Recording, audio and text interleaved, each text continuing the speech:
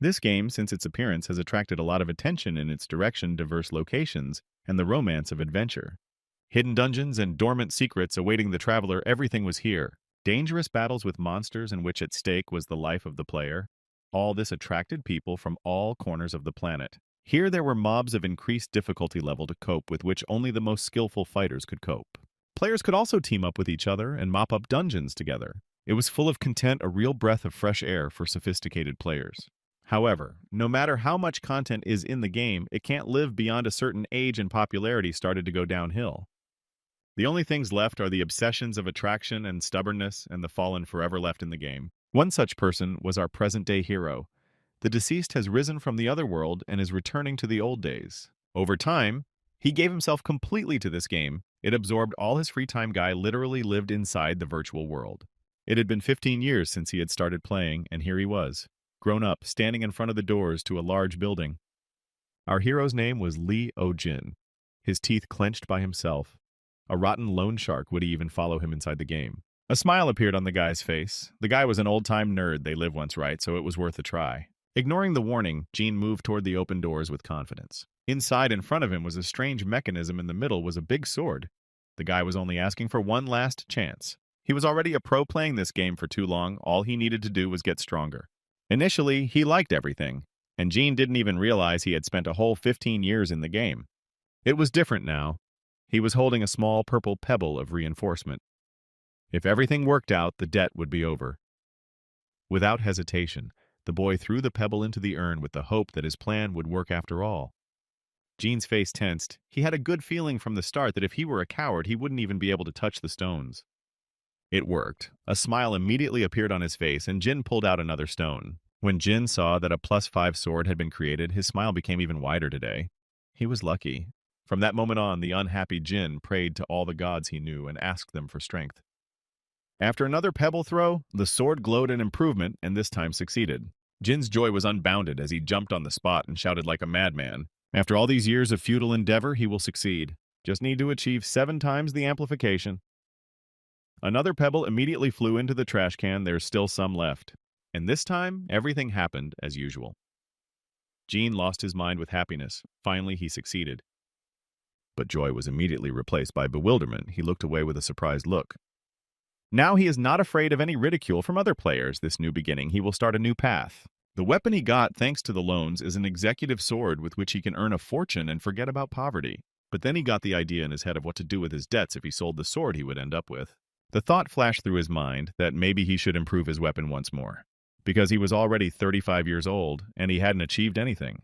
Either way, his life is pathetic. What's the point of starting over with nothing? He has no friends or acquaintances. If it turns out, in this time to improve the weapon, she earned money, he can buy an apartment. This thought did not give rest. An inner voice tried to stop him, but the guy became distraught and threw another stone of improvement into the urn. His eyes literally popped up to his forehead after Jin saw that the amplification was complete and everything had worked out again. The weeping player was praising all the gods known to them. They finally turned to face him and helped him. The inner voice even wondered, is this loser? Having a good day today, Jin continued to cry. But the joy didn't last long. Jin glanced down at the new weapon and a thought flashed through his mind. Greed did not let the player rest, and he intended to improve the sword one more time already, taking the stone out of his pocket. In front of his eyes immediately appeared untold riches. He will be able to gain authority and then never be poor again. It was decided he would create a legendary weapon right now, and no one would be able to stop him. There was a gleam of madness in his eyes. Jin was already imagining bathing in mountains of gold, and he was wearing legendary armor. As expected, the error popped up. The guy's eyes rounded and his heart stopped beating for a second. Consciousness again plunged into darkness. Apparently today was not the day when anything was possible. Gene was inconsolable. Tears flowed from his eyes and snot from his nose, and that was the end of his life. He should never have started playing this game. Suddenly, as if he woke up from anesthesia, consciousness began to slowly return and a frightened Gene whirled his head around. Looking around, the guy realized that for some reason he was in the hospital. In his head, everything was mixed up.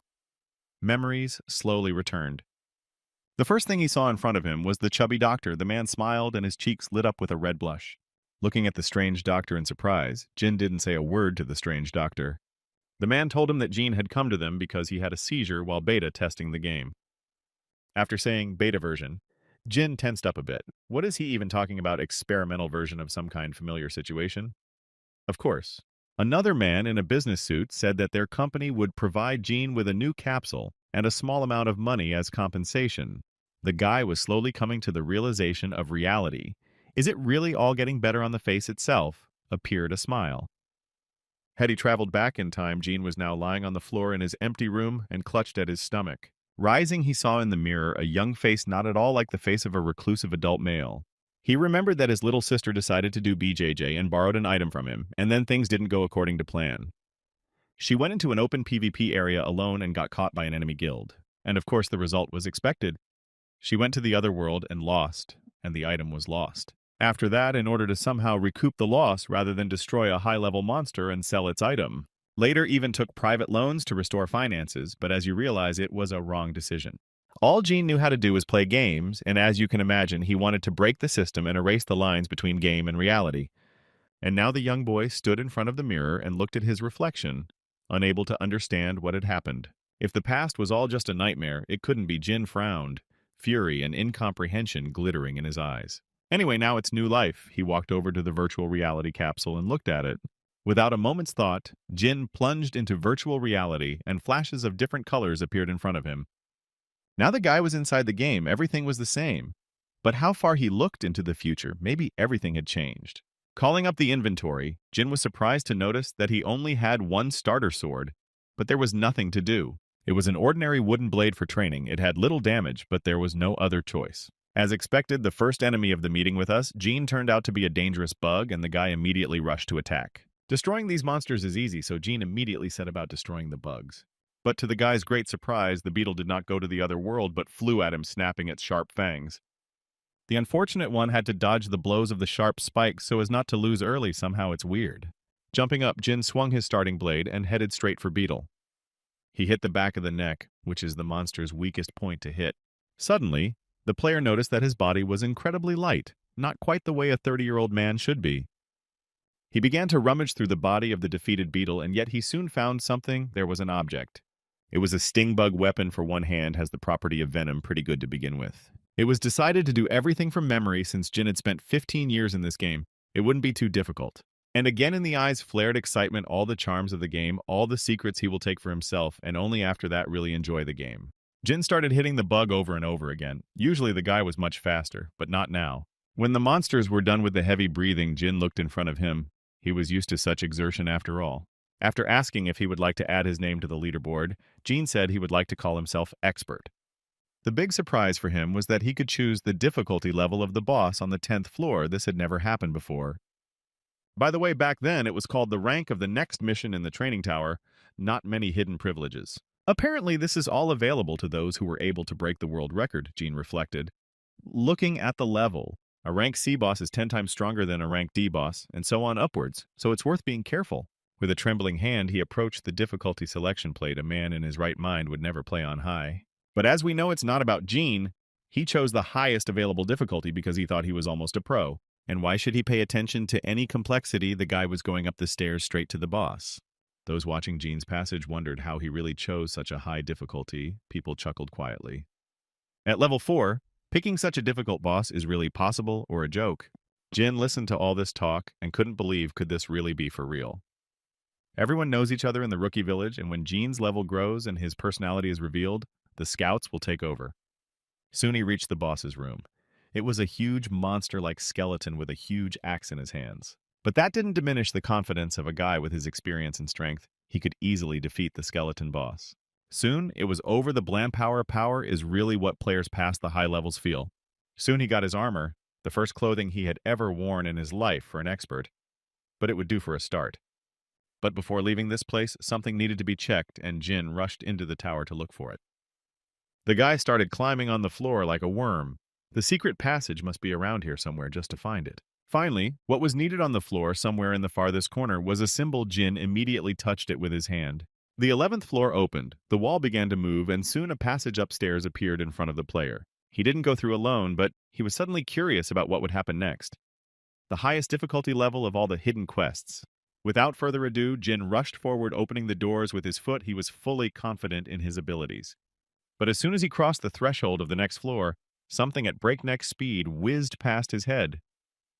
Gene was completely shocked at what this was even about in the guy's eyes. There was genuine consternation. He was lying on the ground and breathing heavily. The next second, a huge fist came down on that spot, and if Jin hadn't moved aside, he would have been left with a wet spot. What is this guy did not understand how this monster appeared so quickly. All the guy could do was run away to save his life. After Jin saw his opponent in his soul, it was a huge monster as tall as a mountain. It was a dragon prison counselor rank C+. The monster was really huge and incredibly dangerous. One could only hope that it was some kind of mistake. Jin didn't understand anything about how there could be such a monster in a training location. But unfortunately, it was true, and it was too late to think at the last moment. Jin dodged the next attack. Based on the game's information, this monster's affiliation with the dragon race makes it dominant throughout the continent. And how Jin was supposed to beat him, the guy was just terrified. He was confused and scared. But the monster did not wait and immediately began to destroy everything around. Jin flew off somewhere to the side. Thankfully, he managed to land on the ground with a little somersault. All that's left is to figure out how to destroy this monster. Something was definitely wrong here. The guy looked at the monster, who was breathing heavily and glaring at his victim. His gaze fell on the heavy handcuffs on the monster's arms. That's what they were holding him the whole time. That's why he's so slow. There were chains all over his back restraining his movement, so it was just a low-ranking man, not a torturer. But that doesn't take away from the fact that the monster is quite dangerous and was already reaching for the boy with his hand. It even pleased Gene. The developers made the game the other way around more interesting. There had to be some kind of a passphrase. He rushed forward and delivered the first crushing blow to the monster. The guy was moving incredibly fast. Even though he did damage, it was negligible compared to the boss's HP. At this rate, we'll have to beat him forever. But that made Gene's face light up with a triumphant smile, and it was going to be long and fun. But at least his sword can't break. At least that's something to be happy about. All that's left is to destroy the monster. From now on, a long battle awaited him. Jin tuned for victory in advance and clutched his sword tightly in his hands. And so began his long battle with this monster. The guy lunged time after time, throwing many blows. Normally, the regeneration skill of such monsters is incredibly high, but this situation is different. Now it's all about concentration and speed. That's not a problem. That's the only way to defeat such a monster. Paying no attention to anyone and expecting nothing, and just fighting to the point of losing his pulse, the guy shouted. After 3 months of battle, he still managed to put down this monster. Jin was truly shocked. He looked at the plaque with the level of maximum he could have. Right now, it was 25. All this thanks to the fact that he now has a weapon that solves it, is the slashing squall he got after destroying a monster. This sword is at the top of the dark ranking of the God of Misfortune. Thing is incredibly powerful. Gene wasn't going to go to any camp and would rather stay human. In front of him, immediately a notice popped up. He pressed the agree button without delay. Of course he wanted to stay human. Of course he had no other option.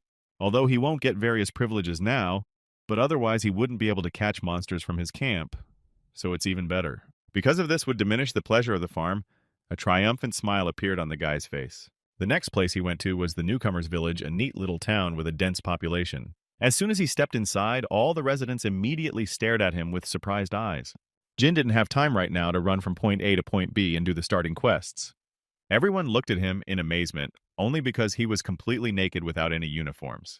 His appearance didn't go unnoticed, and Gene was immediately approached by 2 guys calling him a pervert. 2 men stood in front of him. One of the men said he saw Gene auction off a rather valuable item, so where did he get it? The guy didn't know what they were talking about and only looked at them with surprised eyes what it was all about. But the stranger did not stop with a smile on his face, contemptuously. Looking at Gene, he asked where he got such an object. Soon there were a few more of the same. It was dead water characters who were knowingly mispumped. The strangers said that if Jin didn't tell them where he got such an item, they would follow him around all the time.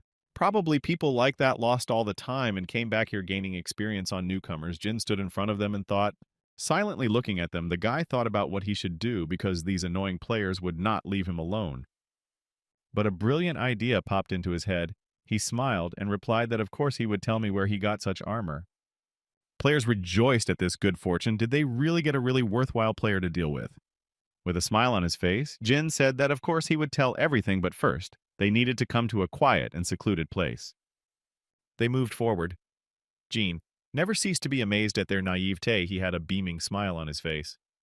In a pitiful voice he inquired, didn't they think they could just destroy the newcomer, robbing him and taking all the stuff? When Jin called them trash, the guys were immediately wary. There was definitely something wrong here. As soon as they rounded the corner, Jin transformed. He was well aware of players like these people, rather than purposely attacking newcomers taking away equipment. The bandits immediately became alarmed and frowned at this guy for wanting to never enter this game again at all. A smile appeared on Jin's lips at how cocky they were. He even liked it. It was more fun that way. He drew his blade and got ready to show these assholes how to communicate with people. The unsuspecting bandits rushed at the naked kid in full confidence that they were about to kill him. But Jin dodged the first blow with incredible speed and immediately stuck his dagger into one of them.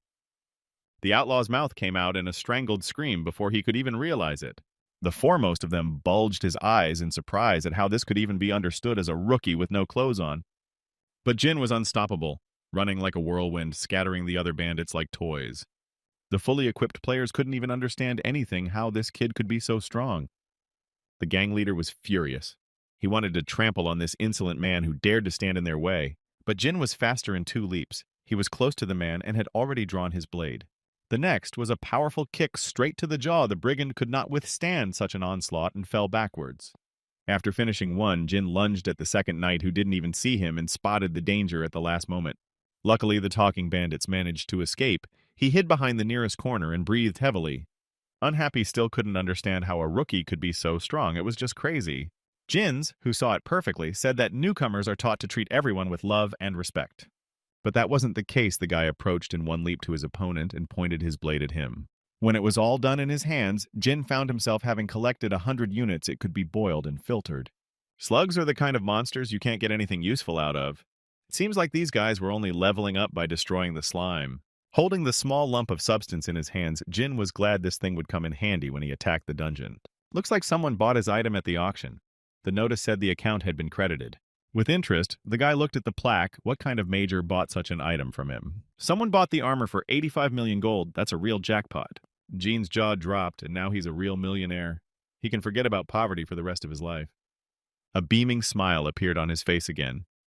He used to be someone who made money in real life to play, but now things had changed. Now hiding in the bushes, Jin watched. He stuck his head out and twirled in different directions. The boy sat on the branch of a large tree and looked off into the distance where sharp rocks towered, piercing the sky. He had already managed to get his gear, a great piece of gear. It was boots made of 100% slug extract. It was time to go, and without further ado, Jins jumped down through the forest. Archers used to be an unclaimed class.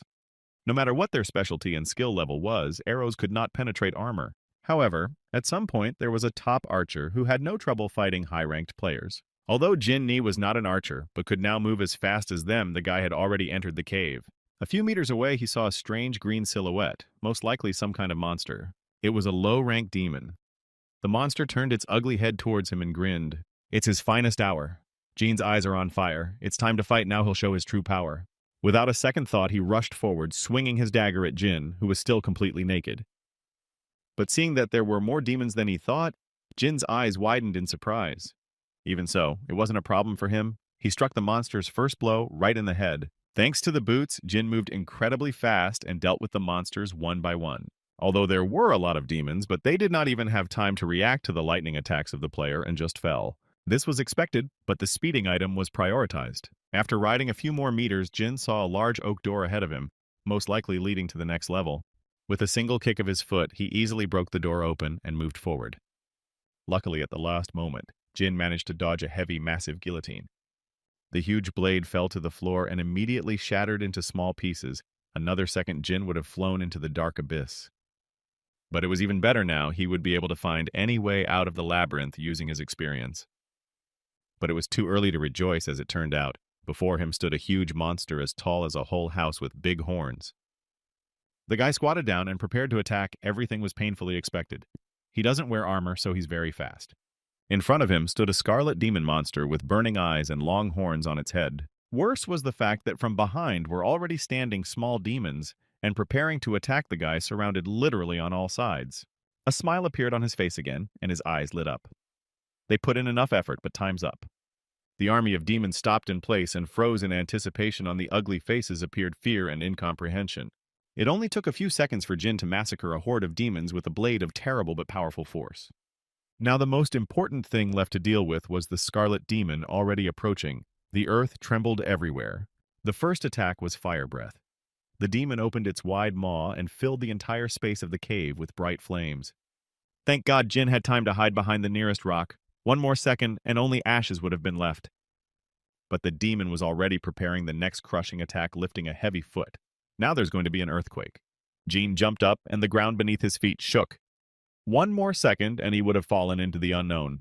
On the ground, the boots worked as needed. The defense they had was not very good, but the speed they gave was amazing.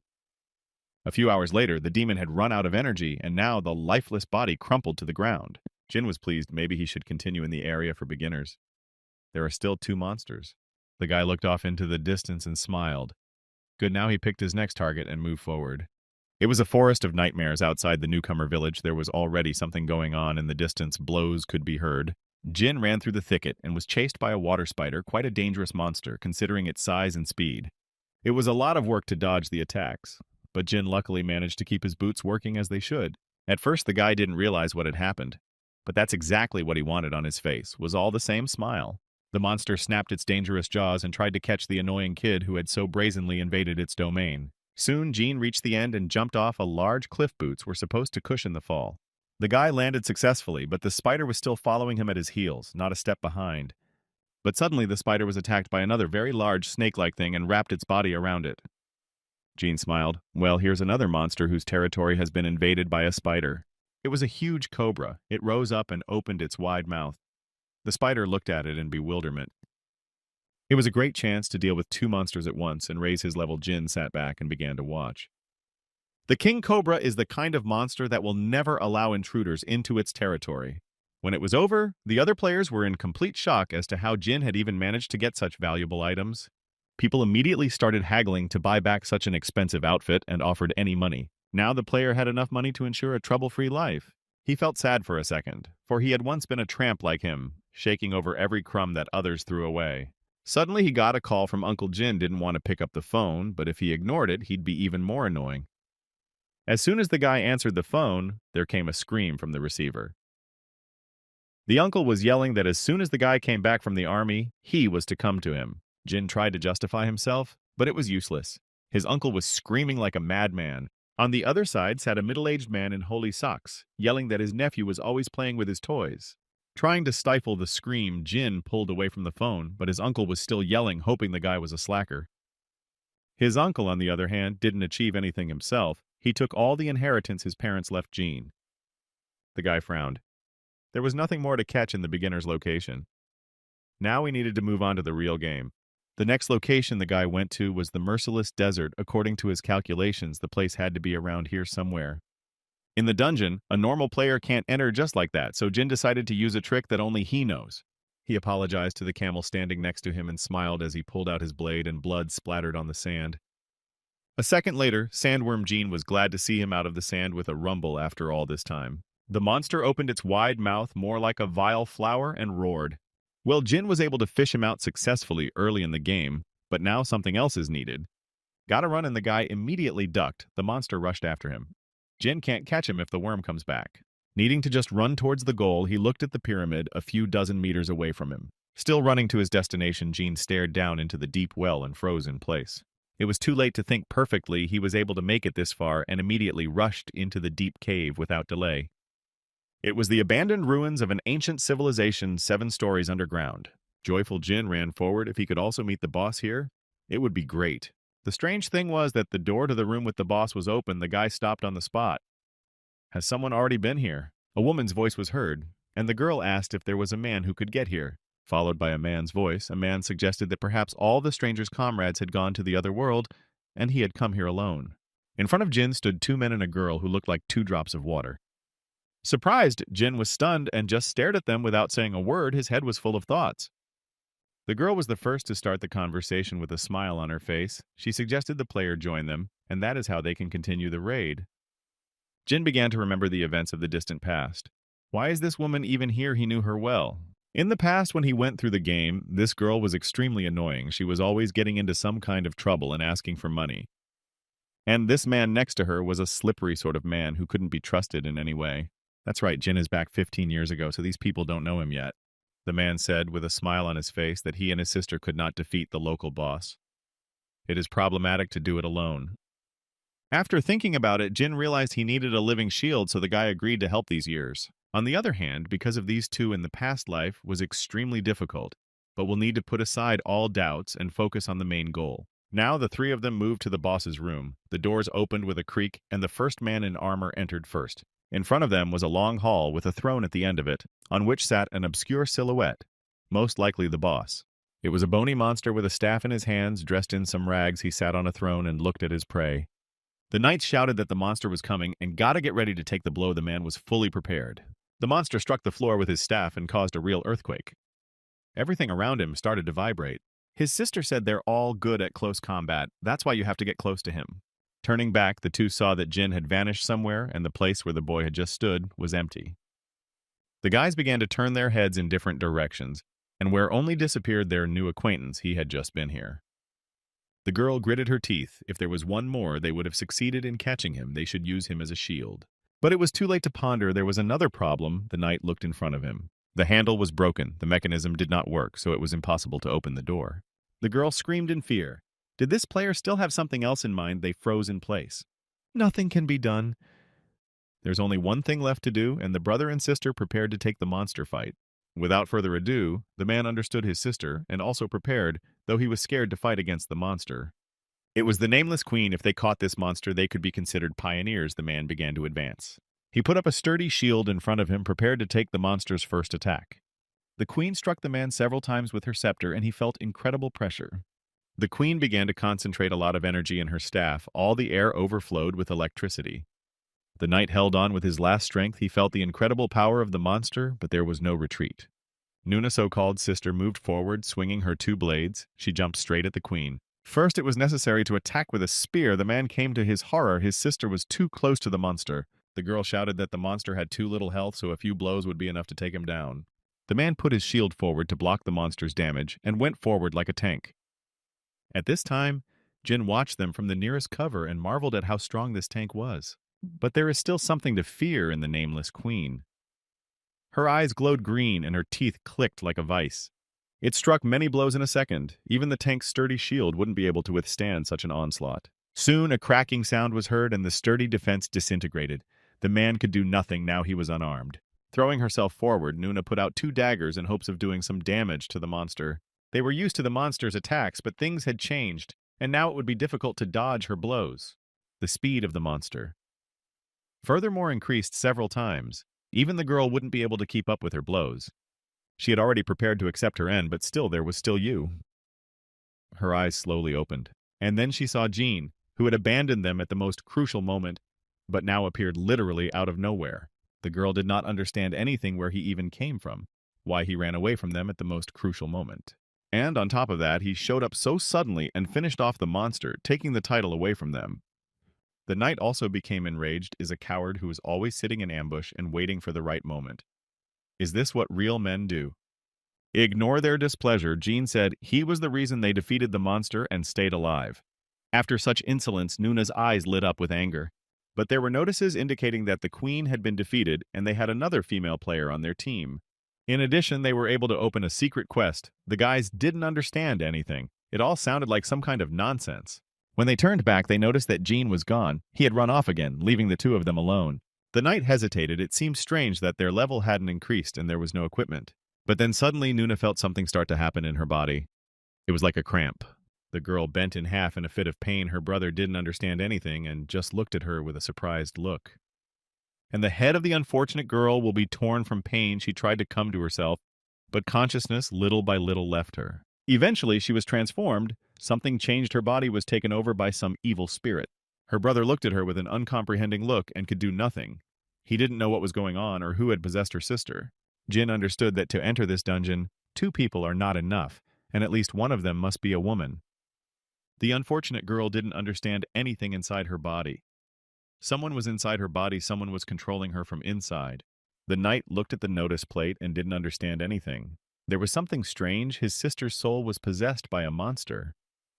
After seeing the conditions of passage, the girl opened her mouth, wondering why it was necessary to do such a thing at all.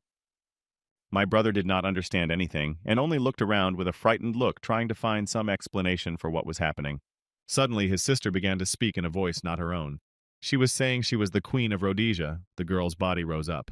With tired eyes, Nuna looked at her brother and mentally apologized, but at least she could find out what the reward for this raid was. Being nearby, Jin realized that the raid wasn't over yet. It was just beginning, so it was time to party. The queen and Nuna herself started covering the guy with all sorts of curses. This psychopath ruined everything.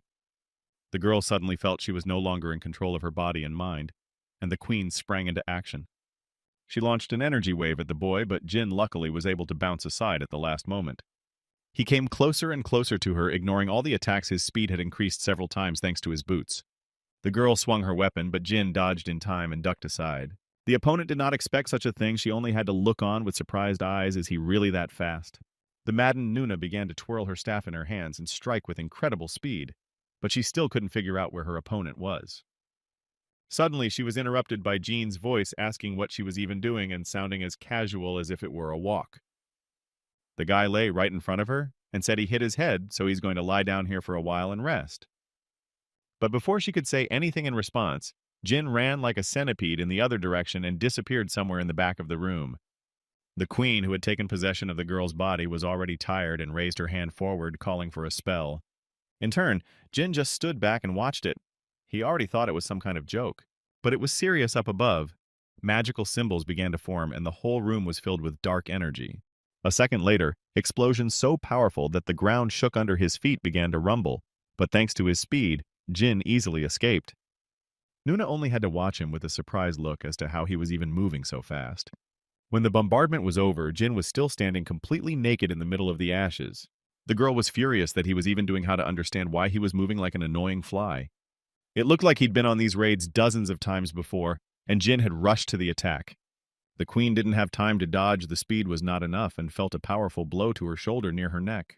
The girl had no time to react and just shrank into a lump.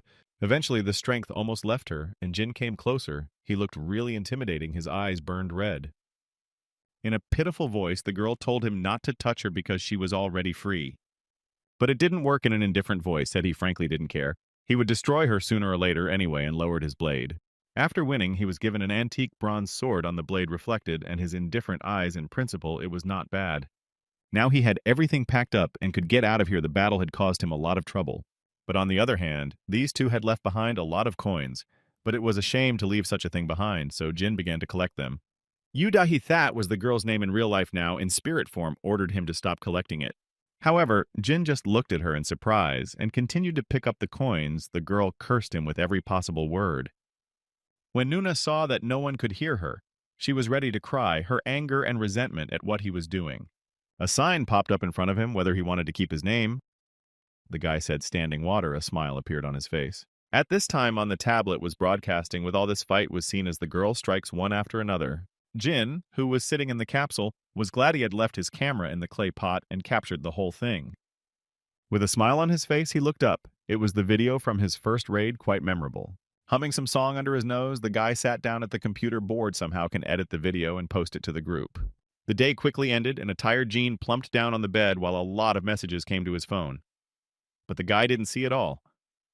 Now being in the room, the very two brother and sister were just furious. The man was throwing everything around and cursing the hated player.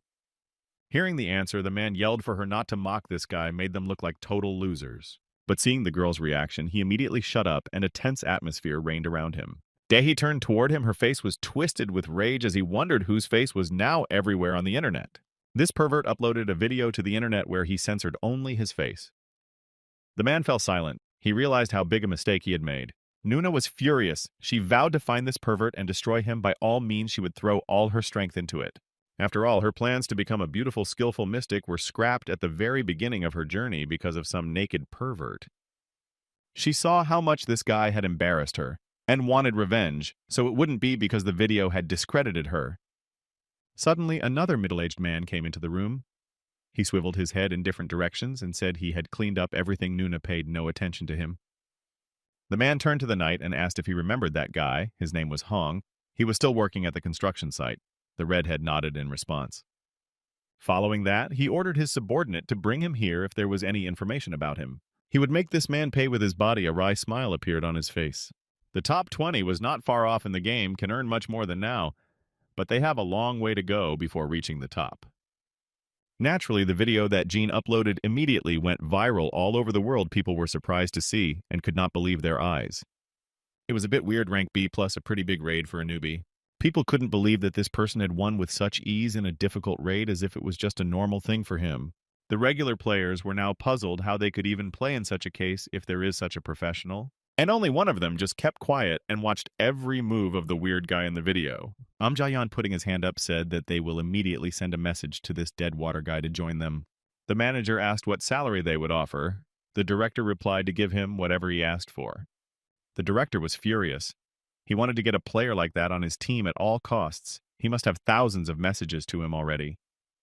But the manager said he got the message from this dead water director, stopped and breathed heavily. He couldn't believe the dead water had agreed to their proposal so quickly. The first time it seemed like a dream. The principal immediately fainted, and the man just stood there silently watching it all. He thought it was crazy. The naked guy, who was perpetually a few steps ahead of him, the man thought hard. The vile snake flew forward with a round mouth full of teeth, eager to cling to its prey. With the ease of a magician, Jin split it in two with his blade. It was a sewage snake, an unpleasant creature. As we went deeper and deeper into the cave, the smell became disgusting. Nevertheless, Jin's name was added to the record list. It got a lot more hits than planned, but if you think about it, you could have ended up with the main page of the site. He wondered how strange it would be if, because of the vast experience he had had, it all seemed like an easy walk. Before his eyes appeared the boss of this place, a worm much bigger than the rest. He was a sewage eater. With incredible ease, Jin dodged all the blows and thought he was too low opinion of himself. Not for nothing. After all, he spent so much time on the game. Now he's a true professional who is not and will not be equal in the near future. Meanwhile, Director Om was lying unconscious after such shocking news. He was still unable to recover. After finishing fighting the monsters, Jin came to a secret NPC. It was a weeping statue of Pygmalion. The statue greeted the player and asked to fulfill one of her requests, in which case the wanderer could take all the gold stored behind it.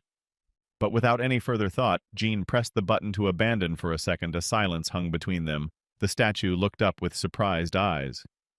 The NPC started breathing heavily and begged the boy not to just let him destroy it and be done with it, but Jin paid no attention. Jin didn't listen to him because it's too easy a quest if Pygmalion just disappears. Then the reward will be paltry, so the case won't work out that way. Realizing that the boy would not comply with her request, Pygmalion said in a heavy voice that in that case, let him do something for him. Let him find the accursed weeping statue of the one who condemned Pygmalion to such suffering as the weeping statue of Galatea. Naturally, Jin agreed and was now floating in a small boat and pondering about the reward for this quest that I could help get up to rank 1. Great. Now he's going to start the real game. He just needs to beat this guy who's caused him a lot of problems in the past. But no sooner had he finished his thought than something hit him in the boat. It was an axe that immediately pierced the bottom. The guy naturally reacted quickly and bounced to the side. It was the same girl Nuna had decided to attack him. Her eyes burned with rage. Finally, she had found this pervert, and now she would avenge such humiliation last time. From outside came familiar voices that Gina had heard before and turned his head to the side. There were the same brigands who had decided to attack him in the newcomer town. They had apparently also come to the rescue, or were just working as mercenaries. Of course, he couldn't remember everyone, but the faces were familiar. Jin asked how they knew he would be here. Grinning, Nuna asked what he thought she had been doing all this time, or was he sure he could resist such a crowd? Thinking about it, Jin realized that he had memorized all the scenarios of her attack when she was the boss. But on the other hand, destroying her could be a problem. But one thing he can be sure of, for sure these men are not just here for revenge. The brigands have already started to take him in a ring and are closing in. The attackers had already prepared their weapons, but Jin disappeared from under their noses, leaving behind only his cloak. Nuna looked in the direction where the guy's voice was coming from. He was asking where they were aiming. Yes, Jin was fully alive, and well, he was moving incredibly fast. It was impossible to keep track of his movements. This was followed by an offer that shocked everyone. Jin offered to escort him to the secret dungeon. Everyone else was shocked at what he was talking about. Does this kid think he can fool them again? But the player said in no uncertain terms that he knows what they want. They need the information right. With his naked body flashing, Jin began a fiery speech. They wanted information about the bosses of the secret quests and so on. The people stopped talking and stared at the strange naked man who was apparently trying to fool them again. Jin continued. He said it seems his outfit is pretty unique too. The guy looked in front of him at the crowd of surprised people. But in any case, as they supposed the player could provide them with all this, the comers looked at the strange kid with disbelief. Nuna caught his every word. She really wanted to be a pioneer, as apparently this pervert could help her. but the girl still hesitated. Like a politician broadcasting from a podium, Jean held out his hand and asked what they were going to do. Did they want to go along with him? Yu Da-hee Yu Chung were twin moneylenders. This was the reasoning behind such an outward similarity between them. Also, there were three beautiful musketeers, Li Jiunbi, Li Yunbi, and Li Dongbi, three girls willing to do anything for profit. Jin called the rest of them mobs and left them behind in case things didn't go according to plan. And also, the professional player of the Seoul branch of K-Odin Made Gang is really a strong player who is hard to compete with. To be honest, Jin couldn't even believe that such a professional player of such a high level was actually on his team. Number 1 in the national team is a real monster among the players of close combat skilled fighter. As they moved forward, Nuna kept whining she was annoyed that there were so many parasitic beetles here. The girl didn't understand that only low-ranked monsters appeared here, but she didn't understand how one could find normal equipment here. But Jean reassured them, saying they were almost there and not to worry, everything would be there soon. The others weren't thrilled here either. It was hot and humid, all their clothes were soaked. Jean looked at them with great disdain. Having suspected something strange all along, Nuna asked who Jin was and how he knew about the secret dungeon. Not wanting to reveal all the cards at once, Jin said that he just found this place when he was walking around the location. But it was a bad lie, and the girl immediately figured out Jean. She told him to stop lying. Even the game masters don't know the exact location. Soon they reached a huge tent like a circus dome, which was the entrance to the dungeon, though it looked rather strange. Without further ado, Jin rushed forward, saying he would go first because it might be dangerous. Screaming his face, Yu Chang shouted that this guy wanted to appropriate everything for himself and urged him to stop immediately. But as soon as they crossed the border of the dungeon, they were immediately attacked by monsters, the first being the jesters, one of whom immediately rushed at them.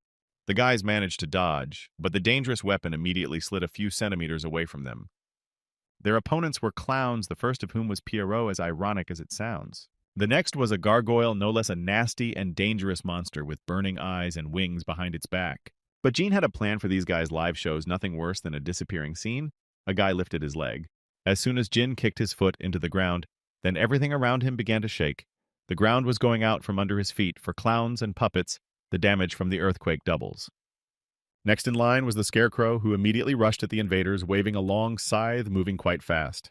He dodged the blows of several opponents with incredible agility, as if it were a walk. Effortlessly approaching the clown, Jin stabbed him with his sword, and a creak of tearing cloth was heard.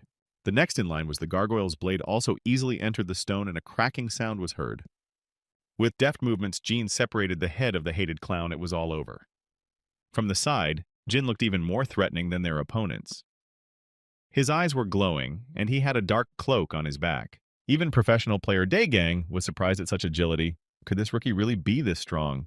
Jiunbi couldn't believe her eyes. This guy had no flaws. He is a true perfect warrior. When she first came to this dungeon to destroy the bronze giant, it had already been defeated, and there was this guy. With surprised eyes, she looked to the side and saw that there was already some sort of altercation going on between the players. The others were furious. Jin was destroying monsters with his own hands alone. At this rate, they wouldn't get any items. In a team, everything should be shared equally. Jin, just looking at them with a sidelong glance and not saying anything, was starting to get annoying. One of the three musketeers sighed heavily. This just sucks. Nuna, along with her brother, also looked at these useless team members with disdain as to why they were always whining. Only Daegang thought about it. No matter how strong this player was, he had no reason to stay at his side. In the meantime, one of the clueless players continued to rage. He wanted to get at least one item, but Jin said he would give them all away. After saying that, his eyes popped out to his forehead. Could it really be true that he would get an expensive item for his collection? But Jin, with a beaming smile, asked them to just intelligently dispose of the items among themselves. They are a team, after all. But the man looked at the kid with great disbelief and grimaced. Somehow it was all coming out too well for truth.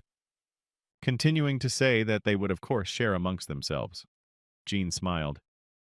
The rest of the others were cheering. It seems this guy is better than they thought. And only Nuna knew that Jean was just leading them around by the finger.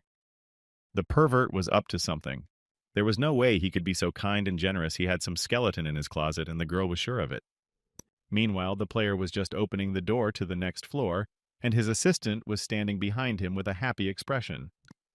As soon as they entered the room, they were faced with a crying statue with her eyes closed. Isn't it cool they made it after all? It's too spacious and cool for a room with a boss. Seemed very strange. People started to look around the neighborhood. The very incredulous man asked, And where is the boss here anyway? Why hasn't he shown up yet? But suddenly, a terrible picture appeared before his eyes. His comrade lost his head in just a second. His lifeless body fell to the floor, and beneath him was a bright pool of blood. No one understood what was going on. Meanwhile, one by one, the players lost their heads and fell to the floor. Quickly realizing, Nuna shouted that it was all the work of the statue that stood in front of them that was the problem. But no matter how you looked at it, the stone statue stood motionless at first glance. You couldn't tell that it was capable of moving at all. But a closer look showed that the statue had moved and was now in a completely different place, and the boys tensed up. A smile appeared on Jin's face. As expected, Dae-gun quickly realized everything correctly. It's the crying Galatea. Without waiting for a second, Yoonbi rushed to the attack, swinging her sword. She was not going to stand idly by and wanted to destroy the monster. Dongbi swung around and prepared to strike with the staff. She told her friend to step aside to a safe place. But it turned out that after the blow, the statue remained standing in its place without receiving any damage. The girl opened her eyes in surprise. At this time, Dae-gun stood watching from the sidelines. The guy was terribly concentrated. He realized that it wasn't so easy with me. A frightened Nuna screamed that their attacks wouldn't work until the boss started moving. Everyone tensed up. They didn't know when the statue would move, but they wouldn't be able to anticipate and block its attack. The very panicked man asked a reasonable question. BTW, how do they even need to get that statue to move? Everyone immediately turned to Jin. The guy stood looking at them with a smile on his face, already realizing everything. The furious Yu Chang shouted what he was going to do. After all, it was Jin who brought them here himself, so let him clean it up. Jin said there are only 2 ways to leave this dungeon. He revealed one finger. The first is to go to the other world. And the second is, of course, to defeat the weeping statue of Galatea, but how to do it? Starting to get angry, Nuna shouted that if they knew how to do this, they would have defeated the monster long ago, but they don't even see her like that. Without any doubt in the voice, Jin asked when he was the one who said that they were the ones who would all defeat the statue together.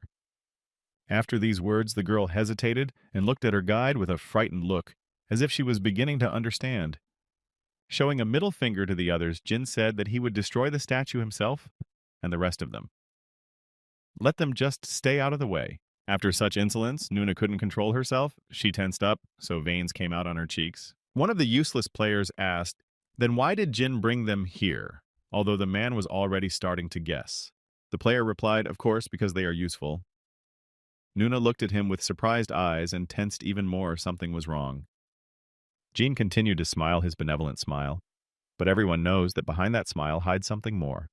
After a second, his expression changed. Squinting, the guy told them to give him all their money now. At that moment, Nuna cringed. What kind of nonsense is he talking? Why would they give him all their savings? Folding his arms across his chest, Jin asked if she hadn't pumped herself up at the expense of the other players. So it was time to pay. He would defeat the statue, and they would pay. Yu-chan shouted that it was Jin's fault they were here, but the guy asked who made them follow him. All this time, the girl just stood silently looking at Jin. Basically, all of this was true. With lips trembling with uncertainty, the girl still whispered as much as he wanted to get. With a smile on his face, Jin replied to him a modest 100 million would suffice, with a glint of excitement in his eyes. After this, the girl frowned even more. Her eyes glittered with rage. This is a real robbery. Her brother, did not think long, and immediately rushed at Jin with a sword in his hands. This pervert has already completely lost his fear. Of course, Jin saw all of this coming and pretended to shake as if mocking everyone else. Not even a couple of seconds later, Yu Chang immediately lost his head and turned away from the statue, which was quite expected. Clicking her teeth, her sister frowned. She should have calculated this moment, and her brother rushed forward like a madman. Hearing that she would now also be paying double for her brother, the girl choked up. Jin said with a smile that they were family. But the girl seemed determined. She brought the dagger to Jin's throat and said she could share the punishment and finish him off. In a perfectly calm voice, Jin said that if she didn't trust him, she could put down a deposit. In this game, it is so organized that if the payer is dissatisfied with the payee, he gets his money back. Everyone tensed up. It was quite an interesting offer, but still people hesitated this large sum. Jin continued also, the girl can pick up the reward for defeating the weeping statue if she wants to. Throwing his arm forward, the hero said he had no claim on her anyway, so let them do what they want. After this, the rest of the team members were horrified. This is, after all, a rank B+ monster, and the reward for her is appropriate. Dae-gang, who was standing to the side, was even surprised. In case Jin defeated the statue, then the reward would also be a correspondingly good offer. It's crazy if they can get the reward, they'll be one step ahead of the rest of the market, and it was simply stupid to refuse. But still, Nuna doubted how she could even fall for such a ploy. That meant this pervert had something more valuable to offer. Meanwhile, Jin just smiled. The situation was paradoxical. Everyone was still in confusion. When you're on a team, you have the opportunity to share the reward of winning. Also, if you upload a video, you can count on ad revenue. With a thumbs up, Jean concluded that it was the right choice. They have 6 people. The payment is 100 million, so for each about 14. His expression changed when he saw that the girl had contributed as much as 200 million. His eyes literally popped up to his forehead. The rest of the players also started contributing their amounts. Golden Rain and Silver Rain contributed the required amount. Even the whiner put money on the table, although it cost him a lot of effort. The battle god also bailed out but looked incredulously towards Jin, who was smiling. He was thinking of collecting the necessary amount from everyone at once, but it seems these guys want to finish this quickly. Nuna told Jin not to let them down. Let him make sure he really defeated the weeping statue and all the loot would go to them. The girl seemed to be in an extremely serious mood. Squinting, the guy moved forward. He would have given up and gone to the other world long ago. Coming closer in a whisper, he said that when he gave the signal, he would have the others distract the statue. In Jin's hand, a shield immediately appeared, tightly fitted to his hand. Without a shadow of a doubt, he moved forward, shielded like a Roman general. On cue, everyone else closed their eyes, for that was when the statue began to move. Immediately, the monster raised a clawed paw. The statue changed and prepared to attack Jin, standing with his back to it. However, the guy saw it coming and ducked at the last moment, the monster's sharp claws whizzing by his face. He quickly pulled out his blade. Monster didn't wait, and was about to deliver another crushing blow to his back. The statue had changed beyond recognition. Her eyes were burning and her face was a horrible face with sharp teeth. The weeping statue becomes indestructible when someone looks at it, but turn away and it turns into a monster. Galatea's most frightening feature is her ability called attention-seeking. The sharp claws almost came close to Jean's head, and he immediately ordered everyone to open their eyes immediately. Without further question, Nuna followed his order and opened her eyes. The statue immediately returned to its original pose. Jin stopped and turned around back. He had already checked everything. The scheme of her attack resets every time, and now he ordered everyone else to close their eyes again. The team members looked at him in surprise. The player prepared for the monster to activate again and attack him with incredible speed. Without further question, the 3 musketeers closed their eyes and prepared themselves. They trembled with fear, but still had to trust the strange pervert. The god of battle still had no way of realizing they are in the middle of a dangerous raid and all they have is closed eyes. This is a real delusion. All the time, absolutely, all the team members had only one thought: what was going on there, but they did not open their eyes. In the meantime, he fought the monster that attacked him again and again. The shield held out for now.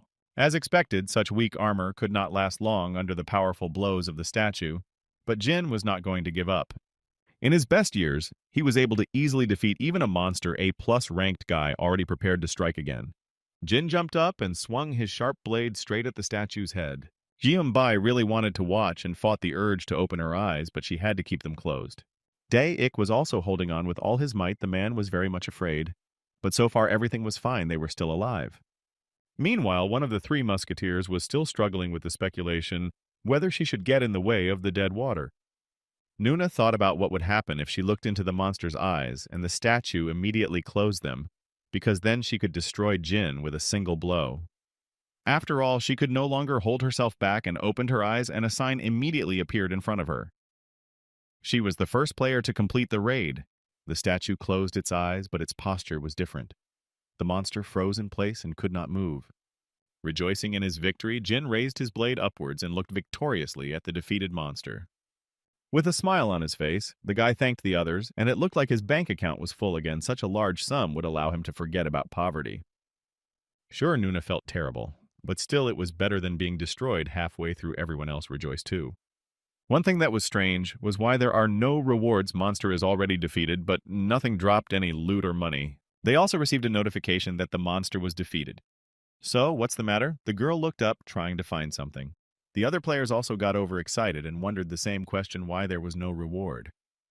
The girl looked in the direction where Jin was standing, and finally she realized the realization like a hammer hitting her head. She's just been tricked. They've all been duped by this pervert who's swindled them out of a huge sum of money. But it wasn't that simple. Suddenly the statue split into several pieces. All the players looked directly at the monster.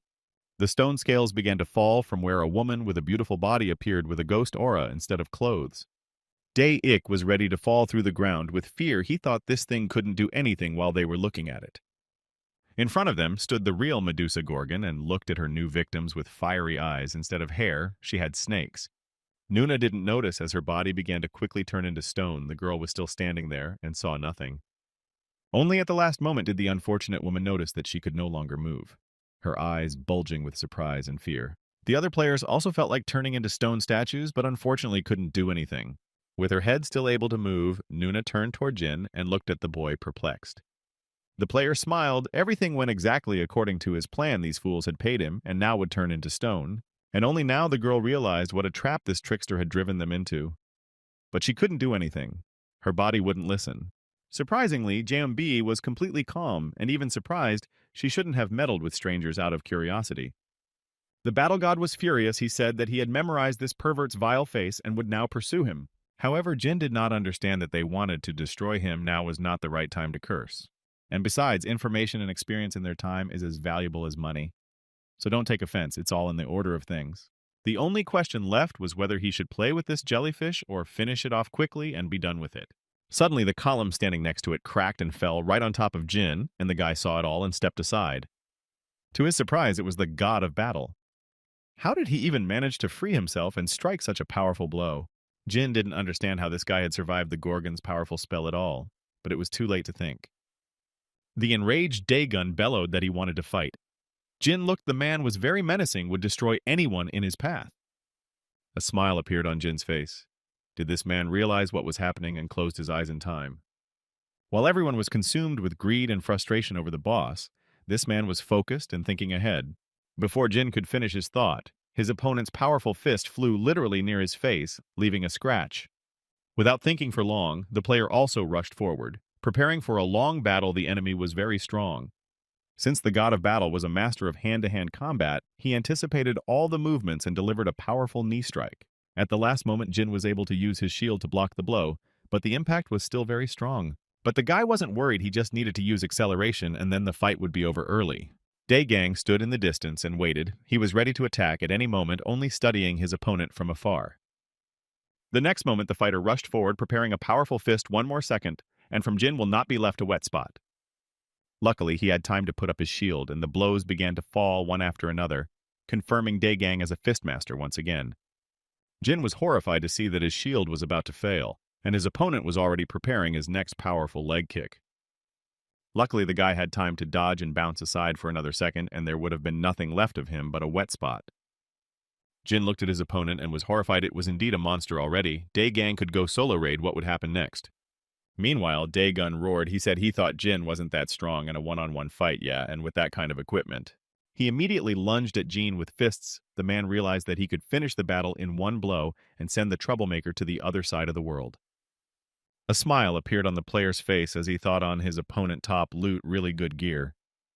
He wore a wanderer's gauntlet of smooth stone armor and a helmet of victory, yes, and also the boots of a cheat. When this man defeated all the monsters in the circle, he made it to number 1 in Korea. Jin himself was worried about him because he was the biggest supporter of this man and considered him his mentor, even though he was older. Yes, and besides, right now the battle god style was firmly planted in his mind with a series of blows that he repeated over and over again. How could anyone ever forget it? A smile appeared on the guy's face. Now he knows his attacks from the get-go. The enemy began to throw a barrage of blows, but Jin used his speed to dodge them over and over again. He approached his opponent with swift leaps. Daegang couldn't even think of anything. His blows were useless. Even an experienced player wondered how this man could even avoid his strike, as if they had already fought hundreds of times. At this moment, the experienced player felt defenseless, and Jin was already flying at him like a kite. On top of that, what was that annoying smile in the first place? Jin was grinning like a madman. It cost the experienced player a lot of effort to get away from the attack. He shouted to Jin, who he even was and where he came from. At the last moment, he managed to block the blow of the blade, but the recoil was so strong that even the armor could not withstand it. In 2 lightning-fast leaps, Jin reached his opponent and stuck his blade into his leg. This man had a fragile chin, very sensitive to blows. Daegang could feel his health slowly dropping. The man straightened up and asked Jin what he was even doing. That didn't look like anything at all. But the moment the opponent attacked, a smile appeared on Daegang's face, as if he suspected something. At the last moment, Jin felt an incredibly powerful blow to his shield armor begin to split like it was a toy. With a smile on his face, the experienced player said that he would not go to the other world alone, in addition to destroying the jellyfish, and Jin lost. In addition, no one can destroy monsters that are not destroyed by the god of battle himself. It is simply impossible. Jin paused for a second and looked closer. Something about this guy seemed very strange and even frightening to him. This greatness was like a real mountain, as expected of a hero from another era who had defeated more than 100 monsters. With nothing to do, Jin turned sideways and walked backwards, leaving his opponent surprised to follow him. There was no time to explain, smiling. Jin replied that Dae-gun himself could watch the video later on YouTube. Medusa was already approaching them. The monster hissed like a snake, her eyes burned with red fire of rage. The player who could not believe his eyes stood still. It was simply impossible. This kid would not be able to defeat a monster with his eyes closed. However, Jin didn't pay attention to him anymore and needed to return to the jellyfish attack scheme. Its difficulty was still as high as ever. A smiling Jin appeared on the screen and greeted his viewers and said he was a streamer. Now he has challenged the jellyfish by passing the weeping statue quest. He needs to destroy the monster. In addition, he has good hearing, so fighting with his eyes closed will not be a problem. Jellyfish has 3 active and 1 passive skill. The first is cold, and the second is a wave of hellfire. It is searing and spreads with great fire. You have to crawl on the floor to eventually make a physical attack because your eyes are closed. You have to memorize exactly where the monster is. Medusa looked at her victim with surprised eyes, her teeth gritted in anger. Some worm dared to attack her. And now it was time for the third active skill, summoning Ernungand. A huge serpent appeared from the magic symbol. Jin prepared himself. There was no need to fear the sight of this monster. His attacks are still as simple. Tail strikes wiggle the body and hit the head, and further repetition dodge such strikes can easily. Since he can resist magic, then physical attacks are logically his weak point. Jin immediately took advantage of this and started hitting with his blade. Soon the serpent was defeated. Its lifeless body spat on the floor. The monster was no longer dangerous. After he avoids the flame and ice attacks, the enraged jellyfish will approach him at a dangerous distance. She will attempt to use her passive mana-burning skill to turn her victim into a stone. That means her health is approaching 0. Should Jin fight her now? The guy smiled. But still, there is always an alternative. Player pulled out his bronze sword that so recently received it is time to use it.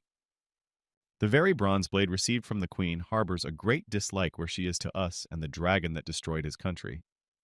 Now, the big question is, what's the fun of Jin giving a thumbs up saying that a jellyfish is essentially a dragon-like creature, which means that the strength of the blade increases by times, and in addition to strengthening the dragon tribe, everything is quadrupled, and it turns out to be 32,000. Medusa immediately lunged at the guy, wanting to destroy the pesky man who dared to invade her domain. The only thing left to do was to get to her and deliver the final finishing blow, but Jin's body was starting to turn to stone. The jellyfish was defeated, and the player jumped up and down with a joyous shriek of joy. But the joy was short-lived, and Jin froze in place as he waited for his reward. It was clear from his face that he didn't want to show it all at once. The first reward was a ring, and in it a sealed spirit item was rank A. Next, a piece of the weeping statue sculpture evoked some ominous feelings. With his arms folded across his chest, Jin smiled. There was no need to show him the many ways to deal with the monster. So he sat down in front of the statue's head and waited for more than 3 hours, but nothing changed. Tired of waiting, the guy said it's not over yet, so let the jellyfish show him everything she's got. In a tired voice, Monster asked why he hadn't left yet, and it was clear from the jellyfish that she was very upset. Showing his fingers, Jean smiled. Didn't he have something to say? He had been waiting for this for 3 whole hours, so don't let him keep quiet. In a sad voice, the jellyfish said that she was originally a human and fell in love with a black dragon, subsequently giving birth to a child.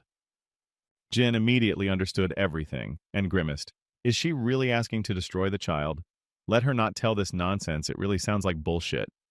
But still, Jin took 2 quests anyway. He will finally get his another secret quest with a sequel. He had already defeated a bronze golem of rank C, plus that was quite nasty by the way, with thick armor. A nameless queen of rank B who also took a lot of work, but the reward was worth it. A rank B weeping statue, plus all her nasty attacks and incredible movement. Oh, and besides the rank, a jellyfish is the cherry on the cake. It seems he had a pretty good start. As soon as the guy accepted the quest, a small pillar of light flashed in his hands. Could this be another drop? In his hands appeared a small key. Seems to accept the quest, give another hidden item. But what is it? Tired after his many adventures, he decided to take a short break and now lay on the bed sinking into sweet sleep. The first thing he saw when he opened his eyes was a small cockroach crawling out from under the bed with a smile greeting its master. He got up from his seat and thought for a second. Maybe he should move out of this shack. After all, the cockroaches were getting annoying. Contributions have already been made, but you can withdraw on Monday next week, yes. And besides, there was a commission depending on the exclusivity of the player. And now Jean was looking at buying a new house. The realtor was blathering about how it was a great deal. The house was much cheaper than on the market. After looking around, Jean stomped on the floor and praised the hardwood flooring. The realtor asked when he was going to move in. When Deadwater only called support, then the boss could not believe his ears. Did such a celebrity honor them with his attention? A tired Jean said have them send him all the information in the mail and follow the rules of paying on time. After finishing the conversation, the guy looked at his phone in surprise. He had only uploaded a few streams. Why do they all act like he's a celebrity? Drinking a cool cocktail, Jean wondered if all these organizations couldn't be trusted. They were just useless. Suddenly, something crashed in front of him, shattering into small pieces. The guy even spit out the cocktail. Looking up, Jean looked at the window where the TV had come from, clenching his teeth. He shouted that it was boorish, and if he went to the other world. But when he heard the shouts from the window, he immediately fell silent, staring upward with an uncomprehending gaze. On the other hand, he didn't hurt himself, so it's best to forget about it. The guy can tell the difference between games and reality, and he's probably some kind of nerd. It wasn't hard to guess what it was. Nuna, she was furious she was being led around by her brother, trying to calm her down while she smashed the monitor. Despite her brother's calmness, she was ready to tear everyone, and this pervert's ratings continue to rise. Yu Chang only looked at his sister's anger in silence and could not do anything about it. He understood everything, but there was no point in getting angry. Meanwhile, the girl was ready to fall to the ground. Her head was bursting with thoughts. The same man came into their room and said he was back from a gathering event. Nuna didn't even notice him and just sprawled across the table. The girl didn't even know what to do. She didn't listen to anything, letting everything pass by her ears. She wanted only one thing right now: revenge. As soon as this man showed her the past, Stream Nuna was ready to destroy him on the spot, but her brother thankfully held her back. Suddenly, she stopped holding the bottle and asked her brother how many members were in their guild. Not understanding the meaning of the question, Yu Chang replied that it was about 300. And why would she actually need this information? Another idea popped into the girls' heads after all. They had a way out, and the Deadwater would definitely not leave alive. Meanwhile, being in the space of the game, Jin found himself in a strange place. All the monsters, and so were destroyed, but no one was around. Looking all around, Jin was wary. He didn't think that someone could even come to this dungeon before him. As he began to move forward, he wondered who had gotten here earlier. Moving down a bit to the side, Jin saw a large demon-like monster with large horns. It was a blue Ani. His eyes were on fire, and on his head was a single but very long horn. What a surprise. Before Jin could think of anything, the monster hit him with his fist right in front of him. Thank God the guy managed to slow down and stayed alive. Raising his head forward with a smile, the player said that the monster was lucky the guy had a case for him. So let him live for now. But it seems that the brainless demon didn't want to listen to him, but brought his huge foot to crush the insolent bug.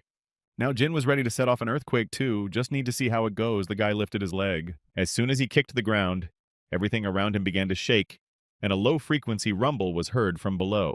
For a good 3 hours, Jin tried to destroy the monster. It was a real battle of endurance, and it seems the guy was winning. Eventually, the exhausted demon fell to the ground, and his eyes went out forever after all. He could not withstand such an onslaught. There really was a squad here. Or not even a squad. It looks like a one-man job. Besides, there's something else. When Jin got closer, he saw something funny.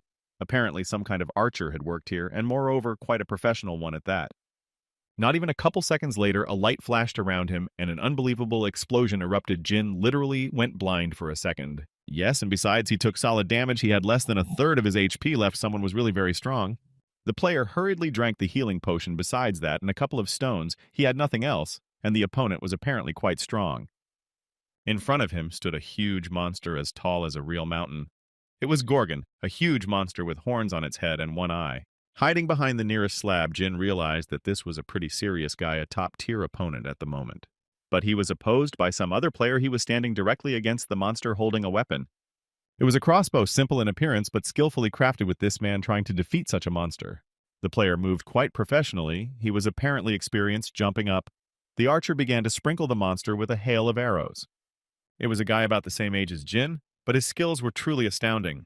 When Jin looked closer, he was stunned to see that it was indeed Drake Cat, a legendary archer, but now at a low level. Many players have dubbed him the #1 in the world, a terrific player with outstanding characteristics. He also earned the nickname 1 in 7 billion. Drake moved really like a true master. But suddenly, at some point, he was out of the game forever, without leaving behind any reminder, and now fought like a true beast. This guy was a true legend, a man of mystery no one could solve, who acted in a completely unusual way.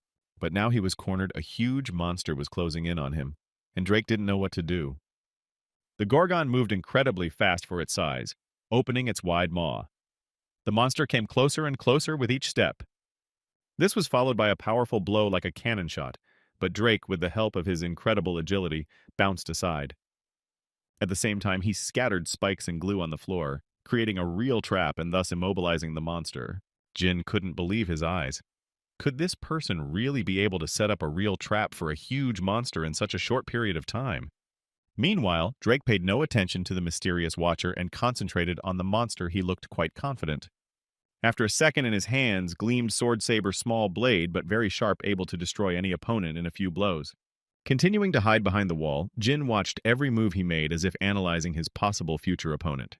Without wasting a second, Drake rushed forward, putting his dagger out. The man ran like an arrow. The only eye on the Gorgon's head glowed with a red light. It was Mana's burnout. The man immediately realized this and prepared to attack, pulling out his saber. He swung around and took aim and plunged his sword right into the monster's eye. His marksmanship staggered. The blade immediately reached its target and stabbed into the monster's single eye. Unable to withstand such an onslaught, the Gorgon fell to the ground with a clatter. The monster was defeated in just a few minutes.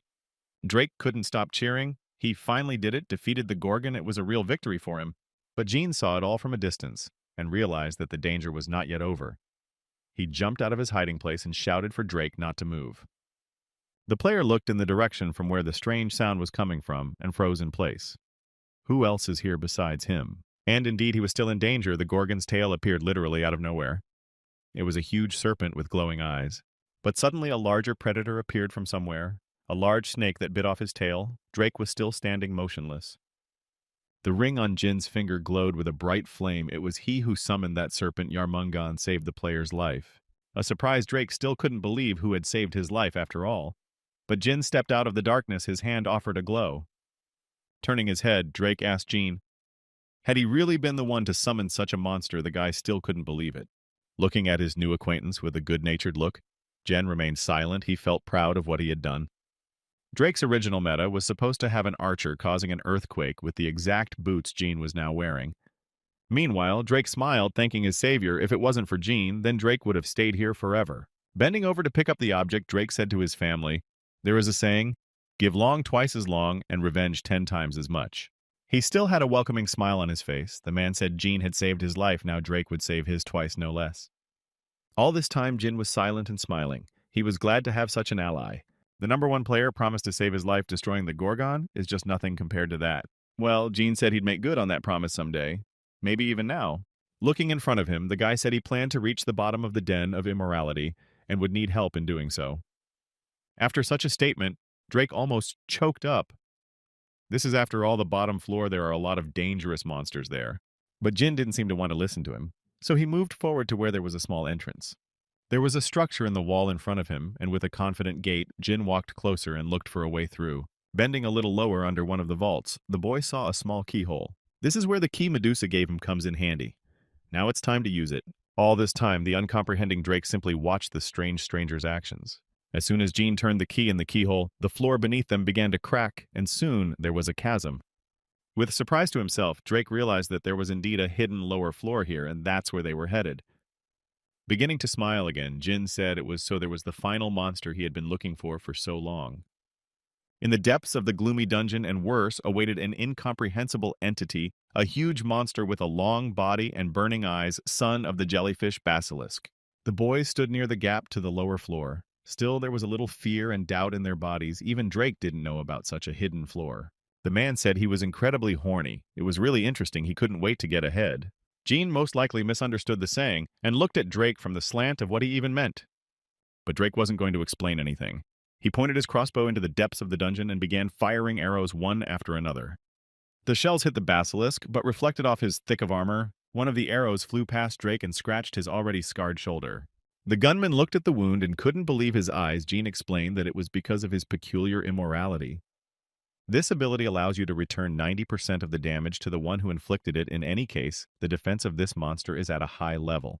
The basilisk, having already spotted its new prey, opened its wide mouth where a bright scarlet light immediately appeared. Jin was terrified that the basilisk was going to spit, and getting hit by the rays was not recommended unless you wanted to dispose of your life.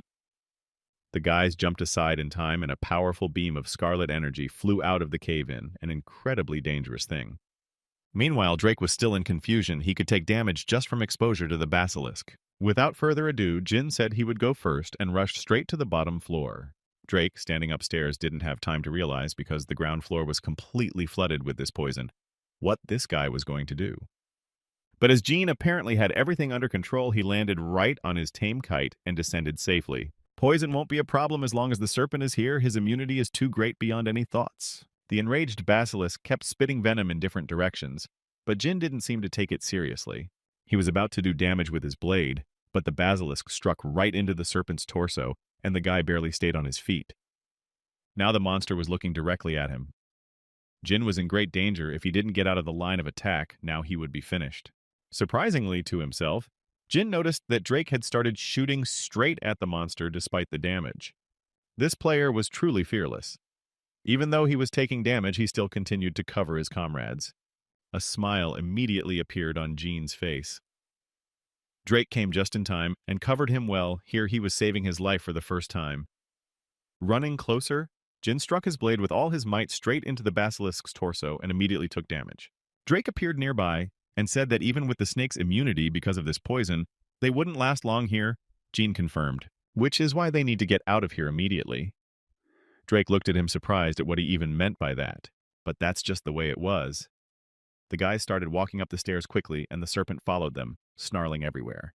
The disturbed basilisk became enraged and was not about to let the uninvited guests leave his abode alive. His long tail followed right behind the aliens, and the two guys were climbing the circular staircase at full speed. Jin shouted that they need to go up as high as possible. This monster hunts its prey to the very end and will never let them out of here. Looking back, Drake smirked as he thought, this monster is pretty strong. You should have come here more prepared. Looking at his comrade, Jin smiled and asked what he was talking about. It wasn't going to be like that at all. Meanwhile, the basilisk was already approaching its victims at an incredible speed. A surprised Drake looked at Jin. Did this guy really think he could survive exposure to that much poison? You could see from Jin's face that he didn't seem bothered by anything, and the guy said that, to be honest, he had thought about it. Despite all the danger, there is a way out, so Drake can see it all perfectly well himself if he goes along. Drake didn't seem to have any other choice after all. His curiosity got the best of him, and he decided to trust the strange stranger. On the 6th floor, the guys heard Basilisk need to jump to the next floors as fast as possible. A cloud of green poison burst out of the basilisk's wide mouth. It was so strong that, if you inhaled it, you would go to the other world instantly. All this time, Drake wondered how his new acquaintance could tell the difference between spraying poison and just breathing in. But Jin said it was simple. The guys settled down on the floor above, flew sharp scales. They could also be distinguished all flying at a certain angle. On the 4th floor, they also had to speed up. Jin said that all these monsters were so strong that he alone couldn't destroy a single one. The boys skipped to the 3rd floor. The basilisk continued to chase them out of the darkness. Jin tensed up and looked down. The basilisk still had quite a bit of health left. A needs to go less than halfway already. Frightened, Drake had no idea what they were even going to do next. Jin began to swivel his head around. It seemed like now was the time. He moved forward and approached the 2 columns they needed to pass just here. Drake didn't understand anything, except the exit wasn't in the other direction.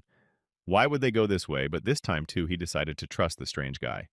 Meanwhile, the basilisk was already approaching, its huge body shattering several columns in the blink of an eye. But it was all part of the plan. A column of flame suddenly fell from the heavens and illuminated the entire neighborhood. Another monster appeared from where you were, its broad fangs snapping like scissors, and heavy breathing was heard. This was just fine. Jin smiled. Thanks to this monster, he would be able to gain a few minutes. The demon with one horn that was still alive appeared in front of him and headed straight ahead. Jin, like some kind of trainer, directed his tame demon forward. Drake stood beside him, looking at him in surprise. Ani moved forward and put up his huge hand to stop the basilisk's movement. The 2 monsters began to fight, completely flabbergasted. Drake didn't understand, and did Jin really think all this through? But the guy replied that of course he did. Such a demon attacks everything around it, even if the enemy is several thousand times stronger than itself, such as Basilisk. Besides, the strength of this blue demon is enough to classify it as a high-ranked monster. The battle was heating up so far, the blue demon was holding his own, but it was clear that Basiliska was much stronger than him. The basilisk opened its wide maw and released a jet of red poison that I hit directly at the enemy, and a roar was heard. The huge monster had only one breath to incinerate Ani, leaving him nothing but a skeleton. That was just fine. They had gained 10 seconds, and now Jean was running forward. Drake followed, but still looked back. The basilisk's health was now about half of what was left, and the boys moved forward up the spiral staircase. Since the basilisk was now weakened, it was worth a try. Jane looked back and prepared himself. He had a pre-made plan. The monster was moving forward and destroying everything in its path. There were shards of stone everywhere, and the stairs were about to collapse. And now they were on the first floor. The basilisk was more alive than ever. It was a shame, but they had done all they could. Jin's snide laugh was heard. What's Draika talking about? They didn't run all the way out here to give up like that for nothing. Now their star hour has arrived. There is a new item, the skin from Kaitamaru's legs, that unlocked a host of new abilities. Jin immediately put on those boots and prepared to use them. Now his strength had increased many times over. His preparations for a full-scale dungeon raid are complete, with only the last part of the plan left to put into action. The guy kicked his foot into the ground, and everything around him began to shake, as if from an earthquake, in the dungeon began to collapse. Basilisk still did not understand anything. Eventually, the floor collapsed, and the monster flew straight down into the stone abyss on the very first floor. Even Drake, who had seen a lot of adventures in his life, was very surprised by such ingenuity. They defeated the monster without even getting into a fight.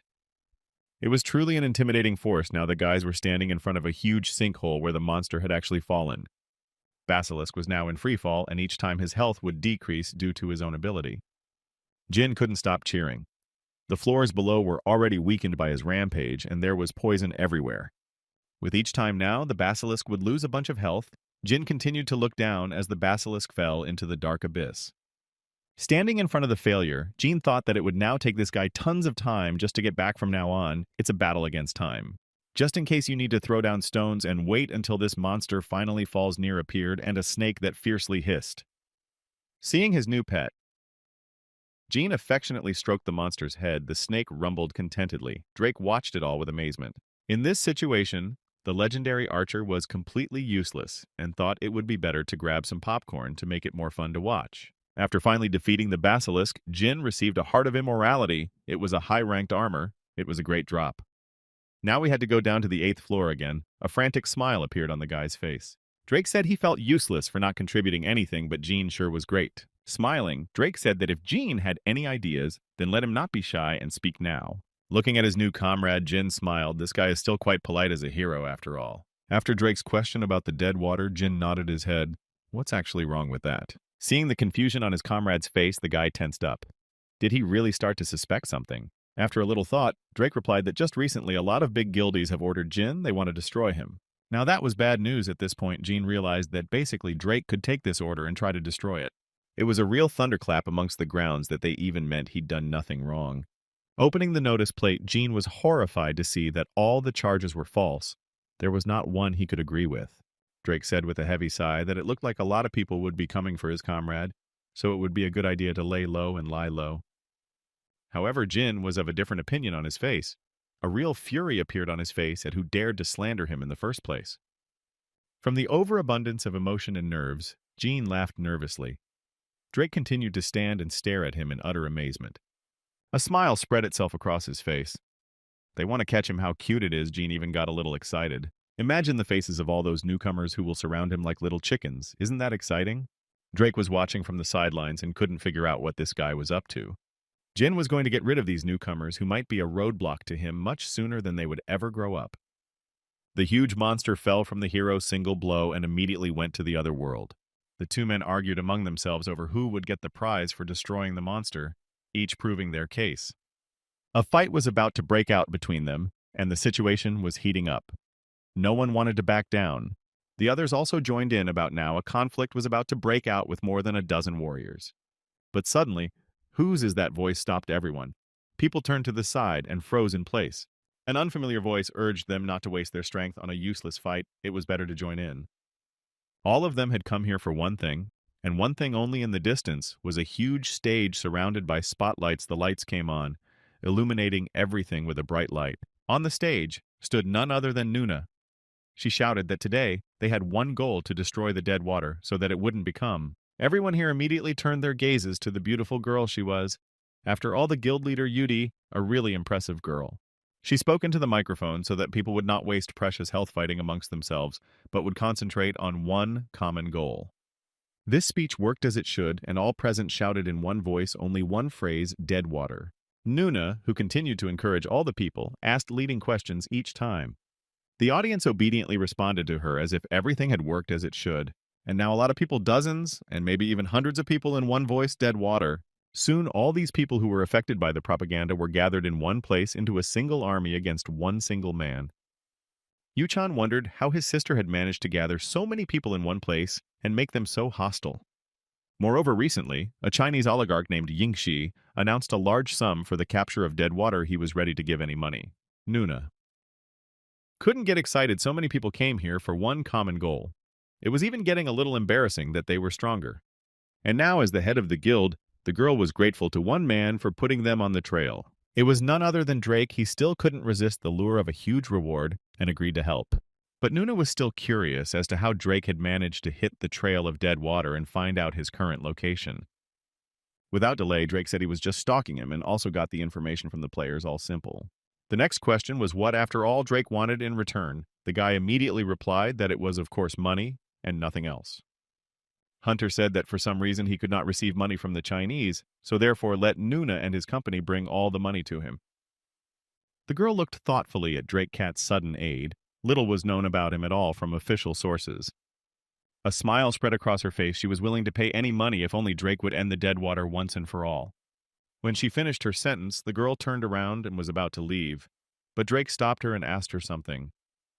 Drake asked, "She's not going to send dead water to the other side of the world and end it all quickly, is she?" The next day, a veritable army of thirsty heroes moved forward right to where I was. Dead water.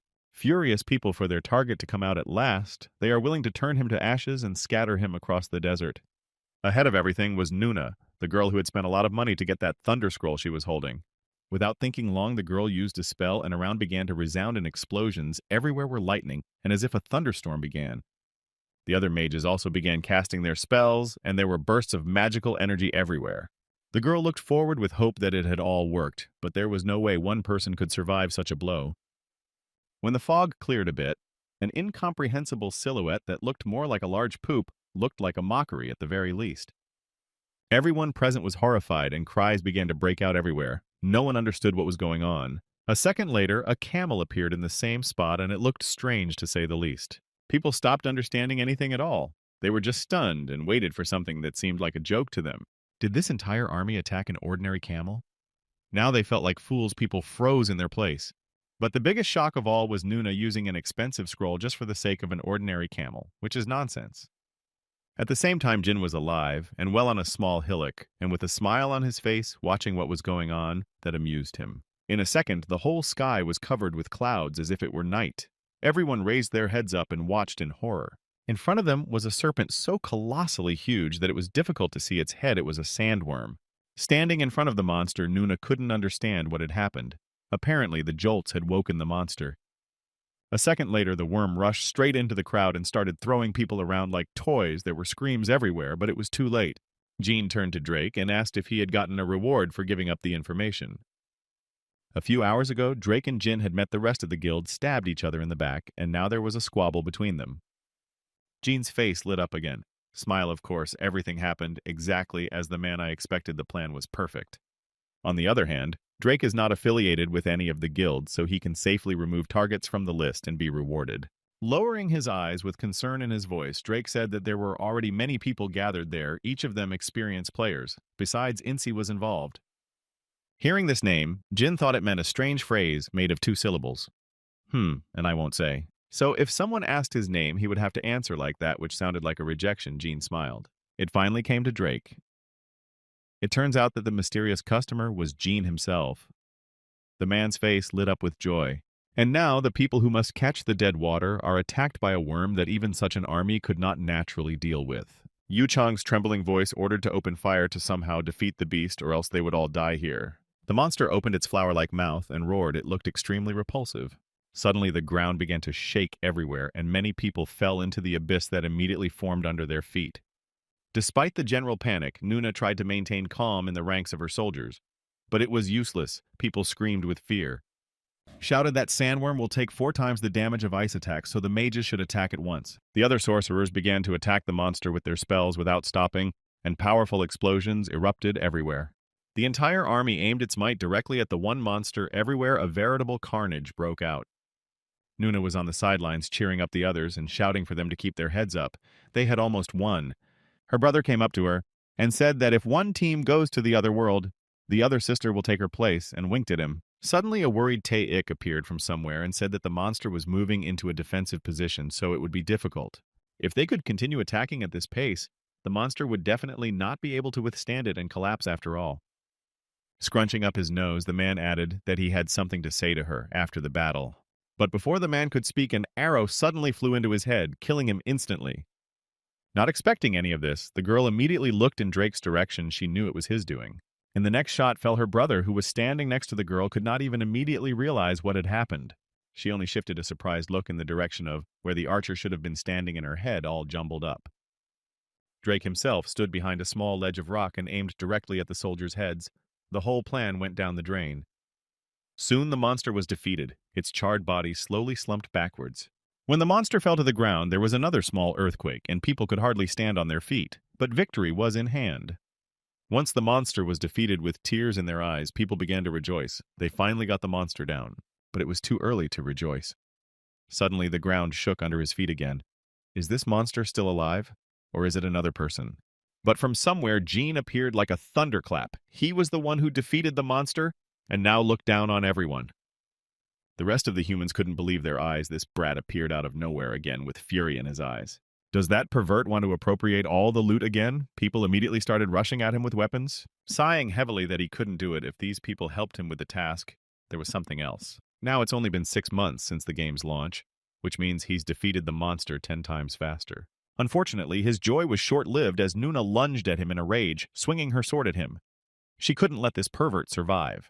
The girl put all her strength together to get even with this man. The girl attacking from the back had the advantage and immediately struck with her sword. She was already rejoicing. With such a lousy defense, her opponent would never be able to resist, but her joy didn't last long. Alive and well, Jin looked down at her. Isn't it too much to stare at someone's body? What a shameless one she is after all. In the same second, spikes emerged from his body that threw the girl away with incredible force. Poor thing couldn't even react. As if an electric pulse went through her body, the girl sighed heavily and fell backwards. The damage reflection worked. As needed, Jin didn't get a single hit and returned everything to his opponent.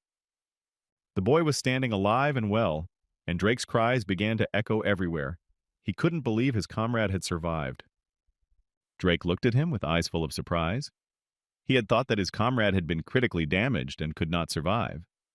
Looking at his friend with joyful eyes, Jin said that it was nothing you could say. He was at full strength.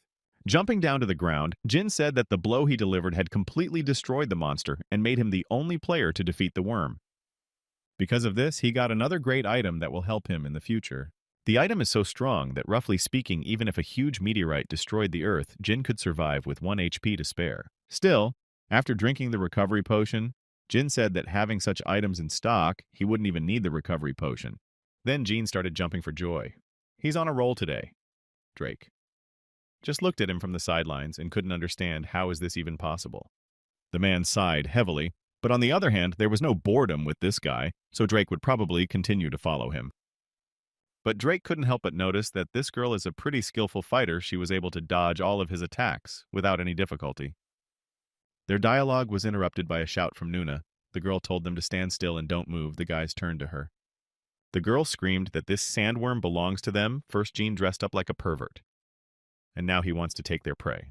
The guy grinned, so these guys had been hiding from the monster all along, and now they were crawling out into the light to complain about life as funny. At that point, he covered Drake with his cloak and said it was time to get the hell out of here. There was nothing more for them to do. The other people didn't even have time to realize what had happened. They just stared in surprise at the two who had stolen their loot. The guys literally disappeared into thin air. This cloak had the ability to hide anyone who gets under it. so for now they were not visible. On the smartphone screen was a guide to fighting the red demon behind the framed voice, explaining how to fight it properly. People were laughing at the funny video, and only one of them, Dae Gang, was sitting facing the window and thinking. Suddenly he was pulled out of his musings by someone's shout, and the boy turned his tired face towards the speaker. There were two guys standing in front of him. One of them looked extremely threatening and looked down at his interlocutor. Seeing the heavy gaze of the professional player, the guy immediately cooled down and in a stammering voice asked to continue the recent conversation. Daegun got up from his seat. If they are talking about the armor, then he just have them just let them prepare the money and retard those, thanks. When he saw that his interlocutor was leaving, the man asked why he didn't want to stay for the class hour, which hadn't started yet. Dae Gang didn't even listen to him, leaving the unfortunate man alone with his thoughts. He had hoped they could play together. At this time, the battle god was in extreme frustration. He couldn't continue to earn so little. It was a real shame. Now that the kid left school, he had no time to go, and besides, the regulations monopolized the players. When he stayed in the hostel, it was unbearable. All the older ones would gather the younger ones and make them do the dirty work for them. Since he is a newcomer, he can't even get money from advertising since he hasn't had his debut yet. He has to make money somehow.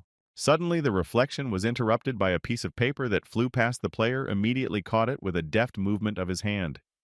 Looking at the strange ad, Daegun wondered what kind of trash this was in the first place. It was an ad about the East Pacific Toto League ship prize of a whole billion won a fabulous amount. At this time, Gene returned to his home. His family was again not in the best of moods. There was arguing and shouting everywhere. They seemed to be arguing over who would get the inheritance. Gene was watching it all from the sidelines and was very glad he wasn't a party to it. Before that, he had gotten a call that Jessa was coming soon, and Gene should be there the week before. To be honest, he didn't want to go at all. His uncle looked at him with a sizzling look and said that it seems that this minnow had crossed the line. Seeing that his nephew does not listen to him at all, the man was furious. It seems that the guy needs to think about enrollment and become independent. Let him just look at his cousins. They never relied on their parents and achieved everything on their own. But no, that goofy Gene keeps playing his stupid toys and not doing anything useful at all. At this time, Jin himself was just observing it from the sidelines how funny it was that his uncle was talking as if he had raised him himself. Two kids about 10 years old were sitting next to each other and stuck to their smartphones, not paying any attention to the argument. One of the family members tried to calm his uncle and said that Gene was most likely thinking about such things, but the man was adamant. When asked how much money he had left, Gene was told that it was somewhere around 20 with 2 zeros beside it. Hearing such a sum of money, the uncle was even more furious that this small man does not realize that such a sum is not a joke at all, and he cannot dispose of them. Finding out he would only get 2,000, Gene was upset how surprised they would be if they knew he had made almost $500 million in 3 months. The man with the glasses said that the paperwork seemed very overhead. In that case, he would help. Suddenly, to everyone, Gene gave a thumbs up and said he would file the paperwork with the district office and they would deal with everyone there. After such insolence, the uncle came even more furious. Why in the world is this minnow interfering in the conversation of adults? Smiling as kindly as possible, Gene said he just wanted to offer help, but if they didn't want to, they could refuse. Gene began to explain the intricacies of inheritance as meticulously as if he had been doing it all his life. After such abstruse words, his cousins generally tired to think they did not understand anything in it and did not want to understand. In that case, they were willing to leave all inheritance worries to their little brother, and except that one uncle wasn't exactly pleased, but all of this Jin had learned in his past life after his uncle had set him up. His brother surrounded him and started asking him what he was doing these days. Shouldn't the guy be going to college? Sure, Gene's 21 now, but he can still go to college if he does it as soon as possible. Second cousin promised to tutor him if the boy doesn't know what's what. So don't let him worry, but there was obvious sarcasm in those words. Looking at them rather incredulously, Gene chose to remain silent. He didn't really want to mess with those 2 points. Seeing that the kids were on their phones, the uncle noticed them and started yelling. With a snide smile on his face, the man asked if they wanted to end up like their no-good brother. Gene uncle was in his repertoire. But unfortunately, the younger children had a bad fate. They were forced to sit for days on end in front of books and study constantly. They didn't have any free time at all. Everyone kept saying they needed it. The kids just didn't have a childhood. Absolutely everyone said it was all for their own good. They had to study hard to become respectable people. But a few decades later, the older brother became a doctor after all, but he had a major medical scandal and his career went down the drain. The next brother saw his business fail and divorced thanks to his trademark arrogance, and eventually they squandered all the family's money. But Jin has decided for himself that he will never go back to his past life. He will do things differently. Hearing another knock on the door, Uncle turned around irritably. But who else is there? Isn't everyone here gathered? The irritated man opened the door and shouted from the threshold that he didn't want to see anyone else brought here. Seeing the truck near his house, the man opened his eyes, wondering what he was even doing here and why he had come. In time to breathe. Gene, with a smile on his face, politely apologized to his uncle for this. The man turned around. The guy in the same friendly voice said that it came to him, and the rest of the family is none of his business. It turns out that it was Gene's order, namely an expensive car. The car drove out gleaming with new paint. His cousins opened their mouths in surprise. They didn't expect that their youngest could earn money for such a cool car. Satisfied with his purchase, Gene walked up to the delivery man and signed the ballot "Terrific Service." Finally, throwing off his jacket, Gene said that the family money was finished. If they had any problems or questions, they could contact him. When the boy drove off in his expensive supercar, the uncle again took up the task of raising small offspring. But the kids now didn't pay any attention to him at all. They said they wanted to be as cool as Gene. On the phone was actually his own broadcast of the game. Children watched the game process enthusiastically without taking their eyes off. Sitting in his expensive car, Gene thought that it was worth it after all to finally thumb his nose at his arrogant relatives. He had to come to the Asian League, which was ready to begin. A huge stadium glowed with colorful lights. Dressed in colorful costumes, the presenters shouted at the top of their voices, calling out to all willing spectators to join in this beautiful spectacle. Two girls dressed in futuristic bunny costumes stood next to him and acted as backup dancers. The first contestant was already ready. It was number 48 PC Joe, a fighter in armor and with a long sword in his hands. Number 9 was none other than the god of battle nicknamed Matthios. The guy was warming up for his upcoming bout. And now the rivals looked at each other with fierce eyes now. From a minute to a minute, a great battle should begin. The opponents looked at each other from across the ring. The crowd chanted support for their favorites. Joe was the first to rush to the attack. He thrust forward a shining sword, ready to destroy his opponent with a single blow. But no sooner had he gotten far enough away than he received a powerful blow right in the face and lost several teeth at once. The battle god's fist was as swift as lightning. It reached its target in a flash and killed his opponent. But Joe, strangely enough, was not going to give up. The man came to his senses quite quickly and immediately lunged at the insolent man. Swinging a long, sharp sword, he wanted to destroy his opponent once and for all, proving his superiority. Despite the heated atmosphere, Matthios was in good spirits. He moved incredibly skillfully, leaving the offensive line at the last moment. One more deft movement, and the fighter's heavy fist reached the opponent's jaw, and that flew back like a toy. Looking at his opponent with a disdainful look, the battle god thought that it was expected in tournaments like this. One had to hide one's identity. The host couldn't remember himself from happiness. Soon the second battle should begin. He shouted at the top of his voice, trying to drown out the shouts of the crowd. Seeing his next opponent, who was Goinmol Dae Gang, was even a little surprised. Just don't let them say that this guy is also here. In front of him stood a man dressed in a dark cloak and very familiar shoes.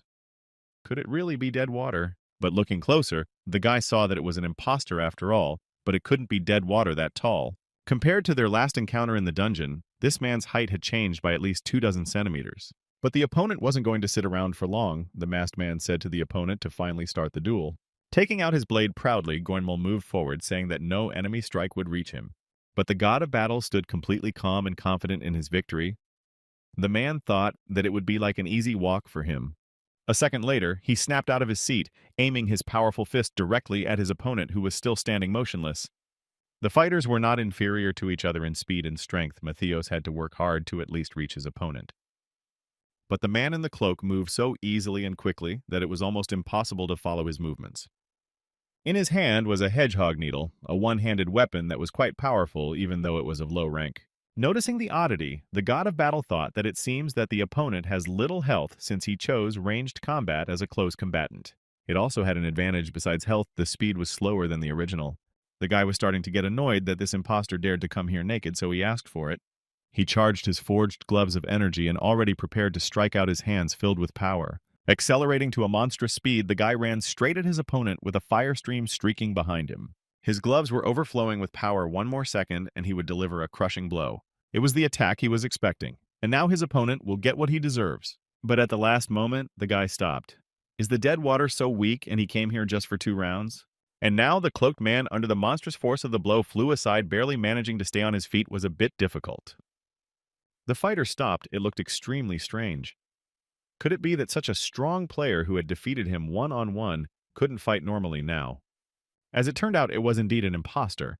The mask on the man's face cracked and a completely different person emerged from it. The seated avatars in the stands finally realized who was in front of them. It was Cozy, the professional player who is ranked third in China. The man's face stretched. He whined, "Does he still have to hide his style? Now it's going to be real." The man changed into a powerful, shiny armor. He was fully ready for battle. The fighter was truly transformed. The first blow was swift and heavy. Koz swung his broadsword. His opponent at the last moment managed to get out of the line of attack. Now even Daegang was a little scared if this man hit for real. The end was near. It couldn't be allowed to happen. Seeing the fear on his opponent's face, the frantic man stretched out in a monstrous smile. Is this boy really afraid? Now at last he would show him what real strength was. The bulky man raised up a huge sword that immediately glowed with fire. Goosebumps ran down Daegang's back. Was this ranged attack a problem? Because it would be a bit difficult to dodge. But fortunately, the reaction was enough, and the explosion went off just a few centimeters from the fighter's body, leaving him alive. As it turned out, the giant was much faster than he seemed at first glance.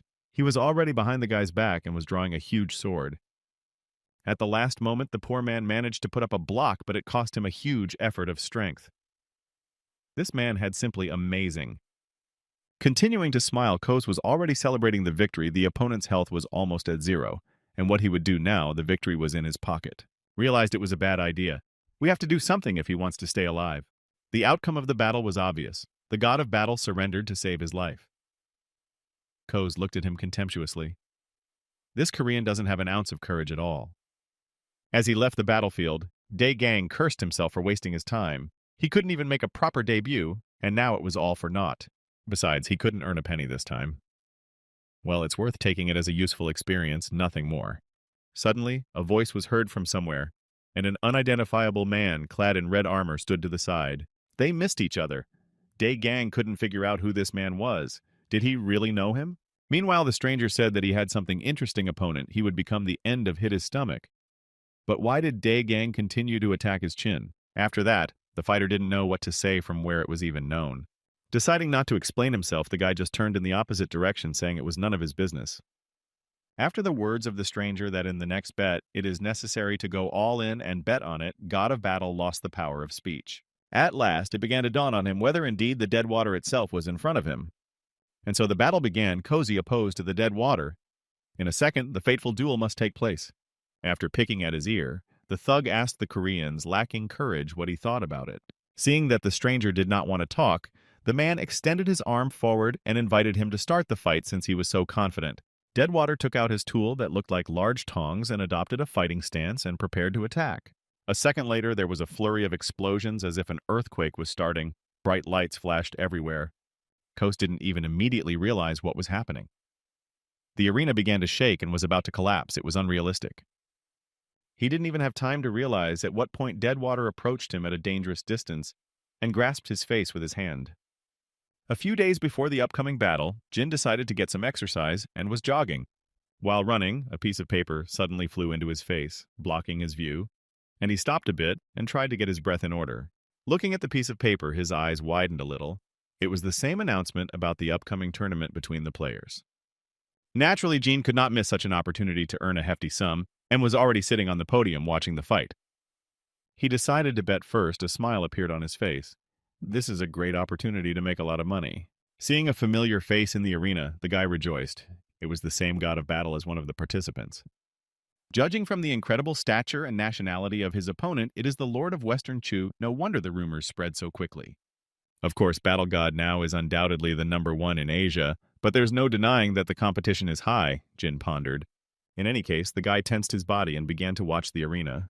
He put his hand up and started encouraging his favorite to keep his nose up and not give up. Everything will work out.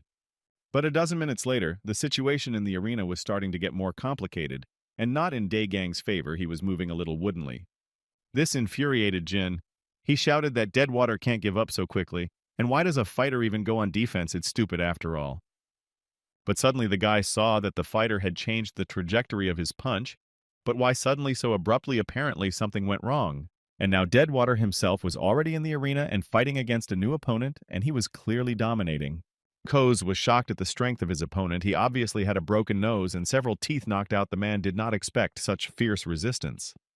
He became enraged and started swinging his huge sword in different directions in an attempt to get somewhere, but it turned out badly to say the least. Watching everything from the side, the battle god finally understood everything. The Deadwater had a special equipment infinity golem gloves, incredibly powerful item. They have a low attack speed, but after a successful hit, the opponent will be paralyzed for half a second, and this gives an unimaginable advantage. Deadwater himself understood this very well in close combat. Half a second. It's a real eternity in that time. You can really do a lot. In the meantime, the bully was receiving powerful punches right in the face. He knew he needed to close the distance, but could do nothing. Only seconds remained before the Deadwater would win. He pulled out his Anlian claws. Now all that was left was to deliver the final blow. His opponent felt another earthquake. The earth began to go out from under his feet. He could no longer resist. Due to the incredibly powerful tremors, the man fell to the ground, losing his balance, and was now in a very disadvantageous position. He also felt with his hands that the ground beneath his feet was beginning to turn to sand and become shaky. In the meantime, Deadwater, having moved far enough away, began sprinkling the enemy with powerful blows from a distance. Honestly about Deadwater. When I took the nickname, Madovan already understood who previously belonged to this title was a very famous player. His uniforms were quite high level, but unlike the god of battle, this man had long since been forgotten. He could not find proper recognition. Unlike him, Jin was now using all of this to his advantage. A smile stretched across the boy's face. He was already ready to win. Meanwhile, Kosi felt that it was not just an earthquake, his body was being pulled into the middle. He could no longer move normally, and his opponent looked at him with a fierce gaze, clearly signaling the end of this battle. On the man's face appeared real horror. He could no longer resist to the full extent of the fighter, was completely defenseless. At the last moment, he tried to swing his sword to somehow reach his opponent, but it was all in vain. As Jin approached him, he said in a dulcet voice that he had said he was impossible to escape. Immediately afterward, the opponent felt a powerful fist punch himself right in the face. His teeth flew out of his mouth. In the next second, a hail of blows fell on him, and the man could no longer resist but simply accepted his fate. In turn, Jin continued to sprinkle him with punches. He taunted his opponent by teasing him. And then one more powerful blow, and Kosi was defeated. His strong armor shattered like confetti, and now the man was completely naked. He wore only his underwear, and was lying in the arena completely unconscious and unable to move a finger after such a blow. Naturally, Deadwater triumphed. The fight was really impressive. The guy looked around with a triumphant gaze. Standing in the stands all this time, the god of battle recognized that it was indeed an amazing spectacle. The level of this man was unbelievable. When the battle was already over, Jin again began to mop up the dungeon. Now he faced a truly terrifying opponent. Against him was a truly colossal monster, its eyes burning like two searchlights. The monster was truly enormous. With a shout, Jin desperately rushed into the attack, trying to somehow win, realizing that their strength was really not equal. The girl with pink hair watching all this could not understand how it could come to such a thing. There was fear on her face.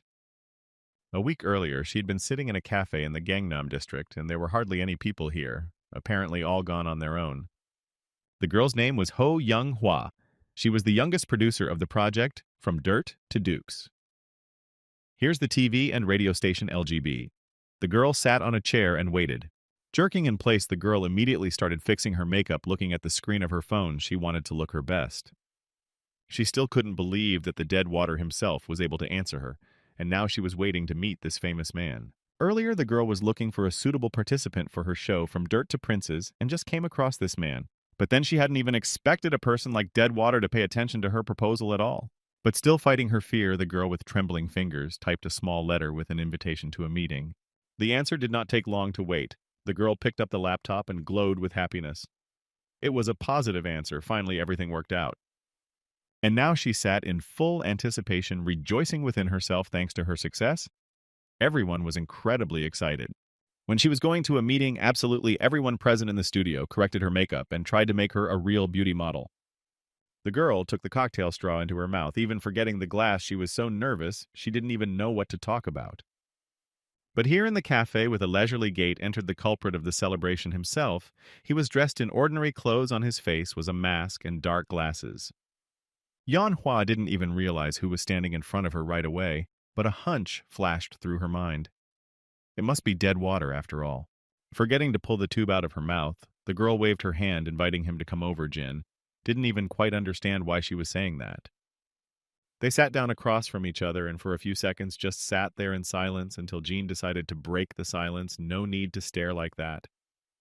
The girl twitched and immediately blushed instantly from embarrassment. It was obvious that she was incredibly worried.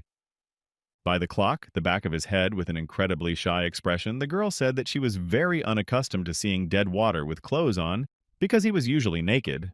Jin even wondered a bit if this girl had come much earlier, but after all, he had checked the information in her email. Her face was very familiar to him, after all. It had been a long time since they had seen each other, since the last time she had passed, and she hadn't changed a bit. The place that worked this broad has greatly improved the art of VR broadcasting since its launch. With a calm voice, Jin started the conversation. He was already thinking about content for broadcasting, but with his current equipment, it would be a bit difficult. All the time he was talking, the girl tirelessly followed his every word, literally looking into his mouth. Hua said that their director is a fan of dead water, she added, when the man heard that Jin agreed to come, then went to the hospital. All this time, the guy had been watching her and mentally asking her not to screw up because he remembered the past pass. Eventually, Yanhua finished and asked what type of content he would like to broadcast. Jin asked what would happen if they were disappointed. But strangely enough, the girl said she'd be satisfied either way. After all, dead water itself came here. After saying that, Jin was even confused. Is she really that much of a fan? Even if he picked his nose, she would look at it as a grace. Leaning closer and coughing, the guy said in a mysterious voice that he was going to go to the Tomb of the Braves. After making such a bold statement, Yanhua's face glowed with joy, and at the same time with admiration. It was truly phenomenal. The Tomb of the Brave is a tall tower with more than 100 floors. Players from all over the world compete to see who can go higher. The news that dead water was going to go to this place immediately spread among the people and became the main topic of discussion. Hua jumped up in her seat and started shouting. She said that now the first place is occupied by a raid from France. No one has been able to break that record yet. Sitting across from Jin just watched. When it comes to the game, this girl becomes extremely talkative. The girl's eyes kept shining. She said that it would definitely be great content. Their ratings would skyrocket. Jean only smiled and laughed a little if this broadcast was successful. The show would have a chance to go viral and rise quite a bit. He lifted his mask and smiled even wider. Of course, he has another reason why he does this. And so a week later, he was already standing at the foot of the Tomb of the Braves and preparing to enter, lastly checking everything necessary. There was a small light next to him. It was Yan Hua present here through the assistant's camera. She was saying that the broadcast couldn't go on right away. Sitting in her office at her computer, she said that after the recording, she would have to edit the video well, and there was a lot of work to be done. Actually, as for the tower itself, the ranks of monsters and respectively loot here increases depending on the height of the floor. The last thing Jin remembers from the future is that the 106th floor has been cleared. It's been 10 months since the launch, but so far only the 45th floor. With a smile on his face, he shouted that he didn't see the point of sitting still, so they could start Firefly flying nearby. Rejoiced. This is so cool after all. Without a second thought, Jin rushed forward. The world record would surely wait for them. As it turned out, this is not such an easy task as he thought. The guy had to fight at full strength is really difficult right now. Yeah, and besides, he's been overtaken by a bunch of nerds he just can't lose because he spent so many years playing this game. Clenching his teeth, the player realized that he just cannot retreat. He must win and take first place. There is no other choice. Gathering his thoughts into a fist with all his might, he rushed forward at the next monster with a monkey-like scream. Yanhua frowned as she watched what was going on and didn't understand what had just happened. Meanwhile, Jin rejoiced in his victory, having cleared the floor and survived. The Slime Queen simply turned into a small puddle of slime with a small smoke emanating from it. Sighing heavily, Jin looked around. He was one step away from giving up, but Fireball was screaming that he had wasted 2 whole hours on just a slime. But Jin hastened to correct her. It is, after all, the Slime Queen. She has the greatest range, and so there is no way to dodge in the game. Hearing this, the girl sighed. She didn't even know anything about it, and she just had to praise the player. Jin moved forward as they had defeated a strong enough monster that it should be a little easier, but the streamer wasn't too sure. A few minutes later, they arrived at the battle site. Before them stood a huge monster, more like a spider with several limbs. Ogonyak was overjoyed that the player had managed to go from the 2nd to the 46th floor without taking a single unit of damage, which is incredible. Now facing them was the huge monster Kaidomaru, a very unpleasant opponent considering its high ranking. But Jin didn't seem to be embarrassed by this. He smiled and greeted his opponent. The monster received a dozen blows at once, but his strong, thick armor blocked many of them. But Jin had a powerful enough weapon, poison from the basilisk. It sends the blood of whoever it hits. Suddenly, he felt pain and didn't expect some obscure person to be able to inflict such damage on him. Jin, on the other hand, was glad the basilisk's venom was working as it should, and the monster felt a burning sensation throughout his body. But much to Kaitomaru's dismay, he had the ability of an earthquake. He stepped on the ground, and everything around him began to crack and collapse. Standing on one of the rocks, Jin prepared himself, of course. The physical strength of this monster was staggering, but the attacks were easy to anticipate. One of the features of this monster was stealth. He could suddenly appear literally out of nowhere and attack the victim. He also sat upside down on the ceiling like a bat, and then attacked his opponent using his immense physical strength. The monster did just that now as he swung his long limbs around, destroying everything around him at an incredible speed. Following that, he opened his wide mouth and spat out an incredible amount of fire, but not so fast. Jin put his hand forward with the ring already burning on it, ready to attack. One more second and the monster would get hit. After skipping a few meters in a couple of seconds, the guy got close to the monster and started delivering a barrage of blows with his dagger. One more jump and Jin is already near the monster's head and stabs the dagger into his neck. The monster's sudden attack was interrupted before it even started. A triumphant smile appeared on the guy's face. And so the monster was struck down, his huge, heavy body falling to the ground with a rumble and the warrior landing beside him. The heavy-breathing Jin looked at the result of his work and was incredibly happy that he had managed to defeat such a monster single-handedly. Wiping the sweat from his forehead, the guy thought it took a little longer than expected, but the streamer girl next to him was shocked. Finally, Jin noticed her surprise and turned around. The girl didn't even know what to say. Still coping with her emotions, she cried out that it was unbelievably amazing. She had never seen anything like it before. It was the first time she had ever seen someone pass such a difficult dungeon with such ease. Tears literally glistened in her eyes. But it was still too early to rejoice. The guy said that of all the floors he had passed, only 46 ahead of a very long and painstaking labor. And here is the actual item after the monster, a bright pillar of blue glow lit up in front of him. What he saw was truly amazing Kaitomaru's essence, even though he didn't have the highest rank, but still. The girl immediately noticed that it wasn't that good of an item for such a drop, but Jin assured her that it was fine. The subject entity can replace any fusion material, so it's the opposite even for the better. Despite the streamer's surprise, Jin poured this strange elixir directly into his boots and heard a crackling sound as if a flame was starting to ignite. The fusion began. The boots rose up and began to glow with a bright flame. Everyone held their breath in anticipation. The girl flapped her eyes. She first saw such an opportunity in subjects. It was really amazing. With a smile on his face, Jin said that at this rate, stream ratings will skyrocket. Don't you think so? Yanhua, in her seat, was just jumping for joy. This really is the first ever floor sweep, and the merging of items is unbelievable. But Jin was watching something else. As they say, someone who's yet to be revealed. He moved forward along the long corridor closer to the entrance of another building.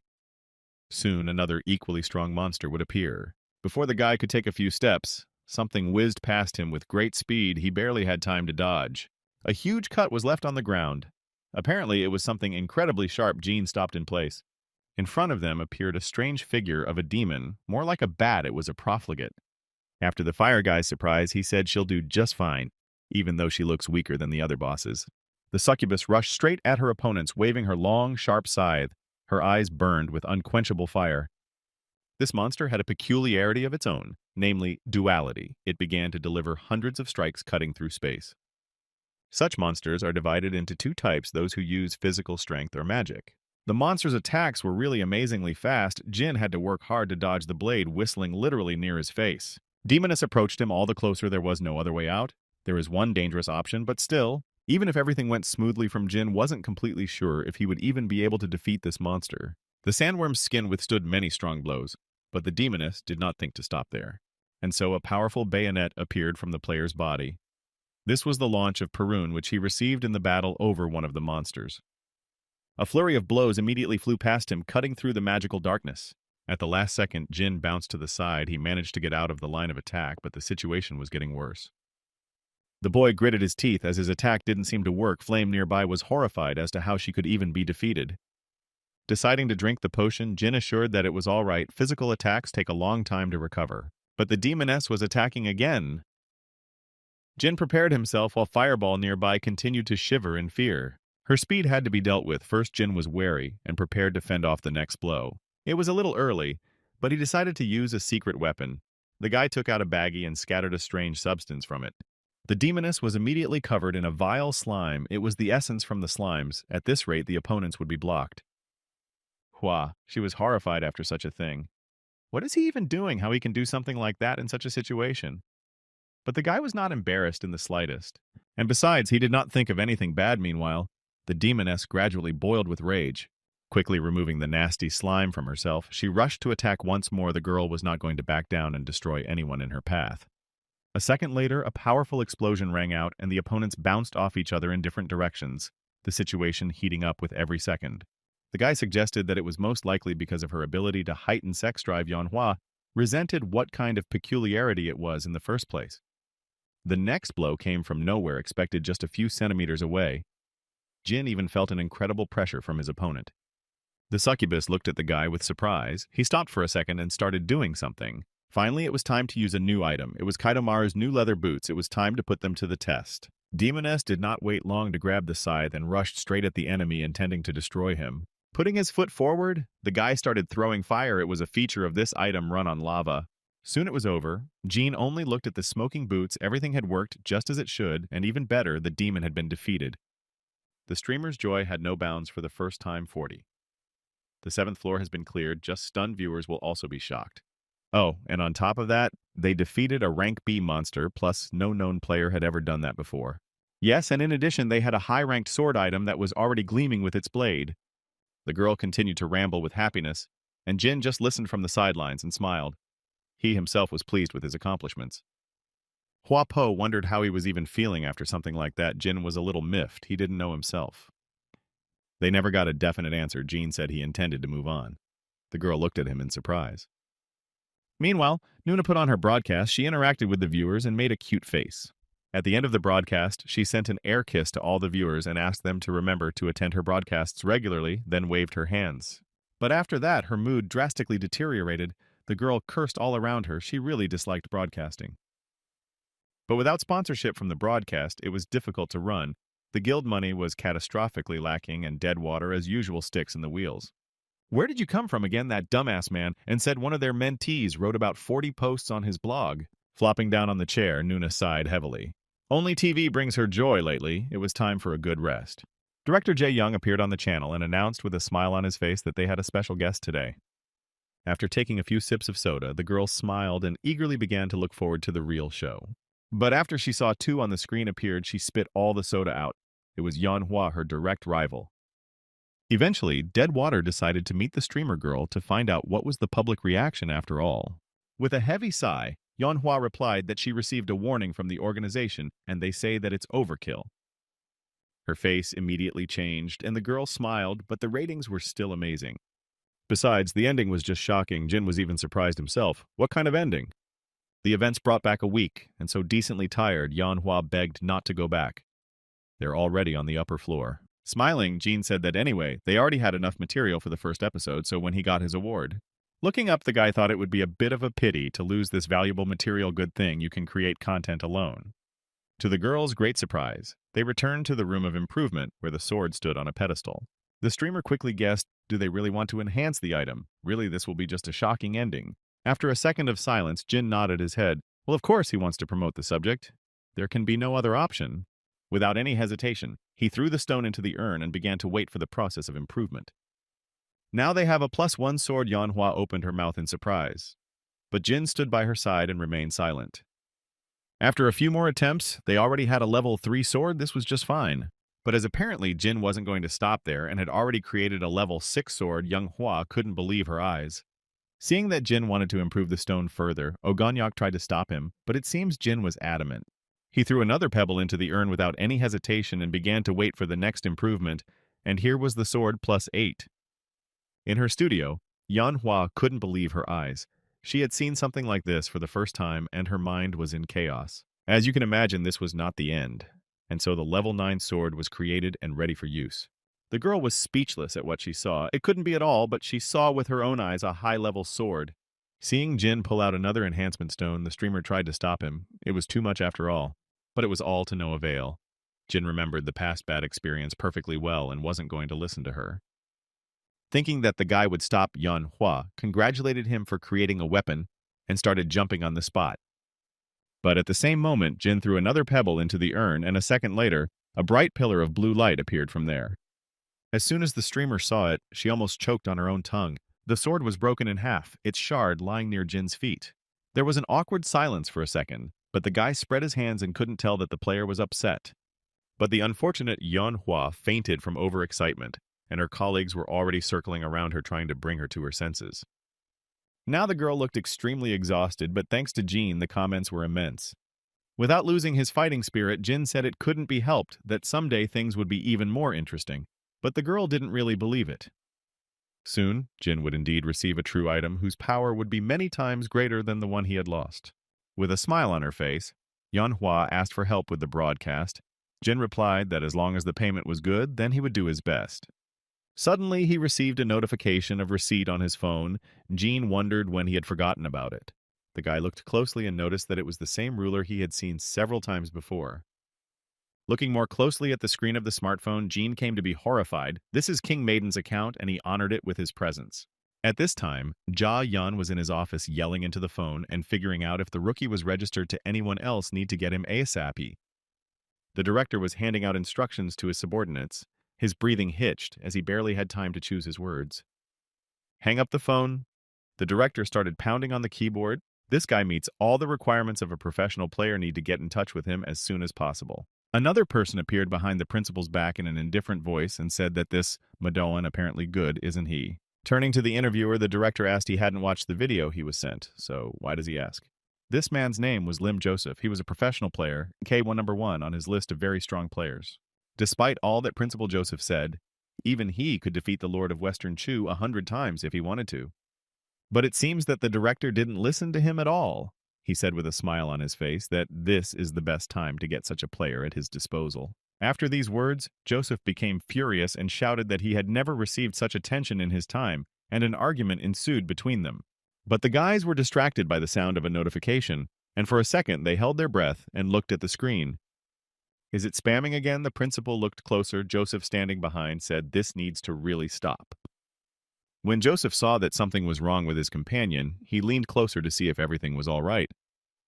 But what the guy saw made him come to shock. Fell into a real faint from what he saw on his laptop. Now he was lying unconscious. Frightened, Joseph didn't know what to do. The principal was out of breath, apparently. There was really something shocking there. Jin had a plan. He made an extra Madoan account to post stuff from his PC he didn't think anyone would be interested in. Hard to believe his fake account would gain more popularity than dead water is kind of weird even. And now the guy sat in his bathroom and washed his face. He certainly got a lot of offers after defeating the queen. By the way, now is the best time to get the government to more actively sponsor cybersports. The guy looked at himself in the mirror. Debuting exactly as Madowan is something Jin absolutely did not expect. But it couldn't be happier, just great news. A few hours later, the principal noisily opened the door and ordered their new guest to be greeted. The man had a bright smile on his face.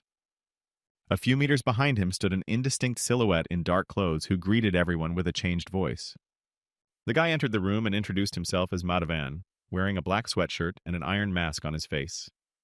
All the players present wondered why this type uses a voice changer and hid his identity. He has something to hide. Standing nearby, Joseph said they were happy to meet, but wondered why he was even wearing that mask, what the big deal was. After hesitating a bit, Jin replied that he just had burn scars and didn't want to show off his ugliness. Following this, Joseph asked why he was hours late, but the principal interrupted him and tried to explain. In a second, another altercation had already erupted between them, as apparently Joseph was very jealous that this newcomer was getting all the attention. For a second, Jin had a horrible feeling of nostalgia in his head, remembered these two, even in public, would fight all the time. There really was some chemistry between these two. Even through the mask, it was obvious that Jin was smiling. But now there was something else to be done. Joseph asked in a serious voice who told him he needed him here for a second, and there was silence. After looking at the cocky professional player, he asked him again what he had just said and if his ears were deceiving him. The situation was slowly heating up. The principal was trying to reconcile the two, but he was having a bad time. He was about to have a scandal. Two more players came up. There was 5th-ranked Korean Yoon Ho and 7th-ranked Korean Sun Byung-gang, and he also suggested that they should cut down on the ardor of this newcomer. Seeing that a fight might break out between the boys, the director tried to reconcile them, but it was useless. However, Joseph was completely unhappy. This is just some noon who was invited to a professional team because of a couple wins. Joseph asked who wanted to start. From everywhere. Voices began to come out, and everyone wanted to personally compete with the newcomer. The god of battle stood aside and watched the whole thing without saying a word. He didn't want a battle. He already had a battle with this man. Seeing him, Jin was very much surprised. And this man, what did he forget here? He is also a member of a professional team. Byung-gang said that's pretty low. Why did he retreat after saying they couldn't go first? Courage never came up. Joseph said it's only fair to start with the understudies, so the understudy can participate. But suddenly Jin said he didn't have time to sweep the floor individually. Let them all attack at once. If they want to fight him so badly, then let them attack all four of them at once. It's getting annoying. Soon they moved into the desert for a duel. Joseph was first. He was clad in bright armor gleaming in the sun. Now all four professional players were fully prepared for battle. They wanted to see just how good this rookie was. Gan put on the mask of picaresque and began to prepare for the fight. Now he will show this cocky guy how to fight. He was even a little embarrassed that they were fighting 4 against 1. Maybe it was too much. Lee Yun-ho. With a smile, he said that the director's position should also be considered if he is punished badly. Afterward, it will be very bad to see him afterward. Choi Seok just stood there, silently watching everything that was going on. He was fully prepared for the battle. And finally, the first number in Korea, it was actually Joseph, nicknamed Poker Face. He was extremely displeased and wanted to be the first to deal with the newcomer. Looking at them, Jin marveled at the composition, really dazzling. Really, he wouldn't be able to do anything against them. That's what they think. That's right. They think if they're professional players and attack together, they'll win. A few reserve players and the director himself remained in the observation room. They watched in horror. Ja Yong was trembling with excitement. They really want to attack him, all 4 of them. Is it really going to be such a crazy battle? The player standing next to him asked the battle god why he refused to fight. It was a good opportunity to prove himself. Overflowing with confidence, Byung-gun said he would go first and turned to the younger man. But still, Choi Seok said he wants to perform first since he's the youngest, so he'll take care of it. It was useless to stop him. Although it was dangerous, the others just started to watch what was happening. The player immediately rushed into the attack, pulling out his weapon in his hands. A hilt appeared, but there was nothing yet. A second later, a huge whip of electrical energy appeared from there. The boy came closer and closer. He tried to strike, but ended up repelling the blow without any effort at all. The player froze in place. And now they were facing each other, and Jean was holding him by the scruff of the neck, and his opponent could do nothing at all. Then there was an explosion, and Choi couldn't do anything at all. He had to think of a way to keep himself alive. The other players watching from the sidelines were horrified at the crushing defeat. A shiver of fear ran down Byung-gang's back as he didn't expect that some newcomer could deliver such a devastating blow. The director, who had been standing in the office all this time, couldn't believe his eyes. He really was an order of magnitude higher than the other players. The fighter clad in his armor looked incredibly menacing, an order of magnitude stronger than the rest. The god of battle immediately realized that this man had channeled the power of fire into the ground directly under his feet. Thus he lifted himself into the air. Next was Byung-gang. He went on the attack and started swinging his weapon. However, the opponent seemed to ignore his lunges altogether. Jin immediately realized that it was a rapier, a familiar attack for this player. It was to be expected. At this time, the enemy thought that he would not be seen due to the camouflage, so it would be a perfect tactic for him to attack. But number 1 rushed past him and immediately hit his opponent with his shield. Jin put up a forward block. The force of the blow was so great that even Jin, using his boots, wouldn't be able to stand his ground. Standing nearby all this time, Byung-gang was already preparing his attack needed to attack from the side. Soon, Yun-ho joined them and began to apply a lightning strike. The entire atmosphere seemed to be electrified. Reluctantly, the first number 1 admitted that their opponent was really strong. They would have to attack all at once. With a smile on his face, Jin asked if they didn't have a helper and if they were going to go all the way out here. It was stupid to say the least. Standing in his protective spacesuit, the guy prepared himself. He knew he couldn't expect an easy victory, but he still had a trump card up his sleeve. Striking new ones into the ground, he directed all of his power straight into the soil. There was a deafening explosion, and a pillar of bright red light rose into the air. No, one ran right at him. Now that trick won't work. They'll beat him all at once. But suddenly at the last moment, the guy noticed that the ground beneath his feet began to turn into real lava. The first number even stopped for a second. Jin was already approaching him. He moved through the lava without any damage to himself. The guy looked really threatening. His skill melts the entire ground around him within a dozen-meter radius for how long they can even stay here. With a swift dash forward, Jin put his arm out and prepared to deliver a crushing blow to one of his opponents. The first blow came to the prodigy, who tried to strike his next lightning strike, but failed to calculate the situation. His comrades realized that they were in an extremely unenviable position. Their opponent was much stronger than expected. No.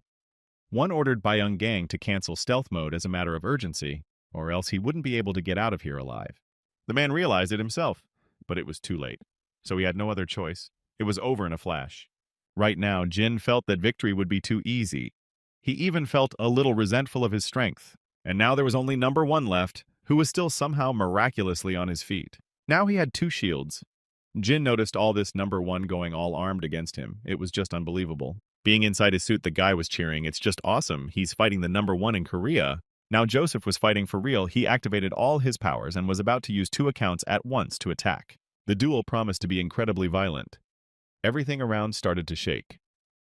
The ground was literally shaking like an earthquake.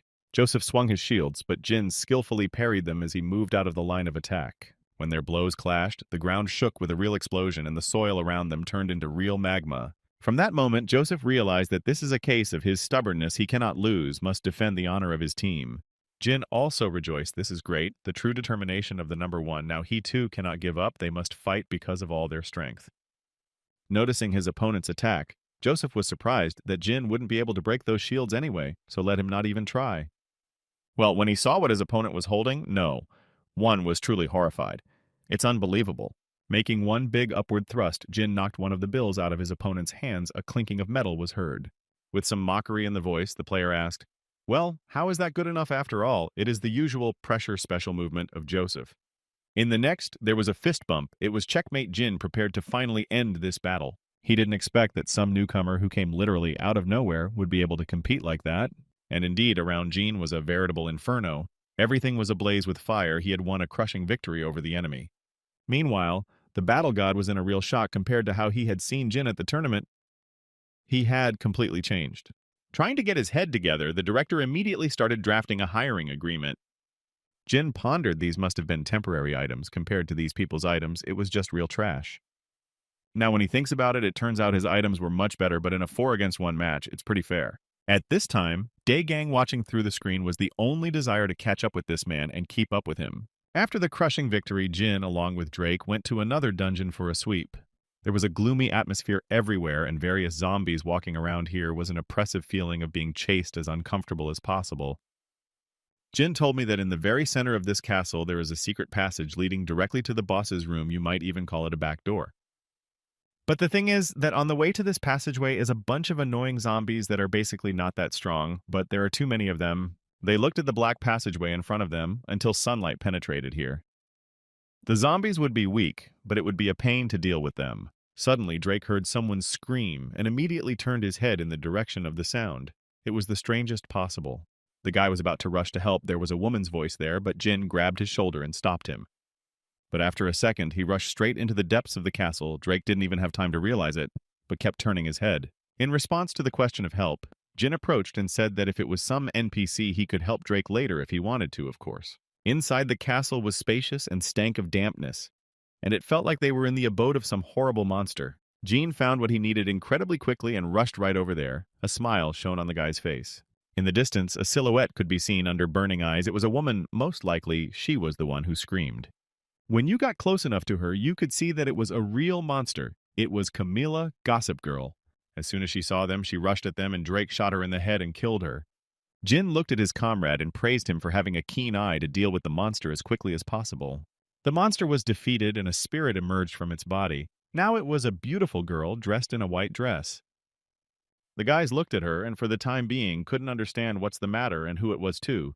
Some fast transformation. Folding her hands in front of her in the semblance of a prayer, the girl said in a sad voice that the priest had punished her for gossiping a lot. He ordered her to climb the spire of the tallest building and cut the pillow there, letting the feathers escape and then collect them all. It was her last regret. The girl was so disappointed. Her voice was barely audible. She was ready to cry. With a wary look, Drake circled all around him. Something seemed strange. Turns out the whole floor was covered in white feathers. There's just the question of how long they've been here at all. They look like they've been lying around recently. The boy took one feather and looked more closely. There were too many of them to need a vacuum cleaner-like object. But Jin stopped him. No, this quest should be done any other way at all. Drake looked at him in surprise. Jin swung his foot at the floor and it immediately ignited like magma, a feature of his new shoes. Despite everything, the quest was completed. Camilla thanked her saviors in a joyful voice, clutching a pillow to her chest. Her spirit began to rise up into the pillar of light. The girl said that if it was a black pillow, it would be very bad. The guys looked at her with surprised eyes. Drake asked what she even meant. It sounded weird. A second later, a black pillow plopped on the ground. It was the item Camilla's Gossip Girl bag, but what was it for? However, Jin had already figured it out. It was the key to the boss's room, and it was the key that would get them through to the next room. Making one small cut with his blade, Jin melted the pillow and a multitude of black feathers spilled out. Even though there was no wind in the room, the feathers began to rise up as if alive, forming a vortex. On Jin's face, there was a mask of delight. He knew perfectly well that it was necessary to pass the castle at night. The boss's secret room only opens at night, so he came to Camille's secret quest to activate it. Drake looked to the side and saw a strange door that hadn't been there before. It must have been a passageway. But suddenly someone else joined them. It was Nuna. The girl looked extremely shabby, so it was impossible to pass through the zombies unnoticed. In her usual manner, the girl shouted that she was glad to meet Jin in spite of everything. In turn, without waiting for her, the boys jumped into the nearest passageway and slid down into the depths of the castle. A bewildered Nuna shouted for them to wait, but it seemed no one was going to listen to the girl. The bear was impossible. Meanwhile, zombies began to approach. They were already dozens, if not hundreds of monsters' eyes were burning. Seeing this horror, the girl was frightened and stunned on the spot and then finally came to her senses. She finally decided to jump into the strange passage after all and slid down with a scream. She had no other choice anyway. Half an hour before arriving at the Castle of Evil, she was broadcasting live and happily interacting with her subscribers. The girl tried to act as kindly as possible, although clearly it was an act for the sake of views. Nuna said that, as expected, she will launch a survival guide with monsters of this rank in Castle of Evil, so she will call it. With another wink to her audience, the girl asked them to pray for her. She looked incredibly cute. When she first started going through the castle, she immediately ran away from all the zombies. It was an act if she wanted to, she could easily destroy them. The monsters didn't even have time to get close to her, but just stretched out their slow hands. Trying to play the role of a silly but sweet girl, Nuna bypassed all the battles to avoid showing her true colors. She finally closed the massive oak door in front of her and paused for a second. She settled on the floor and wiped the sweat from her forehead. The overall message of the broadcast was clear, though she didn't fully understand why she was doing this stuff. On the other hand, she had no money and no choice either, so she had to torture herself in front of the audience. Without delay opening the door, the girl looked at the crowd of zombies with serious eyes. Her gaze changed. The monsters stretched their vile arms toward her, their stinking mouths snapping their teeth, and their eyes burning red lights. With just one small swing of her axe, Nuna took down several monsters at a time. Following that, the girl closed the door with a loud slam and stopped for a few seconds to catch her breath. Then she transformed herself, ripped her clothes off, and smeared herself in soot to make herself look like a silly, monster-attacked girl. In a pitiful voice, she said that she ran inside to escape the scary monsters, and now she didn't know where to go. Almost crying, she begged them to help her finally find a way out of this creepy place so she wouldn't go to the other world. Her gaze changed for a second. Of course, she wasn't going to stay here for long, especially since the zombies were low level. When the night came, zombies raised their heads. The girl was surprised because it was not yet time for night. Something had changed. But it was too late to think anyway. The monsters began to seep through the cracks, and their vile roars could be heard everywhere. They swarmed the neighborhood with such speed that Nuna didn't even have time to realize she was running away. With no other choice, the girl delivered a powerful blow to one of the monsters, but the one didn't take much damage. Nuna, with fear in her eyes, tried to fight off the hordes of monsters, but they were too many. The girl still did not have time to do anything. She only had to run away everywhere she could hear the screams of the monsters and the stomping of the girl. She ran through the castle and couldn't understand anything. Really, these monsters were much higher ranked than she expected, yes, and also too early. She kicked one of the monsters with her heel, a crunch was heard, and the monster roared with rage. Just then, she ran into Jean and Drake. They were standing there talking about something. Jean looked at her with a disgruntled look on his face. A panting Nuna shouted for them to stop immediately, but when she saw the boys running away, she rushed after them. And after flying a few meters down the tunnel, the girl crashed to the ground and hurt her soft spot. As soon as she came to her senses, she immediately started yelling at Jean, blaming him for everything. But the guy just told her to calm down. He was surprisingly calm. The player realized that she didn't have the nerve to get mad at him in a place like this, did she?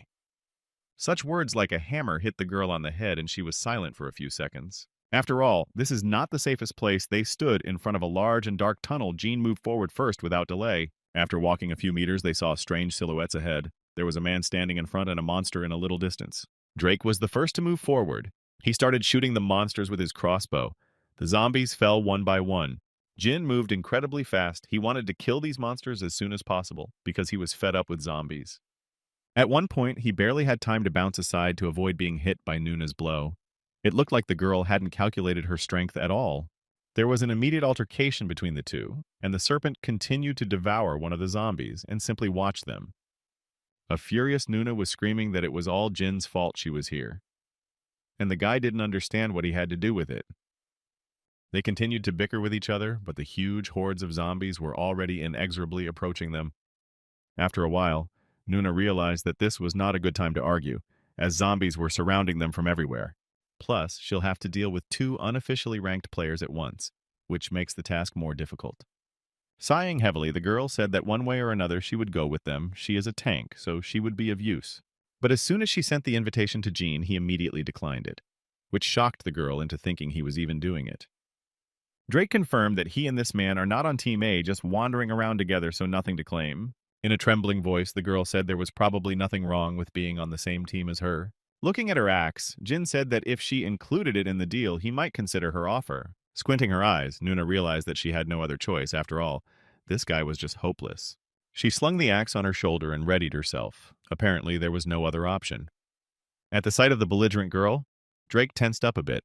He honestly didn't really feel like fighting her right now. In a calm voice, the wives said that she could follow them as long as she didn't interfere, then he would forget that there was a conflict between them.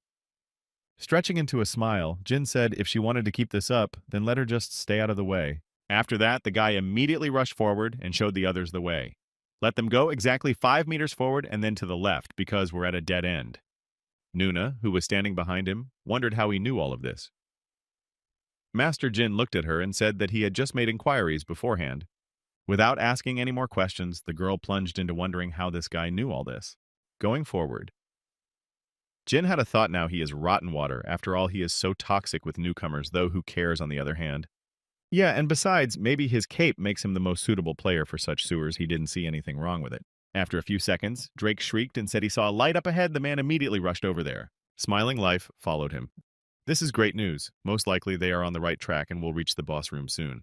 It was the final level monster Jack-Lantern, and the signal in the corner of the prison triggers an encounter with this monster. After walking a few meters, the grate in front of them opened. Jean stopped. Something was definitely wrong. All the others stood as if stumped. The monster didn't even have to be summoned. Jack's burning eyes clearly didn't bode well. And now the monster was standing right in front of them, waving his huge, long scythe. Drake also noticed the oddity. Could it be that the monsters were still awakened? They had not yet entered such an area. Turns out that the man they saw before them had been here before. And by the way, he was already fighting the monster to the fullest. He swung his claws like a beast, but Jack was not inferior in strength, and the duel between them was a truly exciting spectacle. This stranger seemed to enjoy the very process of battle. At one point, he blocked Jack's blow with his claws. A smile stretched across the stranger's face as Jack acted rather quietly, but it was definitely not for nothing. The man realized that this boss wasn't that easy. Jack's eyes glittered with rage, and he lunged forward at his rival, waving his scythe. Watching from the sidelines, Drake praised the man's excellent punch, though the man could hardly hear it. Watching all of this, Drake was truly impressed that this man had gotten here before them and was fighting as an equal. But Jean had other plans. He only said one word, theft, and because of that it was clear without further ado. The Nuna, who had been standing behind him all this time, poked her finger at him and shouted, "Is he really going to pocket all the rewards for destroying the monster again?" Jean grimaced and said she had it all wrong, and he's not here for Jake, so don't let her get nervous. Drake looked at him with surprised eyes and questioned what he even meant, which put him in a stupor. Zodiac Bandyvale is the one Jean came here for. He is the most famous and most scandalous player who made a lot of noise in his time. He has tried to police more than once, but all the time escaped not a player, but a real monster, and he continues his hunt, strange as it may seem. And now Jack-Lanterns, who has almost 1.5 million health, is standing here in critical condition. How powerful the Zodiac is. Though strangely, the player was also exhausted after all rank mattered, the man looked at his claws. Without a second's hesitation, he rushed forward at his opponent waving his weapon, and now the duel was about to take place. But a second later, two arrows stabbed into his shoulder, and it wasn't hard to guess who fired them. Seeing his opponent's reaction, Drake was a little surprised. He had hoped that Zodiac would react in some way, but no. A second later, Zodiac lunged forward. Drake managed to block the blow with his spikes at the last moment. The man laughed, and who did they have here? Could it be another player capable of getting to this place? Zodiac was so strong that he fought even in critical condition like a beast Drake had to dodge with great effort. After firing several times, Drake still didn't hit Zodiac was much faster. He dodged each shot like a cat. Next was a lightning-fast lunge of claws.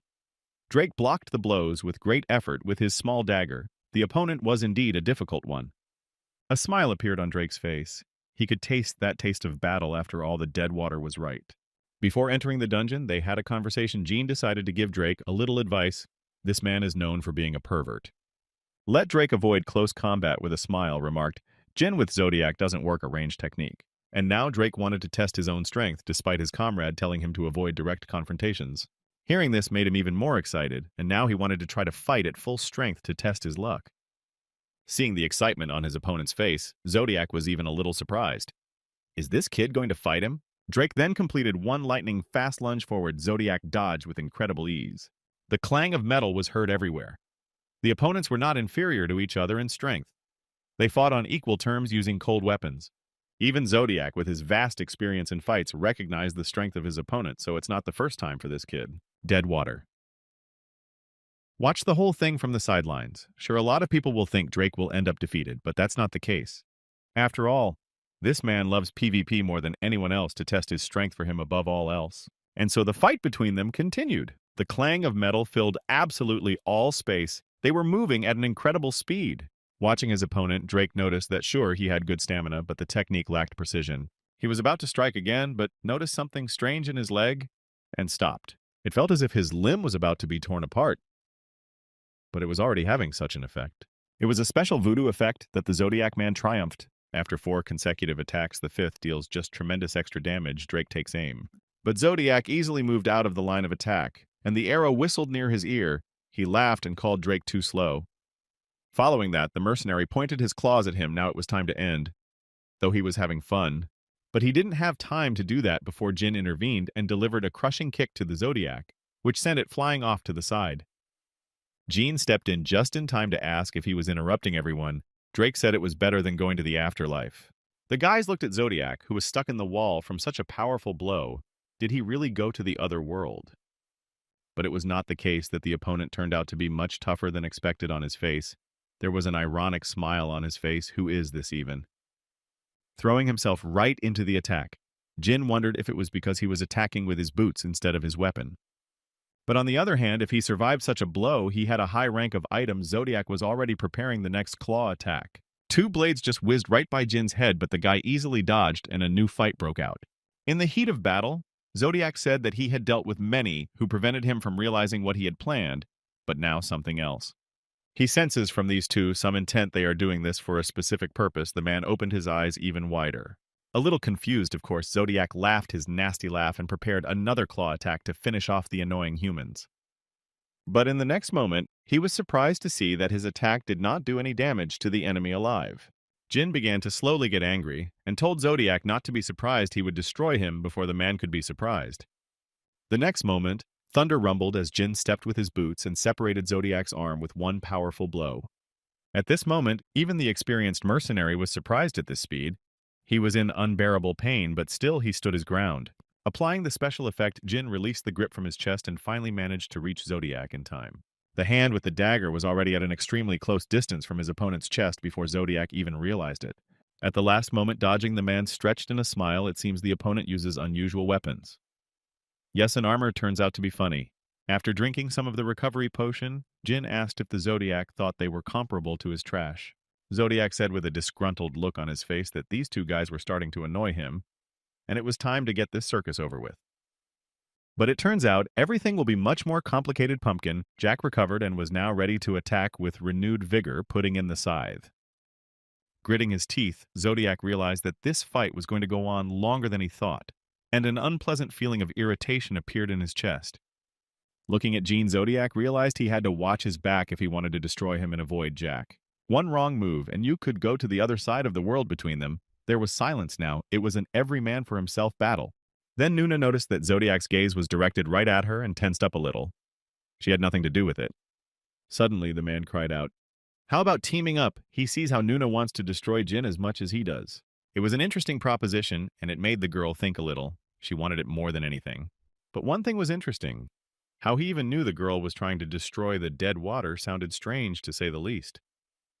Crinkling her face, she pondered. Of course, the desire to destroy the dead water was strong, but for now, Nuna just waited for the right moment.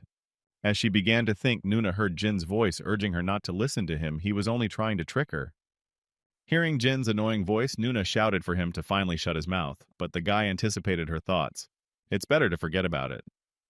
Smiling, Jin warned her from the bottom of his heart that it was best not to do it at all and to forget such thoughts. After such insolence, the girl almost swallowed her tongue and only frowned and looked back. Thoughts filled her head. She remembered how many times she had been sent to the other side of the world by dead water, and now was her chance. The smile itself stretched across her face perfectly. Her revenge will be very cruel.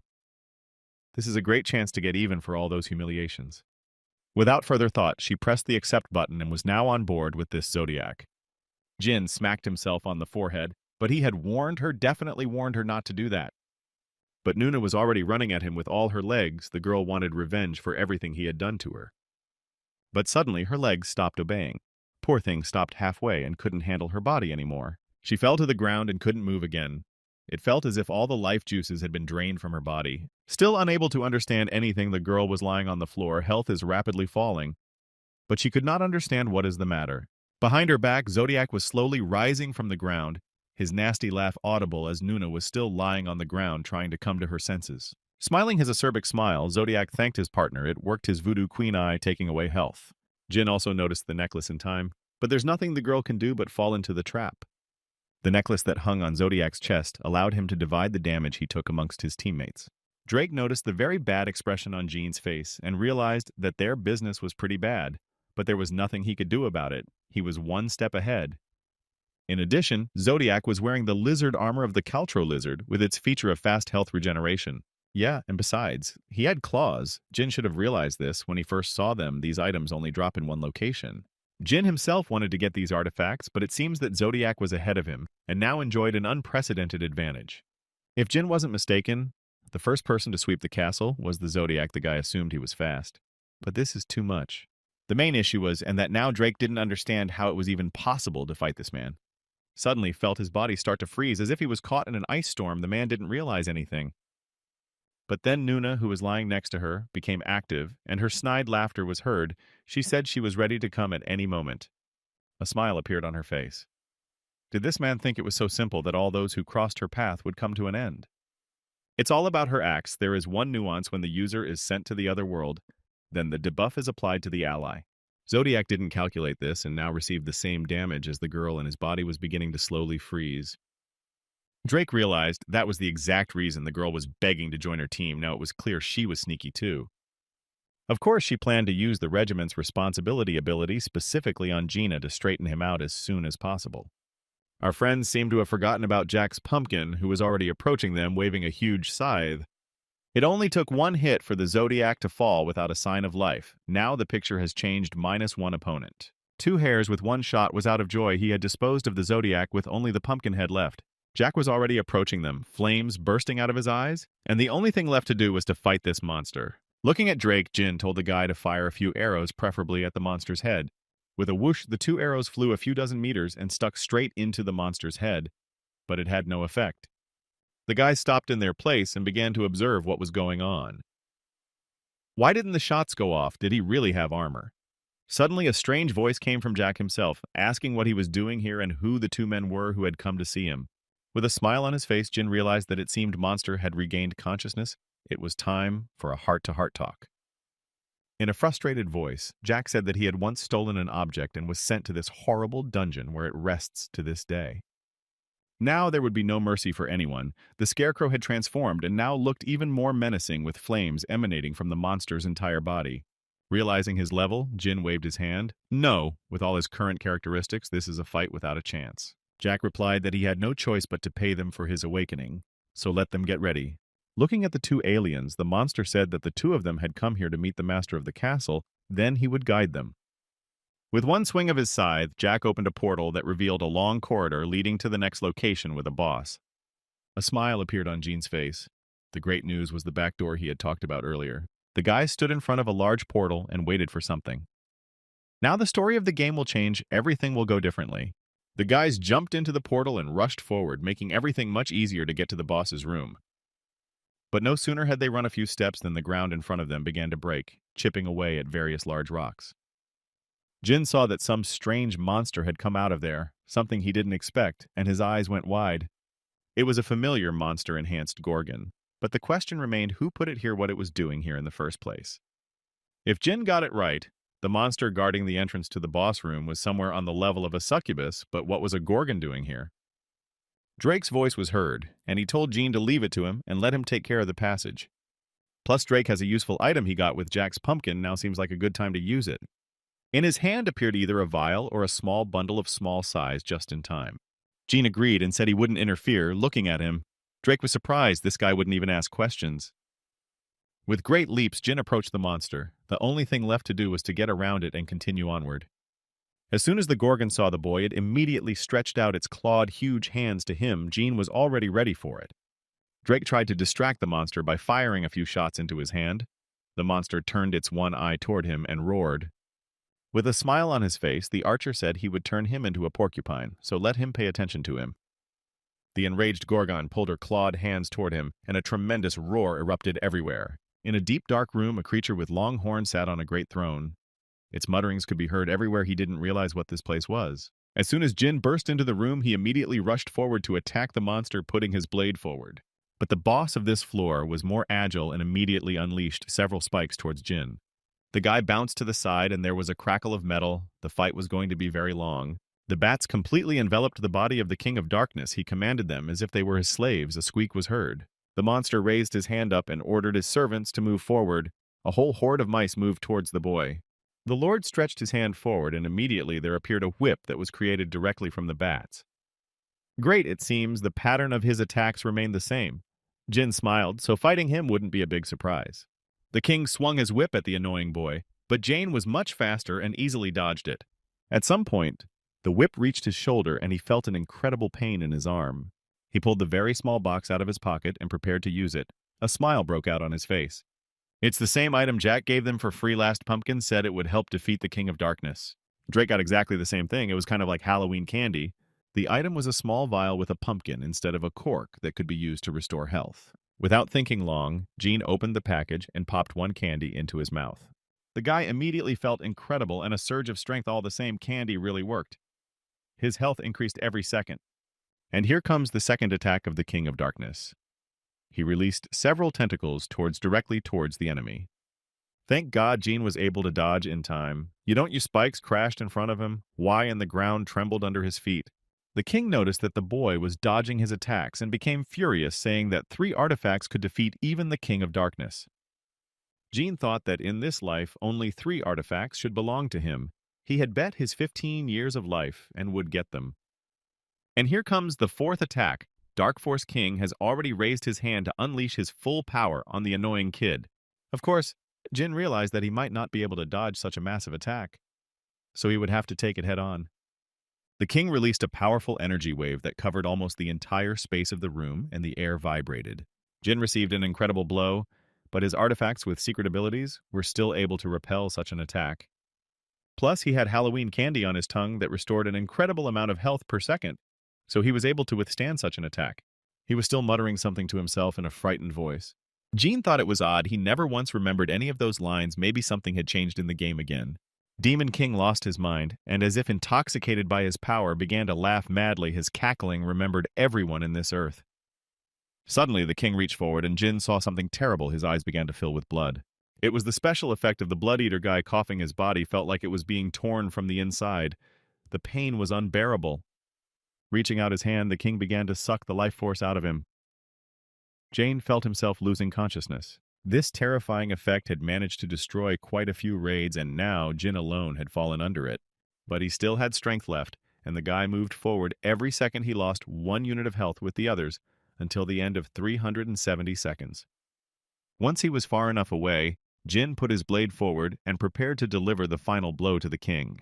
When this monster uses the Blood Eater skill, it is immobilized, and this is the only chance to finish it off. The king tensed and felt a powerful blow to his chest. He had never taken such damage before. But on the other hand, with his Blood Eater skill, the king does more damage than Jin himself, so the forces are not equal.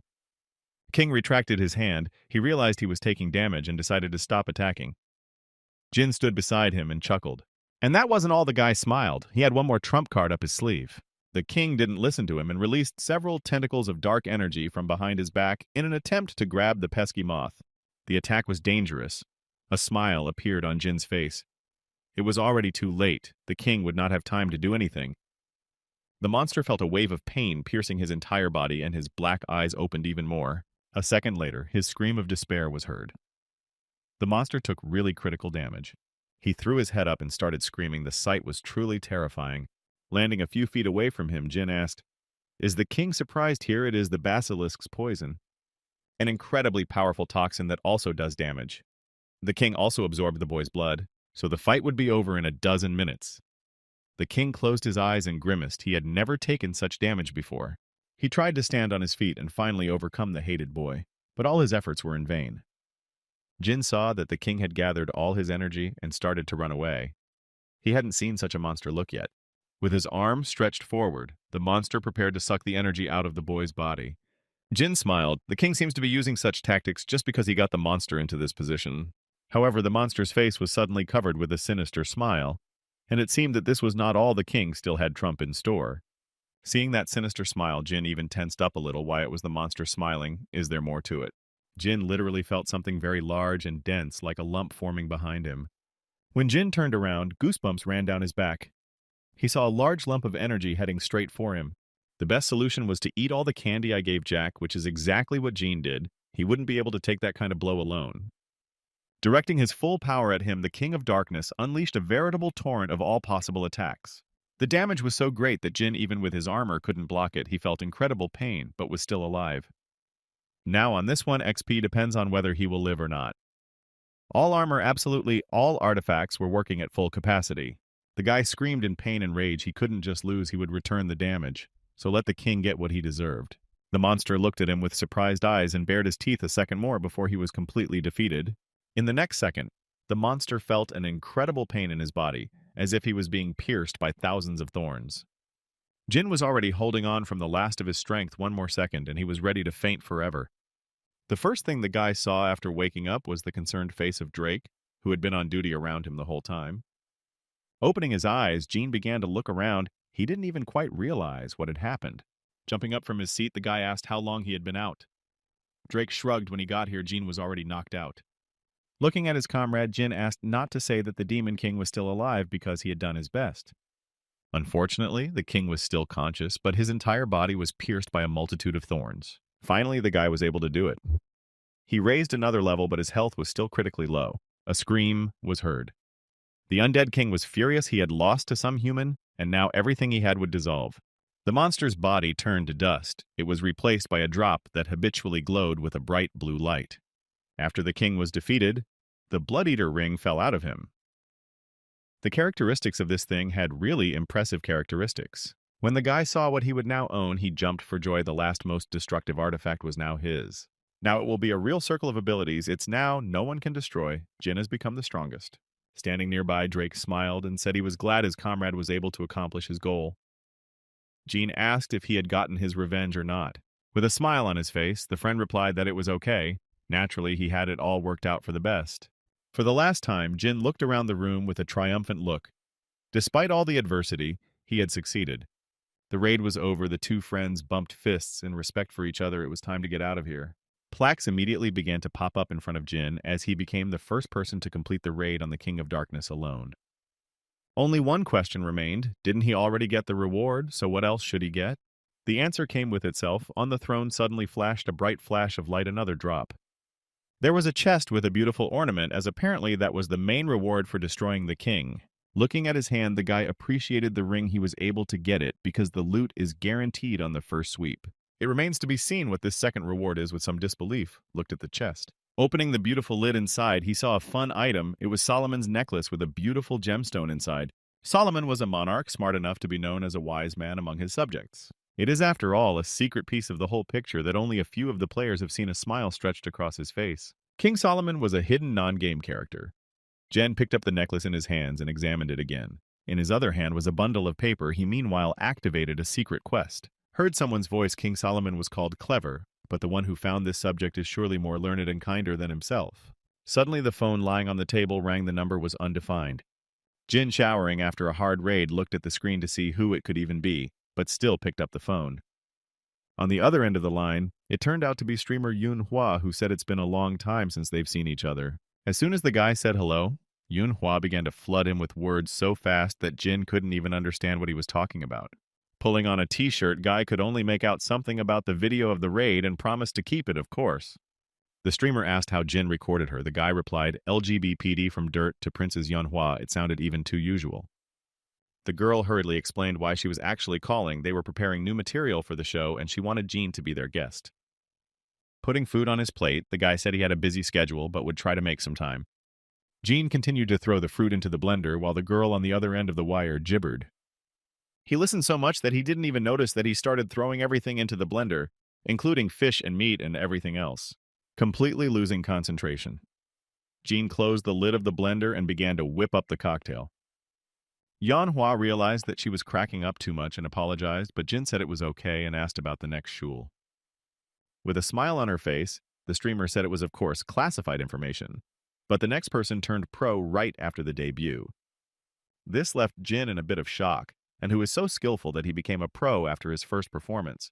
A smile appeared on his face. Comes out. This man will give an interview right away, but the streamer said the community turned him down.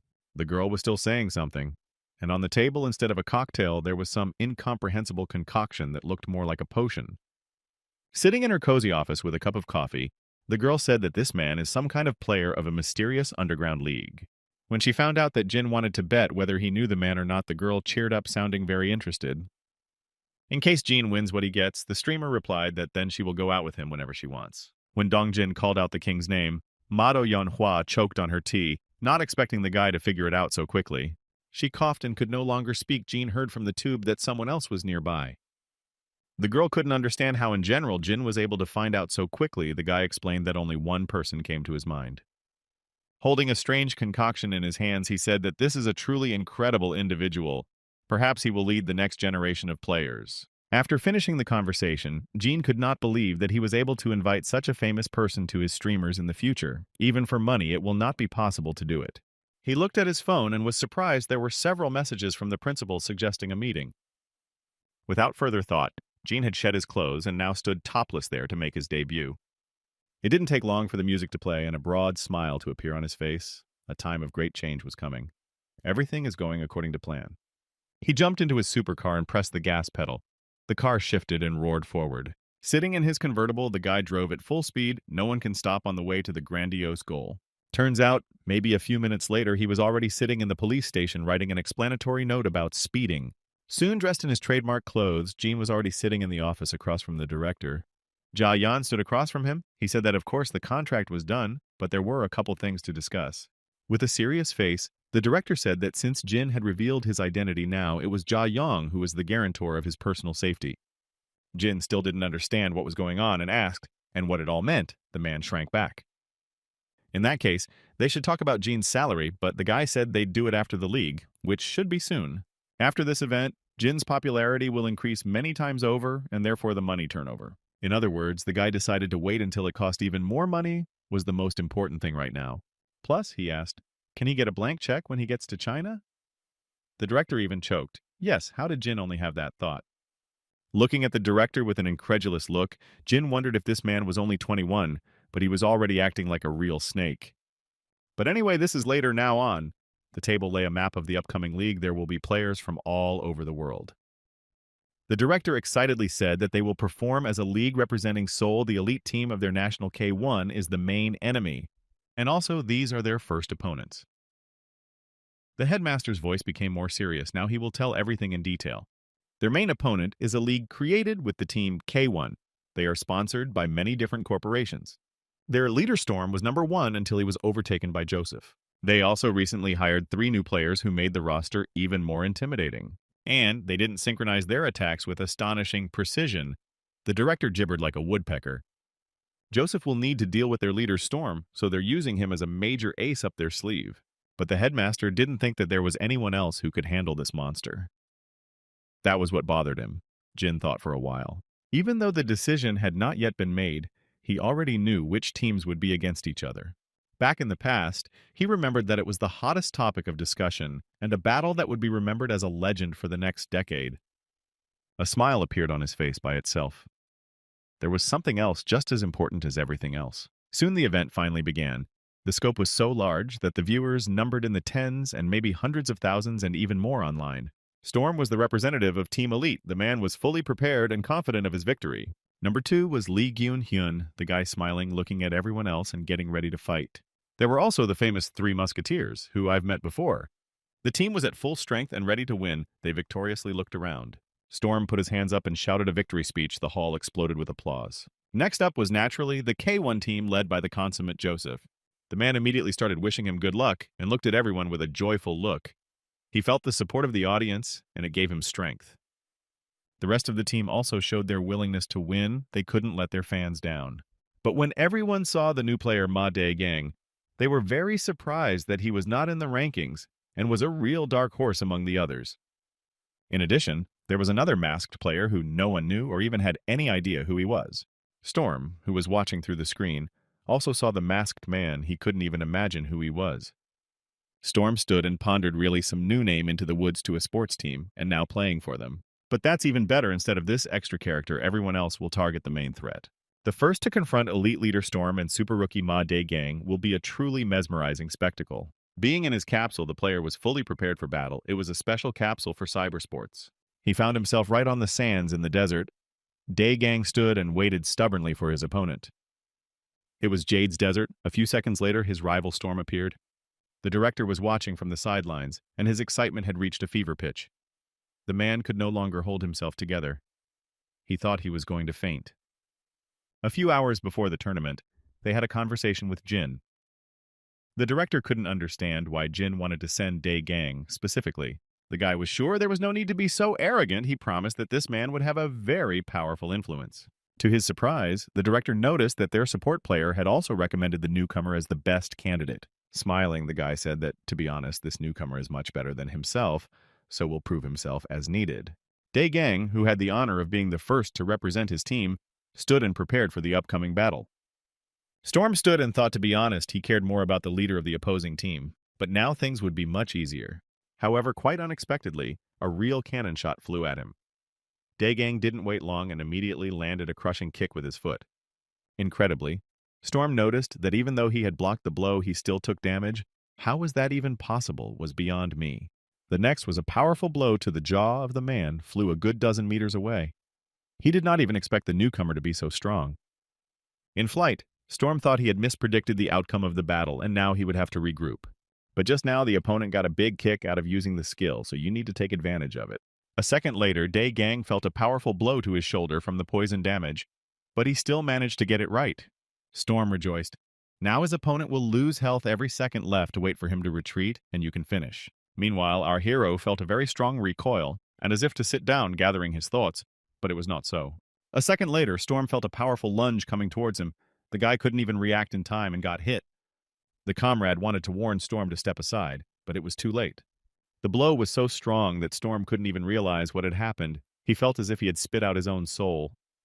The pain was incredibly intense. Jin, who was watching the whole thing, was very pleased, foolishly assuming that the newcomer was just an expendable coin. If we compare the strength, the newcomer now surpasses even Joseph, meaning that he will not have a hard time dealing with this commander. Meanwhile, the director couldn't find himself happy. He couldn't believe they had such a diamond on the bench. Now everything is going to change. Jin himself couldn't even believe that he had seen the legendary three-punch knockout again. It was certainly an interesting sight. In the past, he was just one of 1,000 spectators, and now he is in the immediate circle of events. He tried to push the bad thoughts away from his mind. There was no point in asking questions now. Everything had happened exactly as he had planned. Now he'd bet his life savings on victory, and he couldn't hesitate, or it would all go down in flames. If you make the right deposit, this match can increase your initial capital by 21 times. Gene was over the moon. Meanwhile, Daegun continued without replacement, even though he had little health. Left the guy just fixed his glove and prepared for the next battle. His next opponent was a heavenly monk with a huge amount of health and the ability to recover.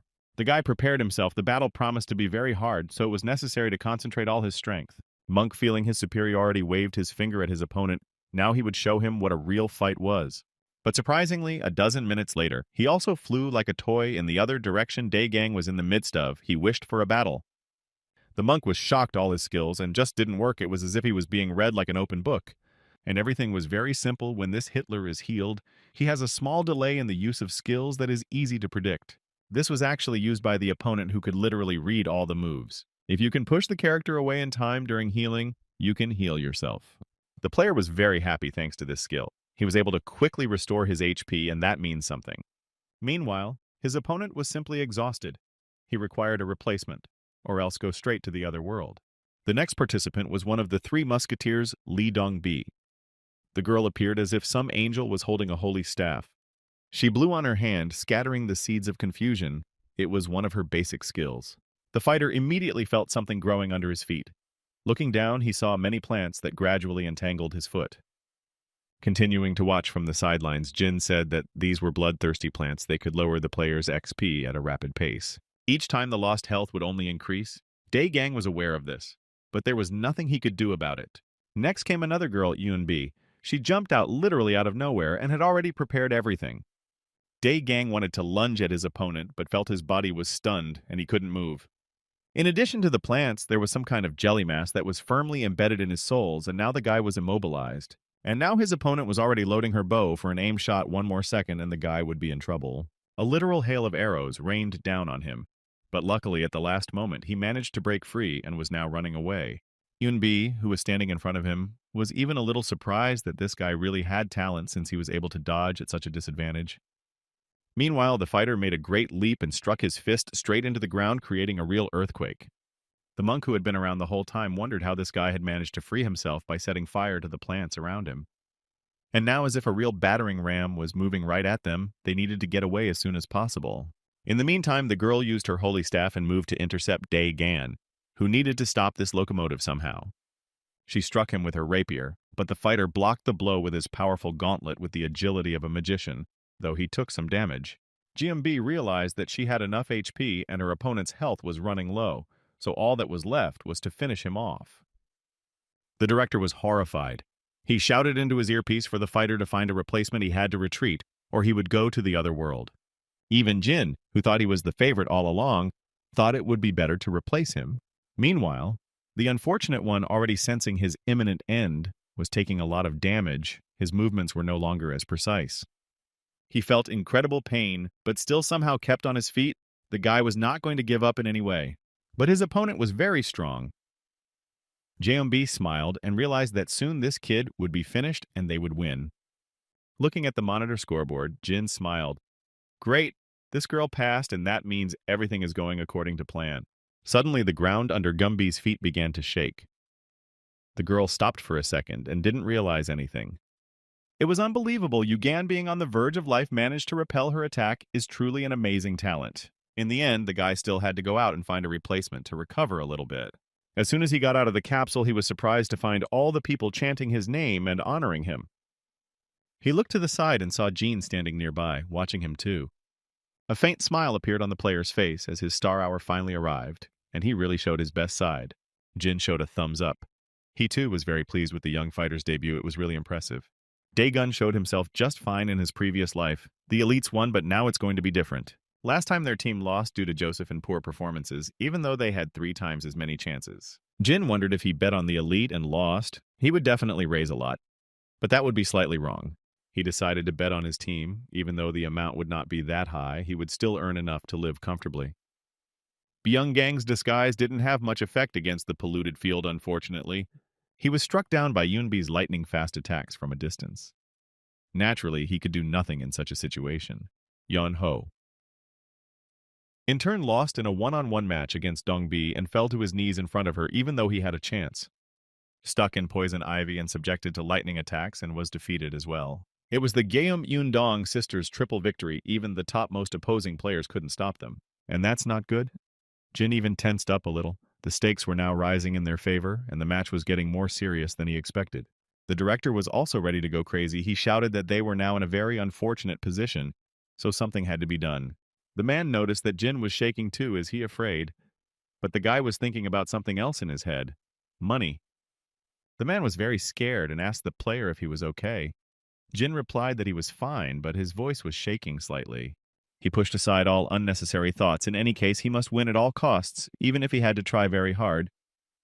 The spectators who came to the match did not understand who this guy was at all and where he came from. They saw this man for the first time. Jean, on the other hand, was in the prime of his life. He had long missed that feeling of having the fate of his own team depend on his actions. It had finally begun, and now he stood before his opponent in full uniform and prepared to take the fight. One of the sisters looked at him and squinted at him. Something about this guy pissed her off. Well, basically, it doesn't matter. She's going to beat him anyway.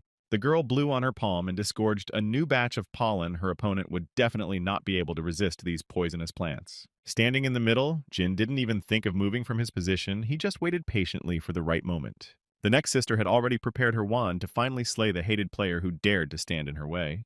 To the great surprise of the audience, Jin didn't even think of moving. He stoically took the powerful lightning strike with his entire body. The sorceress didn't even expect this. She thought the boy would at least dodge, but no such thing. Moreover, she was surprised to notice that the energy she released was reflected back, and the guy didn't take a unit of damage. There were huge spikes growing right out of the ground, and the girl couldn't react in time. Her sister was horrified this player was able to repel such a powerful attack. It just couldn't be. Who the hell is he? Meanwhile, Jin was still standing in his seat, just patiently waiting for them to strike next. And sitting in his suit, Jin rejoiced. Just now he was wearing the dead water outfit, and it was helping him reflect all the damage. The guy acted completely relaxed. He felt what the master of the situation and called the next one. The archer drew her arrow and prepared to deliver a crushing blow. He had only 1 XP left. This is the end. Daegang, standing on the podium, was completely shocked. This man fights with such ease, yes, and also uses his technique. Jin swung his fist straight into the ground, setting everything around him on fire. It was a real explosion like a bomb. The archer wasn't even going to retreat. She thought that these tricks wouldn't be able to stop her arrows, so let this person not even try. Jumping high up, Jin seemed to start flying. He felt as light as a feather, and now attacked from on high. In addition, the player could change the flight path right in the air, dodging every arrow. His boots were already ready. The girl was horrified to see a real danger flying at her. It was unbelievable. Did this man really have objects to fly? Daegang was incredibly happy to finally be avenged for him. Jin used the heat of his shoes to change his flight path right in the air. And now he flew straight at his opponent, swinging his weighty fist at the girl. Didn't stand a chance. Another sister saw all of this and ordered Yunbi to retreat. She is in terrible danger and may lose her life. But Jin was fully prepared late. She should have run instead of firing her bow. Now the moment was gone. An explosion rang out. The stands hushed. All were completely shocked by the newcomer without a name, and Glory with such ease defeated the experienced sisters. The director almost swallowed his tongue in surprise. He didn't even know what to say. Did his eyes not deceive him? This is really not a dream. A rookie wins. At the same moment, a smile appeared on the principal's face, and he literally jumped on the spot with joy. He couldn't believe it was really true. Being in the suit, Jin was at the peak of his power everywhere. Flames raged. The guy stood still and waited. Back at his headquarters, the director immediately became serious. These sisters were really having trouble. They synchronized their attacks. Looking at the piece of paper with the characteristics, Jin thought to himself, it had certainly been a long time since he had seen these three. On the sheet were the same 3 sisters after retirement. They immediately became university entrance exams. After a little thought, Jin said that if he defeated them, he wanted at least $10,000 each. Could they arrange it? Hearing such a request, the director opened his mouth in surprise, but immediately tried to pull himself together. But Jin was confident in his choice. This amount was enough for a player of his level, so let them try already. However, the principal didn't even care about that. He continued to cough and was surprised that Jin was talking about it so calmly. A smile appeared on the man's face, even though he couldn't believe that this person was really a newcomer. But making a goofy face, Jin smiled, of course, and who else could he be? After all, the director has agreed well. He'll talk to the sponsors. Maybe they can be persuaded if Jin performs well. Sometime later in the next battle, he fought again against the monk. The man spoke to him in his usual manner. Jumping down from the cliff, he prepared to strike it. Seems this fighter was completely confident in his abilities. Standing beside him, Jin didn't move at all. He looked at his opponent with a completely blank stare. A second later, the monk was hit so hard that he couldn't even stand on his feet and flew far away to the side. The experienced fighter didn't expect that an ordinary newcomer would be so strong that he would barely knock him out with a single blow. But it was not the end of the ground under his feet began to burn. The man felt an incredible heat in his entire body. The team captain stood looking at it all with an ironic smile. Finally, they were on a roll, and the rookie wasn't so bad.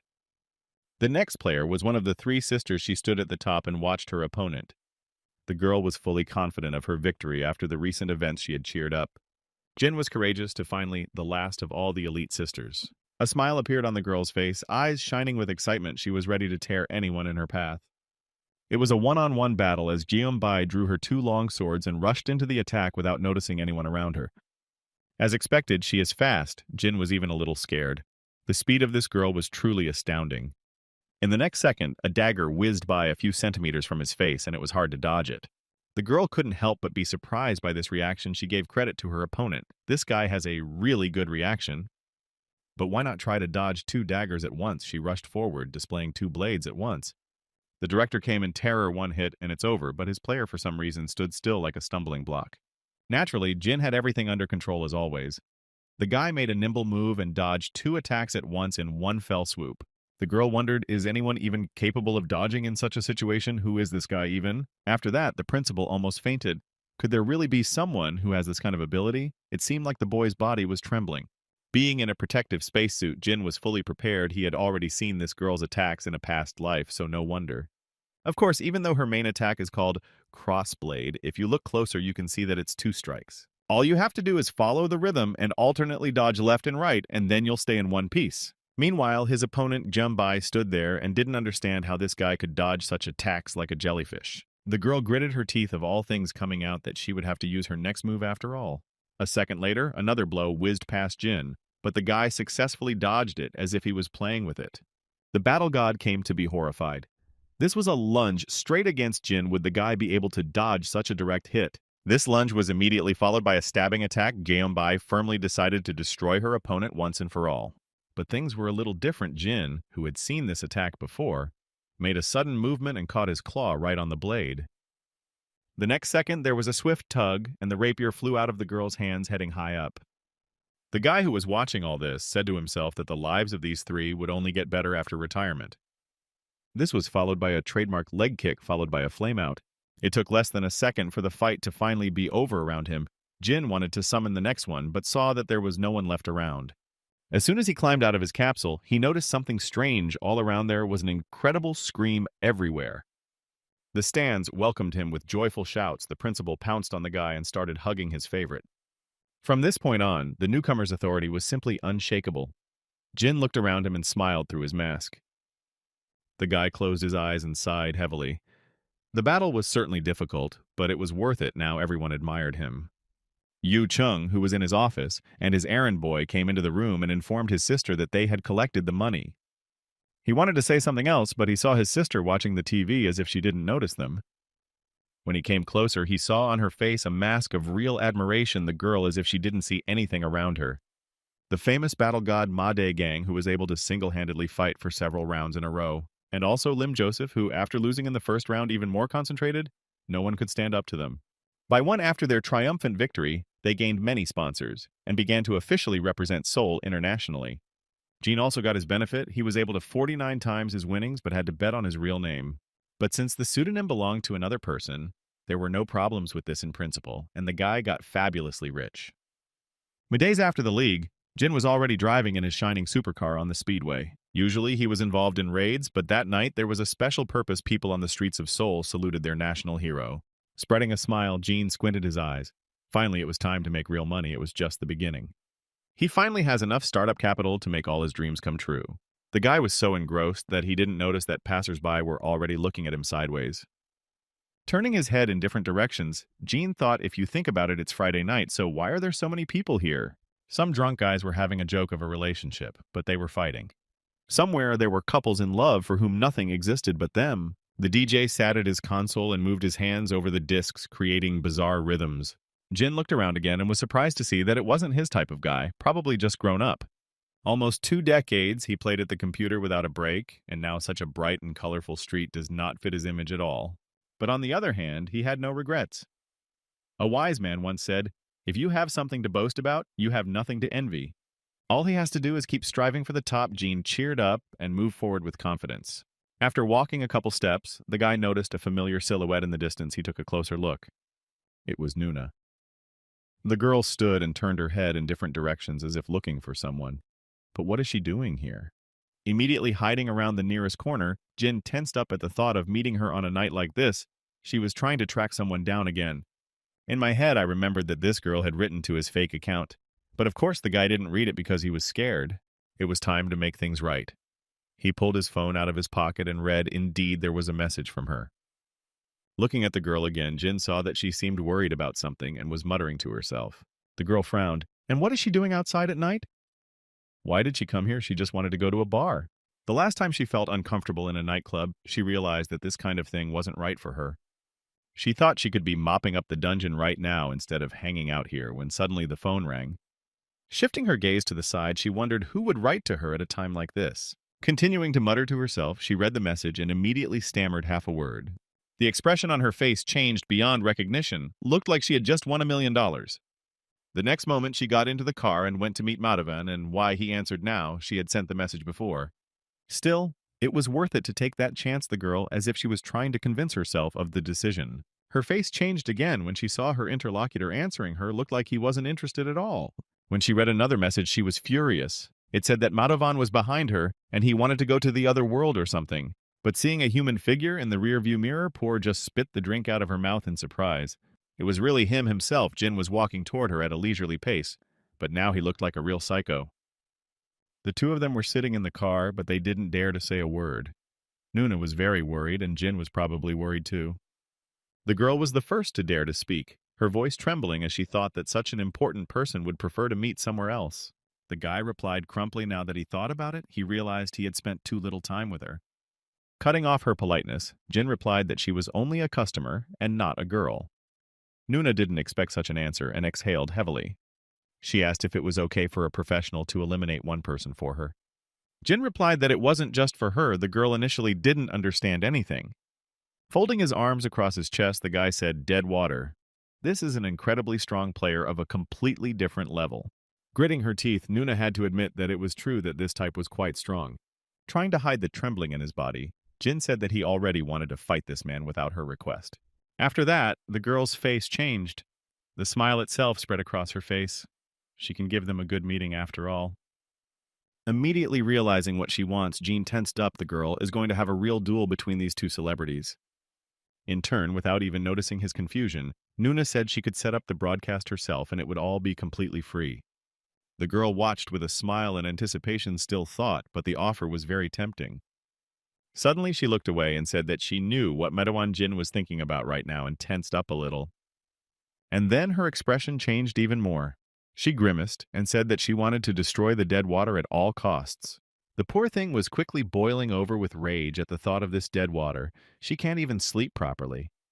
Jin was even a little frightened by this eagerness, and it looked like he had made a dangerous enemy, even worse than the last time. Thinking about it, the guy realized that if someone heard it from outside, they'd probably think he was her stalker.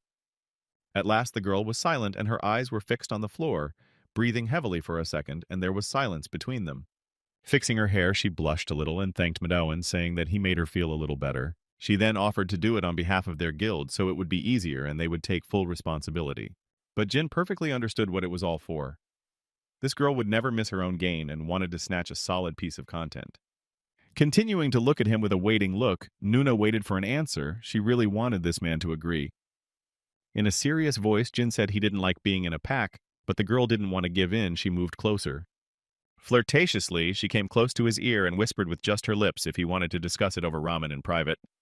Seeing no proper reaction, she looked at the guy, wondering what he was even waiting for. Unexpectedly for himself, the guy began to speak in scientific terms and now from the outside looked like some kind of professor. He did not want to start a relationship with such a girl and he had no attraction to this person, so he decided to end the conversation. When he opened the trash can in the car, he threw out a tissue and saw that it was full of trash. Seeing this, the girl rushed towards him, trying to wrestle the trash bag out of his hands. She would throw it all away herself. For a second, Jean stopped and froze in place. The situation was bizarre, to say the least. One rainy night after a date he got for donating to her streaming service, he painstakingly cleaned up the trash in her car. He did it simply because there was nothing else he could do for this girl, but she then started to refuse. Could it be called the mindset of a slave? The guy back then was stupid. Even remembering it, he became ashamed. Without saying another word, he got out of the car and the girl was left to herself. It seemed odd that Madhoven was scavenging strangers. He did it as if he was accustomed to it. Walking down the street, Jean pondered. He remembered when the girl said she was first touched. He was the first to take the trash out of her car. A second later, wet drops began to drip from the sky and it started to rain, but he didn't have an umbrella. When Nuna was alone, she couldn't come to her senses for some reason. Her pulse was racing, but she didn't know what was wrong. She hasn't even had a drink, so what's going on with her heart? She looked out the window and tried to calm down. And so Jean stood in front of his alter ego Madhoven. Now this character wanted to destroy him at all costs. First, he really wants to destroy it, or is this just some kind of joke? But Madhoven nodded his head in no uncertain terms. Yes, that's exactly what he was going to do.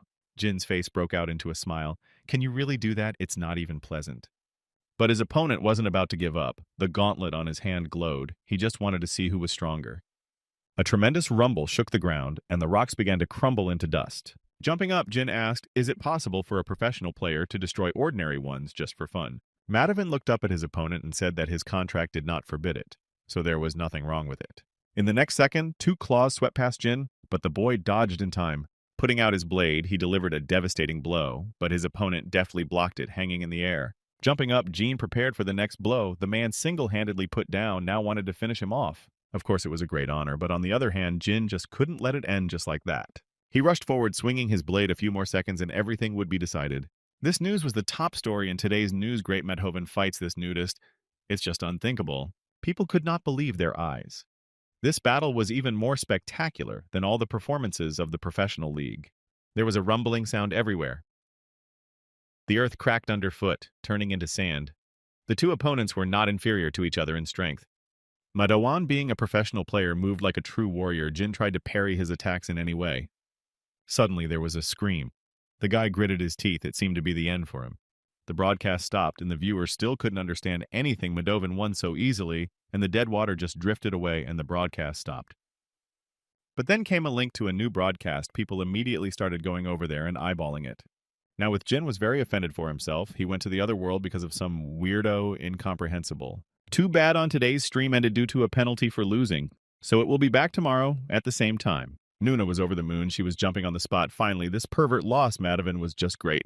The girl was literally crying now. She could sleep soundly and stop tearing her hair out over this weirdo.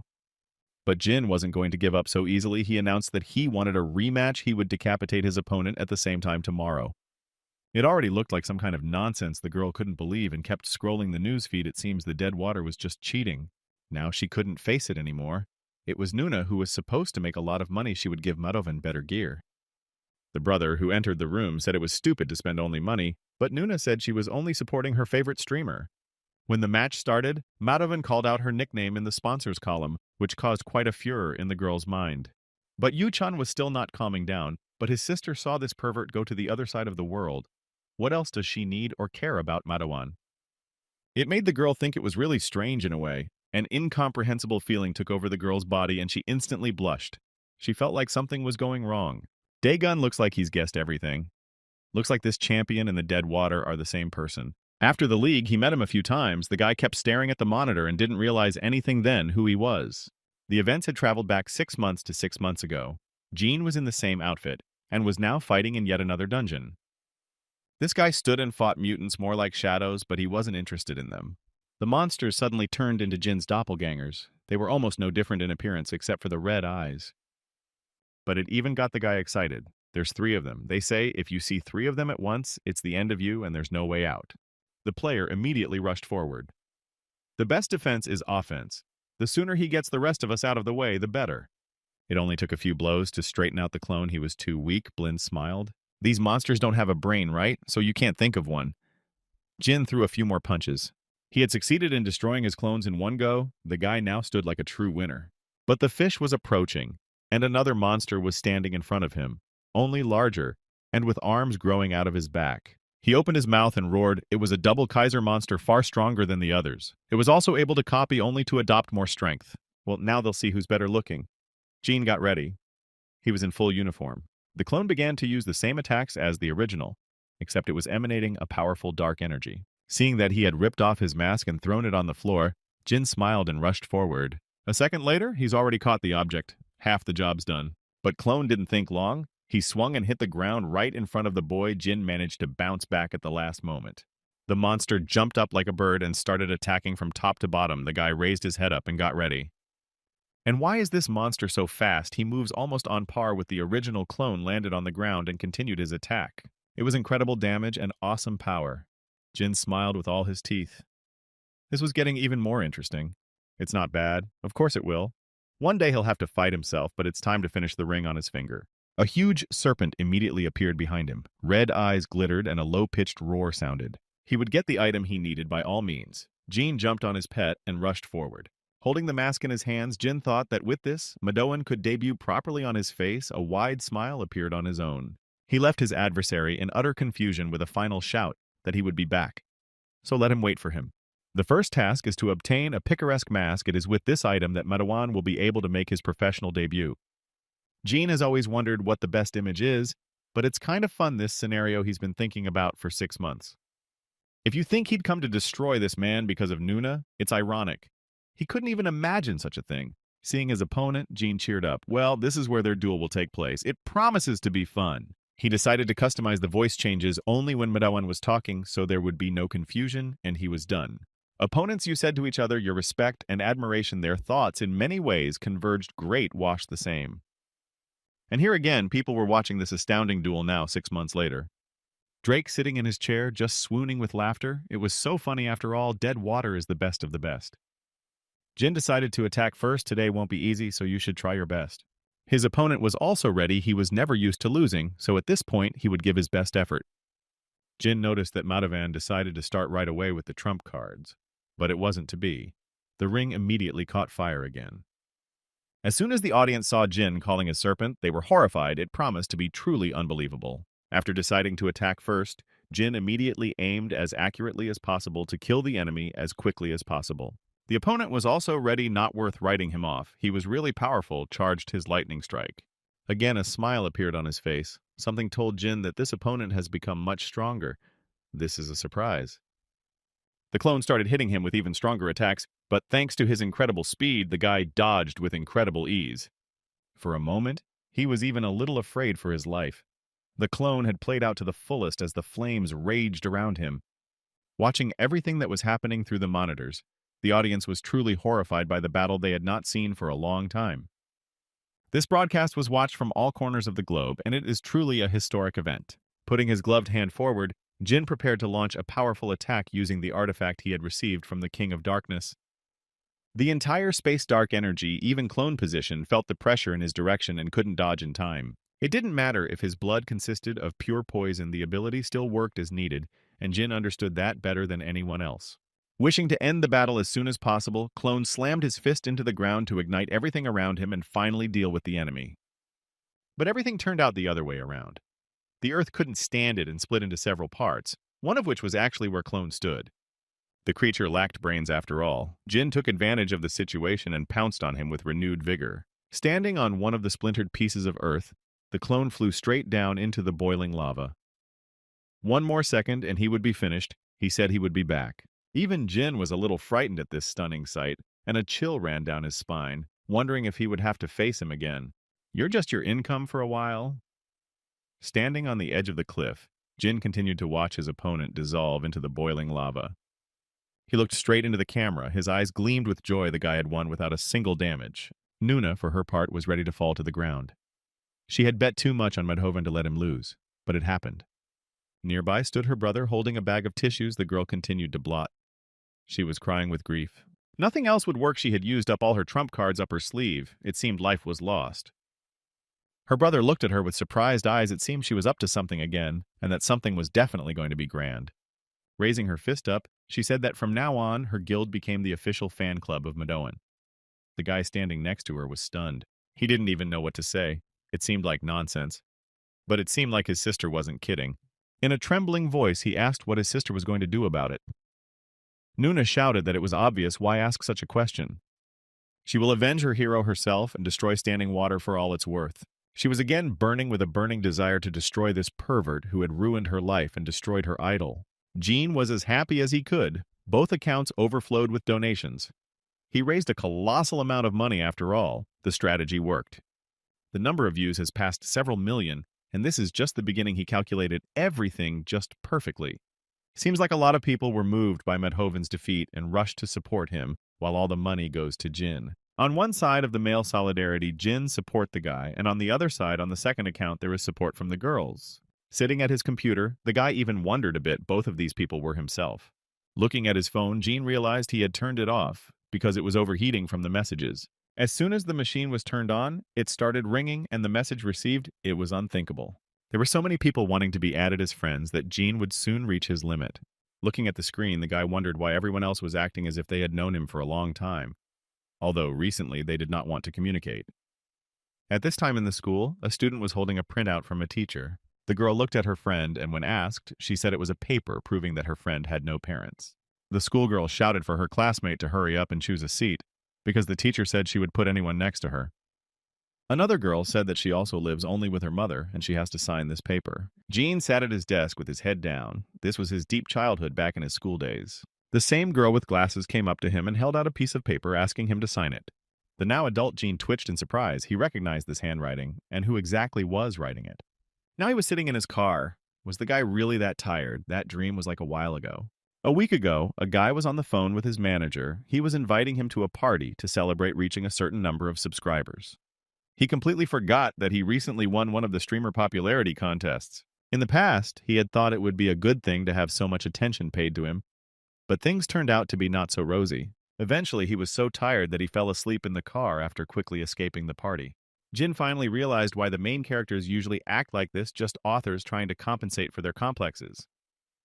The whole time he sat in the car, he wondered if the girl from school would come and say a few words. At this time, the battle god was in the midst of his battle. He was destroying monsters one by one. On the screen was the guy's satisfied face. He looked at the others completely unemotional. The spectators were shocked this player single-handedly tackling a high-ranked monster was an incredible sight. But Hyuk-woon, who was sitting next to him, didn't seem to be impressed. He was a soldier and didn't understand the fun of all these computer games. He shouted that computer games are just fun for kids, and the rest of us should be adults doing serious things. Suddenly, the door opened and Jean walked in and asked if the reunion was happening here. The people standing in the building opened their mouths in surprise, probably not expecting to see him. If it's him, everyone already thought the guy was just going to blow it off and not show up. Hyuk-woon looked at him in surprise. Is this the same loser Jin, and what happened to him in the first place? At that time, the player sat down at a table, and he was immediately surrounded by others. They recognized him as a celebrity, and now wanted to interview him. The guy was even a little embarrassed by this display of attention. Though to be fair, he was pleased to see them all. The girls who used to mock him now admire his talent, of course, it was all played. Suddenly Jin turned around, hearing Hyuk-woon's voice. He was as arrogant as ever and didn't even perceive others. Thinking about it, Jin remembered that this man had been a bully in high school, yes, and basically the whole school was afraid of him. Events have carried over to school the last year passed in the summer, as always exposed. Hee-won peeked out from around the corner and watched the guy get beaten up, but she didn't react yet. Poor Jin continued to be beaten up and no one even thought to stand up for him. The boy was alone. He was being beaten up by the very bully who was now looking down on him again. The guy was incredibly obnoxious. Unhappy Jin waited patiently for the end of the exorcisms. He was even afraid to say a word in response. And now being an adult, he sat in front of his abuser. Hyuk asked what Jin does. The guy replied that he just plays games. After this answer, the former soldier smiled. It seems this asshole hasn't changed a bit at all, remained the same loser. But Jin just looked at him with an uncomprehending gaze while holding a glass of water. And his worst enemy continued to boast he had already accumulated more than $20,000, so he considered himself quite successful. Suddenly his former classmate said that Jin is now on TV after such a bully opened his mouth in surprise. Indeed, the plasma screen showed none other than Jean, who became a contestant and was among the most popular streamers. The others held their breath and watched it with bated breath. Could it really be true? And the former bully choked on his water and coughed. He didn't expect a loser like Jean to succeed. On the screen was the smiling face of the player he was thanking everyone for their attention. Hyuk couldn't say a word, but Jin started to speak quite calmly, and now it's his finest hour. In turn, Jin sitting on the chair continued to speak calmly. He felt his superiority and rejoiced. And the former bully who thought he was the best in school just had to work at the diner. Girls immediately began to crowd around Jin, asking him about his success and showering him with attention. After drinking some water, Jin realized he was starting to get a little tired of this. It was time to get out of here. Sighing heavily, he wanted to say something, but a voice was heard. Someone said he would leave first. Turning around in the crowd, he saw the familiar face of Yoon Sol, the very girl he wanted to meet the most. Could it be that she had been here all this time? He wanted to talk to her and discuss the past, but he missed the most important moment. The girl was already approaching the exit of the cafe, opening the doors. She was ready to go outside already. A frightened Jean hurried to the exit, waving his credit card. He said he'd pay for everyone himself. Sol. Walking down the night street, such a place was uncomfortable for her, too noisy. She wasn't used to these people. The girl stopped the moment a very familiar voice called her name. Turning back, she saw a painfully familiar man, Jean, standing in front of her, some distance away. Apparently the guy was out of breath and breathing hard. It cost him a lot of work to catch up with her. The girl looked at him with an amazed look, but recognized him immediately. Apparently, she still remembered Jean from her school days. For some reason, the guy started stuttering, though he was speaking in public, and now it was as if his tongue wasn't listening. His lips were trembling and his voice was beginning to sound childish. He had always been timid when talking to people, and now he was even more so. Still, he gathered his thoughts, one sentence. Maybe they should go out and talk. The girl was even a little surprised. But still she agreed, and a few minutes later they were sitting in a coffee shop talking. Sol couldn't believe that her once battered classmate had become a celebrity of such magnitude. From all that was said, it turned out that she had graduated high school early and was now a senior at the university. When she heard that Jin wanted to thank her for something, she even wondered a little what she had done. The thing was, Jean remembered everything from when she came up to him at school and talked to him. He was an outcast. After saying that, Sol was embarrassed at being thanked, but Jin hurriedly reassured her. After that, the girl hesitated a little. It was obvious that she wanted to say something important but was very shy. With a good-natured glance at her, Jean asked what was wrong. He could see her obvious excitement. She eventually admitted that she only came to the reunion because Jean might have been there. But when she saw him, she couldn't hesitate a word and just walked out of there.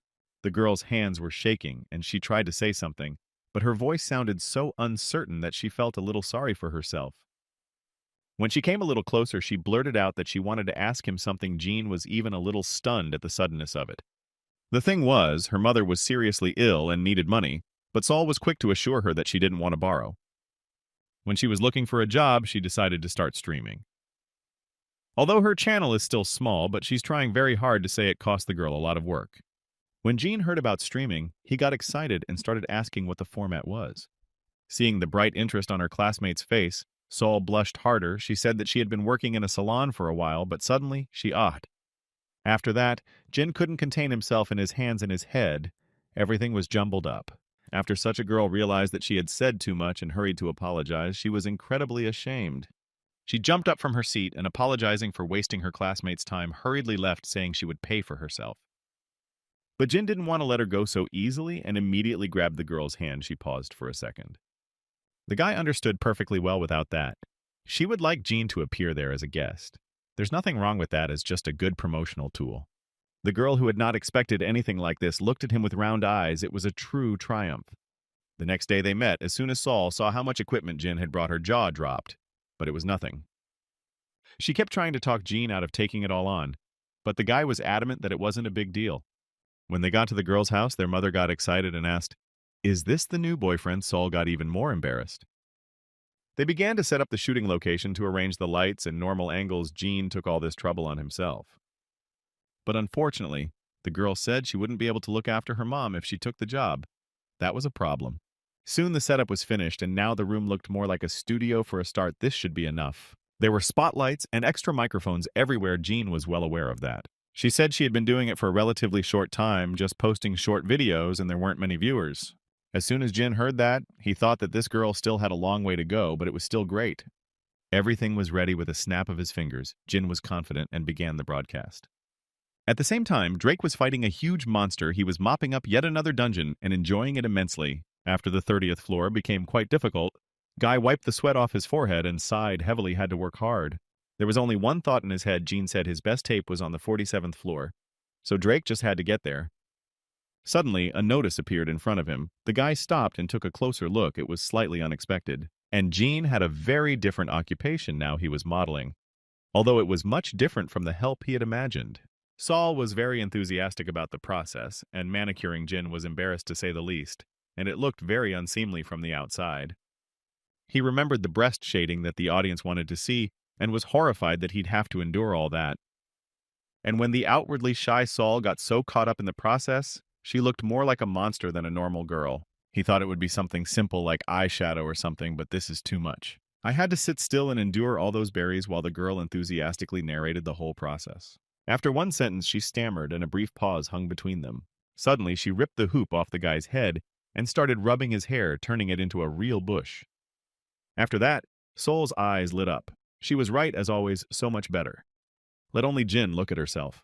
Now the guy's hair looked completely different, but the girl complimented him. Now he looked pretty nice. But it still looked weird. Jin wasn't used to styling his hair, so he immediately started rubbing his head. Then he stretched out his hands to a classmate who was very frightened. Now it was his turn to do makeup. It was worth it to see how she would look with her bangs pulled back, and Jean immediately put a hoop on her. Now Saul looked completely different. Her image had been transformed, and now she was unrecognizable. After seeing this, Jin's eyes bulged with surprise. He didn't expect his classmate to have such a transfiguration. Turns out she was cheating on everyone, but the girl said it was humiliating and revealed a very ugly face. Jin got so carried away that he said out loud how much the girl's beautiful classmate was horrified and immediately blushed. Suddenly my mother's face showed through the curtains, and she politely inquired what was going on here. The couple was sitting across from each other, and Jean was naked from the waist down. It looked strange, to say the least. After such a picture, the girl blushed even more. She felt incredibly embarrassed. She tried to explain. It's not what Mom thought it was, but the woman nodded understandingly. It usually happens quieter. The chat room was a real mess. Soon the exorcism was over, and Jin went to his dungeon while talking to his classmate. She said that the popularity has increased only because of Jean, and she is very grateful to him for such publicity. Besides, my mom said there'd be Jean coming over sometime. She'd even make dinner. Immediately afterward, the boy received a letter from Drake containing the reappearance of the order to destroy the dead water. The situation was getting more complicated. Jin suddenly heard whose voice it was that politely inquired about his rank. Behind him stood a girl with pink hair. She inquired, is it by any chance dead water in front of her? She had a pretty face, but Jin wondered if even regular users were starting to recognize him. Fixing his hair, he introduced himself politely, but the girl understood it perfectly well without that. It was that pervert. At the same moment, she pulled an obscure cube out of her pocket and took aim and threw it straight at the guy's face. The pain was unbelievably intense. It felt like a brick had been thrown at him, but it was a dye pack. But that's not the worst of it. After a second, Jean was horrified to notice that he was completely bald and pink. And the girl with a snide smile turned around and ran in the opposite direction, cursing Jin. Guy just stared after her and didn't understand who she was or what she wanted. After all, it's weird. But he quickly realized the situation was escalating. These are random spirit dyes, which means the effect will be unpredictable. A second later, he saw Drake, who by the way was also pink and bald, and Jean's eyes went to his forehead. As soon as the guys saw each other, they rolled with laughter. Their laughter lasted for 15 minutes, and they clutched their stomachs in an attempt to contain their laughter. Having laughed enough, they decided to find out who hunted them and what they had done. The guy sat at his computer and thought about it. It wasn't really a problem, just annoying to find out who was behind it. After some time of searching, Jin still managed to find some trace. It was the Magio Guild. But what is that even? The search intensified to find out what they wanted from him. Jin decided to find as much information about them as possible. Turns out it was Madawan's fan club. Now it was clear they were just fans of his own alter ego. And now Jean and Drake were standing across from each other, trying not to laugh at their own appearance. They looked like radishes. Jin wondered if they wanted to destroy him because of the clone he had created. But a brilliant idea was immediately born in his head, so the situation would soon be resolved. They decide to go from here without delay, and Jean shows Drake something very entertaining. At that time, the fans of the opposing camp were hostile. They wanted to destroy the dead water once and for all. It was the North Wall village of newcomers. Jean and Drake stood on a small dais and watched the actual rally. It'll be hard to disguise themselves. They're pink and naked, so they'll be seen right away. Well, there was nothing left to do but do what they had originally intended. Jean has summoned his serpent, and it's his finest hour. So it's worth it to show all these people what they're really worth. The procession passed, As it should, as suddenly a strange shadow appeared between them, people stopped. One of those present looked at the strange silhouette with horror, but immediately realized who was in front of them. Players one by one started falling to the ground unconscious. It was dead water, so it's not good. Jin decided to act out in the open, since disguise wouldn't work, so let's see what happens. The other players here were noticeably more numerous, and they seemed confident in their abilities. Jin stood in front of them. The two girls rushed at him stoically with the firm intention of destroying this one. But Jin was naturally much stronger, and with one powerful punch, he threw the two opponents aside at once. Then the real carnage began. As he destroyed one player after another, no one could hide from his gaze. One of the players dressed in armor came to the horror of the dead water. Really mad, he attacked the city tower in the open. Everyone else seems to have realized that dead water basically doesn't care how the players treat him, so he's more dangerous now. Ignore all the yelling. Jin continued to destroy his enemies since they don't want to live peacefully. One girl took a smoke bomb in her hands and prepared to throw it directly at the enemy. There was no other way out. Jin stood right in front of her and came closer and closer, but the girl seemed determined. She said reinforcements would be arriving soon. A smile stretched across her face. She promised that soon the dead water would remain in history. No one would help him. Seeing that Jin was not reacting at all, she asked for support. But it was too late. The guy was flying at her with a blade in his hands. They called for one support group after another, but it was all useless. Jin was too strong and fast. The fifth security team couldn't handle the threat of dead water, just destroying them like toys. It was a veritable whirlwind of human bodies, no matter how many people showed up here, one by one.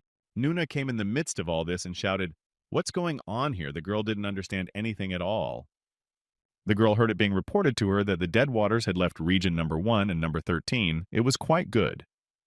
My brother said they've disbanded their groups, and we need to follow them and not give them a chance to get out of here. The girl gritted her teeth. Their men weren't enough to completely block the enemy's exit from here. She ordered her forces to split in two and rush after the remaining opponents to prevent anyone from leaving. Fury overwhelmed the girl's heart. She understood this pervert's plan and wanted to prevent everything, but there were too many of them. At this time, Jean, along with Drake, were running down the forest path and talking to each other. Before the battle, the huge serpent had gotten drunk on clones and had them lodged in his stomach indefinitely. Since he had the absorption ability, he could keep as many entities in his stomach as he needed without much loss. So they created a lot of clones and now had an entire army at their disposal and could control it as they pleased. Running alongside Drake said he's going to ask Jean something. Just let him answer honestly. Jumping off the cliff, Drake said he was on Jean's side, but he didn't really like the fact that they were being helped by someone whose plans he didn't know. Jin replied that he wanted to realize a grand plan to cause cataclysm by turning this whole game upside down. It would be like saying giant renewal. His bald head sparkled in the sun. The guy was quite enthusiastic. But having such an appearance to keep seriousness was somehow difficult, and the guys laughed again. The guys were busting their bellies in gusts of laughter because of their appearance. It was extremely difficult to talk about anything serious. Now that everything was clear, the guys ran forward. The 24 hours would be over soon. We had to wait a little while for the clones to do everything. At this time, Nuna and her charges were moving forward, a huge army. Finally, the raid on the northern continent had begun. Jin, along with Drake, had also arrived in the cold lands and had already fought a huge tree monster that was remarkably strong. Jin shouted that this monster's health is distributed between the torso and the limb needs to be destroyed. Drake said he'd take care of his hand, so I shouldn't have worried. Soon, the monster was struck down. Jin ordered his comrade to rub the sap of this tree into his skin so they could warm up. Drake asked how long this blizzard would last. Jean replied that depending on the structure of the blizzard, maybe a minute, and maybe a few. The comrade wondered how Jin knew all this, but the guy was well aware of this weather phenomena. In other words, you have to watch the snow carefully for how many snowflakes are falling at a time. Strangely, the wood monster was quite weak, but that wasn't the whole surprise. Suddenly, the guys saw the notice in front of them of the ice boss advising them to get out of here as soon as possible. In the depths of the snowstorm appeared some strange, indistinct silhouette that was approaching faster and faster. Jake wondered what this was all about. But when he saw Jean's frightened face, he seemed to realize they had to get out of here as soon as possible. It was an ice monster, more like a ghost from the Japanese movie Call, with black eyes and a huge hole instead of a mouth. He approached Drake and had already opened his jaws wide to devour him in one go. The boy was scared. But he managed to bounce off in time, and the monster landed a few meters away from him. Unfortunately, the guy noticed that the monster was holding his leg with its clawed paw, and a second later, her leg felt colder, and she started to turn into ice. And that's too bad. The archer pointed his crossbow straight at the monster and started firing to fend it off. But it was useless soon. His whole body turned into a regular piece of ice. The guy froze in the same position. The monster approached him and began to inject across his face with its hideous tongue. It was not a pleasant sensation. It's all about this monster's peculiarity that the person it touched can only thaw when a comrade touches it. Jin was too busy talking and didn't notice that the monster had already touched his back and his cloak began to crust over with ice. It didn't take a second for Jin himself to turn into a block of ice, and several arrows fired by Drake whizzed past him. As expected, arrows and magic also count as touch, even if throwing rocks or spitting will work. As expected, arrows and magic also count as touch, even if throwing rocks or spitting will work. Jin thought indeed the situation was heating up, and this monster should be dealt with as soon as possible. But suddenly an idea popped into his head to stroke. And do they really need to destroy this monster, or can they get by? Meanwhile, their opponents were fighting the wolves. The man tried to fend off several of the monsters, but he was not doing so well. Nuna swung her axe and destroyed the monsters one by one. Dogs barking and bones cracking could be heard everywhere. And why they are so weak but still annoying, they attack them and immediately retreat. A member of their team looked at the little penguin and wanted to pet it. The girl had already reached out her hand to him. The bird stood motionless and seemed to be waiting for the moment. But a second later, blood splattered on the ground. The penguin proved to be a predator, its fins incredibly sharp. It immediately rushed straight at the people and began trying to reach them with its blades. Looking at him, Nuna frowned. Over 100 people went to the other world because of that bird. The penguin wasn't going to give up. He flew straight at the girl, putting his bladed wings forward. Suddenly, a familiar voice came from somewhere. It was Jean standing behind a snowdrift and taunting them. The girl looked at him with a surprised look of someone she didn't expect to see here, and she didn't expect him to be here at all. She tried to hit him but missed. The guy put his arm out in front of him and thanked her. But Nuna was sure it was a directed hit, so why didn't it hit? The girl's face contorted. Suddenly, there was a strange sound that sent shivers down the spines of all the participants. It was the same ice monster. He was crawling towards them with incredible speed from the side. He looked even more frightening. In a second, people started to freeze one by one. Their bodies were covered in ice. They could not resist anything. Realizing what kind of monster it was, Nuna realized that things were bad. She would be 4 times weaker by the next morning. But as apparently she wasn't going to give up, the girl readied her axe and grouped herself. At this time, the friends were running through the snowbank. It was their chance to destroy their enemies once and for all. Smiled Jin looked at his comrade and how he must rid himself of people and those willing to destroy him for his own sake. Meanwhile, the entire enemy team was frozen. They couldn't move and lost sight of 2 guys. When they found a small hut, they searched it for some ingredients to keep warm.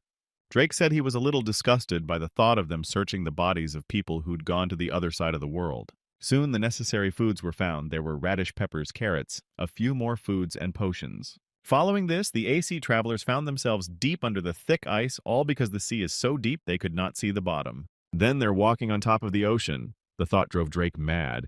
Picking up the baggie that was bleeding for some reason, Jean told Drake to watch where he was going or he might fall through. Following that, he threw the pouch on the ground. It was a kind of bait made of ice wolf blood.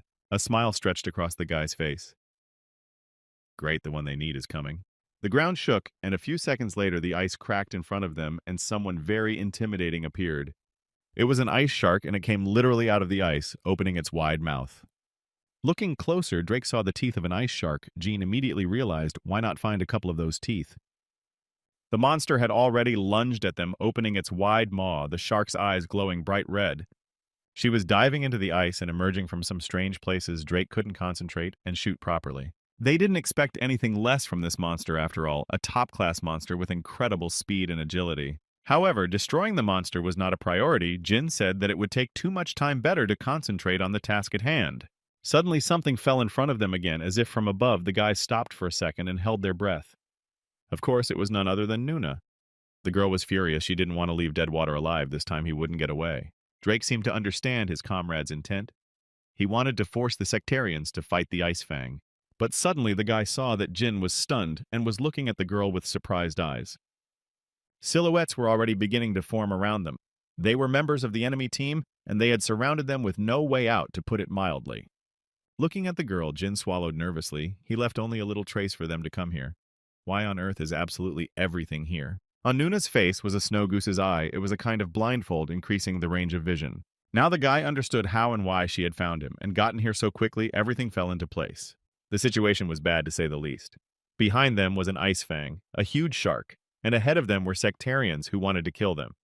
Needing to buy time, the guy tensed up and prepared for the fight this battle risked to become very hard. Throwing herself at her opponent, Nuna screamed that there was no way dead water was going to get away from her this time he was finished. But Jin said he was just wondering if the girl knew the secret of the object that was now on her face. Hearing about some secret, the girl stopped for a second and looked at her worst enemy in surprise, wondering what he was talking about. And then Jin did the dumbest thing he could think of. He said the title would be exactly the same if you read it backwards. The people standing nearby looked at these two in surprise at what they are even talking about. It looks like utter stupidity. But the girl didn't seem at all impressed. She took off the blindfold and looked at Jin with an even sterner look. Goosebumps ran down the guy's back. What's wrong with their reaction? Why do they look like they want to destroy him? Suddenly, Nuna snapped out of her seat and started running straight at him, sprinkling various curses. But suddenly, a monster appeared right in front of her. A huge shark jumped right in front of the girl's face. The poor girl was startled and stunned for a few seconds. She didn't even know what to do in such a situation. The shark began to devour her companions one by one. Screams were heard everywhere. People could do nothing. She couldn't even understand where this monster came from and ordered the mages to fire all weapons. The sorcerers concentrated all their power on the monster and began to use dozens of spells to somehow deal with it. Standing nearby, Jean realized that this monster was running further into the depths if you shot at it too hard, and I'd be lucky if they lost it. Biting his finger, the guy launched a barrage of bloody blades at the shark to stop it somehow. Inside himself, he realized that every monster was programmed to avoid poison damage, so with this, they would gain some time. The sorcerers took advantage of this moment and concentrated all their power into one precise shot. Their wands glowed. The monster roared in pain as he realized he was surrounded by it. The wide maw did not bode well. The girl looked on as the monster massacred her charges without much trouble. It just couldn't be. Did the monster follow them all the way here? It was another surprise. The ice monster was already flying down from above, spreading its wide, bony arms. Looking up, Jin rejoiced, and really well, finally he was waiting for this monster to come. With its black eyes, the ice beast looked straight into everyone's souls, and it would cause a real massacre here. The situation gradually heated up. The girl prepared to fight the fear. She did not know how to act. Her brother tried to bring her to her senses, but Nuna was like being covered in crusts or ice. It cost her a great effort to pull herself together, she asked. As the situation, the girl was very frightened. The brother replied that most people are frozen because of the ice ghost. He tried to free them to almost no avail. Just incredible luck. Jin collected the ice teeth one by one. It was enough to pass the quest. And then the shark opened its wide mouth and swallowed the ice ghost. But still he failed. Suddenly his body was pierced by an icy spike. The monster he had just swallowed completely froze his insides. On the other hand, the shark can't be frozen because too big. The guy was smiling and triumphant. The ghost was already heading straight for his new victim. He paid almost no attention to the people standing nearby. Amazingly, this is Jean's first ever fight between high-level monsters. It's so breathtaking. Nuna finally managed to pull herself together and ordered everyone to concentrate. They had some time while the monsters were busy with each other. The girl ran in the opposite direction. Her brother rushed after her, and there was genuine consternation on their faces. It's bad enough that out of an army of 1,000 men, there's only a little over 24 left. At this rate, they're going to lose face. Looking up the snowstorm, she vowed to once again destroy the dead water, no matter what it cost her. Standing nearby, Yu Cheng asked where those guys were going, and they disappeared into the snowy mist. This northern end of the earth is a pretty dangerous place to where they're headed at all in this final spot. He didn't want to admit it, but maybe this man is a pioneer. That's not good. Sister continued to rage. She would never accept the fact that this pervert would become a pioneer. Meanwhile, Jin stood on a dais and watched everything from high above, his silhouette visible amidst the snowstorm. The girl immediately spotted him and rushed to intercept him. Now he will not be able to escape from her under any circumstances. History is a strange thing. A long time ago, people came up with the idea that the earth is flat just because of these views of the world the game was created. Now they were at the edge of the earth. Jean pointed forward with his finger. A smile spread across his face. Here is the true beginning. The girl moved closer and looked into the distance. This world was ruled by the theories of ancient times. Looking closer, she saw a huge ship stuck in the ice. No one would be able to move it. When you a long time ago, Jin saw one very strange image of the edge of the world, but it seems it was illegal. But it was just like the guy I expected this ship to be here. A smile appeared on Jean's face. On the ship, they were greeted by Captain Ching Shu. He immediately inquired, "Is it really the passengers?" The monster was a skeleton.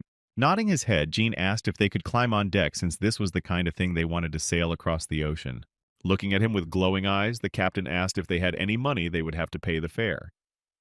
When asked how much they should pay, the captain held out 3 fingers of a bony hand. Drake wondered 3 million for a fare somehow too expensive, but the captain laughed. It wasn't quite like that. Continuing to point his finger, he clarified that he had to pay 30 million in gold. That's the real price. After that, Drake wondered if she wasn't too greedy. It was robbery of some kind. The rest of the crew climbed up on deck and began to prepare for battle. They saw the monster and were frightened. It can't be helped. Jean took out a bag of gold. We'll have to pay for it. The captain asked what class they wanted to go in. First class, of course. It's a little short for first class, but the captain said if they could get her dentures, so be it. That very minute, Jean spat out the very shark teeth he had managed to get from him. The captain laughed with a toothless mouth. Could it be possible to obtain something like this is simply wonderful. The woman was transformed in the same second. Her mouth was filled with sharp fangs that shone with a snow-white smile. She had been transformed beyond recognition, and now instead of a skeleton, a beautiful girl with very impressive form stood in front of the people. Jean and Drake even blushed a little from embarrassment. They were seeing something like this for the first time in their lives. The captain pointed her fingers at one of the doors and said that the first class was in there, so they could go through. As soon as the guys entered the place, they felt that they had been tricked. It seemed to be more like a fish warehouse. But Jean said that second class was a cabin and third class a deck. Why Drake was very much surprised. Then why is first grade so bad? Drake still wouldn't let up. Jean stood up and began to explain. In the meantime, Nuna tried to get on the ship and was surprised at the cost of the ticket. What kind of ship is this for such money? Smiling with a toothy mouth, the captain ordered them to get out that way if they didn't like something. The others were horrified too, but if they wanted to get on the ship, they'd have to pay. She couldn't stop when she had gotten this far, so she had to pay full price, although it wasn't said expensive. She ordered her brother to prepare a remedy, and the man opened his eyes in horror. Really, they were about to open. But it seems his sister was fully convinced they would explore the mysterious lands and couldn't just back out. Having received her payment, the captain parted the chains with her powerful jaws and ordered the sails to be hoisted. But suddenly the others saw that the ship did not move. The girl assumed it was the merit of the first class. She was out of her mind. Even with that much money, they couldn't travel properly. It seems the guys will fail this quest. Okay, if they can't get in from the outside, then so be it. Suddenly she's cheered up. Sitting in first class, Jin laughed. It seems his opponents had given up and were tired of waiting just in time for one thing. With a smile on his face, the guy said Drake will figure it all out for himself when they see the second and third graders. So let him not worry. All the passengers were just terrified the ship started to move, but it looked so strange that it caused shivers in the whole body. The captain has ordered everyone to prepare for the first wave. Let them hold on to anything if they can. A huge wave was approaching the ship with great speed and was about to overtake it. Nuna? With horror, she looked in front of her. Did they really know this and went to first grade? The girl didn't know what to do. It was the first time she had seen something like this, and she froze in place. Tentacles began to form near the ship, and they were so large that they went straight up into the sky. A second later, a huge kraken came out on deck. He was moving his tentacles to grab everyone else. Those who didn't have time to react were immediately grabbed by the huge monster he was dragging towards him. Nuna, who arrived in time, chopped the kraken's huge tentacle with her axe and freed her partner. The girl marveled at the size of the squid. It is so big and the rank is only B. If there are only a couple of them, then maybe they can handle it. My brother asked a reasonable question, and if there are more of them, what should they do? Then it will be the end. Looking at the captain, the girl asked the question, isn't there something like cannons here? It's kind of galleon. Smiling with gleaming teeth, the captain replied that it seems this girl wants too much. If she doesn't like it, let her go. The woman turned the helm and the ship tilted sideways, dropping a huge squid. The unsuspecting Nuna froze in place. She realized that it seemed that now it would be everyone for himself. The kraken continued to approach. He did not want to miss such a huge prey as a large sailing ship. Nuna ordered everyone else to attack the monster's tentacles. They are not as dangerous if you chop them down. Everyone immediately followed her order and began to destroy the vile tentacles that crawled like worms. Soon they filled the entire deck and were more like large worms. Sitting on the deck, the girl was breathing heavily. She was very tired. The squid was incredibly strong. Eventually, she became enraged and started stomping her feet, cursing all around too much they had lost. She quickly came to her senses and said she needed to refit. You never know where danger will come from. The captain announced the approach of the second wave. The woman seemed to be on a roll and liked it. Not yet able to recover from the previous blow, the girl froze in place again. What was even going on here? Another Dunkleot monster appeared in front of them. It was a huge serpent jumping out of one wave. It appeared as something resembling an ancient dinosaur monster clung to the side of the ship and began to break it. Putting her hand forward, Nuna realized that normal attacks didn't work. She had to use paralysis or electrocution. One of the sorcerers charged a huge wand with electricity and began to attack the monster. Realizing they can't get out of here that easily, the girl threw herself at the monster to destroy it somehow. The monster was much stronger than expected, and Nuna had to try hard to at least stay on her feet. The girl was in complete shock. She didn't expect their arrival on the ship to be so hard. In the end, they managed to defeat the monster, and Nuna and her brother fell to the deck, breathing heavily. It was really unexpected. Another second, and she was ready to boil with rage. Two people went to the other side of the world again. Not wanting to tolerate it any longer, the girl went to the captain and asked where the two women were. The woman said they were in first class. Even when the ship sinks, the brave pirates are not afraid of such a thing. A sparkling smile appeared on the woman's face. After such words, Nuna was simply amazed. She didn't expect the captain to be such a frivolous person. On the other hand, what else to expect after talking to an artificial intelligence? The girl turned around. The ship's captain announced that the third wave was approaching, and it was happening so fast that they didn't even have time to realize it. It was as if something exploded next to the ship and a real column of water rose up. Nuna could barely stay on her feet. The ship shook with such force that it felt like an earthquake. Some creature more like an octopus, but somehow standing on two legs, fell out onto the deck. The girl was horrified. What the hell is this? It's never happened before. What kind of monster is this? And when the monster spoke, it was a complete shock. Is it really intelligent? In a gurgling voice, the monster said that a sacrifice had to be made. His eyes burned with green fire. Everyone on deck held their breath. What the hell is this creature talking about? What kind of victim? Seeing the incomprehension on the faces, Monster said that they had to bring one person at a time. It was such a toll. Hearing this, Captain got very excited at the first-class special clients. The monster seems to have realized his mistake. It seems he was too rough and even changed a bit. In that case, he'll only drag away those on deck. Monster hopes the captain doesn't mind. But the woman didn't seem to mind. She didn't really care. They're third-class passengers, so there's nothing to worry about. Hearing such talk, Nuna was furious that this was such an attitude. Is this the way to treat those you have on your ship? Perhaps then we should turn the ship around, Captain, even according to do it if the first-class passengers agree. Yu Chang noticed that after the appearance of such a monster, all the wind disappeared. They can't sail anywhere in this condition. They'll just be stuck here. This enraged the girl, and Nuna lunged at the monster, swinging her axe, wanting to destroy the pesky monster.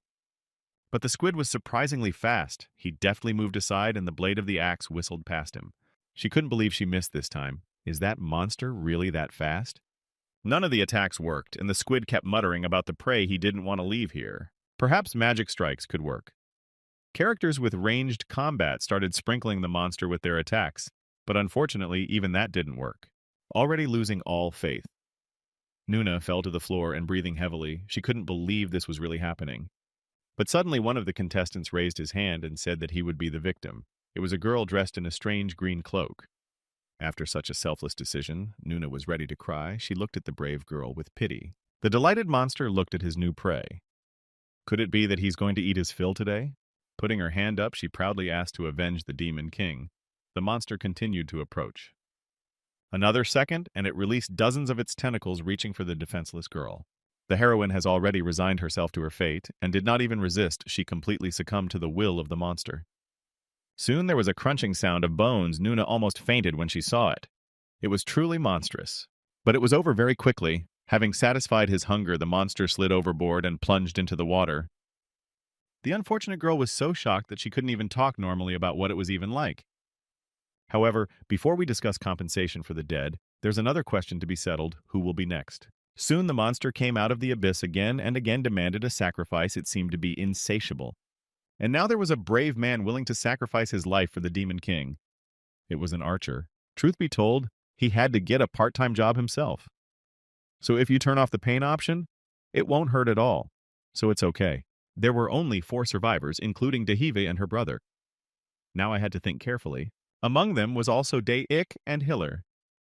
They stood in front of each other and looked at each other. Chan looked at Dae-ik and asked since when he had been with them. As expected, all eyes were on the weakest member of the team, but the girl didn't want to go to the other side. Despite the fact that no one had even said anything yet, she could feel the atmosphere that was gradually heating up. The commander herself realized that Hillers are very important to the raid, and they are protected even when things are very bad. The girl turned to the captain and asked if there was any way to get rid of this monster, but the captain said no. With a distinctive gurgle, the squid reappeared on deck and demanded a victim. His presence was starting to get annoying, but they had no other choice. Nuna had no idea what to do with this monster, which could not be taken by any weapon. Needing only an hour to hold out, she rushed to attack, but the squid blocked her with a single hand movement. The monster was getting angry. He extended his tentacles and kept screaming to be sacrificed. The girl didn't have time to dodge, and the monster hooked her with its tentacles was incredibly painful. And so the squid was able to grab hold of Hiller's leg. The girl didn't even have time to do anything before she was trapped. Even though the squid had eaten her, he still demanded more victims. Somehow, strangely, something in his behavior had changed. The commander noticed it too. She asked what was wrong. He'd already gotten what he wanted. But the ship's captain seemed to be in good spirits, even though they were beginning to slowly sink. The monster was already completely unhinged and demanding, and his voice was incredibly annoying. Suddenly, Nuna saw the monster fly off to the side, thrown away by something powerful hitting it. And then Jean appeared on deck like a thunderclap. He was smiling and seemed to be in a good mood. Finally, the girl started to get it all. This pervert has been in first grade all this time. How is that even possible? She was ready to fall through the ground with rage. It was really starting to get annoying.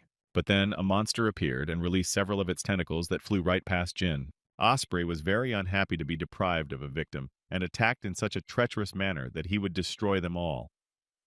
But Jean was in good spirits now that he could have some fun at last. Something interesting was happening. The monster tried to hit him with all its tentacles, but the guy dodged with incredible agility. When he got close to the monster, he struck it with his blade, and the monster suddenly took a good amount of damage. The girl standing next to him wondered if the dead water would be able to deal with him. But Jin was apparently not worried at all. He swung his dagger and fought the monster almost as an equal despite its strength. This was truly absurd. Yu Chang couldn't believe his eyes. Then all their attacks before were just useless. How so? His sister also stood, unmoving. How strange it was before that the sea devil slime reduced all damage to 0. Suddenly an arrow drake flew by her side and appeared literally out of nowhere and began sprinkling the monster with a hail of projectiles. Jean ran off to the side and allowed his comrade to aim great shots. It was only now that the girl realized that there was something oddly similar to pollen or ashes on Drake's body. Had they found a way to fight this monster, the girl's eyes widened on their own. Meanwhile, he continued to beat the monster with enviable frequency. Osprey suddenly realized that he wasn't particularly strong. The ash covering the guy's entire body just neutralizes the friction effect of the whale oil. And he also sheathed all the equipment and weapons, so now they could fight to the fullest. He sealed the friction factor, and now the squid was just useless. He could do nothing against them. The monster gurgled his annoyance that some boys dared to fight him. But it wasn't that simple. The monster was incredibly fast and immediately hid over the side of the ship in the depths of the sea. Drake offered to run away, but ignored his offer. Too bad, of course, he washed up, but there was still extract on the weapon. And overboard, there was a hell of an ocean raging with lightning and water vortexes everywhere. And then the squid showed up. He didn't get the sacrifice and was incredibly angry. Now everything is about to change. He will destroy anyone in his path. Nuna wondered, didn't the dead water destroy this monster? How was that even possible?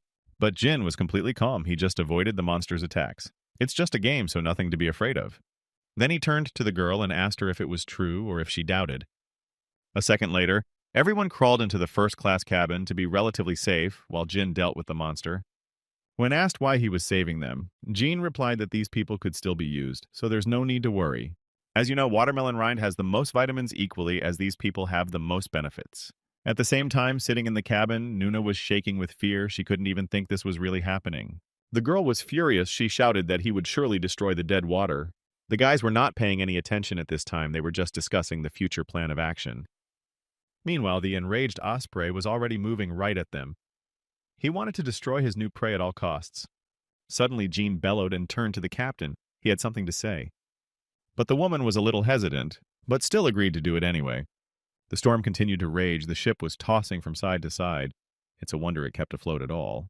But the woman assured me that as long as the ship's sails are down, it won't move. So there's nothing to worry about. Having been given permission to do what he wanted, Jin smiled, but now he would show him how to really fight. Drake was also fully prepared. He had adjusted the sound equalizer and was now ready for battle. Before that, they discussed that they would definitely get into the maelstrom, but it can be listened to with EQ. If you tune your ears well, you can avoid getting hit. That's what this guy was doing. They maneuvered around the whirlpools and dodged them like ballet dancers. It seems like Nuna was completely useless in this situation. She just watched it from the sidelines and didn't understand anything. The monster became furious, and even more so when he realized that he would never get the victim. Besides, he would not be able to destroy them. Now the squid decided to have some real fun. He raised his hand up and formed a big water balloon. This was the second stage, and Jin had foreseen it. Now we have to get ready. The ship is going to shake a lot. Seeing what was about to happen, Drake opened his mouth in surprise as dozens of water arrows flew at them. With a smile on his face, Jin remembered that the second stage turned out not to have an attack pattern. It would be dangerous now. Dozens, maybe even hundreds of water balloons were flying at them like hail. But Jin is completely calm and said they just need to follow the basics and everything will work out. The character's hitbox is standard, so the hit will be random and it's not critical, so there's nothing to worry about. Even if they were unlucky enough to get hit by this fire, a lot of XP they wouldn't lose. Jin dodged with incredible ease. With his speed, Drake also had a good view of every projectile flying at him and danced like a pro. Watching his comrade Jin involuntarily marveled, this man is really good with his body.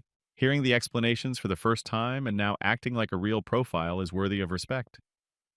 It's clear why he was the strongest in this game in his past life. Drake smiled and continued to dance.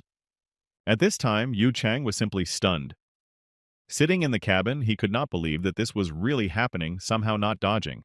The storm slowly began to subside, and the guys stood on the deck unharmed and waited for the next stage. It's time for the ultimatum ability. Well, now the fun begins. There was a colossal wave moving on them. If the water overtakes the ship, it will definitely go down in a tsunami 1.5 kilometers high. Then what do? Jean said it'd be useless on deck, so let's get out of here. Drake didn't realize it at first, but when his comrade grabbed him by the scruff of the neck and pulled him towards him, he didn't even expect that. The math was right. 2 guys went straight into the water. It was their only chance of survival. But Nuna didn't understand how it was possible to jump into the water at such a time as this. It was a real hell. The captain was surprised too. It's a shame they were fun kids, but it looks like they're finished. The girl ran to the board to see what had happened to them. Her brother tried to stop her, but to no avail. She stood and looked off into the distance, but there was only fog and a great thickness and no one else.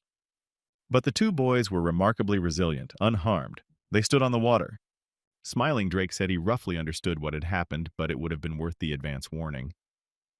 The thing is that in the very center of the ocean under the water, there is a huge reef sticking out on which you can safely land. When the Sea Devil uses ultimates, he acts according to a special scheme. The probability that there will be a reef in a certain place is 100%. Jean's calculations were correct, and now they were alive and well. Everything's fine. There's dry land. Now one could not worry and just wait out the rest of the attacks, only this reef is not a seascape. It was time to call it a day, and Jin lunged forward with his blade in front of him. After using its ability, the squid is stunned for a period of time. This was exactly what Jin took advantage of as he charged his ring and prepared to finish off the monster with one blow. From under the water suddenly appeared the kite on which Jin was sitting. Now he'll show you what a real fight is. Like a whirlwind, the 2 of them were climbing up to the osprey that was already waiting for them. The monster was determined. Jin transformed in a second. He now looked like a demon. Risen from hell, his eyes burned with red fire of rage. It only took a few seconds and a couple of blows for everything to quiet down. The monster was defeated. The sea calmed down. Yu Chang looked up and realized that it was all over. The fog had cleared, although not everyone was alive, but most were. It was too soon to rejoice. Another problem arose out of nowhere. The ship at full speed was heading straight for the iceberg. Brother and sister looked forward with frightened eyes. No, it's a whole island, not just an iceberg. Jean and Drake were already flying forward, riding the snakes needed to prevent a collision. The girl asked the captain if there was any way to speed up, but that the woman called for calm. Now they would rush like the wind. In just a few moments, the ship crashed directly into the iceberg, and there was such a cracking sound that it seemed as if it was about to fall apart. Leaping ashore, the girl's first order of business was to rush after Drake, and Jin couldn't let those 2 get away so easily.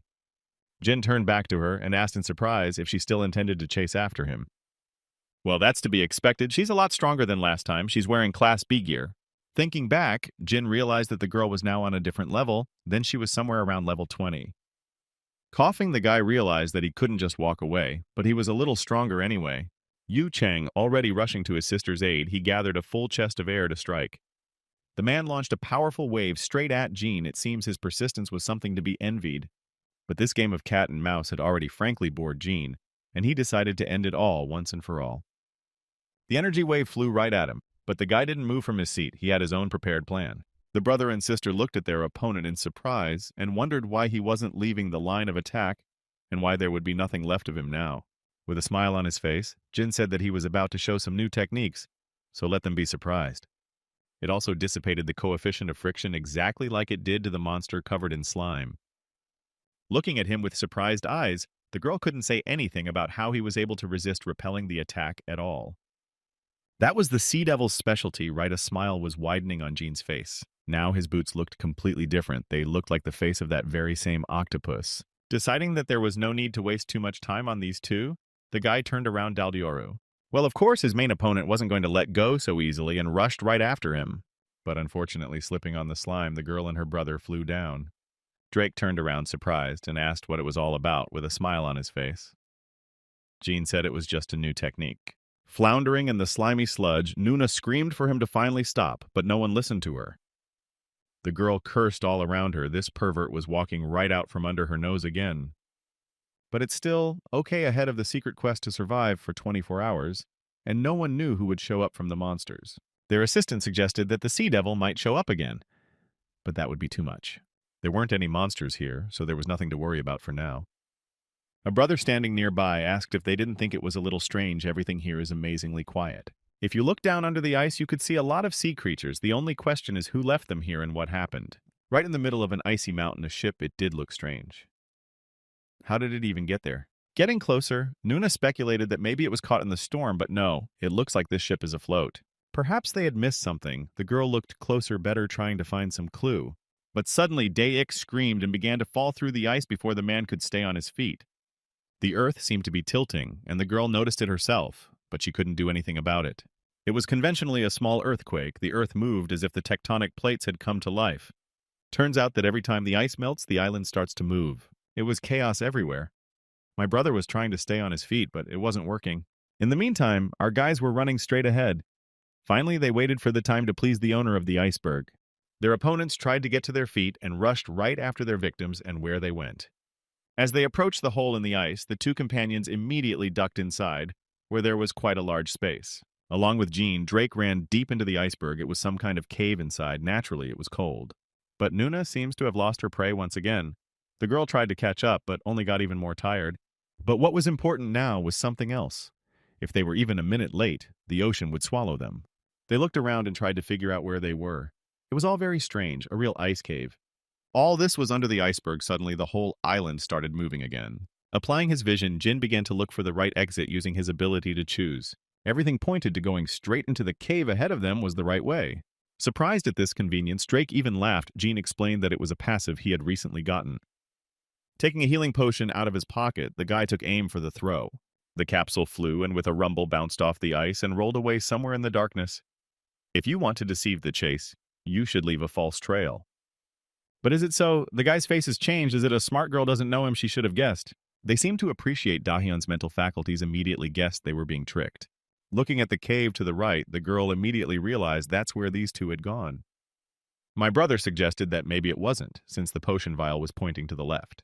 But the girl in an irritated voice called them fools and asked them to look a little closer. This clear line, the bottle was thrown for a reason. Looks like they were misdirected by a false trail, but the girl figured it out right away. No doubt these two did a clever job of confusing them, but it didn't go according to their plan, if they have guessed. So it is necessary to go forward, and the girl with a proud step ran in the depths of the cave. After running a few meters, they came out into a huge empty space at the top of what was supposed to be ice. The girl's eyes widened. She hadn't expected to see something so colossal. Some cave was truly an amazing place. But when Nuna saw that she had become a pioneer, she was furious. Had she been fooled again? Her brother urged her to look somewhere.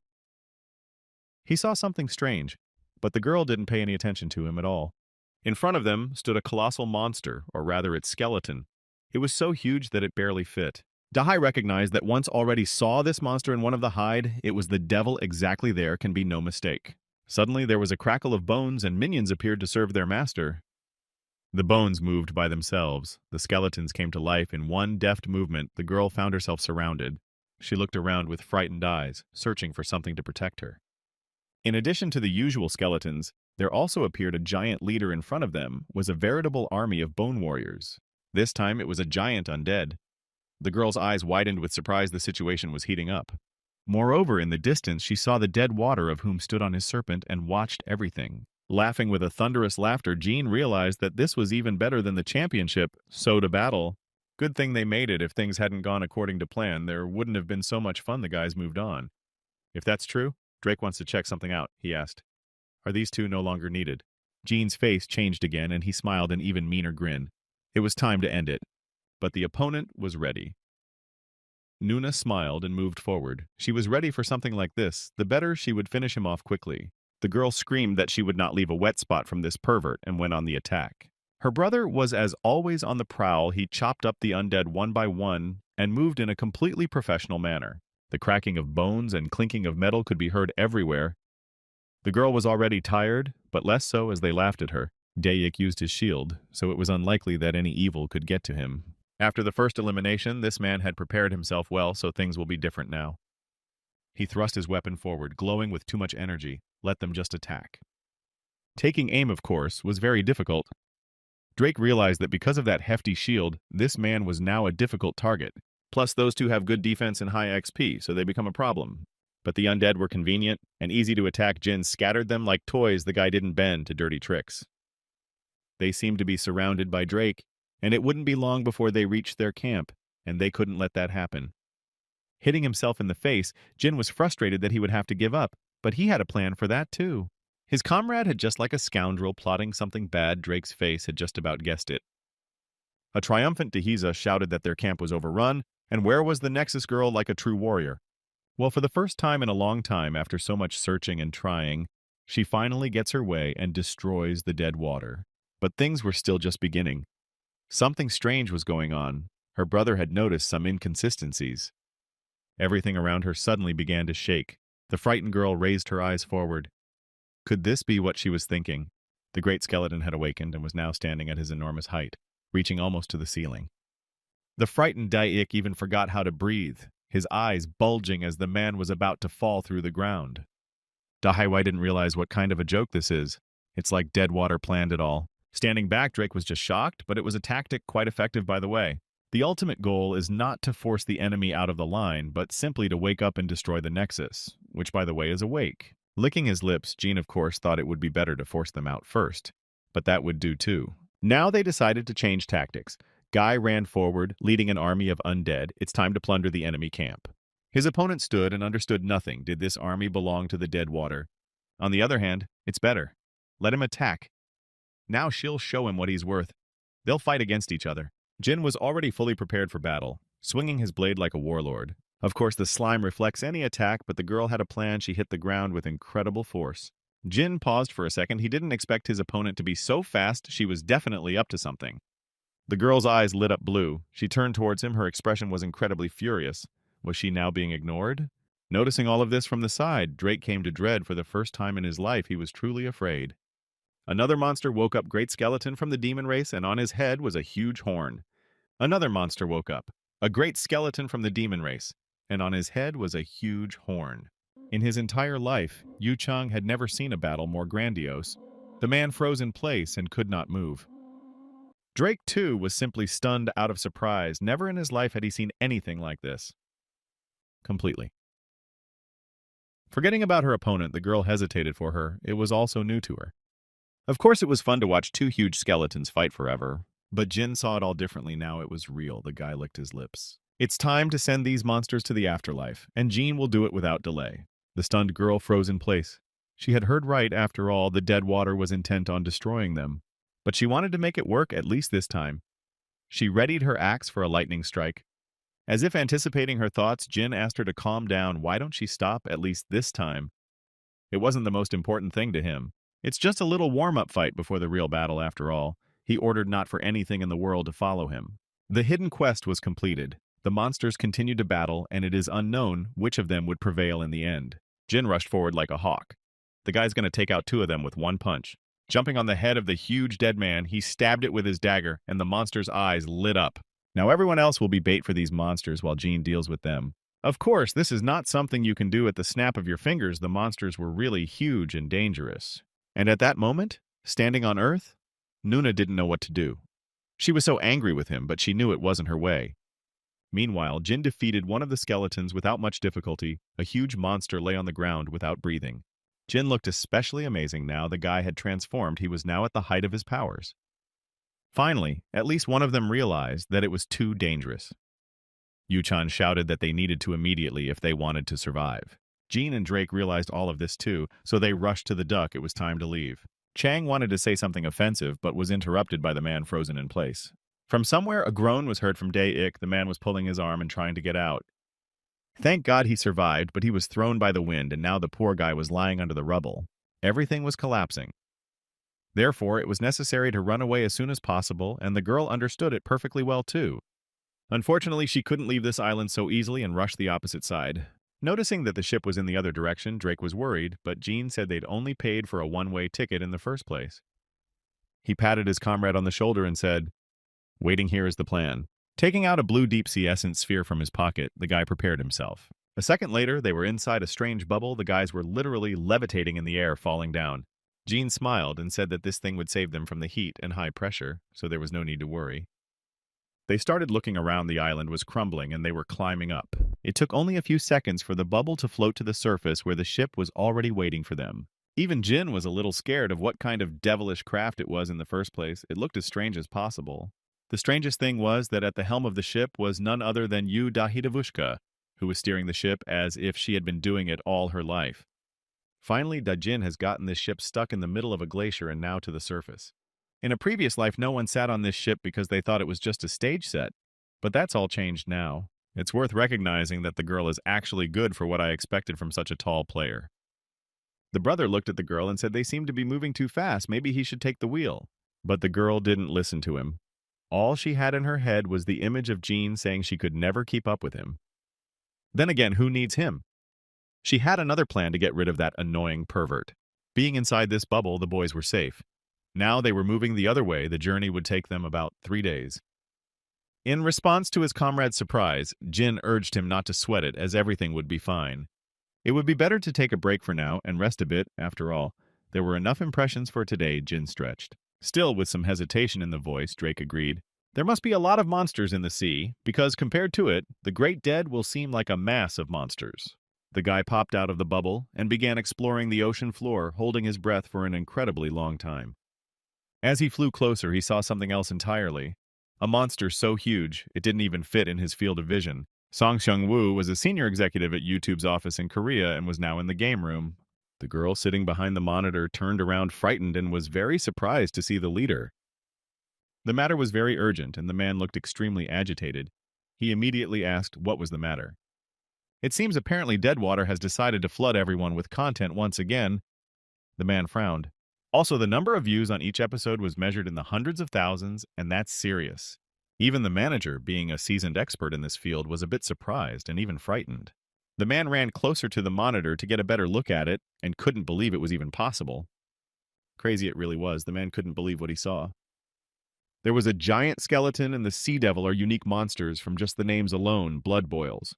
And besides, it appeared not only on YouTube, on other platforms too. Such content collects a lot of views.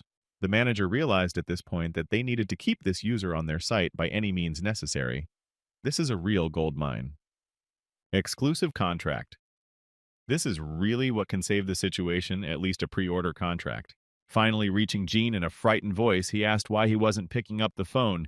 Is he in the game now? Meanwhile, on the evil castle map, 2 knights were fighting each other. The elite commander was at the height of his powers. He was delivering pinpoint strikes to his opponent without leaving a chance. Meanwhile, Joseph, using his 2 shields, defended powerfully. His defense stance was inimitable. But the opponent was firmly confident in his victory. To give in so easily, he did not plan to smile on his face. The scraping of metal could be heard everywhere. The battle had reached its climax. Even though the speed was unbearable, the opponents managed to talk to each other. Joseph taunted his opponent.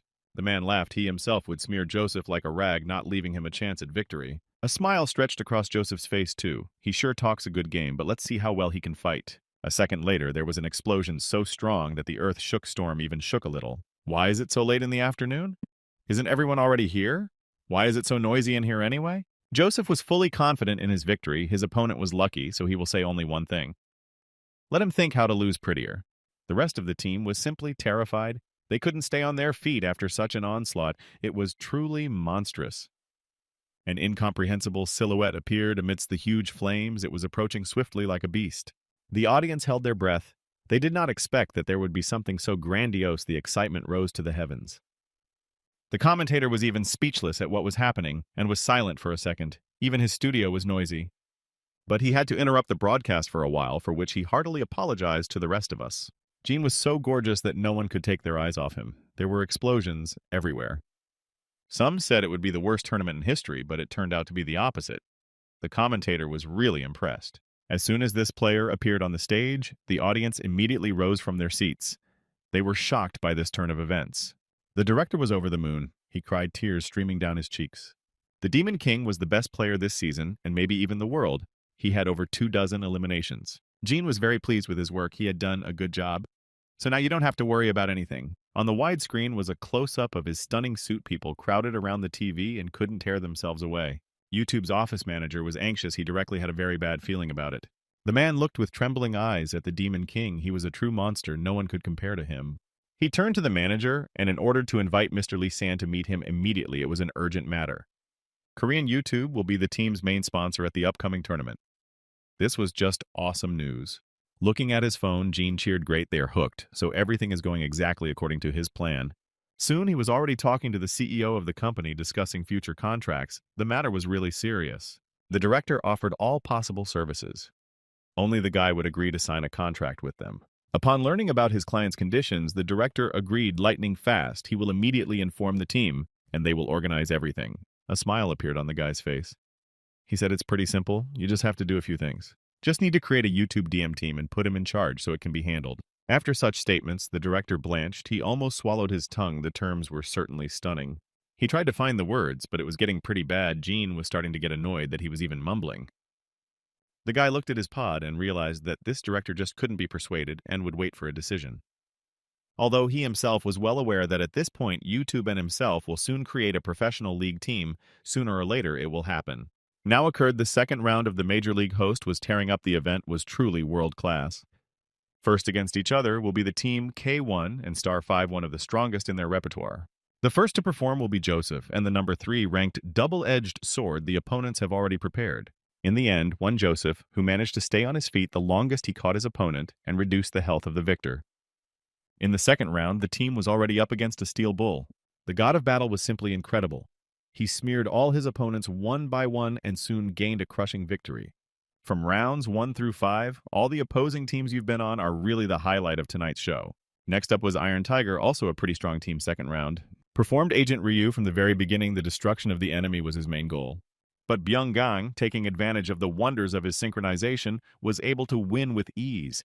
Together with the Prodigy, they completely defeated the opposing team, leaving them no chance. After more than 4-hour rounds, the agent was completely exhausted and could fight no more. Victory was in his pocket. Guys hit with fists. In solidarity, it was a crushing victory. The god of battle continued to crush the opponents. He, along with Joseph, dealt with the others. The triumph was flawless. Jin stood and watched everything. Basically, everything happened just as he thought. These two were really professionals, nothing to be afraid of. Joseph's arrogance disappeared, and he must have thus demonstrated his skills, no longer relying on feelings. Meanwhile, the Prodigy got closer to the Demon King, taking Joseph's place. As the skills of the other players have grown significantly, they have decided to increase almost loads. And also the God of War, the incredible progress of which needs no comment at all. No one talks much, but the Demon King usually comes to the training ground and quietly drinks coffee without paying attention to anyone. The coach was so excited when the team's morale improved. He was incredibly proud. Walking up to Jean, he patted him on the shoulder like an old comrade and told him he was a real treasure. The team representing Korea was a real locomotive that was rushing forward without noticing any obstacles. And finally, the playoffs, the last team to face was the Mad Dogs. The first player was 4th grade master Kim Jang-eun, a real monster using his magic. Before her stood the god of battle. He was already preparing to crush the next opponent. Without further ado, the girl sprayed her seeds and ordered them to grow. Now nothing could stop her. A thicket of poison ivy had sprung up around her again. The guy already knew this attack and understood how to proceed. He was even a little surprised that this lady fights with her plants. It's just about nothing. He would just burn them to the ground without leaving her a chance at victory. The guy released a jet of fire forward. The coach was watching from the stands. He was well aware that such a cheap trick wouldn't work on their favorite. But it turned out that the enemy stood alive and well. The fire didn't even touch their seeds. On the contrary, the plants even gained in strength. Now they looked like a real monster, opening wide mouths. The guy already realized she only did it to avoid losing. It's a shame, though. The sorceress smirked. It's even funny, does he really think so? The girl headed forward. Meanwhile, Jin was walking through the hall and thinking the competition in the region is much lower than in other places. So everything should go smoothly. The god of battle continued the battle. He was at the peak of his powers and scorched all those thickets with righteous fire. Noticing her opponent's fury, the girl pulled back when she had gotten this far in a short period of time. The commentator saw it all perfectly. This witch was just an amazing fighter. Now even the god of battle sees her differently. The boy attacked again and again, trying to hit the hated sorceress, but the girl was too fast to keep up. He swung his fists around, shattering everything around him without even noticing that a wave of spells was coming at him. Looks like the guy got too caught up in the moment, and now he's got a barrage of lightning coming at him. He felt as if an electric current was passing through his body. The guy screamed in pain, but it was too late. Despite the unbearable pain in his body, he decided to continue the fight and swung his fist at the girl at the maximum distance. But the sorceress was faster. She cleverly moved out of the line of attack, and the guy's fist hit the ground. However, even an experienced mage like her couldn't help but notice that the opponent was resisting magic very strongly. Let him say his name, and the girl would remember it well. Her voice sounded like she was really mocking. She fights without knowing the name of the enemy. She has no principles at all. But still, he introduced himself. Giving his name and getting into a fighting stance, he was starting to get tired of it. Aiming her strange gaze, the girl above prepared to make another swift strike. The trainer was just in shock. His favorite was as if stunned, and he could no longer move, needed to stop immediately. The guy felt that he was in some strange space now, as if he couldn't move and was numb for a second. Taking advantage of her opponent's interference, the sorceress directed her full power at him from several spells. An explosion erupted. The battle god flew out of the capsule and coughed up blood. He felt as if his entire body was being pierced by an invisible spike. It was something completely new. Never before had he felt such a thing. The coach immediately ran up to him behind a worried face. The fighter didn't even realize what it was right away, but he definitely wouldn't want to experience it again. The commentator announced that the witch was defeating the god of battle. The guys looked with surprised eyes at the monitor. This girl appeared literally out of nowhere and was a real monster. She massacred her rivals with astonishing cruelty. Coach was really excited. It was something new he had never noticed before. She acted so easily and effortlessly as if it were a regular thing for her. Her opponents felt that her mana recovery was somehow too slow, but unfortunately there was nothing they could do about it. Meanwhile, while they were trying to come to their senses, predatory plants were attacking them one by one and destroying them. And so another opponent fell by her hand. It was truly an astounding property. This girl dealt with her enemies playfully. No one could not compete with her. Anyone who came across her was struck first by her charms and then by the plants. The mages had different classes. The commentator hurriedly explained the situation, seeing how excited everyone else was. It all depended on what book a character studied, and that was the turning point. Even the team leader couldn't hold back the onslaught of this monster in time. No matter how hard the guy tried, he couldn't even get close to this girl. She was always like a step ahead. And so, charging up another of her spells, she prepared to finally destroy the pesky fly. A smile appeared on her face. The sorceress was already anticipating victory. No one could stop her. The coach, seeing that the last of his team didn't give up, realized that he should just crush the girl by force and make her retreat. Even she realized that the enemy's defense this time was too strong, and even magic couldn't break through it. Joseph introduced himself and said that it was strange, of course, that she didn't know the number one in Korea. It's some kind of shame. Suddenly stopped just a few meters away from his opponent and froze in place. Most likely the same thing happened to him. The sorceress was surprised, and that's all he could do, and so many words were, "There's no way she wouldn't even have fun." Poor Joseph felt as if his body had stopped obeying and he couldn't move a centimeter more. And in the next second, he felt an incredible force of a blow all over his body. The girl acted pinpoint. And then the last member of the team was defeated. The coach was horrified, but he blamed himself for it. Watching all this, Jean asked Joseph to hold on a little longer. Now there was going to be a replacement. But the guy didn't seem to hear him. He kept waving his shields around in an attempt to fend off the attacks. The sorceress continued to taunt. She felt her superiority, and now she wanted to play a little game with her opponent. There was no other choice, and Joseph had to go for a substitute as he had very little health left. Even the commentator couldn't help but notice that Korea's number one is an incredibly charismatic man. And so out of the portal came none other than Jean. Now he will deal with all this with his own hands. The sorceress froze in place. It seems she got a new toy. The girl already wanted to play with it properly. Smiling, she seemed to recognize the one standing in front of her. After the battle royal, she became a fan. But it seems the guy said he's not the Demon King, has a very big aversion to that persona. She was like a tumor in the gaming world before she had no ratings. But if you register, you can consider her to be something. She is now a professional player and used to be a programmer. But she decided to take up cybersports. She thought that anyone could destroy their opponents just by blowing them up, so she shouldn't have been surprised. She had a nickname to match her style. Nuke Girl just tore apart her opponents. A dozen years later, she got such an appalling reputation for her actions that she was put on the wanted list. Just the next day, Gene lost all the money he had invested and went bankrupt. Her crimes caused everyone a huge loss. But even that wasn't a problem. Gene couldn't forgive the girl who had derailed his favorite game. At this point, she was simply furious. Her opponent didn't even realize how she had massacred the others. With a lightning-quick dash, she was behind the guy's back and was already preparing her lightning attack to finish the battle. It was the maximum power she had. The girl wanted to just dissolve her opponent. But Jin, for some reason, stood still and did not even think to move aside, although a huge fist was already flying at him.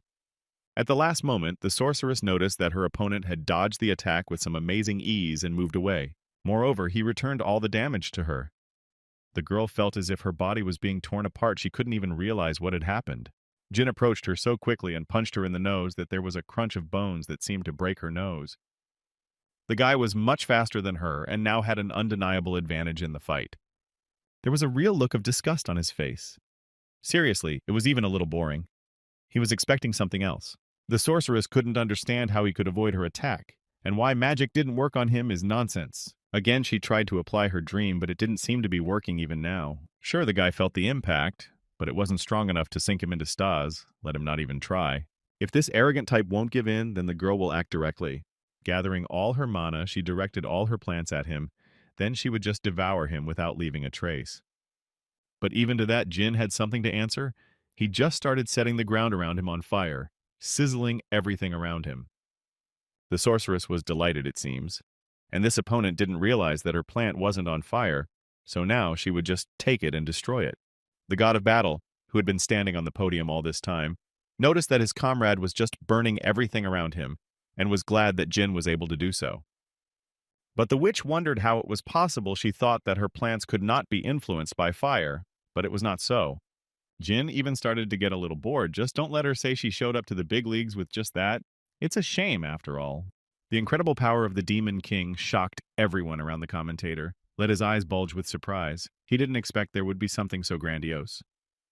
The stands erupted into screams. Spectators were simply delighted. They have always considered the King of Demons their favorite, and he once again confirmed this. The second team stood in the stands and watched the Demon King simply destroy the opponent. One of the guys was holding a cup of coffee with trembling hands. He said that the Demon King himself had given it to him. The boy at first didn't even realize what they wanted him to do. Did he have to throw it away? But no, Gene smiled, simply asking to support some of his coffee while he sorted something out. Then with a wave of his cloak, he went somewhere, leaving the boy in utter bewilderment. The comrades standing nearby rolled their eyes in surprise. He could not believe that the Demon King himself honored them with such a presence. Meanwhile, Gene had just warmed up. He had already gotten a taste of victory, and now had no plans to back down. The clock was ticking. There was another fighter who had decided to avenge his captain and was already bringing a heavy axe down on the guy's head. The Demon King reacted almost lightning fast and grabbed his opponent's horn. Then followed from behind. The man didn't even manage to react properly. He just passed out. The next one was an enemy, more like a mole or a cat with huge long claws. This man was burrowing into the ground with incredible speed, and it was very difficult to track his movement. The enemy was moving very fast, so he had to react accordingly. But not to mess with his head, the Demon King just started burning all the land around without giving a pass. Bang Chul Hai was more like a tank he was betting on his armor, but it didn't work. The Demon King deftly dispensed with his thick armor. In a second, it was over. Next was a girl who could create a lot of clones. This one would be a pain. Even being in front of her worst enemy, she expressed her admiration. Could she really see the Demon King? She even got a little pity at one point. The girl was very polite and more like a little sister. But it was deceptive. Only a fraction of a second passed before she began creating dozens of copies of herself. Now, distinguishing where it was real was a bit difficult. God of Battle came to be horrified, and how to even distinguish between them now. Normally, you can only create 2 clones. How come the principal tensed up even more? This girl was able to create a dozen of them, and now to distinguish where the original was almost unreal. All the clones could attack at the same time, which the girl did, and now there were explosions everywhere. Even for Jin, it became a bit of a problem. If he was dumb, he would surely go to the other side. The opponent looked at him with a smiling look. She felt her superiority. This was a battle of real proportions. Due to his speed, Jin instantly approached the girl and dealt a lot of damage. Already several clones had fallen to the ground. It didn't take a second for the guy to find the real girl among the clones with the ease of a magician. Now she's doubled their number, hoping to hide somehow, but it's not working very well. Even now, under this condition, Jin easily found the original and grasped the head of the girl. The unfortunate only had time to scream. Then she received a powerful blow and flew aside. Even for her, it was too much. Now she was starting to get really angry, since this was how she would show her opponent her crowning number. The girl created a dozen clones that immediately surrounded Jin and began preparing their powerful attack. Even if she loses all her strength in this battle, she will definitely avenge her sister. The commentator was ready to go crazy. He was watching all this from the stand, but he could feel how the situation was heating up even here. But it was all useless. Jin's skill surpassed the opponent by several times. Let him not even try. He used the mana burner he got after defeating the jellyfish, so the clones were useless. After a second, he approached the original and brought his powerful fist. Now he would definitely destroy her. The coach standing in the stands was simply delighted. He had never been so happy. The duration of the fight was less than 10 minutes. As soon as Jin climbed out of his pod, he was greeted with applause. It was indeed a triumph. Thanks to the fact that he was able to win now, you can relax and concentrate on the Dead Water quest for a while, forgetting about the tournaments. The big bug took a colossal amount of damage to itself right in the head and immediately collapsed to the ground, breathless. In the next was a worm. It was an elite Wadudu fighter. Opening its round mouth, it moved straight towards its victim. There were quite a few insects here, but Jin easily dealt with them as if they were toys. The guy prepared a sharp blade for the next attack. He understood the structure of these monsters. In fact, there was a parasite inside them. The guy prepared a sharp blade for the next attack. He understood the structure of these monsters. In fact, there was a parasite inside them. Soon there was no trace of the monsters, only burned bodies lying on the earth. Now it's time to head for the nest. The guy rushed forward with a smile shining on his face. After running a few dozen meters, he stopped near a large egg covered with a shell. It was a nest. In his memories, the queen was an elite monster. She led an army of these insects. Pulling back the stalks, the boy approached the center of the nest, squeezing through the shell. Unfortunately, it was empty. The Zodiac had already destroyed the queen, and it takes a long time to regenerate her. Instead of the big queen, there was a young one named Judiapa. She was in some sort of egg in which she was perfectly safe. It seems we should call her baby. Jean walked over and smiled. It seems everything is going according to plan. Unfortunately, Zodiac got ahead of him, and before he went to the Hall of Evil, he came here and got the queen's necklace. But a triumphant smile appeared on Jean's face. Zodiac took the real pacifier. Now Jean would get the truest treasure. The little girl leaned against her bubble on the inside, and her face flattened amusingly. Unfortunately, this girl had a rank F. Could she really be that weak? Even the weakest assassin had a rank higher. Suddenly, the queen's eyes lit up. She released her spores, which immediately penetrated Jin's body. The attempt to make Jin his servant failed, and the guy laughed. It was even funny. On the other hand, the girl looked cute. She seems angry or offended, but the queen's will is stronger than expected. She tries her best. Jin laughed a good-natured laugh again. It was useless, but it looked extremely cute. Still, soon this babe succeeded in infecting Jin with her spores, and he got a nickname. It was a real shock. Jin screamed, "Why on earth would he be her pet, since it should be the other way around?" But the little queen just smiled small and looked at her new pet peeve. On the other hand, the feature was a good one, except that Jin didn't understand what it took to make it finally hatch. On the other hand, why wait so long when the world may split in two? The future may come sooner than one thinks. Meanwhile, the queen was already exhausted and had fallen asleep, and now she looked even lovelier. While in his office, Yu Chang asked about one guild, what they would even do with it, but no one answered him.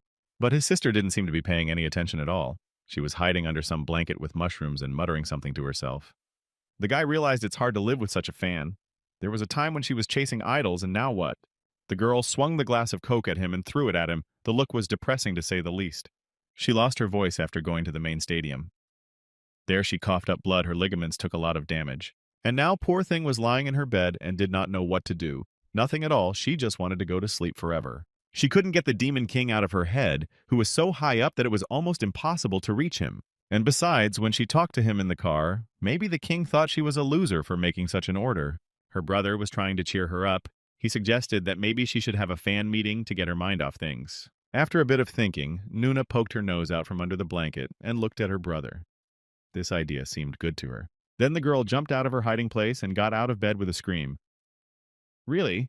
It was a great idea. Brother even got scared. Moreover, they will have an open official fan meeting. it will be the best option. If she didn't do it, she wouldn't meet the Demon King. It was her last chance. My brother thought he should just keep quiet. Meanwhile, Jin was standing in front of a large building and was in thought fan.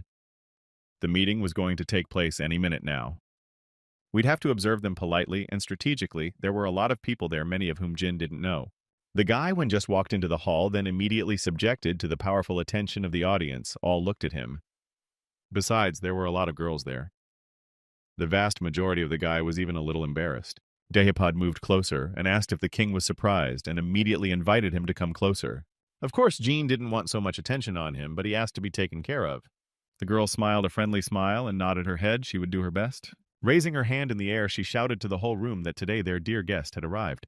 So it was time to rock. At the DJ desk sat a man spinning discs. He was responsible for the soundtrack. Acting as host, Nuna said that everyone would eventually receive souvenirs signed by the demons. The fans immediately screamed with delight. Finally, they have waited for their idol, and now they can truly interact with him. But the girl urged everyone else to calm down and not to make the Demon King uncomfortable, otherwise it would be difficult. Jin continued to be silent. Everyone began to give out gifts, and all sorts of souvenirs. Girls were happy. More, they didn't need anything at all. The three musketeers sat and discussed the time they chased Deadwater but still failed. The others also confirmed that this pervert is very annoying, and where did he come from? Eventually, everyone around him started discussing Deadwater. He seems to have become the enemy, and Jin heard it all perfectly well. The guy was standing next to a glass of drink as suddenly he was approached and asked what he thought about it. We had to agree that this pervert should be taught a lesson and pointed out in his place. All the others happily agreed. Yudai suddenly appeared on stage. She was ready to sing in her playful character, so everyone get ready. Jin, who was watching this, choked on his drink. He didn't expect something like this to happen and was stunned. It was really her game image, so it looked completely different in the case. The girl continued to sing, and everyone admired her beauty. She was really irresistible this evening. Everyone thought that she would become a celebrity, because with such vocal and visual data, it was just her destiny. At the end of her speech, Nuna thanked everyone for their attention and said that they will always support them, and finally shouted that now they needed to destroy the Deadwater. The girl became furious again. Jean stood behind her and only chuckled at the restlessness of what she was up to. In the end, the girl managed to talk to the Demon King himself. She said that she was able to catch up with the Deadwater only thanks to the Eye of the Snow Goose. In his repertoire, Jean twisted the words, and it ended up snowing the eyes off that goose. The girl laughed. It was really funny. She was standing next to the Demon King himself, who was joking. Still, Jin couldn't help but praise her. She was really good for organizing this whole meeting. Dahipodo stepped forward and said that she actually took the demons to the school for personal reasons. A surprised Jin interjected that it was really originally her guild, wasn't it? But since they are fans of the Demon King, yes, and Nuna what to say too. Now she is just a fan. Jin nodded his head. Okay, if so. But inside himself, the guy realized that this girl held something more behind her. It was a strange feeling. In just a year, she had become much brighter than she had been in a dozen years in her previous life. Sitting in the cab, the guy was thinking now she's like an annoying little sister to him. It's even amusing. Back in the game, he immediately started mopping up the dungeon and was already dealing with monsters. The other players' mouths dropped open in surprise as they saw such speed and agility for the first time. The boys were frightened. There was none other than Deadwater in front of them.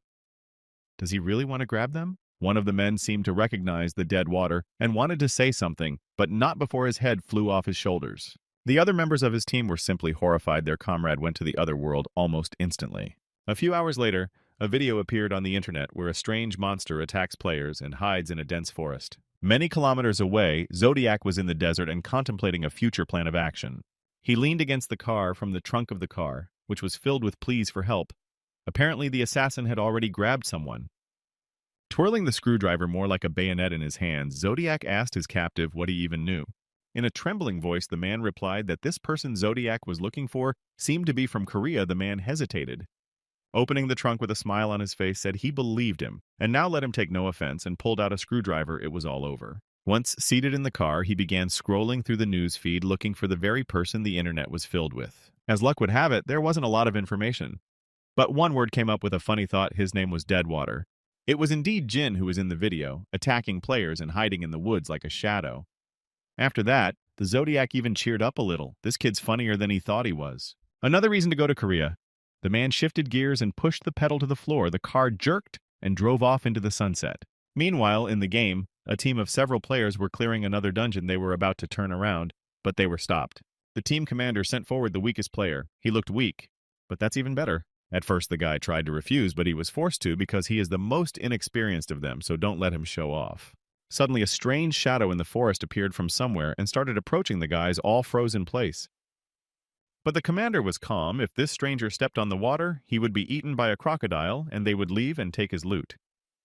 But to their great surprise, the stranger deftly dealt with the monster he was moving with incredible speed. Only a few seconds had passed since Jin jumped into its jaws, and the crocodile shattered into various pieces.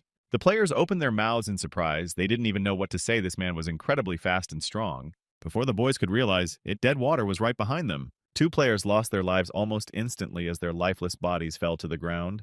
The only one left was the very nub they wanted to send. The first guy shouted and waved his arms.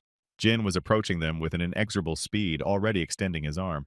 But suddenly there was a loud, deafening sound, like an explosion. The unfortunate guy fell to the ground, frightened. It's not hard to guess who it was. A familiar axe stabbed into the ground. Jin stopped for a second. In front of him stood Nuna. With her school of demons, the girl was ready to destroy him at the same second. She'd assumed dead water was generally unscrupulous, but to be so unscrupulous was too much.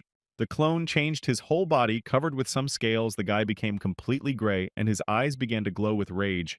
Meanwhile, the Demon King in full uniform was preparing to attack. Will need to stand up for the weak. Turns out it was all fake. Jin decided to catch this monster who thought he was him. Before that, the player thought about logging in from the dead water account and explaining everything, and then destroying him. This will clear up any misunderstandings and smooth things over. The plan was perfect. All that's left is to do the right thing, and your reputation will soar even higher. There could be no mistake. The guy had thought of everything perfectly, and now all that was left was to straighten out this failed experiment. Unfortunately, things didn't go quite according to plan. The very players who were attacked by the dead water clone were the first to rush into battle. The imposter waited for someone to attack him. He felt his superiority over ordinary people. The players were horrified when the monster lifted up the ground and began throwing it around like a toy. Indeed, it was an incredible force. Clone looked terrifying. He was all charcoal-colored and ran straight at the others, displaying a blade. Having dealt with several players in a couple of seconds, he approached the last one and had already drawn his blade for the final blow. Luckily, Nuna appeared just in time and swooped down on the dead water clone, swinging her axe. There was a clang of metal as they clashed in a fight, and now none of their rivals would back down. Stopping the axe with one hand, Rancid Water took the blade out of his pocket and already prepared to destroy the annoying girl. But Jin was already prepared. His attack is different from an axe, so he would easily deal with it now. Throwing the enemy into the swamp, the guy stopped if he didn't resurface. Then he was definitely up to something. We should be ready. He ordered the others to move at least a kilometer away from the place everyone stirred. Jin was going to use the vortex. The guy had accumulated enough energy and transferred it to the water. A second later, a real tornado emerged from there, destroying everything in its path. With the help of this, the king hoped to lure the monster out. Putting his hand up, Jim added more power to his tornado, and the rotten water was right there. After the deafening explosion, all the other players came to terror. They didn't expect the Demon King himself to be here, standing on the big to me. Jean looked down from above at how the ground was churning. Finally, he had succeeded in destroying that zero. The whirlwind and earthquake worked exactly as needed. The guy rejoiced. His plan was just flawless. The ordinary players were shocked to the core. Even the swamp evaporated. After such a powerful blow, could it really be possible? Unfortunately, Rotten Water was still alive with his upper body, using only his arms to crawl forward like a zombie. Looking up, noticed the Zodiac. But what was he even doing here? Assassin was in good spirits. Nuna, who was standing next to him, also noticed the criminal and tensed up. Jin tensed his body and prepared for battle, but he didn't expect to see Zodiac here. Zodiac sighed heavily. It looked like he had only destroyed the clone. It was already kind of boring. Why did this happen? Well, then let them have their fun. The man waved his hand and was about to leave. But he was stopped. The Demon King looked at him with a fierce look and said that he could come whenever he wanted, but not leave. Zodiac replied that it was not in his best interest. He was now looking for Korean rankers to hunt them. The man's face changed beyond recognition. At that second, Jin realized that things were worse than they seemed at first glance, because this was a real monster. Events from the past came flooding back again as the Zodiac was roaming all over Asia at this very time and preying on players. This incident was so shocking and resonant that even after a decade and a half, everyone remembered it. Since that's the case, the Demon King said he can't just back off and leave it at that. Zodiac didn't seem to take it seriously. He's been putting up with it long enough, so stop screwing around. The man created several dozen blades around himself and began to alternately launch them at his opponent, but by some miracle they were reflected. When he got close enough to the enemy, Jin struck first. Zodiac blocked the attack. After Jin hit him as hard as he could, Zodiac saw his health drop in just one hit. Who the hell is he anyway? Somehow, even Strange Guy was surprised. Doesn't Zodiac never watched YouTube and doesn't know who is standing in front of him even funny? Grudgingly, Assassin said that he thought dead water would be his only problem, but it wasn't. After a second, he took out a huge rat catcher's flute from his inventory and started blowing into it, and a loud cutting sound was heard. Crocodiles that had previously lived at the bottom of the swamp began to surface one by one and attack unsuspecting players. They had a numerical advantage of 2 players per monster, so it was possible to win. Dehikrika, who was leading her squad, told the Demon King that she would take care of the crocodiles, so you don't have to worry. But it was much worse than that. Those crocodiles that had been destroyed began to rise up. Zodiac spoke some kind of spell. He had the diary of the Great King of Darkness in his hands and could now use the ability of necromancy. Another huge crocodile, much bigger than the others, began to rise from the swamp, looking more like a dinosaur. Smiling again with his hideous smile, said that in the end it turned out that Korea has a lot of talent. Problems appeared one after another. If Jin had been in the form of dead water, he would have taken him down in 2 moves. Smiling Zodiac said that he remembered him and would avenge today's incident. So let him not relax. Suddenly out of nowhere, Nuna appeared literally out of nowhere and swung her axe, hitting her opponent right in the head. And where he was going, the girl was not going to let him go so easily and destroyed him in just one blow. Zodiac's head separated from his body, and like a soccer ball bounced on the hard ground. Everyone froze for a second. Satisfied with her result, the girl showed a thumbs up and smiled broadly. She then said that she was familiar with this man. She, and had previously encountered him in the castle of Evil Jin, remembered that very well too. The only question is, where is the stale water? He should also have been resurrected after using the necromancy spell. The monster on a crocodile had escaped from the depths of the underworld, and now he looked very different. Jin realized that they would have to take him down before he could attack anyone. With so many opponents, they wouldn't be able to cope. All the other people were horrified to see a clone of dead water spitting at once into the waterfall and hiding in the thicker water. Standing in his seat, the Demon King pondered.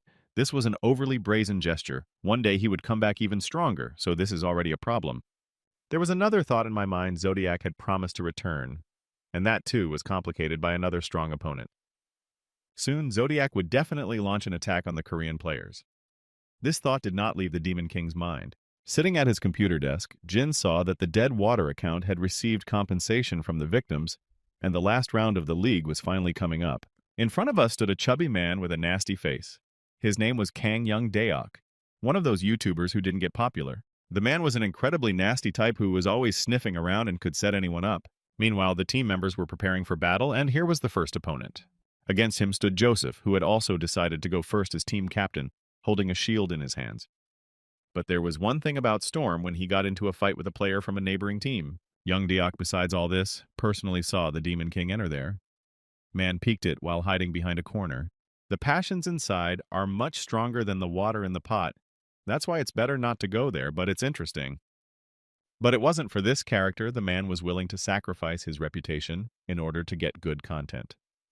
He opened the door and excitedly started shouting. The final round of the league was about to start, so this was something that couldn't be missed. Lee Jin-ho looked extremely confused. The guy got a letter. It was addressed to him. There was praise. Jin stood beside him and looked straight into his eyes. The guy was much shorter than his interlocutor, so it looked a little strange. Seeing an autograph from the King of Demons himself, professional player almost cried on the spot. It was the greatest honor. Jean wished him luck and told him to do a good job, to which the guy replied that he would keep it for the rest of his life. Young-ho, in turn, he stood and watched the line of people there to get the autograph of such a celebrity. Also, other players were handing out on mercs for people to line up and wait for their time. Young Daok became furious. He didn't expect this at all after the Demon King appeared. There was going to be bloodshed here. Well, if that's the case, he'll make a fuss himself. The man was about to start a public disturbance when suddenly someone grabbed him. 2 policemen of enormous stature grew up behind him, and they were almost twice as big as this journalist. The polite policeman escorted the shouting fat man out with an effort. The director looked at him askance. Jae Yong walked into the room where the Demon King was and called out to the boy who needed to talk to Jin. Jin looked away for a second. The thing was, the order came from above. They demanded that the next fight be more entertaining to boost ratings. What Jin had heard, he really didn't like him having a circus in the arena, or that it even sounded ridiculous. It was a professional league. The guy came in furious. These arrogant sponsors only look at the result. They constantly dislike something. Take Lee Jun-ho when he was in his prime career didn't give pro players the attention they deserved, so they lost a rising star. It's all because the upper management is always focused on results. They don't care about anything at all. It's not just when talented players leave them for more promising teams and sponsors that these people start to take their heads. At this moment, Jin realized that the Korean Professional Players League needed a kind of indestructible symbol. Folding his arms across his chest, the guy still agreed well. He will play the role of the monkey, but only once the director perked up. Keep thinking to yourself. Gene frowned at the manager's attempt to bend him. Quite understandably, they need a show. Well, they'll get it. Ryu Yo-won, Lord of Heaven and Earth, was just furious at what his manager told him. His teammates visibly tensed up. You can't piss this man off or you'll get in a lot of trouble. The man was just furious and ready to destroy anyone. These people do not even understand anything in the games and dare to say something to him. In the first round, he really had a feeling that they would lose to this Demon King. But on the other hand, the Mad Dog's test was successful. He crushed an opponent he had previously had a draw with. Hearing about the duration of the round of 10 minutes, the Overlord smiled. Yes, they will smash him in a minute. The team was extremely determined. All credit to the captain who had enraged the others with his fury. Meanwhile, Jin was giving a press conference saying that it would take him less than 10 minutes to take down his opponents. The guy was totally confident in his abilities and thought he had 8 minutes to wrap things up and make a good show. He said he would go to the pod and showed 2 fingers up in a sign of reconciliation. The guy was ready. The audience was excited. They were anticipating that they were about to see a real Demon King show. But the captain of the opposing team was furious with his opponent. He wanted to crush him. The manager was pleased he just asked Jin to do the show, but the Demon King was in his repertoire. Even the commentator was delighted. That was the real spirit. High League final round.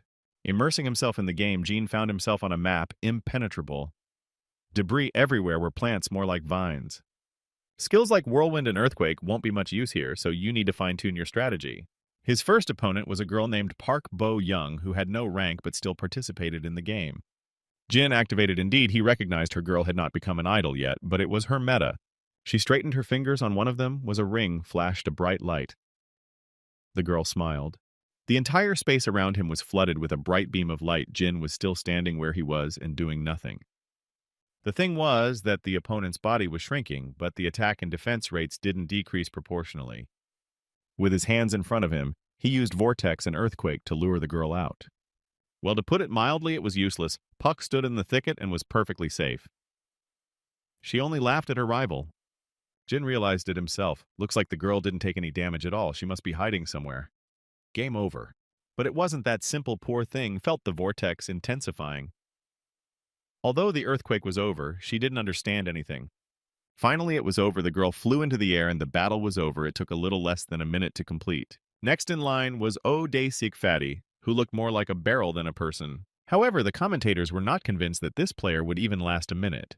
Sure, he was good, but not as good as the Demon King. Guy pulled a book of annihilation backwards from his pocket and summoned several monsters. In other words, it was necromancy. Skeletons began to rise from the ground. Everywhere the cracking of bones could be heard. Gene stood in his place as calm as usual. No one could figure out where the bodies of these monsters came from. They weren't here just now, but that was the magic. The fat man smiled and said that this still wasn't the end. There was one more feature he would show. This was a world of reverse speed monsters, so enlarged that they almost obscured the sky. Jin still didn't budge. In the stands, the guy spotted the manager of the Lord of Heaven and Earth. It seems this man had calculated everything quite clearly. But that wasn't enough either. With one deft blow, Jin crushed one monster after another, and a crunch was heard. Soon all the undead were destroyed. The guy felt his superiority, and from this, he became good at heart. It was the Graveyard Keeper ability. He got it when he was on the island and fighting big skeletons. Another blow, and the other half of the undead went to the other world again.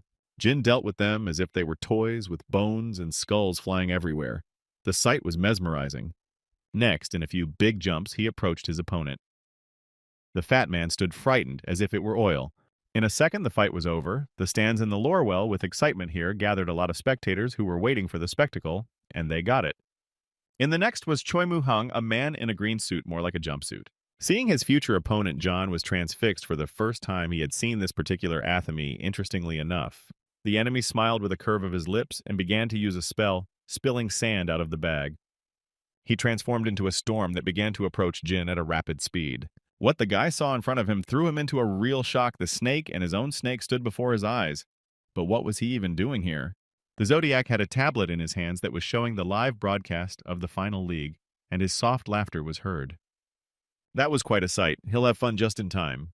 The software installation was complete, and the guy could get one step closer to his goal man, walked over to the capsule. Ended up guessing whether to wait for the perfect time to show up and let them have fun playing dolls or not. Meanwhile, Mu Heung continued to attack. The man was triumphant. He had a real pet monster that could destroy anyone. Sitting in his booth, the commentator kept talking. If you think they've never seen a demon king fight a monster. And so the monstrous serpent opened its wide mouth where a pillar of fire immediately formed. Smiling, the bespectacled man ordered his serpent to move forward so he could finally devour this hated demon king. Sitting in his suit, Jin was even a little upset. Seriously, he thought he could be defeated by something like this. The serpent spat out an energy wave from its mouth. The demon king bounced aside in time. Whirlwind and earthquake were handy, but they are on recharge. Either way, worry about nothing. Time is on his side, so you can even play around a bit. When he saw that his opponent did not want to go to the other world, the man gathered air in his chest and puffed up his cheeks. He let out a huge jet of air from his mouth, headed straight for the abyss of fire. He almost choked to death trying so hard. But it was worth it. He wanted to destroy the enemy once and for all. All around, covered in flames burning, the demon king stood and waited for the right moment. Suddenly, the serpent attacked its own master. It opened its wide mouth and in one fell swallowed the man before he could even say anything. The Lord of Heaven and Earth looked at all of this with bulging eyes and raised one eyebrow at what this was even about. In turn, his manager realized that he had miscalculated and wanted to fall to the ground in fear and shame. After a second, the next opponent was Iron Man, a huge steel golem with a horn on his head. A girl's friendly face peeked out from there, and it was Cho Hyun, the golem creator and genius mechanic. Jin was already ready for that too. He ordered his opponent to attack at last. The girl, without giving it much thought, pointed her Iron Man straight at Jin's fist, flying into its target. Seeing that the enemy is trying to destroy the device, Cho Hyun smiled. It does not burn in fire and does not sink in water. Now it is clear why it is so strong. Putting his foot forward, Golem opened the flap. There were many sharp spikes. The girl sat down at the monster's control station and started the transformation, now unable to. The Golem changed his entire body, covered in sharp spikes and saws. He looked truly like a fighting machine. Bouncing back to the side, Jin regrouped. The situation was heating up. It seems this chick is not so simple. She yelled for the enemy to run as far as he could, but he wouldn't get away and he couldn't stop her. But things were very different. Jin accelerated to monstrous speeds, creating a vortex around the robot. The next feature of his boots was a fiery step that set the ground around him on fire. Smiling Hyun-ah said that it was useless. Her golem is resistant to fire and any physical damage. That's certainly understandable. Jin smirked through his golem mask, steady. What about the girl herself? It was his brilliant plan. The temperature was increasing with every second, and the golem's hull was starting to glow. Now the girl realized what was wrong. But it was too late. She was unbearably hot. I had to open the lid to let in fresh air. Otherwise, she'd be dead before her time. And this was the moment Jin took advantage of as he approached his opponent and prepared a powerful punch. A scraping of metal was heard as the guy hit exactly the target. Hyun-ah opened her mouth and screamed. Her golem was cracking at the seams. Eventually, the hull still couldn't take a direct hit to a vulnerable part and began to fall apart. The manager was ready to tear his hair out, 3 out in less than 10 minutes. That's a real letdown. Suddenly, someone's voice was heard in his hidden earpiece that urged his calmness. To destroy so many players in such a time is impossible. The interlocutor on the other end of the line was smiling. It was only possible with a new meta, so let her not worry. 2 commentators announced that the last member of the team, Ryu Yo-wan, aka Captain Heaven and Earth, was coming on stage. For a second, everyone else stopped. The commentators saw something that made their hearts beat faster. What kind of species is this in general? Jin also stopped. The guy didn't expect the next opponent to be this size. The host presented the microphone to his mouth, calmed down, and announced the next contestant. They would engage in a decisive battle, Lord of Heaven and Earth. Ryu was a different guy now. He looked like a real cyborg and wore armor made of the strongest metal. Jin wondered as far back as he could remember. This man was overconfident. He was called the Destroyer of Leaders. This man had dealt with the most dangerous players in the world, even though they might be superior to him. But still, it didn't even surprise Jin. The guy realized that his opponent was in deep defense and unlikely to be able to move quickly. The only thing I wondered was what had gotten him this far.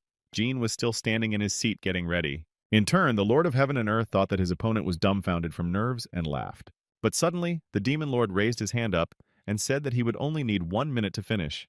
The presenter almost swallowed the microphone from astonishment. What it is really going on 1 minute, it is a duel. After being so cocky, Ryu bowed his head. Did his opponent really have that much confidence? But the guy doesn't fall for such tricks. Did the Demon King think that he would lose the will in his victory? After such words, the man shrank back. Sighing heavily, Jin said that he was so moved by this sincerity that he decided to show and his will to win, so let him not be offended. He put 2 fists forward and began charging his gloves of energy, and a couple more seconds, and the man would strike. The necessary limit was reached, and the Demon King snapped out of his seat. He sprang at his opponent and brought his fist up. Poor Ryu thought he was about to break in half, so strong was the onslaught even his spacesuit could hardly withstand it. The seated commentators began to talk among themselves. They could not even guess who would win. Both rivals had strong points. Suddenly, a couple seconds before the end of the battle, something unimaginable happened. The game suddenly froze. The spectators were stunned by the surprise, and the stands fell silent, although a second ago there was an unimaginable roar. Just a few seconds before the Demon King strikes his opponent, just picked up and left the game. The manager of the King of Heaven and Earth was tearing his hair out. He wanted to be anywhere else but here. Strange thing is, no problems with the pods both players had, so it looks like the opponent went out on his own. The manager rushed toward his client's capsule. His hurried footsteps were heard. As soon as the man approached the machine, he immediately opened the lid to check what was wrong with this guy. As soon as the capsule opened, everything became clear. Ryu was barely breathing. He was so scared he couldn't say a word. "It's bad," the manager starts yelling to wake the player up. But it was all useless. The poor guy was so frightened that instead of words, only a scream came out of his mouth. Joseph, who was standing next to him, realized that this scream was very familiar to him, and that he still dreamed about it at night. Nothing mattered before one single emotion, fear, and now this fear had completely taken over the player's body. He was simply thrown away. Joseph only watched as the unfortunate player was carried away on a stretcher to the hospital. He had a massive nervous breakdown. "We can now consider that the fight is over." Joseph easily began to clap his hands. All the others followed suit. He cried and thanked all the gods. He knew it was the greatest victory of his career. The Demon King raised his hand forward. Like a general, he was on a horse, won absolutely all the matches without a single difficulty.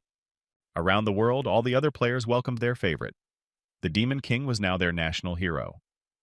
Summarizing the results of the competition, in second place was the John Ji Pai Huang team. They jumped in their seat and cheered. In third place were the Mad Dogs, although it could not be said that they were satisfied with their result. And of course, in first place is the shining favorite of today's K1 tournament with an absolutely deserved win. The Royal Star Award goes to the Demon King. No doubt he was given a small cup. But that wasn't the end of it. Only the Asian Champions League has passed, and then the World Cup.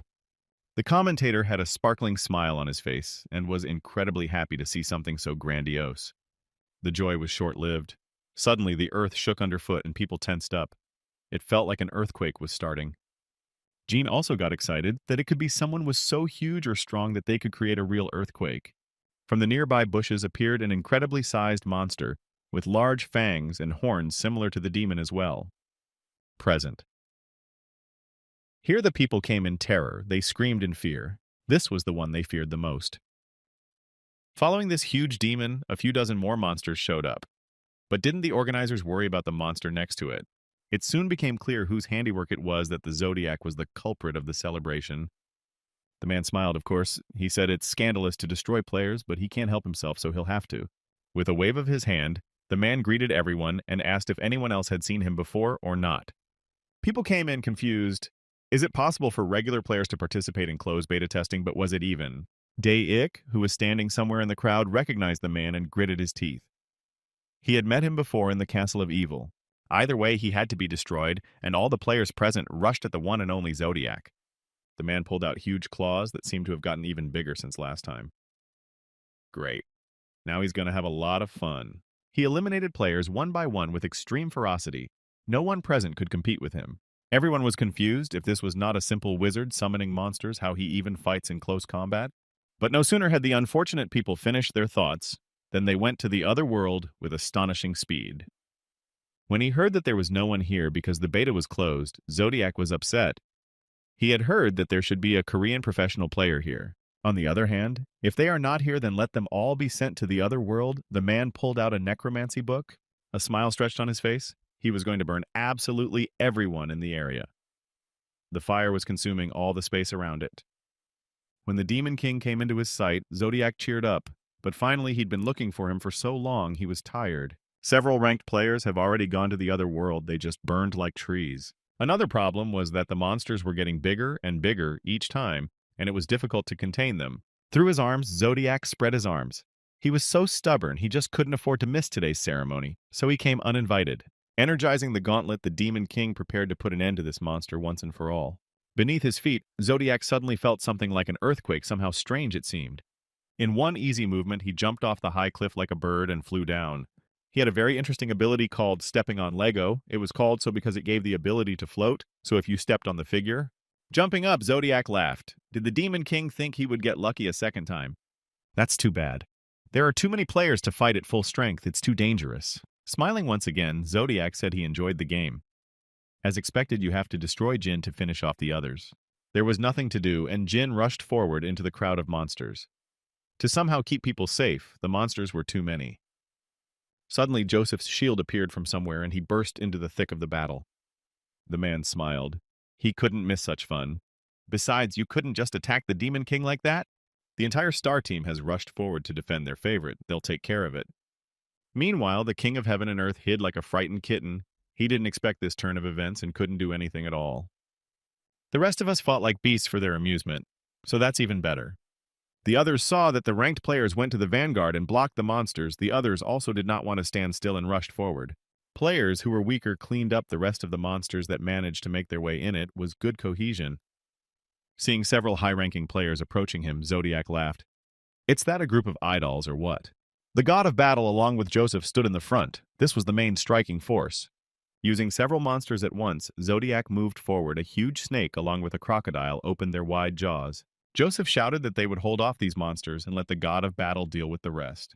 The player approached to the extreme distance and swung a weighty fist needed to end this as soon as possible. Gang. With incredible speed, he approached Zodiac and was about to deliver his crushing blow, his speed increasing with each passing second. The guy was about to strike, but to his surprise, he noticed that Zodiac easily dodged. Moreover, he grabbed the unfortunate fellow's weapon with his claws, thus immobilizing him. This was starting to piss them off, so Zodiac decided to deal with them sooner rather than later and started destroying them with renewed vigor. At this point, the player realized that he should have prepared another weapon. This one proved too weak, worth using disguise. But it seems that wasn't the main problem right now. Zodiac pulled out his huge flute and immediately a howl was heard. Obeying the ghostly call, monsters began to rise from beneath the earth, and a terrible crackling and roaring could be heard everywhere. Seeing the monsters rising from the ground, no one could understand how it even happened. They had just been destroyed. But as it turned out, the monster rose from the depths of hell and attacked the defenseless players. The number of monsters was so large that players simply did not have time to deal with them. A whole army of skeletons and the rest of the undead were moving on them. The health reserves were decreasing rapidly, and the monsters weren't getting smaller. They couldn't cope anymore. Clearly, this was no illusion. The monsters were quite real and could destroy anything in their path. There were harpies, flying monsters with long hair and claws, and they were also poisonous. The battle god tried to fight off the monsters, but since they could fly, it made it difficult. And they're also really annoying during combat, so that creates a problem. One of the players did not react in time, and a harpy was already flying at him, spreading its wide-clawed paws. In addition, besides the monsters, there were other players who lost and went to the other world. Standing on top of all of this, Zodiac wondered, is it really possible that Korean players are only capable of this, even somehow strange? As soon as Zodiac thought of the Demon King, Jin appeared right behind him so suddenly that the man didn't even realize it. In the next was a powerful blow to the head. Although from afar it looked even funny, Zodiac flew down. Gang. Even for a second, he was distracted from the battle. His eyes went wide and he didn't expect the dead water to be there. The audience watching through the wide monitors held their breath. It was truly unexpected. In full bloom, Jin attacked again and again, true, because suddenly the profs must go one-on-one against the villain. While the guys on his team are stalling, he hid and changed his appearance so he can disguise himself. The Zodiac, expecting nothing of the sort, prepared to fight back. But where did this guy come from? He wasn't here just now. Stepping on his long cloak, Jin stepped closer to him, and his opponent fell on his back like a tumbleweed, unable to keep his footing. And people still couldn't believe what happened. Dead water hit him in the back of the head. So funny. Dahai opened her eyes in surprise. There was dead water, but how did he even end up here? Coming to his senses, Zodiac rose to his feet. The man was furious that his plan was being tried to be disrupted. With a grimace of displeasure, the man began to speak. He didn't know where this kid had come from, but he was finished. Now no one will even remember him. Assassin pulled out his folio and began to recite the spell, Let him taste the hellfire. But that wasn't part of Jin's plan. He used the mana burner and tried to interrupt the spell. In the same second, Zodiac felt as if his body was stunned. He was rapidly losing health. His strength was no longer the same. In the game of Masters, even the smallest delay is a fatal mistake. Jin knew this better than anyone else. Taking advantage of his opponent's confusion, the guy jumped closer to him and hit him from top to bottom. The rest of the players all stayed. They have no end so much that it is impossible to even concentrate. Lee Jun-ho. In the heat of battle turned to storm, he suddenly had an idea. The one looked at him unhappily and asked what he wanted, but the player said he would buy time, and Storm let him run away. A conflict began to break out between them. No one wanted to retreat and fall behind their rivals, but it was too late to argue. A huge demon the size of an entire mountain was already moving towards them. But suddenly, strange people in black cloaks and masks appeared from somewhere. It was the Tokkabi cleanup team, professional military men. They focused on mopping up and evacuating the regular players so no one would get hurt. It was a kind of suppression team. They moved like shadows of a completely different level. These people could match even the most skilled fighters. Jin, in turn, has now fought Zodiac in his past life because of this incident. His reputation has greatly deteriorated. Zodiac felt a powerful blow to his head and almost lost consciousness, but somehow survived. He was furious and wanted to destroy Jin, already preparing his sharp claws. But suddenly the guy's body was covered in slime, and as soon as Zodiac hit him, the claws went tangentially without doing any damage. The man wondered what this thing even was they just slid through. Gene was getting annoyed too. He wanted to get this psychopath over with quickly, but he was starting to annoy him. A real duel ensued between them, and they did not forget to sprinkle curses on each other.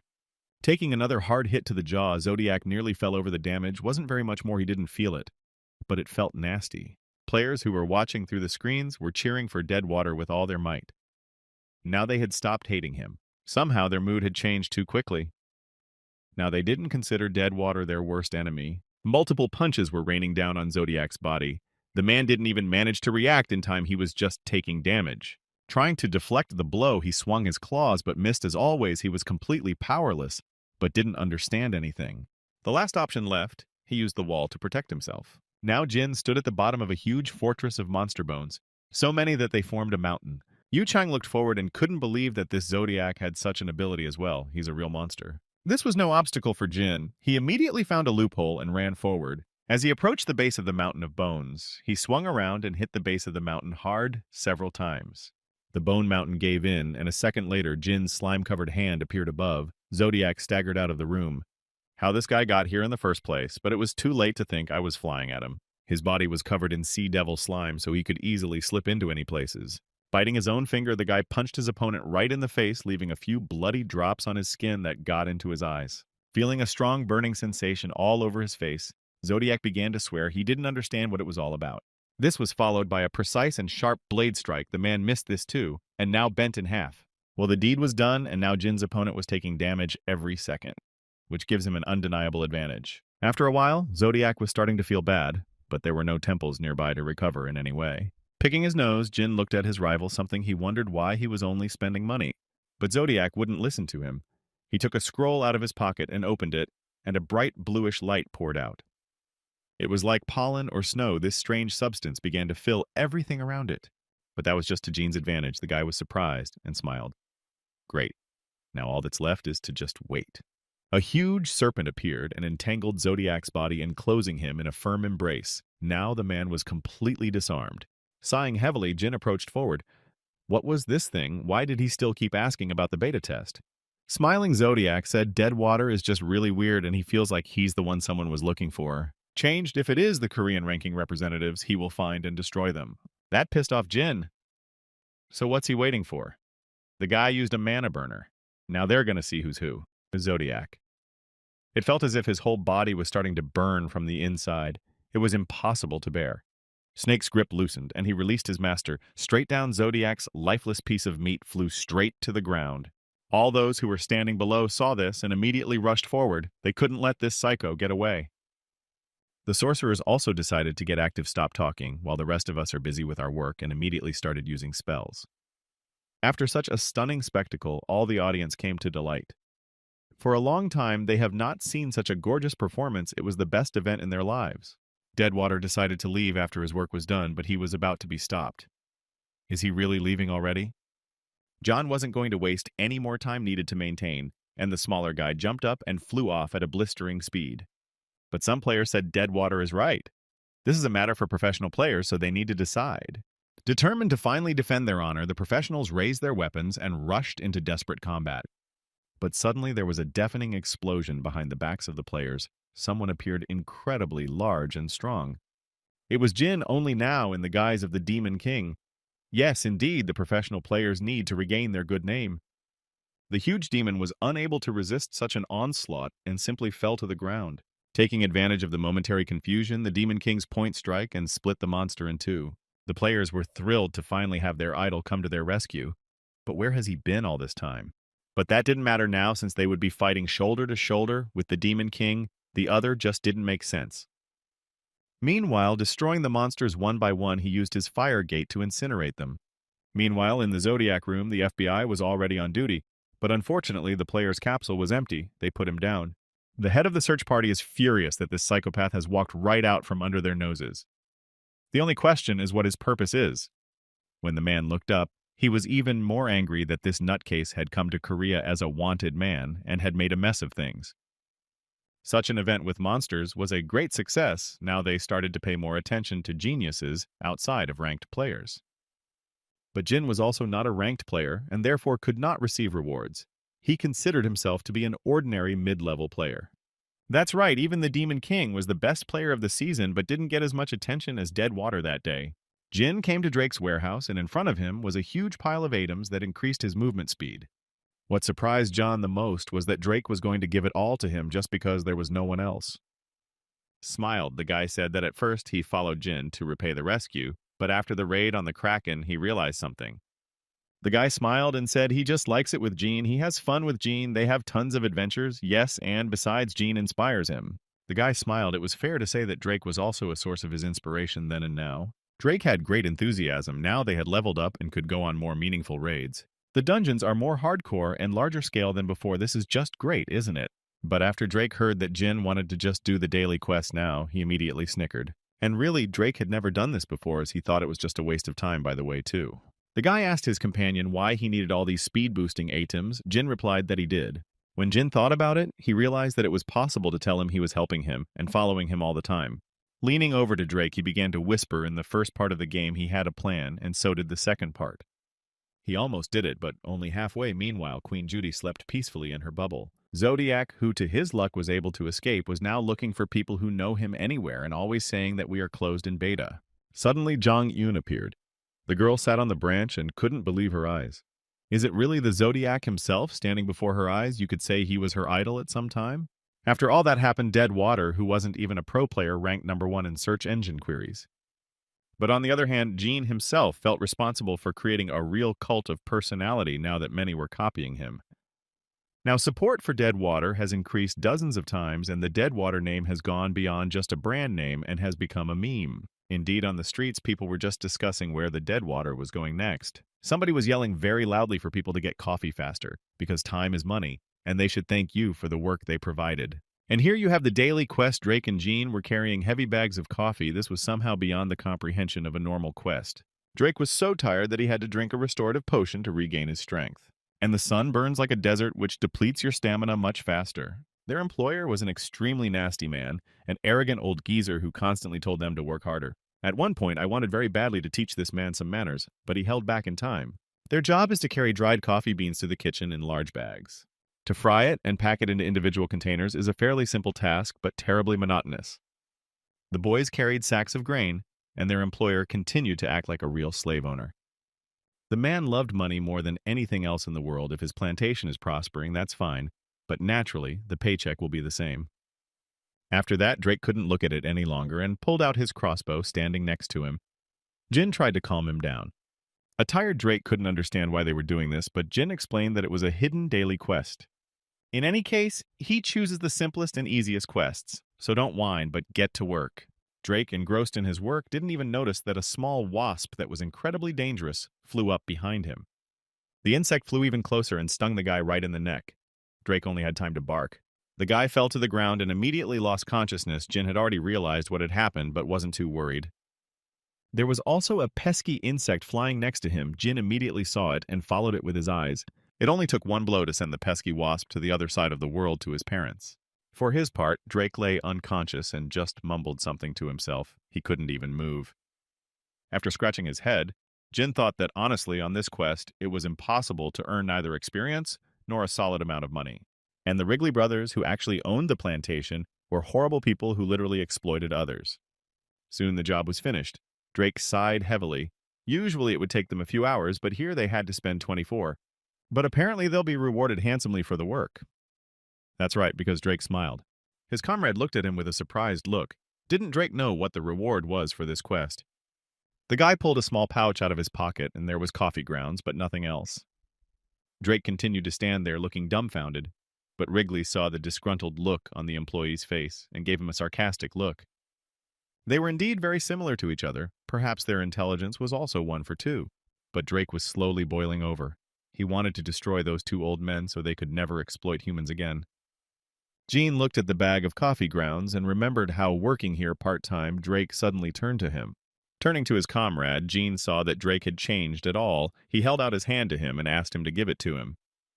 One of the brothers barked at them to come back early tomorrow. Their plantation is thriving, so they need slaves, not laborers. But Drake didn't want to hear any of it. He pulled out a heavy stick and in one deft move, he whacked one of the brothers. The guy was just furious. He was ready to crush these 2 like bugs, but even now the brothers were managing to banter. As soon as one of the brothers said another word, a heavy shoe flew into his face. Standing nearby, Jean said the knave mask absorbs karma, so Drake can beat him until he feels better. But that wasn't the end of it. Drake wasn't satisfied and decided to set fire to the whole plantation so these 2 would know their place. On his face was a mask that restored his karma, so Drake could do whatever he wanted now. Standing nearby, Jean blew on a cup of flavored coffee and took a few sips of a great day to have a cup of coffee. Then the guys left the plantation and sat down on the nearest hillside. They'd just wasted a whole day without earning anything. However, Jean was of a different opinion. No, they got something after all. A smile broke out on the guy's face, and Drake didn't understand a thing. Taking a sniff, Drake smelled the aromatic scent of coffee. By the way, it was quite pleasant. Now the guy's whole body exuded a nice coffee aroma. It's the best they could get here in a while. Holding out his hand to his companion, Drake invited him to come with him until the smell of coffee wafted out. But the boy didn't get it. Of course, the strangest and weirdest dungeon, a smile continued to shine on Jin's face. Rising to their feet, they shook hands. This was the partner Drake already recognized. With a thumbs up, Jean said the real game starts right now. They are going to the floating island. Meanwhile, one of the developers was standing around talking to someone about the Zodiac. Too bad, of course they missed it. Besides, he's pretty far down the road to the Assassin Tower right now, and that's a problem. The girl's name was Freedom is important, of course, but control is just as important, and even more so when it comes to user safety. Meanwhile, Gina, along with Drake, went to the dungeon with a shard of weeping statue in his hand. The guy stood in a familiar place. He smiled and said he was finally able to keep his promise, you see. The statue standing in front of him thanked the guy. Now he could finish his wife. Pygmalion's eyes lit up with a bright yellow light, and something began to change around him. Guy felt something change in his head. His eye also lit up, and he gained the new ability of the sculptor's eye. Great, now he has a very useful enhancement, even though he spent a lot of time on it. And now the guys were in an underwater castle here. It was very strange and wet, but you had to be careful not to run into anyone. Drake was already anticipating the fact that they would have to clear this dungeon. So what's the difficulty level here? Smiling, Jin said that their target was now the great 8-legged king, and fell silent. When Drake heard that their opponent had a ranked opponent, he was even a little worried. And again, here were the bones of what it was. It was reminiscent of when Zodiac started resurrecting the undead in principle. It looked the same. They were spiders, but they were different from the ones the guys had seen before, with eyes that burned and a nasty crackling sound. Drake had already prepared himself and realized that entering the dungeon wasn't going to be as easy as it seemed. But suddenly Jin started doing something strange. He was squatting. It seems this is not a good time to exercise. The spiders that had rushed at him suddenly stopped for a second and froze in place as if waiting for something. The monsters that wanted to destroy the uninvited guests a moment ago began to go far away. Drake finally figured it out. That's great. It's the smell of coffee that soaked their bodies. Now the spiders can't touch them. When the monster moved away, then the guys advanced as quickly as possible. Drake scattered coffee grounds everywhere to scare away spiders, and it worked very well, by the way. Continuing to run, Drake said he realized for the first time that spiders didn't like the smell of coffee. Pushing off the ground, the guys flew somewhere down deeper into the depths of the dungeon. Inside was even creepier than outside. There were cobwebs everywhere, and the crackling of those nasty creatures could be heard. At one point, Drake took an unfortunate step, and something crunched under his feet like a shell. The guy was about to fall under the ground, but Jin grabbed him by the scruff of the neck just in time to make it look like some kind of trap. So she was, Jean nodded. His head would need to walk as carefully as possible. If you want to stay alive, points. Hearing that the earth, where the cave spider lives, is completely covered in tunnels, Drake is frightened. Is there no way to move forward? And this is where the recently acquired eye of the sculptor came in handy. The guy used it and now saw the right places to step on. As he accelerated, Jin forcefully kicked his foot straight into the ground with a crunch and crackle. Finally realizing what was going on, Drake wondered greatly, could this really be what he was thinking? But as it was, it looked like a bomb squad game where you had to hit the right squares to avoid getting blown up. This game has been known since the Paleozoic era. The number on the playing field indicates the number of mines in a 3x3 area centered in a square in the middle. Jean told Drake to stay behind and act as cautious as possible. But they'll get through. The boys ran forward. Jean ran ahead and pressed the right squares, using his skills. His back shooting off the hated spiders, which were not getting any smaller. A fierce smile appeared on his face, no problem activating the features of the great Dark King choice. Turning back, Drake saw that a huge spider much bigger than all the others was already flying at them, and he froze. Following that, he made a big leap and said he was about to use Jean's back, but for some reason jumped on his head. Taking a few quick shots, the guy tried to destroy the spider. All he could do was hope he hit it. At one point, Jean felt like his comrade was taking away all the key scenes, even kind of resentful. There were also some iron spiders with shells that started spitting venom and webs. Jean advised to be careful because the web of these monsters is like steel wire, and it's easy to get hurt. But Drake didn't listen to him at all. He was so caught up in the battle that he didn't see anything around you but the target. The web was more dangerous than it seemed, though, as it entangled everything around it, obscuring space. Soon there was a real wire at the top, and so strong that it would be impossible to get through it. Suddenly, Jean grabbed Drake's arm and told him to stay close to him. Now he had a plan. He wrapped his arms around his comrade and pressed against him, became suddenly terribly awkward looking. It was strange to say the least. Pressing even tighter, Jean yelled for Drake to hold on tighter until their pores made contact. A second later, their bodies were covered in a viscous slime. The whole time Drake didn't say a word. He tried to fight the strange feeling. Once they were both up to their necks in slime, getting through that wire was a breeze. Their bodies just slid around like slugs without taking any damage. Their movements were like some kind of strange dance. To get through this rope, you have to move in sync. The danger was almost over. The slime completely protected their bodies from damage, and the web appeared as a normal thread. The exit was approaching in the distance. A wisp of light could be seen, and the boys headed right there. They were as one. Suddenly, he felt when he was already up there, something very big and heavy was approaching them. The boy stood in total darkness and tried to look around, but his eyes were not used to it yet. But with his sixth sense, the guy still felt something very dangerous approaching. It seemed to him that someone was following him. Some weird girl with white skin approached him almost closely, and since when is she there so close? It didn't look like he was paralyzed, but Drake still pointed his crossbow at her. The girl took a couple more steps closer to the guy and looked closer. Her eyes were as red as an albino's.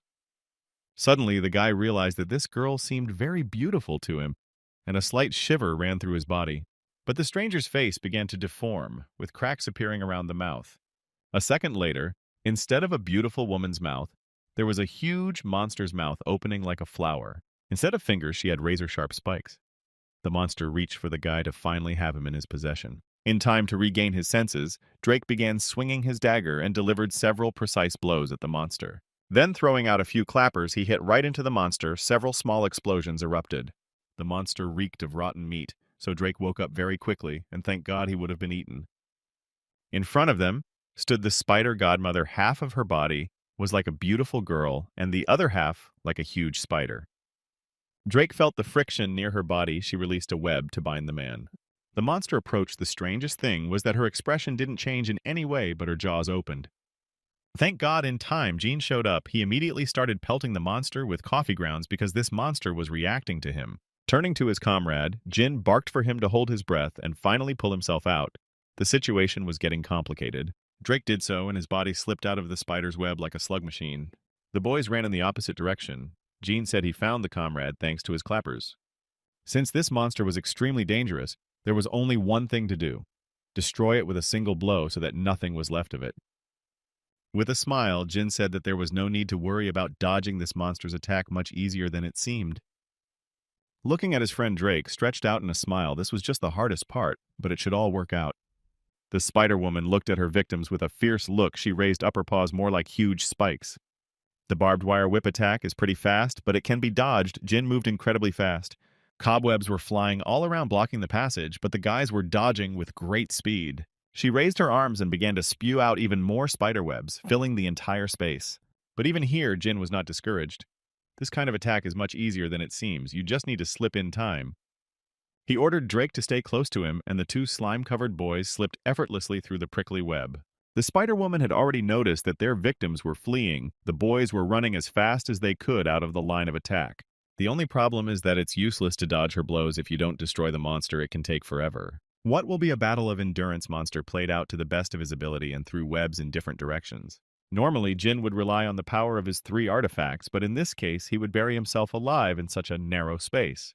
Drake asked, "Is there any particular way to attack the monster or not?" He hesitated and said he didn't think it would work, but since he had it with him, it was worth a try. Without having to explain any more, Drake gathered himself from his seat and rushed straight at the spider that was spitting harder and harder. As he approached the monster, Drake thought about where he should hit to make it stronger. The Spider Queen had already seen her enemy approaching her and released several jets of dangerous webbing. John finally realized what his comrade was up to. He still had coffee sludge. As soon as he sprinkled coffee sludge on the spider, the poisonous bees immediately descended on it. It remained to be seen how they got here, how Drake had even managed to bring them here in the first place. Drake proudly replied that he found them on the farm, thought to destroy them first, but maybe they would come in handy. If they can do paralytic damage with poison, then why not try doing it to a monster? The actual bee, now in exposing its huge stinger, was moving right at the monster. The spider could do nothing. Her speed just wasn't enough for some reason, biting her dozens of times. Suddenly, the spider's rib cage split open and a ray of some kind of energy burst out from there that you started to fall. But the plan failed after all. It seems the venom of these bees doesn't work on high-ranking monsters. But no, Jin suddenly came up with a solution. He perfectly remembered some moment from his past life. Suddenly, something changed. The monster seems to have started molting, shedding its skin and turning into something completely different. Spider-Woman has changed. She has turned into an even more terrifying monster. This is the many-legged Empress. Her skin went from white to black, her hair also lengthened, and her strength increased several hundred times. When the monster roared, then a great number of iron spiders fled at her call. Now the servants were ready to destroy anyone for their queen. Breaking looked around but didn't see Jean beside him. Where the hell did he go? The Empress looked at them with a waiting gaze as she waited for the next action when the prey would come to her. It didn't take long for Jin to lower himself onto the monster's head, striking it with his blade. Drake's eyes bulged with wonder what he was even doing. Why should I finish off a monster any other way? The monster roared in pain, but not yet seeing the one who attacked her, the spider began to swivel her head around. As Jin descended down, several dozen precise blows were struck all over the monster's body, and a cracking sound was heard. After that, he ordered Drake to immediately attack while the spider was confused. Archer asked a stupid question. Isn't it too rude to attack her while she's transforming? But the thing was, her main skill is also inactive when she molts. So this is the perfect chance to take her down. The spider is frozen in place. While it sheds its skin, it is defenseless. The monster could only stare at its victims. Jumping down on her, Jin shouted, "Isn't it obvious that you should attack wizard girls when they transform?" Using his basic skill, Drake turned his crossbow into a huge bow and drew his arrows. A whoosh was heard as the spider felt dozens of arrows crashing into her body. The monster could do nothing in such a situation. The point damage of the blade began to take effect, so that the monster was weakened. You could finish what you started. Nothing better than explosive damage. Jin jumped up and prepared his most powerful charged fist. It seems they had won. The guys stood on a small dais and watched, but there was no way such a strong monster would immediately recline. The problem was what would happen after she finally went to the other side of the world. Jean tensed. Looking at Drake, Jean asked, should he say nice to meet you, but it seemed unnecessary. Suddenly, everything around me began to shake as if a real earthquake was starting. When Drake saw something terrible, he warned his comrade that danger was coming from above and they should leave. A second later, a huge mass of web fell directly on the two guys. They barely managed to dodge at the last moment. It was too dangerous here. Jin had lost sight of his comrade and was now trying to find him. But the guy had to take care of himself because the monster was still out there and he felt incredible pain. It was the new ability of the heart degenerate to him. The special ability was absorbing health and all characteristics. Jin decided to drink the potion right away to regain some strength. even though the guy took a direct hit. But thank God he survived. Drake immediately jumped up to him and asked how he was doing. It seems the spider was still alive, and now it's even bigger. But why is it getting bigger? In such a case, one must hope for a direct pinpoint strike and stall for time. Jin ran forward. Needed to run away, the guys left just in time, just a few centimeters away, snapped their fangs. Continuing to pound into the wall, Jin tried to bring rocks down on the spider woman, or turn the floor into lava. The monster felt the fire begin to flare under his feet, but the spider was too big to react so quickly. Jin was well aware that insects were especially weak before fire, and her new delicate flesh would burn quite marvelously. The only thing left to do was to get the hell out of here, which they didn't do in the next second, leaving the spider woman to burn. Turning back, Drake noticed that the spider seemed to be acting rather strangely. The monster's so weakened, it's lost its guard. Now it's just a matter of finishing it off with one shot from Drake. But now was a bad time, luck wasn't on their side, so better to just get out of here. To the question of the comrade, Drake replied that if you think isn't he himself told me that monster with rank, but now it turns out that it is a plus. He explained that he only becomes a level monster when he reaches full metamorphosis, and now is the time. It seemed her rank was elevated 2 ranks. Drake was even a little scared after that. And now they are facing a brand new creature in Octopus King Colikium, a truly colossal C+ rank monster. Drake freaked out. Isn't a level up like that considered cheating, but that's the point.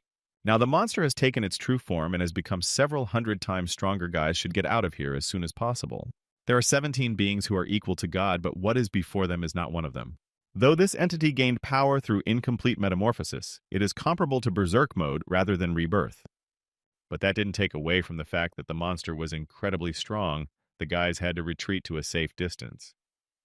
The monster was so powerful that it could destroy this entire dungeon with just one skill. Jin used his mana burner to soften the blow.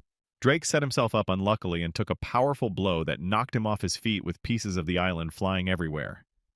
Unfortunately, it didn't work out. Jin said he was going to get close, so have Drake cover for him. There's a plan.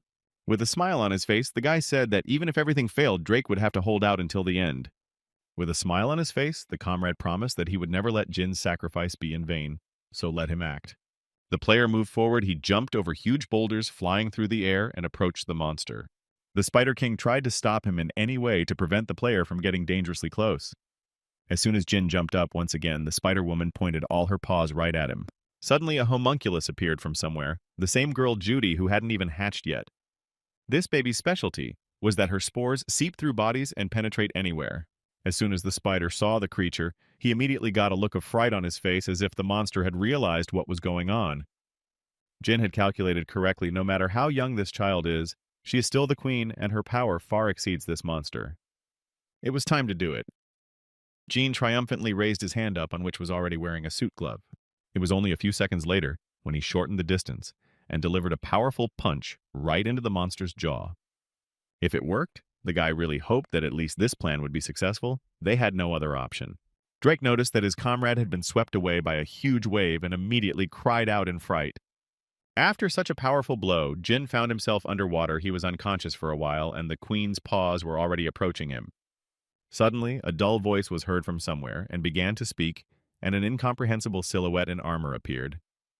It was Beelzebub, the supreme demon, who would offer a just fate and an opportunity to. Spider-Woman looked at the demon with frightened eyes. It was obvious that even her strength was no match for this deity. Time was up. Drake rejoiced. It seemed their plan had succeeded. It could be considered a victory. The monster's body began to turn into ash and gradually scattered to the wind. They are no longer in danger. Beelzebub stood right in front of them. His hair was a bright green color. This creature was beyond human perception. But that wasn't good news. Jin thought the spider had managed to destroy him after all.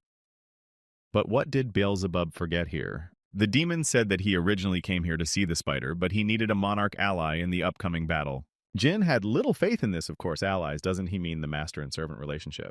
Monster spiders in this world fundamentally take a neutral stance. They stay away from the rest and live isolated. But what changed was the basic plot that Jin remembered from the last pass had nothing to do with it. Did he create the butterfly effect? Beelzebub looked down at him and waited for an answer. Suddenly, Jin felt something begin to change. His legs were shaking. He was losing consciousness. The presence of a true top-rank monster was truly overwhelming. His body stopped obeying.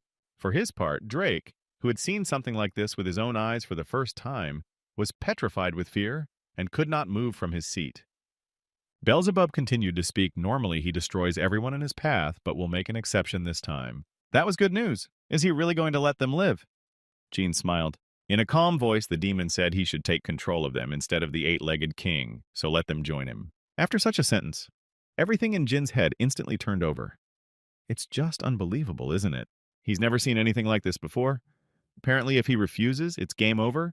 He's going to die. But he had Solomon's eye, so he had to pick the best answer. The guy looked closely. But unfortunately, and to his horror, he saw nothing. The demon hurried him. He was tired of waiting. The offer was withdrawn, and the guy was furious at the capricious demon. Well, it's come to this. The demon's gone somewhere far beyond the clouds, but sooner or later had to fight him. It was one of the few times Jean was afraid he tried to calm Drake down. They can still win, after all. Turning to his comrade, Drake gave a surprised look, but it was the first time he'd ever seen Jean in such a state of mind. Judging by his reaction, there is no chance of avoiding it, for it is true. Then they have no choice but to fight on their own. At that moment, Jin even blushed. Is he really such a trustworthy comrade that he'll follow him into fire and water? Their opponent is the lord of this world, an omnipotent being against whom no one will put up at all, let alone artifacts. Of course, Jin realized that in this fight he would 100% go to the other side of the world. But first he would destroy the demon. From the depths of the sea appeared a huge creature opening its wide mouth. The monster tried to swallow the demon.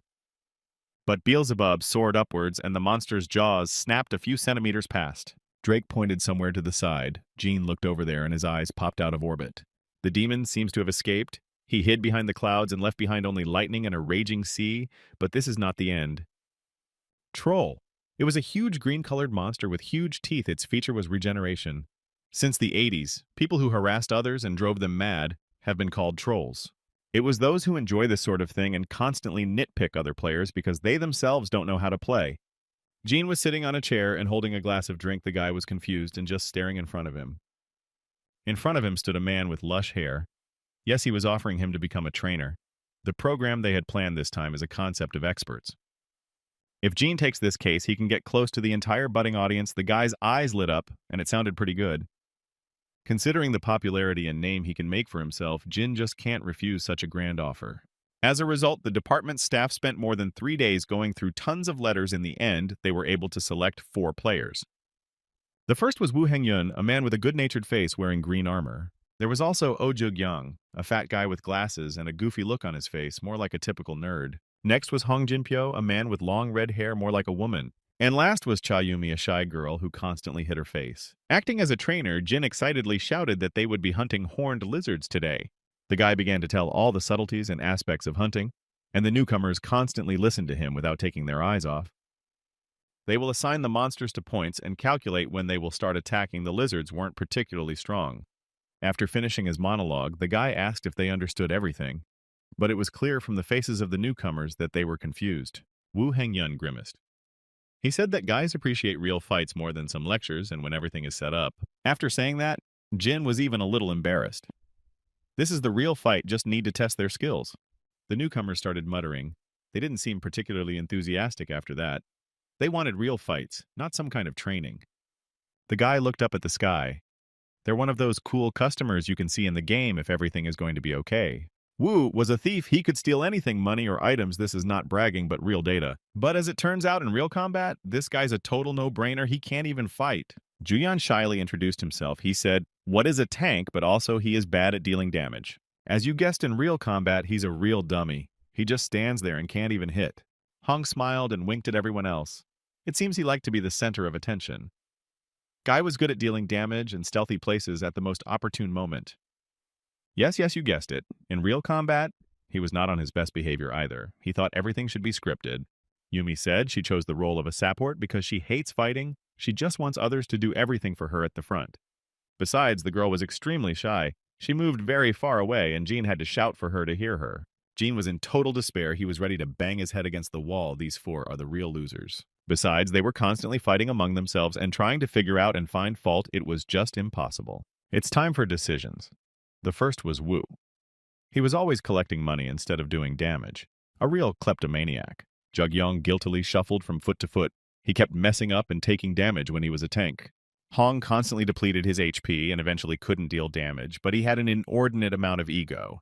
In turn, the girl support was constantly standing behind because she was afraid and couldn't heal properly. Besides, she was so unwilling to do anything that she offered to drink a potion to cure herself. Isn't that the best option? In the observation room sat the manager and Yanhua. The girl was constantly drinking water. She was already mentally exhausted. Poor thing couldn't understand what the problem was. They were always telling them their situations. And now that it came to actual combat, everything was different.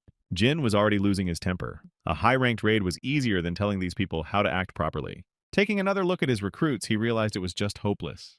The recruits decided to act as usual and nail their instructor and do what they wanted. The streamer was terrified now. Something terrible was about to happen. She saw Jin's face. Jin is really pissed off. They really think they can't do anything and they're showing off. Wu Said they are slow because their teamwork doesn't add up. They are just confident in their abilities. And besides, they'll do things their own way, so let the instructor just get out of their way. Sitting in the office, the streamer just didn't know what to say, why they even applied to this game. If that's the way they want it, fine. Jin suggested they fight 4-on-1 against him alone. Besides, he'll be unarmed. With the same smile on his face, Jin suggested if he won, then the others would adopt whatever strategy he had in mind. Naturally, everyone else thought that Deadwater is only in the amateur league and he will not be able to compete with them, so there is nothing to fear. Hong smiled, said that this catch depended on whether they could beat him or not, but it seemed the man was confident in his abilities. In any case, they agree. The rookies literally shouted in one voice that, well, it's time to test how strong they are. Jin's joy was boundless now. He would show them what a real fight was and let them not complain that they couldn't do it. Meanwhile, the managers were just in shock. As expected from Deadwater, he did everything right. Well, the streamer thought, as Deadwater lost to mediocrities like these 4, the problem is, what's the benefit of it at all? But somehow Jin has taken his most intimidating form. Now he's changed. He wants to beat the hell out of them. He took off all his artifacts. He was wearing his normal rookie clothes and a wooden sword, a pitiful sight. Naturally, the rest of those who came were completely shocked, but what a fool does he think he can stand up to them? As soon as he was attacked, Jin defended himself with such ease that it was hard to even believe. First, here's why supports should wear items with high defense. The guy stripped down with a hitman in a flash. Those who remained were shocked at how it was even possible for an ordinary wooden sword to deal so much damage. Wu confidently ran forward swinging his sword. The man thought he could easily handle it. Basically, as expected of a thief, he is the fastest in his team, so he attacks without delay, hope for his speed. But that was more of a disadvantage. Jin spilled out a handful of coins in front of him, and the man was immediately distracted. When he saw the gold and heard the clinking of coins, he seemed to go crazy and forgot the proof, rushing straight for the money. Jin took advantage of this and delivered a devastating blow so fast that Fatty didn't even notice. It was a stun. The man was so shocked he couldn't understand what had even happened to him. And here comes the second tip. This is the reason why a thief must react to every coin. The cocky Hong rushed forward. He intended to end this completely with his greatest technique. It was the final sonic boom of a powerful wave that flew straight forward, but Jin, as expected, dodged it by tripping. Unable to stay on his feet, the man stabbed his comrade in the head with his sword. At first, he didn't even realize anything, but when it came to him, goosebumps went all over his body. A second later, it was like he'd been electrocuted. The thing is, the fat man's armor is reflective. And here's a third tip, is to discuss in advance where someone will attack while doing damage. And the last one was Yugen. He ran right up to Jin and tried to hit him, but the coach was much faster. The fat man was striking out and didn't see what he had to do at all, although his movements were very stilted. He was horrified when he saw the Deadwater holding his sword with his bare hands. How strong he was, after all, was impossible. Only a few seconds passed, and with one deft movement of his fingers, Jin shattered the sword blade like a toy. He held his air and prepared to attack again. Need to teach them a good lesson. One more deft movement, and the fat man is already flying to the ground without realizing what is happening to him. Just because he's hitting them with a wooden sword, they're fine. If it was real, they'd be finished. Jin grouped up and hit Hong, and he flew straight to the ground. It was so fast that they didn't even have time to react. Next was poor Yumi.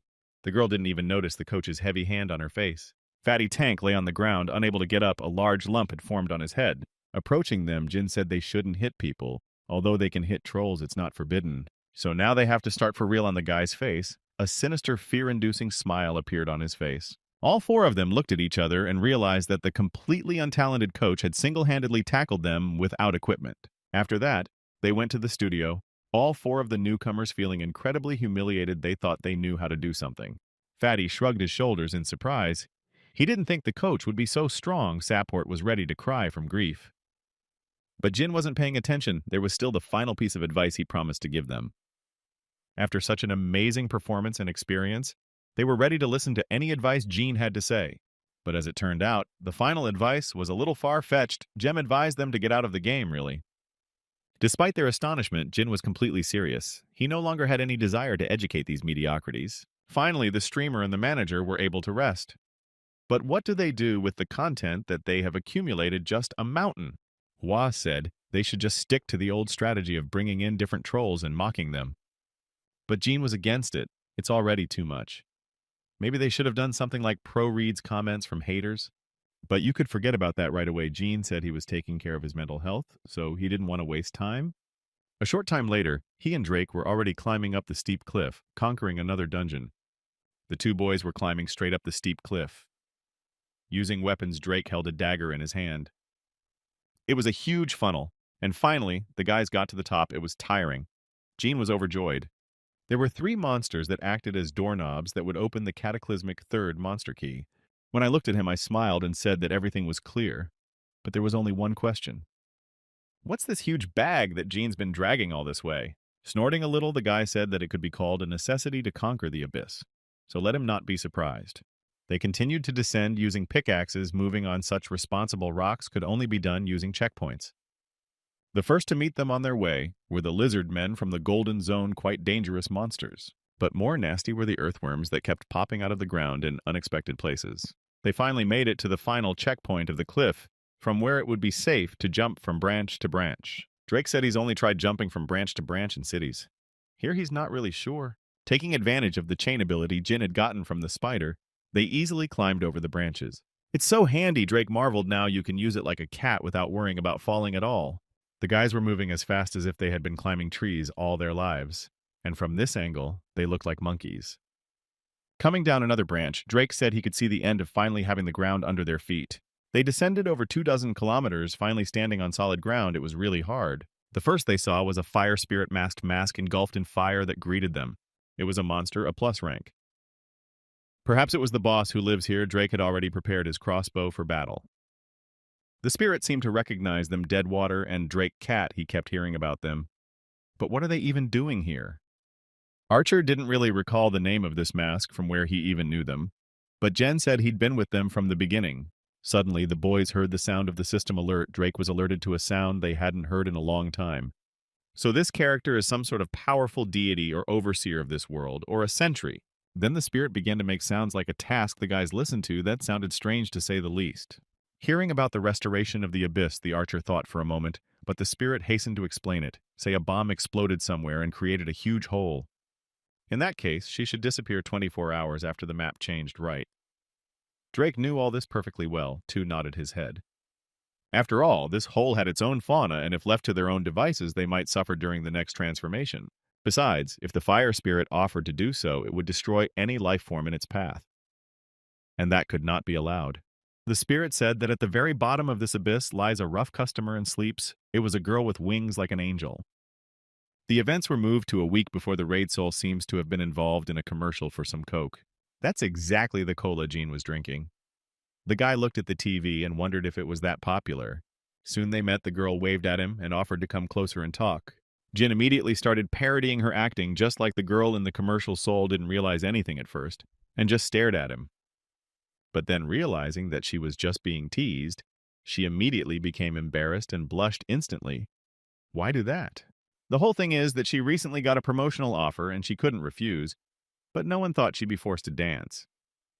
Jin looked at her and said that everyone seemed to like the dance, but Saul immediately waved her hands. Even forget about it. It's humiliating. The girl said that in gratitude she would do anything. Jin asked. The guy even frowned, even though it would be.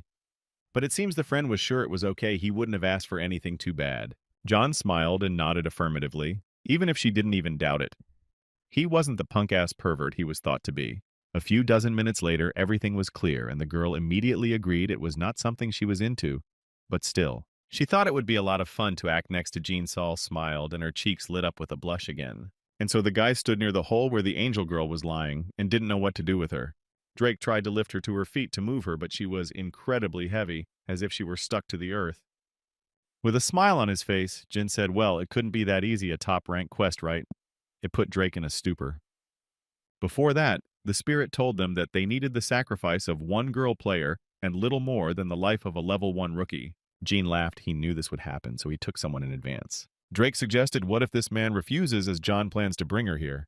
The problem is that this man will go to the next world when he receives even the weakest blow from any monster. So there's no need to worry. As soon as Gene set his backpack on the ground, Drake started to guess something. Could it be that the one they need is here? Jin only confirmed his thoughts. Didn't he say earlier that he had only taken the essentials for the trek into the abyss? Suddenly, Gene started pretending he was on the phone with someone. Drake stood behind him, not understanding anything.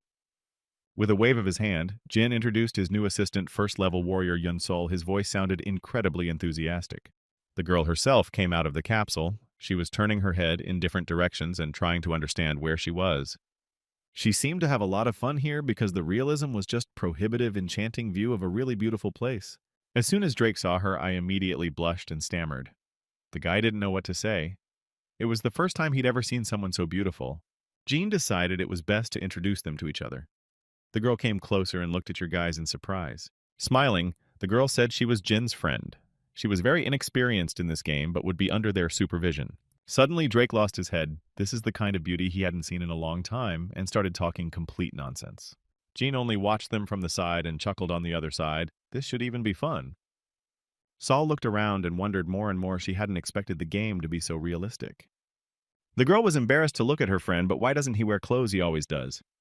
Jin said that if you look at the female characters, you can see something, but the girl has never played a game at all before, so she didn't see it. The thing is, the higher the level, the less clothes they're wearing. So Jin's doing the same thing. Nothing to do. Girlfriend looks surprised and embarrassed, right? He's not going everywhere like that because he's a pervert. Then Jin told her to slowly bring her hand up. The girl obeyed her hand, still trembling with surprise and fear. But she still obeyed. The little angel was still lying unconscious, but light energy began to form around her body. There was an attempt to dock with the artificial intelligence. Saul never before seen such a thing, even a little flinched. The girl was frightened. Gene, along with Drake, stood back and watched on Gene's face. There was a sparkling smile on his face. The guy was really pleased. Finally, the angel woke up. Her name was Nettie, and she lost her memory. As soon as the girl woke up, she was immediately frightened. She looked to be somewhere around 10 years old, and Saul had transferred her consciousness to this character and was now seeing the world on her behalf. Suddenly, that very spirit guy's mask appeared from somewhere. Now he can finally restore the abyss. You could say that this is the start of the raid. A smile widened on Jin's face. Finally, it was going to be real. From now on, Saul would be their guide here. The girl was transformed and now couldn't be happy with her new look. Closing her eyes, she wondered very much. Could she really see the video with her eyes closed? Is that angel memories or something like that? All she saw was herself being brought through the sky, nothing else of interest. But right now, that was more than enough. Jin smiled again. They should do well with such a trump card up their sleeve. The spirit again appeared near, and now there will be something else. The guy froze in place and suddenly heard something like someone breathing heavily. Where'd you get the girl who's been after him before? She finally made it here. A happy smile appeared on the girl's face. After all this time, she was still able to find it real dead water. Jin was still standing in a daze and didn't understand anything about who she was or what she wanted, but the girl continued to cheer. Drake started whispering with the angel, but Jean heard everything perfectly and tried to shut them up, but it was all to no avail. Jean stepped closer and started shyly saying he wasn't sure he knew who she even was, but the girl interrupted him, saying she came as soon as she flushed. Her face was happy. She said she was very happy to finally meet real dead water. Hearing that she wanted to destroy him again, Jin froze in place.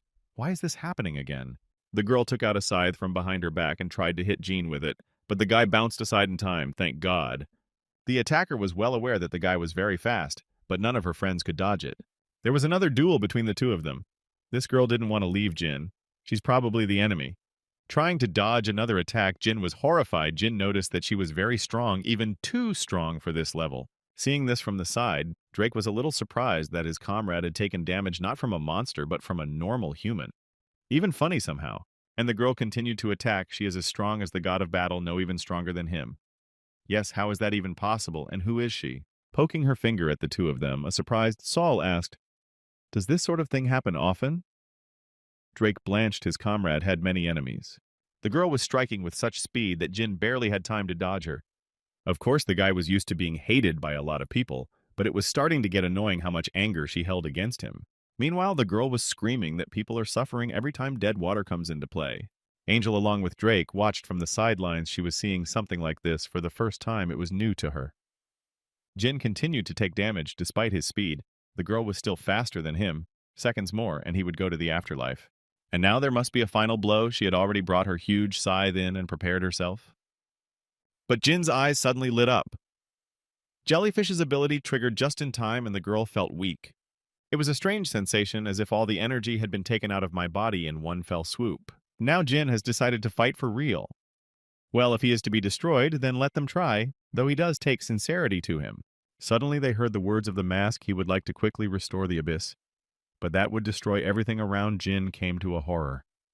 Drake immediately wrapped his arms around the angel, and the girl blushed with embarrassment. Everything around her began to rumble.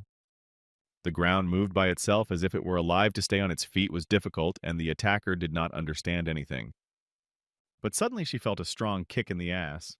It was, of course, Jean, who had had enough and decided to end it. It's a shame, of course, but he's a bit busy at the moment and doesn't have time to play these toys. Someday they'll meet again. Flying down, the unfortunate girl cursed the dead water with all known words. Someday they would meet again. Continuing to fly into the blazing abyss, the girl screamed for dead water. Just wait, she would destroy it with her own hands. Jin didn't say anything, but just observed this different behavior.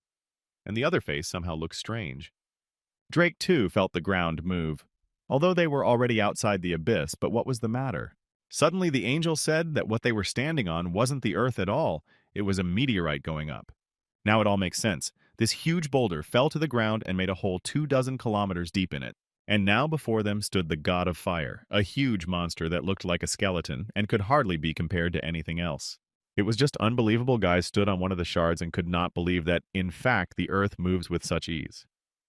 To use a multi-ton meteorite as an elevator is truly mind-boggling. But suddenly it's clear that this meteor has a finite path.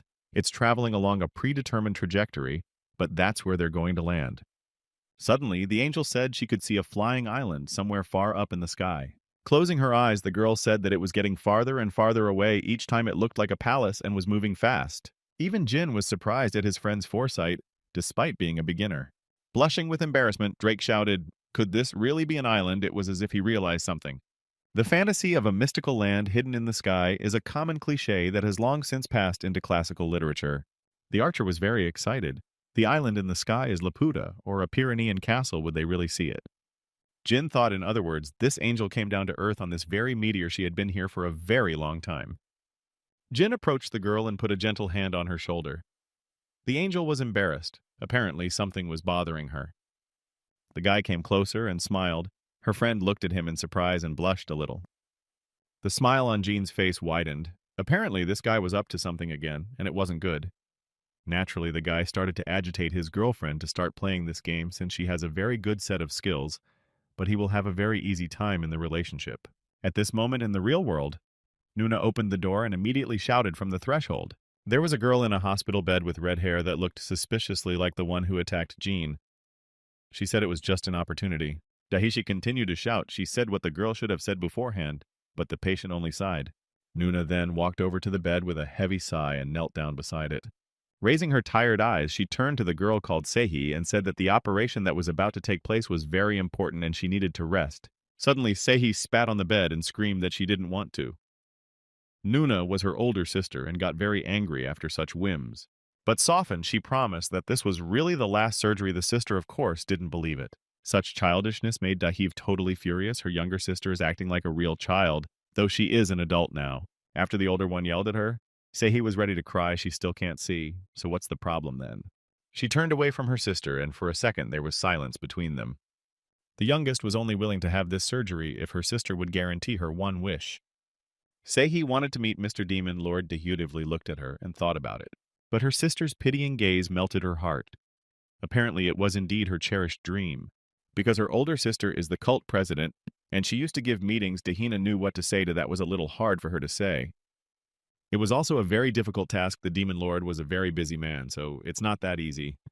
Meanwhile, the huge harpy flew straight at its prey with its sharp claws out in front of it. Drake fired his crossbow at it, but the monster was so fast it was hard to hit. Another problem was that the monster's characteristics increased when they fought from the airspace. And they also had a little angel who was completely defenseless against monsters. He still had to be protected.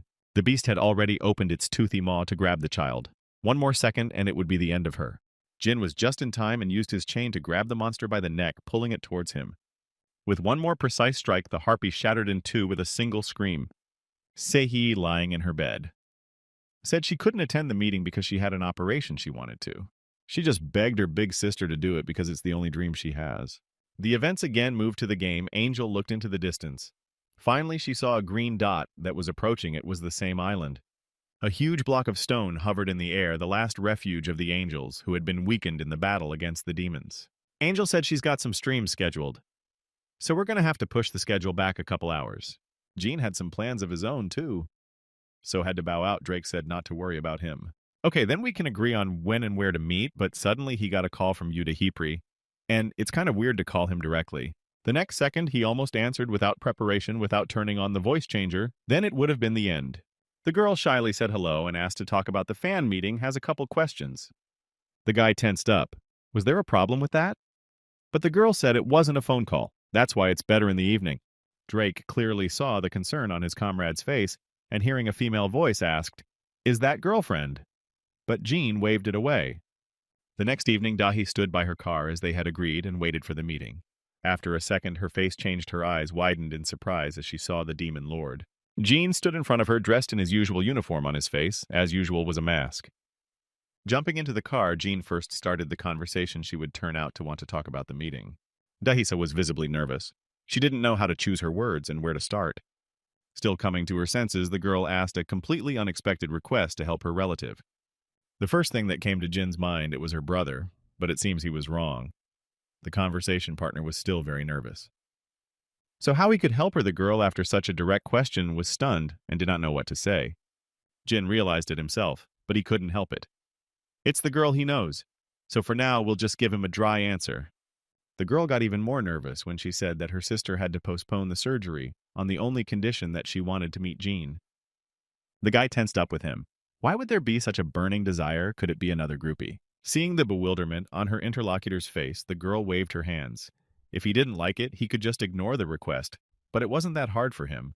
Dahyo Stolbein, after this, she didn't expect the Demon King to agree so quickly on this. Their conversation ended. The next day, Jin came to the agreed place, not that he didn't think about it, but yesterday he saw the girl from the other side. But even despite all of this, a part of Gina will still look at her with coldness and wariness. Yes, also this brother of hers. Jin suddenly saw Dahi waving at him in a welcoming manner. The girl was very happy to see him. Soon they entered the hospital, and the girl said that she would now escort her sister here and let the Demon King wait. The guy decided to walk around the complex. It wouldn't take that long, so you could walk around. Suddenly he heard someone screaming at him, a strange girl flying at him, looking suspiciously like Dahi, which was most likely his sister. She came at him so hard that even the mask flew off her face. Jin looked at her in surprise and asked if she was okay. Rubbing her head, the girl said she was fine, and not to worry, but she seemed to have taken a big hit. Taking a closer look, Jin realized that it was the same girl who kept trying to attack him during the game. For a second, the guy even dumbfounded from opening his eyes. What's even going on here? So it turns out it's her. Sehi jumped up from her seat and seemed to realize everything too. So it was dead water in front of her, what he was even doing here. And again, she started waving her fist in front of him. Jin received an unexpected blow to his face. Dahi was approaching them from the side, and her sister kept beating up the hapless Jin.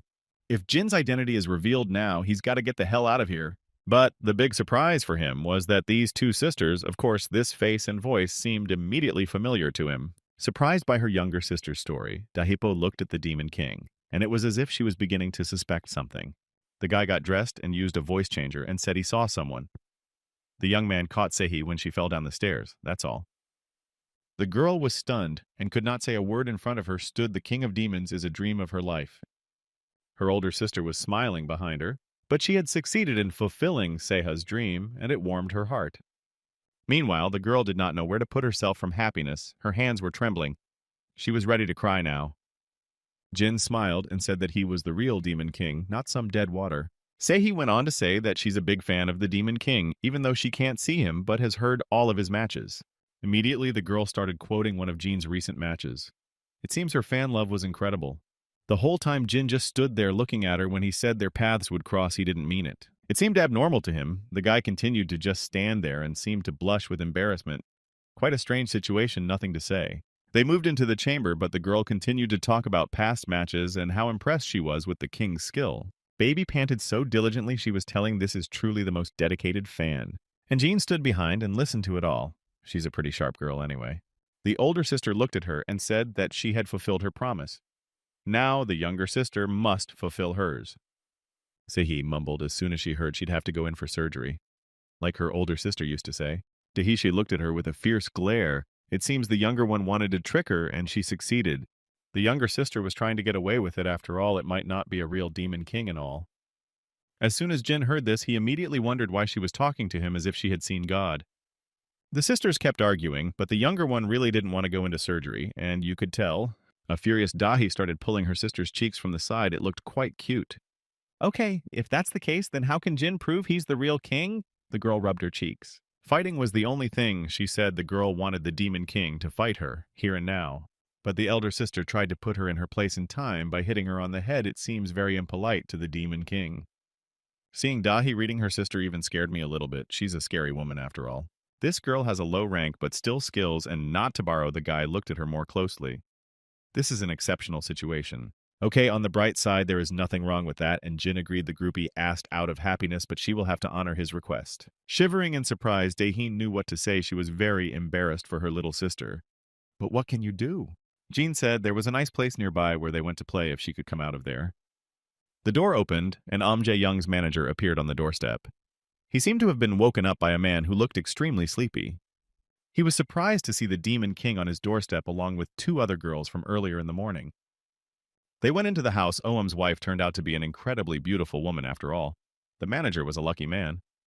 They were heading to the training room. The woman kept saying something. She was escorting them to the special training room. As soon as Sehi saw that there was a real capsule for professional players in front of her, she almost fainted. The manager immediately realized that it was the club president's younger sister, and it seems to be the girl's first time seeing a professional capsule. Jean said he's not doing it for PR. It's a kind of bounty hunt, let's call it that. The babe plunged into the chamber to play. The sensations were strange, to say the least. Everything around her was different. And now she was already standing in her game character in front of the Demon King himself. The sensations were inexpressible. Her face was shining with happiness. She would be fighting the best player in Asia. It was unbelievable. She stopped breathing. In the monitoring room stood the older sister and the manager, watching it all from the sidelines. The Demon King was ready. The girl had been waiting for this, so let her approach first and attack. He was determined. Sehi frowned. A smile appeared on her face now, for her star hour would be the most important duel of her life. The girl took off from her seat and ran straight towards the Demon King, waving a huge scythe. Her speed was staggering. The manager opened his mouth in surprise, and this girl turns out to be fast, even faster than expected. Who is she anyway? The Demon King, of course, reflected all the attacks, but couldn't help but notice that this girl's movements were similar to professional ones. How much dexterity the Demon King had was a little hard to feel like he was fighting a pro. Smiling, the girl said that she could increase her speed still, so let the Demon King get ready. And so she jumped up. Now it was impossible to follow her movements at all with her eyes. But after another blow, the girl saw that her braid somehow managed to crack, as it was even possible. Jin realized that he would have to fight at full strength if he wanted to survive, which was probably for the best. The manager who was watching smiled at this. It was a good tactic to make a super fast attack before they hit you. Sehi only seemed to warm up more. She smiled as expected from a Demon King. This person is incredibly strong. Jin's face changed. Now it was his turn to attack. His eyes lit up and lightning began to flash around him. A second later, a monstrous wind began to spread across the surface of the earth. The girl didn't even have time to stand on her feet. But being in the air, she did a little somersault and flew straight at the Demon King, putting her scythe forward. It bounced off the rocks, flying around it with great ease, incredible strength. The Demon King was, of course, stronger. He repelled all the attacks that rained down on him. The guy couldn't help but notice that this girl was incredibly talented. How many ranked players would have power like her? Moreover, the girl was always smiling. It was like a game for her, not a fight with such a perception. She has a great future. It was really impressive. Even the Demon King recognized her strength. Is she really 15 years old? This is kind of strange. See, he was breathing heavily. She laughed and said that she had learned all the patterns of the Demon King's attack while lying on the bed in the hospital all day long. Suddenly, she saw the Demon King dissolve into thin air. The girl froze in place and couldn't say a word that this was happening. Something was happening to her eyes. Could it be some kind of bug? The girl wiped her eyes. Jin was horrified and ordered an immediate check on the child's condition. Something was going on and apparently something very wrong. The manager stirred, but while still standing frozen in place, the man understood nothing. Meanwhile, the poor thing lying in the capsule was shaking like she was having a seizure, her body no longer obeying. Dahi said these were very bad symptoms for her. The manager standing next to her was horrified and the situation was escalating. He shouted for the girl to get out of the capsule immediately if she couldn't do it on her own. They would help, but he didn't have time to speak. When the Demon King heard that she didn't want to come out, he said she was making it hard on herself. Why make it so hard on herself? In response, the girl said it was her last time and she wanted to give herself to him completely. Her sister stood by and didn't know what to do. Her dearest person was now in great danger. Sehi responded by saying that she knows the success rate of this surgery is too low. Even if everything goes well, she won't be able to recover. Even if it doesn't work out, she doesn't want to leave trouble for her family, so she'll just walk away. Poor Dahi didn't know what to say to her. She just screamed. Her eyes were wide open. But suddenly something changed. The Demon King stopped. Right in front of her, 2 steps away, the girl was scared. After the Demon King said that girl should shine beside him in the professional league, she was stunned. Okay, if she wants, then they will continue to the end. The Demon King hit the ground with incredible force. Sehi realized that this was serious and dodged to the side as a powerful volley flew past her. The Demon King was now truly serious about fighting. He prepared his strongest attack, lying on the ground. The girl went into a rage. She never wanted to give up, especially now in the most important moments of her life. Jin told her to listen carefully. He is going to create the strongest team, so girl should be there. Clicking her teeth, she said that it seems the Demon King is going too far too fast. I only backed down because I couldn't finish her off. Immediately, tears came to her eyes. But Jin wasn't going to back down. He raised his fist up now. Must everything happen? He remembered events from the distant past, the very girl who used him when he opened his heart. If his memory serves him correctly, it was the moment the little girl couldn't overcome her illness. Dahi was inconsolable. She had lost the dearest person, and now Jean couldn't let that happen. The guy called on the phone and introduced himself. They did meet at the last offline meeting, right? His eyes grew serious. There was something he had to do. The very fact of saving a small child warmed his soul. He couldn't do otherwise. Her brother rushed over as soon as he could. Dahi stood completely inconsolable with no face on the girl. The man asked how Sehi was doing. He was breathing heavily and could barely pick up his words. Apparently, he was running hard. The girl lowered her head and said it was okay. Her sister had fallen asleep and she was perfectly fine. She apologized and said she just needed to shake down the money. A smile twitched her face and her eyes squinted. Her brother was furious. How could she even think about money at a time like this, and why would she even fight someone older than her father? Looking at the man, Dahi asked not to talk about her father. She doesn't want to even think about him after all. A real fight broke out between them. His sister was worried about him because he was constantly working dozens of hours at his job. Eventually, the girl, tired and sighed heavily, ended the conversation. She didn't understand at all who she was and what she wanted to dedicate herself to. She remembered her sister saying that lately, Dahi was different. She looked like she was lost in her life. If you think about it, they're fighting for the same reason. Dahi sat down on the couch, ready to cry. She was too inattentive and missed the most important. Now her sister thankfully was fine, but still. The Demon King appeared suddenly and asked, does the girl still feel discouraged? As soon as she heard the Demon King's voice, she immediately jumped up from her seat as to what he was even doing here. A smile touched his wife's face. He said he had something good to tell her and turned off the voice changer. Looking at him with surprised eyes, Dahi apologized. The girl completely stopped understanding something. She got a call from the chairman. She had to answer it. And the Demon King's avatar popped up on the screen. The girl took the call and, still in the same frightened, trembling voice, asked, "What happened?" The chairwoman said she had heard about her sister. The girl was embarrassed and asked who told her about it in the first place. Of course, she appreciated her concern, but still. On the other end of the wire sat a girl. After she had heard from the Demon King, she had started the process with participants she could trust. After Dahi heard about the bone marrow donor for her sister, her eyes widened. The people who found out about all this were willing to help volunteer to take the tests. Thousands of people have volunteered to donate and will now be in the hospital. Considering how many people have decided to participate, a good donor will be found pretty quickly. The girl standing there couldn't believe what she was hearing.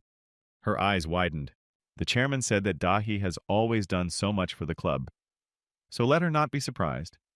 The conversation ended there. The chairman said that it would be better to let her call the Demon King and tell him herself. Standing nearby, Jean said it was only because of his efforts that things couldn't have gotten this far. After the girl heard that the king had paid all the bills, she was horrified. Why did he even do that? It's too expensive.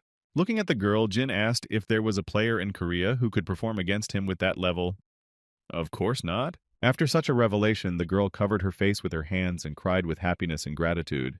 She kept thanking the Demon King came up her brother. He didn't know what to say and how to calm his sister down. Their conversation ended, and Jin walked out of the hospital on the way out. He was stopped by Yu Chan calling the guy's name.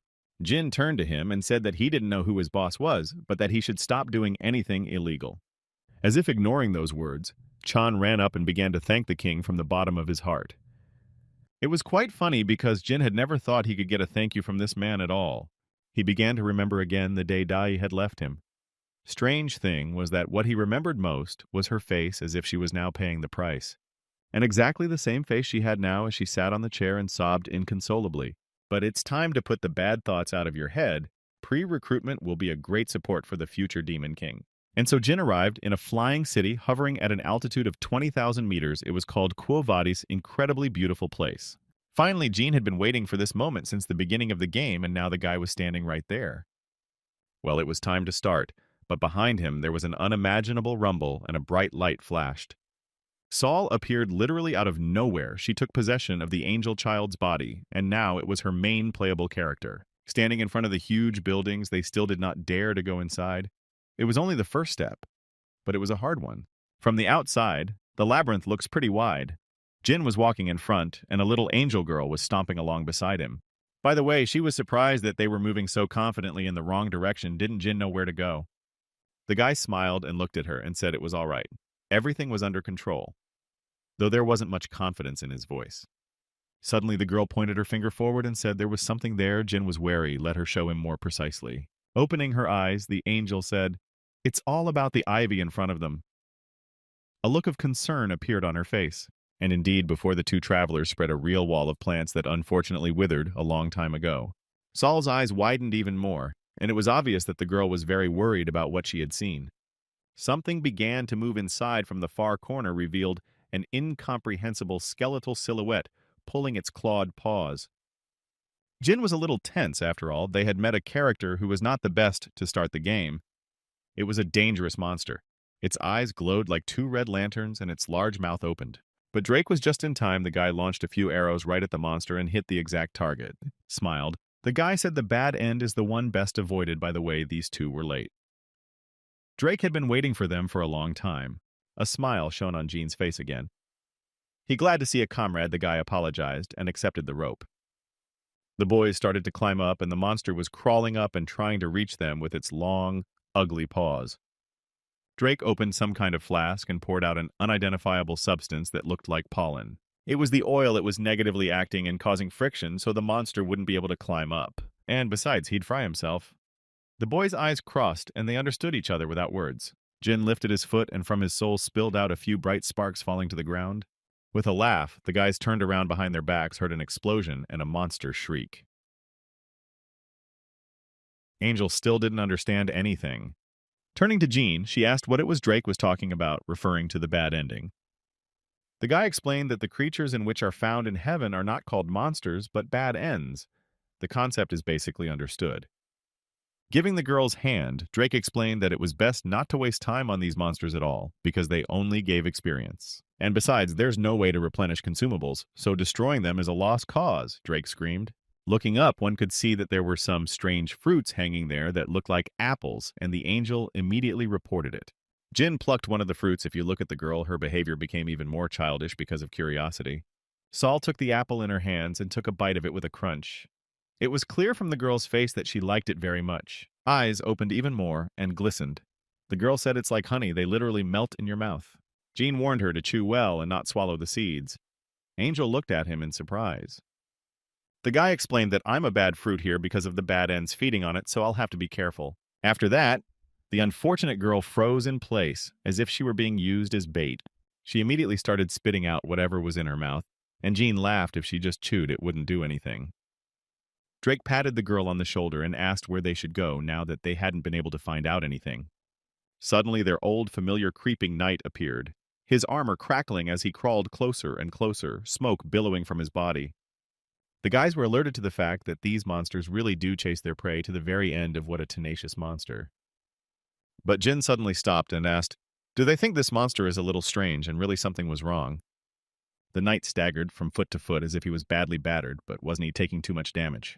Grabbing his face with his hands, the monster began to literally tear the helmet from his head and a cracking sound was heard.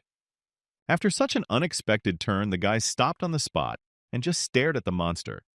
Something strange was happening. Breaking his armor, the knight had unleashed himself outside and now looked completely different. Finally, he revealed himself now a completely different creature stood before them. Wary Jin stepped forward and prepared for a fight. Now instead of a knight, a strange figure stood in front of them, completely black in color and wearing a mask with a clown-like smile on its face. That's unlucky. Drake was getting ready to shoot how strong this monster was going to be. All this time, Jin tried to think optimistically. If you look at the monster's appearance, then they are on the right track, and the monster's smiling face began to turn the other way, and soon he was looking at them upside down. Saul looked at the monster with frightened eyes. She seemed numb with surprise and couldn't move from her seat. The monster, in turn, did not wait long and rushed at Jin, spreading its wide clawed paws. Realizing that they couldn't get away without a fight, Jin rushed forward with his blade, but the monster was like liquid and dodged incredibly fast. With horror, the angel noticed that the demonic spawn was aiming straight at her, but she continued to stand as if she were standing still. Thank God Drake rushed in and grabbed the girl at the last moment and took her out of the line of attack. The monster's face began to change, his smile widening even more as several eyes appeared there. The sight was repulsive. Wanting to somehow delay the monster, Jean launched a few of his clappers at it. The angel continued to stand completely shocked. The monster saw several strange things flying towards him and immediately began to dodge it, moved at an astonishing speed. In addition, Drake noticed that his blows did no damage at all, as if the monster was covered in thick armor. That was how Jin saw it coming. This monster has the ability to dodge and reduce the effectiveness of its damage output by several times. Even when sprinkled with explosives, the monster moved with incredible speed and left literally at the last moment. Jin finally realized he had to get out of here. There was no way they could handle this monster grabbing the girl. Drake rushed forward. Running away, she full speed, Jin shouted for them to quickly run after him. The guy would show the way. With the help of Solomon's eye, Jin looked ahead and could see the way ahead perfectly. The virtual helmet may be showing the right way because of some bug, but it's for the best. At least they have a chance. Suddenly, Angel broke free from Drake's embrace and said she remembered this way. The girl ran forward. As she approached the wall, she put her hands on it, and there immediately a magical symbol of green light lit up. The wall began to move, the bricks separating one by one, opening a passage into the dungeon. Drake noticed that the door was opening too slowly, and if they continued like this, the monster would catch up with them. A huge silhouette with the same ugly smile came out from the nearest corner, and a growl was heard. Drake pointed his crossbow at him to buy a few seconds before the door opened. The guy was well aware that this monster was trying to attack the angel and immediately shouted to Jin that he needed to protect her by any means necessary. The monster was throwing rocks, but Drake luckily managed to grab the girl and carry her away. Jin rushed forward to block the way, and the monster spread its monstrous claws and lunged at him. What an all-around monster! Annoying dead water frowned on his forehead, wrinkles swelled. This fight threatened to drag on. It seems Jin has to fight this monster and finally put an end to it, or they'll never get out of here. Suddenly, Jin caught himself thinking that he was just beginning to feel that he was running away from the monsters in vain, trying not to fight. But now was the perfect moment to demonstrate his strength against a challenging monster, and the lad rushed forward. Now the balance of power looked like Jin was against the monster alone. Drake and the angel were standing behind a small stone wall. Jin decided he would take care of it himself, and got ready. The monster was quite annoying. He crawled up the wall like some huge spider. Jin was still standing still and didn't realize how quickly everything turned over. The monster had already swung over the stone wall and was already on the other side, aiming at Angel. Just in time, the guy swung around and kicked the monster right in the jaw, pinning it to the floor. A smile appeared on the guy's face. The monster seemed surprised, but John was confident in his speed. The next second, several claws swept across my face, but the guy managed to dodge and repel the attack. The monster became enraged and began to destroy everything around him. He hit the ground with such force that everything around him shook. The guy, on the other hand, was just running from him and delivering pinpoint shallow blows to his skin. Suddenly, the monster felt weakened, his face as if floating. The poison had taken effect, and the monster weakened for a second. Jin, of course, didn't know who he even was, but as long as this monster from the game, then he wouldn't be able to dodge the characteristic increase. Turning around and realizing that there was no way to win, the monster tried to hide in the distance of the cave. It was a hit-and-run tactic. Jin had figured out his plan and rushed after the monster couldn't be allowed to get away. After running a few turns, the guy was surprised to see that there was a dead end in front of him, and the monster had hopelessly disappeared somewhere. And where it went after a few more steps, Jin noticed he was standing at the end of the path below was the abyss. But that's not good. There was a huge well so deep you couldn't see anything down there. Drake was already running towards him, bringing his opponent to a standstill as the trap. Now could be anything. Suddenly the guy felt that under his feet the ledge began to fail and a cracking sound was heard. Turns out the smiling monster had been standing off to the side all this time, waiting for an opportune moment. And so when Jin plunged into the well, he went to his victims, who were now defenseless. The monster wanted to reach out its clawed paw to them, but suddenly something grabbed it. It was Jean. He had used the chain he had gotten from the spider, and was now holding on to it, hanging over the well. No, if he goes to the afterlife, he'll take that monster with him. The guy was holding on with all his might. And then, the monster couldn't stand it any longer, and they both flew into a deep well. Jean's scream and the monster's roar were heard. Continuing to fly down, the guy saw that there was a huge mouth it would close as soon as you touched it. As soon as that happened, the man would go to the other world. Not wanting to end the game early, Jin grabbed onto the walls and began to slide. His foot sparks erupted from his leg. Luckily, he stopped only a few meters away from the predatory maw, which reeked of rotten meat. But unfortunately, the monster was also able to survive. He held onto the wall with his claws and waited. After hanging like that for a few seconds, they finally made it to the surface. The monster was on the other side. Now the duel between them flared up again. There were flashes of light everywhere. It felt like someone was having a sword fight. Taking a few more hard hits, Jin saw that the monster had crawled somewhere high up.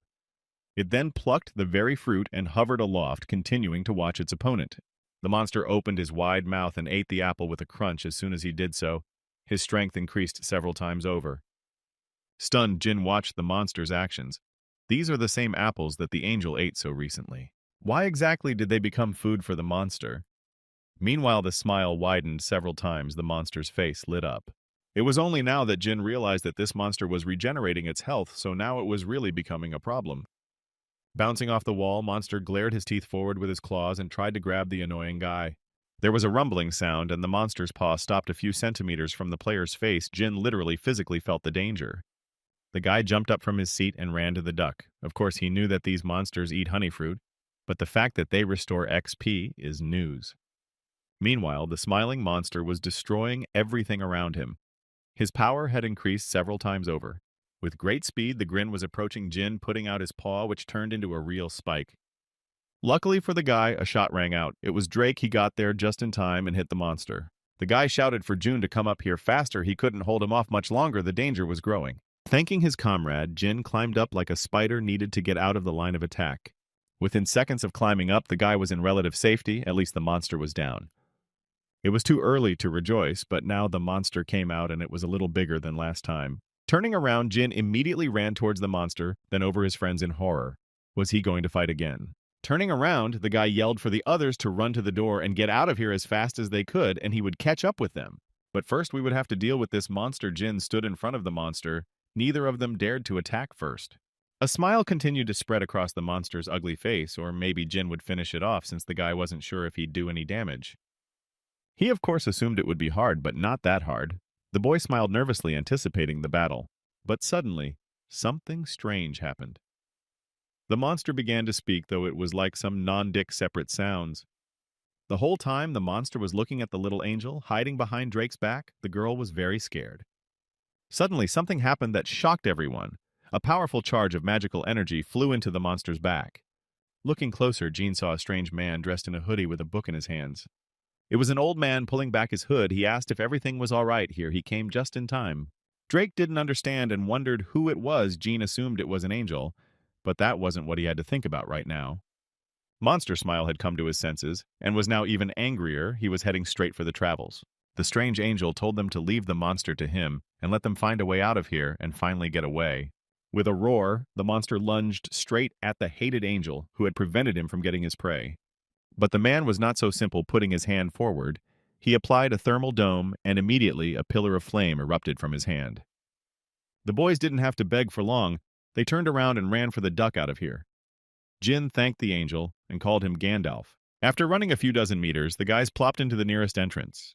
It seemed they were still inside or already outside. At first it was unclear. Looking up, Jin noticed several strange figures standing at the top of the steps, for now it wasn't clear who they were. Looking closer, one could see an angelic middle-aged woman with a frightened face. When they heard they were called lost sheep, they were stunned at who they were and what they wanted from them. Leaning over to Gene, Drake whispered in his ear, "This place seems like an angel village, right?" Saul didn't understand a thing and just looked at the strange angels who had come down to them with big eyes of surprise. Saul took a few timid steps towards the woman, and Drake tried to stop her. But the girl said it was okay, they shouldn't be afraid of these people. The old woman hugged the girl and fondly told her not to worry about anything and that they would protect her in any case. Tears appeared on the woman's face. She said that everyone would make sure this never happened again. Saul suddenly noticed that she felt so warm and comfortable in this strange woman's embrace that she couldn't help herself. As she pressed herself against the woman, she suddenly cried, unable to contain her emotions. Even Drake, who was standing next to him, rubbed his nose. He of course didn't understand what was going on, but probably something very highly emotional, but something was strange. The rest of the angels, who had come down close to the strangers, pointed their weapons at them, and nothing good could be expected from them. Two more angels called them ugly. They don't even have wings or halos over their heads who they are. One of the angels even suggested that these two might be a subspecies of the bad end. So be careful. The guys didn't like being talked about like that. They looked at each other and tensed up. It didn't seem that simple. The old lady who was next to Saul said that the two could be bad ends, so don't cross paths with them. The girl tried to say something. Grabbing his crossbow, Drake said that these strange angels were beginning to annoy him. Would they really just stand there? A smile appeared on Gene's face, and in a cryptic voice he said he needed to calm down a bit. He had a plan. Hearing the story of the bad ends, Drake wondered unbelievably the Emperor had created his own labyrinth. One of the guardian angels said that this Emperor was a great man. He was an aristocrat protecting the last sanctuary in the demon world. As it turned out, nothing good came out of Gene's plan. They were imprisoned in the dungeon, and now the boys were sitting downstairs. Then the Emperor changed one day. He went mad and lost his mind. And after that, incredibly creepy things started happening. When asked how they let it happen, the angels said they had no choice. The Emperor was too powerful. They are just waiting for their sons and daughters who were dragged away by the Emperor to come back, but so far to no avail. Drake found me a docking.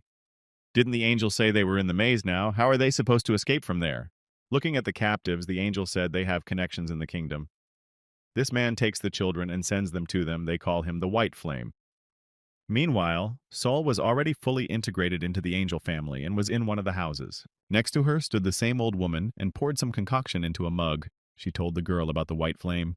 Pressing her against her again, the woman tried not to cry. She realized how much this child had been through, but he was safe now. Inside herself, Saul still cried.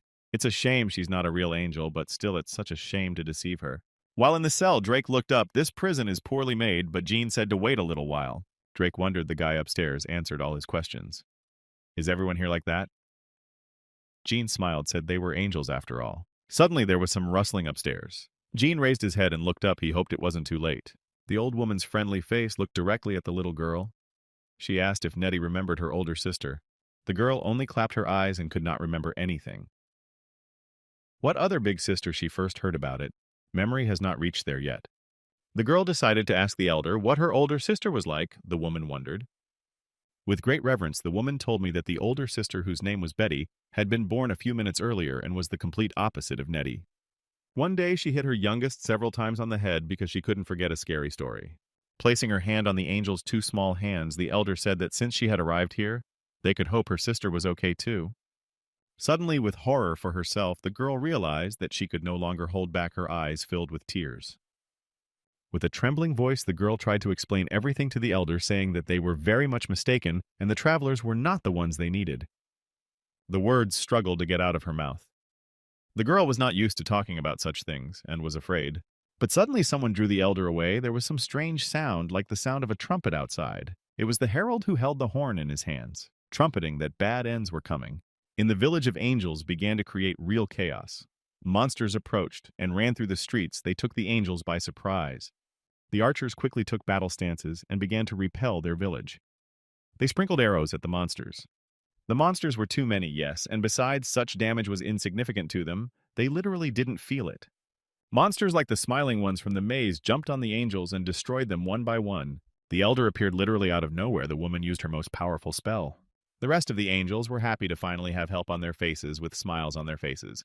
Now everything will go as it should.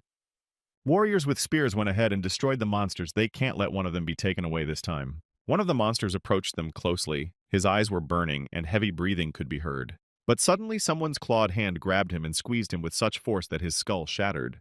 The surprised and at the same time frightened angels cried out, looking among themselves.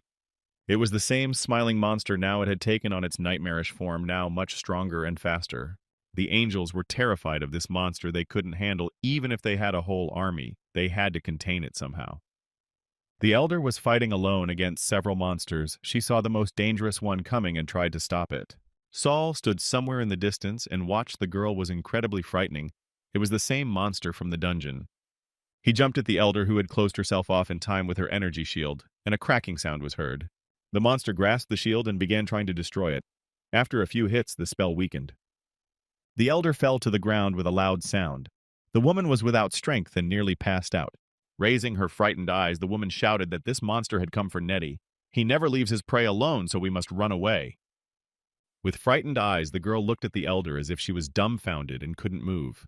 The rest of the angels also realized that they would not stop this monster. She was too strong to be handled by normal forces. In a heavy voice, the woman shouted that she was fine, that she needed to save the children first, and that they would take care of themselves.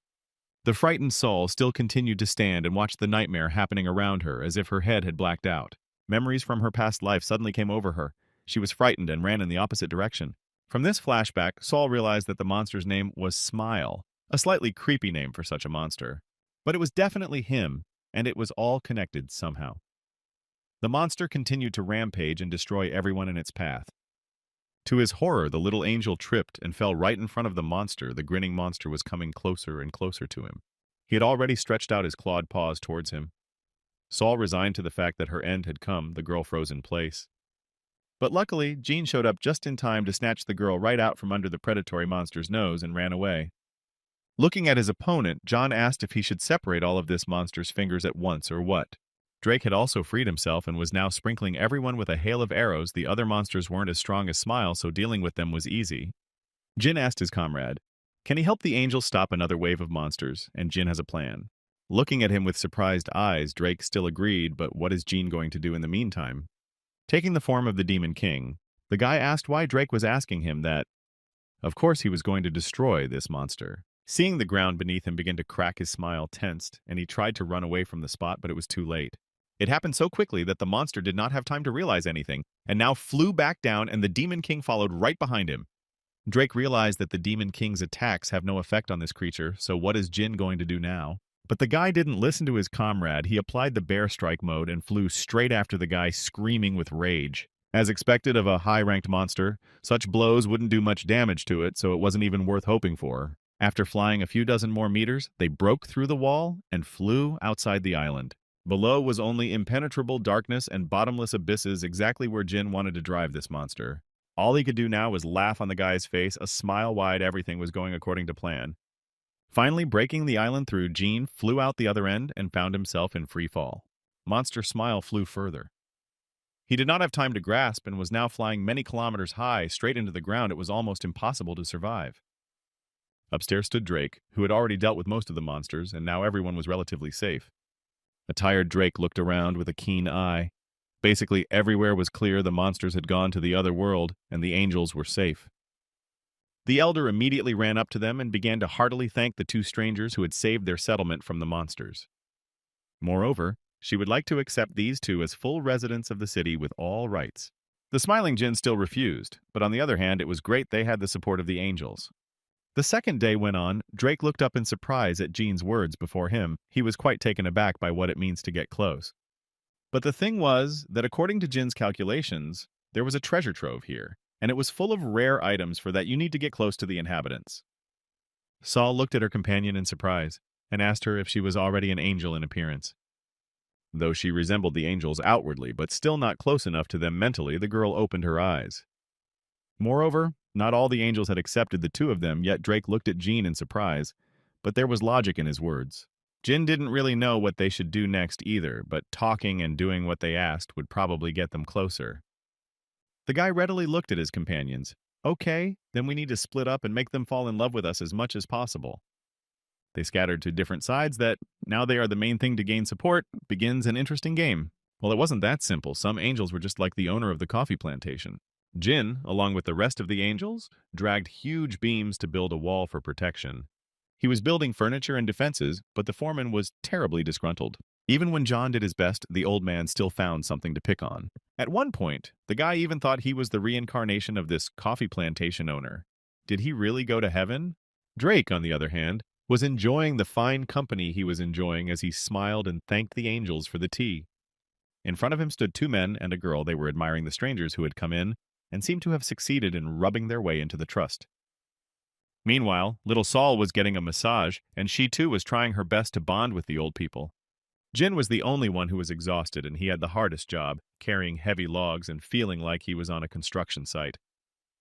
Drake was even starting to like his pastime a little bit. He was only helping the angels with minor household chores. Saul seemed to have gotten even more support from the girl applying makeup to one of the angels, using all of her real-life abilities. At this time, Jin and the rest of the angels were fed up with the fact that the foreman was helping them, and they organized a riot. The whole crowd beat up the arrogant old man who made them work like slaves. Well, sooner or later he managed to get close to the other angels and became a real revolutionary. Drake, surrounded by beautiful angels, sat and posed for a portrait. The guy was even a little embarrassed. Saul, who had finally fused with the role of universal child, became a real favorite of the old ones, and they fed her constantly. When one of the angels threatened Jean that he'd walk around naked if he didn't perform well, the guy said he was naked all the time. Saul visibly rounded out while being fed by the old men. The girl's cheeks lit up with an amused blush. Jin couldn't help but notice it, and how she only managed. In such a short time, it had only been a few hours, the girl only chuckled guiltily. It was only now that Jin realized that he was the only one here who had only spent, and the others were just enjoying being in this city. Drake joined them, but his appearance made everyone else just stunned in silence. The guy was not like himself. All his clothes had changed, and now he looked like a real angel, and he also had makeup. Drake's appearance delighted little Saul. The girl screamed that now Drake looked like a real angel. Drake looked at his companions with enlightened eyes and said that everything had happened just as Jean had said it would. With angels, you can see how good-natured Drake never thought it could be. Jin gritted his teeth and agreed, but he remembered the angry look on the faces of his foreman and the other workers. But Drake had good news. The angels gave him a new crossbow, said it was some junk lying around their house. In addition, he was also given a new weapon of rank A+. It was a sword, and its characteristics were amazing. Drake couldn't get excited. What a cool place this was after all. And the angels are so generous and good-natured, Jean was even starting to get a little jealous. Also, Drake said he got something, and it might please Jean. The guy took a closer look. It was a high-ranked ring as well, and it glistened cheerfully in the sunlight. And now even Jean's cheered up. He might need it, so Drake wasn't just chilling here for nothing after all. Thanks to this item, he can solve the bug problem in this game. Thus, he will have as many as 2 characters and someone third. When Saul got close to them, she said she didn't get anything, but she was taught how to heal with the holy barrier, and now she can work as a support. The observant Jin smiled. This girl has learned a lot here. We can expect her to grow explosively in the future. It will be perfect. Drake wondered what Jean had gotten. The guy was about to say something, but suddenly there was a shout. The kids were back. Something began to happen around the angels became animated, and the guys turned in the direction where the voice came from. Here ran many children who had returned from the captivity of the horrible creature. Behind them stood that mysterious angel. He apologized to the elder for not being able to bring absolutely everyone, but the woman asked him not to say so he really did a lot of things. The angel's name was Bokassa Pharisee, and looking at Jin, he exhaled and was glad that the boy had made it here alive. The hooded man said he was afraid they might not find their way here and get lost along the way. Then he looked at Saul and rejoiced this child was alive, and well, at last, everything was back to normal. Pharisee frowned. He apologized for not being able to protect her in time, but he was glad it was all over. The girl opened her eyes wide in amazement at the white flame standing right in front of her savior of children. Perhaps if he helped the 2 sisters escape, he knows what happened that day. The man stood in front of her and looked down on her. Sure, it was the first game, but Saul had a lot of fun, and she immediately ran to meet her new friends. I couldn't even believe it was artificial intelligence because the angels were so kind to her. It hasn't been that long since the girl started playing. but it seems like she's already hung in there. She ran up to Drake and yelled. The man turned to her and raised an eyebrow in surprise. Today, she was early. The girl thought he was insanely handsome and funny all the time. He protected her in all situations. Watching Drake and Jean overcome obstacles together, she realized the expression men are big kids. The girl asked where Jean Drake was now, and he said he was talking to an elder. Apparently, there was some urgent matter. He looked at her with such good-natured and enlightened eyes. Every time the guy saw her, his heart beat faster. The guy couldn't help but notice that she's pretty good at English, straight talking like a native speaker. The girl said she studied a lot. And she couldn't help but notice that Drake had a good command of the Korean language, surprisingly for an Englishman. The guy said he started getting into Korean after he met Jin, so he started learning it while they played together. Drake blushed as he smiled again, thinking he was already a native Korean, and he liked the country soup very much. Then the girl said that he just needed to come to Korea. They would give him a good tour with Jin, and he would love it. Their conversation could still go on for a long time as they were suddenly interrupted by Jean's voice. He was approaching them quickly, not in strides. It seemed the guy was very excited about something. With a smile on his face, Jean said that there was about to be an event in the conference room, so better not be late. Saul asked him if he liked America, to which Jean replied that he liked the anus, is a Scottish breed of domestic bull. That's the kind of guys she has to go through all the hardships with, and it's fair to say that she likes the girls a lot. Coming to the conference hall, the guys saw that there were already gathered a lot of angels. All of them were very concerned about the recent events. The Pharisee said that the emperor told him the message he himself had seen was to send the children there. The elder looked at him with disbelief. She had little faith that this was indeed a true prediction. But the man was adamant he was quoting the emperor's message that said the species would disappear because of the children. The angels began to look at each other doubtfully. Maybe it was true, but no. It was more like the ravings of a madman. The elder rose and said that there had never been a time when the emperor's prophecy had not been fulfilled, and he had an oracle. Rising from his seat, Pharisee said in a stern voice that now it was time to make a decision. They must oust him from his throne. All the other angels have unconditionally confirmed. This is what must happen. It was already clear that the emperor had fallen because of the temptation of the devil. The angels were furious. They no longer wanted to lose their children. Jin, Drake, and Saul were wary. Things seemed pretty serious. The angels were determined to destroy the emperor. Looking at Pharisee, Saul pondered this man by all appearances. Here was a great authority, one could say a national hero. But for some reason she feels a little fear when she is around this man's strange sensations. The man looked at her and asked if she was afraid of him, but without waiting for an answer he said it was right because he couldn't protect her sister. So she can fear and hate him all she wants because she has every right to. Saul said in a frightened voice as she came closer to him that she was a little afraid of him, but that he had saved the children. Bowing before him, the girl said she was sorry and apologized for not remembering, but thanked him for saving her and her sister. The elder looked at them from the side with a smile and was ready to cry. The warrior closed his tired eyes and sighed heavily. He said he wanted to save absolutely all the children. Turning to the foreigners, he asked them to help in this difficult task, for it is the sacred duty of every angel.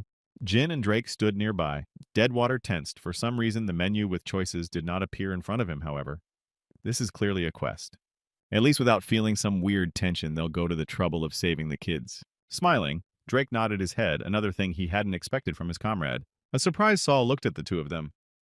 That's how it was decided that they would go to the castle. White Flame Warrior Bokassa is an incredibly powerful angel capable of fighting monsters. The 3 aliens who so recently saved an angel settlement from a monster invasion, and a group of 4 men from the village of Leonardo, Michelangelo, Donatello, and Raphael who wanted to save their children. Watching them, Jean wondered, and why he thought the 4 of them would like pizza.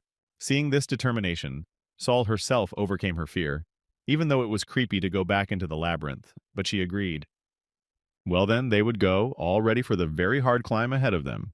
Meanwhile, Monster Smile, who had somehow miraculously managed to survive the fall, was now climbing up the island. And so their raid began. Bokassa walked ahead of them as he sizzled the monsters one by one with his righteous fire.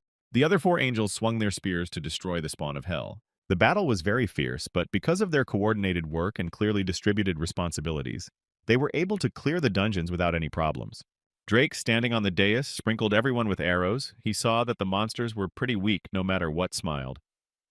But Jin hastened to assure him that this was just the beginning, so don't let him relax. There's more to come. Drake, still in doubt, asked his companion if they were sure they had to go there. Jean nodded his head. Yes, that was exactly right.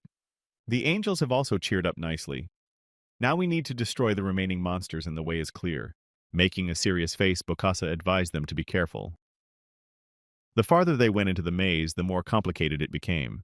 After walking a few more meters, Jin suddenly stopped and gestured behind his back. Climbing up the spiral staircase, he saw a black silhouette in the distance. It was the bad end coming right towards them. Drake said it was a kid he saw when he was walking the maze alone. One of the angels suggested that the monster wouldn't seem to notice them because he was so busy eating, but Bokassa said to wait. He wouldn't attack if we stayed quiet.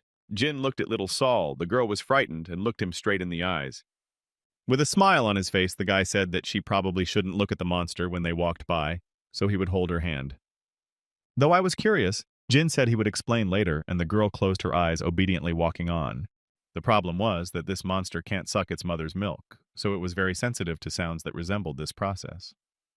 It looked just disgusting, like a big caterpillar that had sprawled all over the stairs. Nearby, Saul, who was walking by, smelled something oddly sweet with a hint of something else. At last, she realized this is how honey fruit smells. The girl opened her eyes imperceptibly for herself. It was her mistake stopping. She saw in front of her the face of a giant monster. He looked really disgusting. When she realized that she had smacked her lips, she immediately closed her mouth in fear. It was just an accident. She didn't even control the process. Jin started cursing. Everything went wrong at the last moment now. This monster will definitely attack them. The monster opened its wide mouth more like flower petals and shrilled a shrill scream that sounded like a baby crying. The angels realized they had to destroy this monster or they'd never get any further.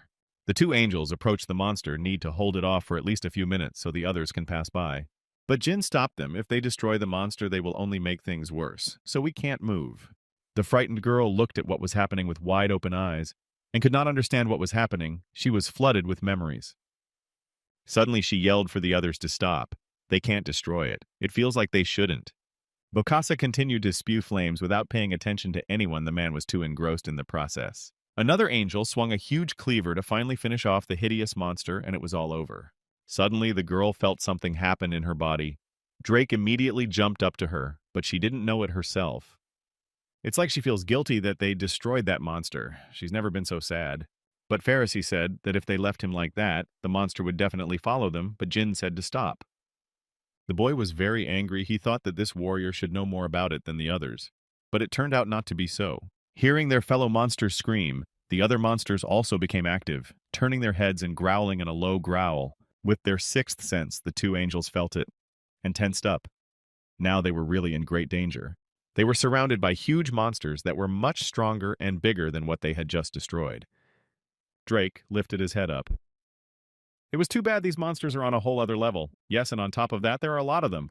In a frightened voice, Jin explained that these monsters are the reason why everyone stops in the middle of the maze. They came at their child's scream.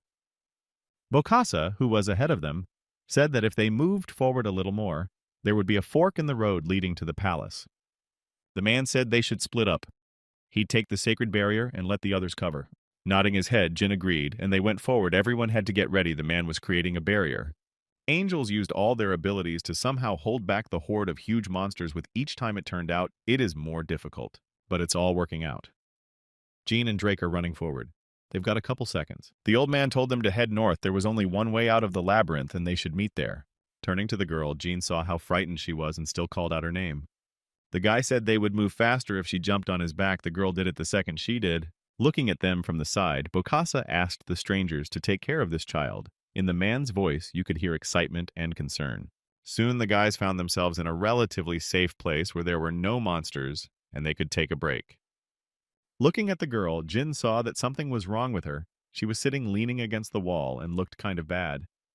Her eyes were closed, as if Saul had fallen into a deep sleep. In some ways she was. She listened to the voices. After what the girl saw there, she immediately woke up and screamed at the top of her voice, scaring Jin. After a second, she calmed down and, breathing heavily, said that she had dipped into that child's memories and saw Bokassa helping her escape through the labyrinth. But the strange thing was that someone else was holding her hand, and it wasn't the man, but the girl couldn't see it. With a heavy sigh, Saul said that it was because of her injury she couldn't look at everything in more detail. But on the other hand, when they are immersed in this world, a little pain is even good to feel the reality. Still pensive, Jin stood there trying to figure out what was going on as Saul's behavior seemed increasingly strange to him. Suddenly, Drake broke the silence. He said someone was coming and immediately stared into the darkness, pulling out his dagger. The footsteps were getting closer, and after a minute, Bokassa appeared out of the darkness. The man was very bad. He was covered in blood and breathing heavily.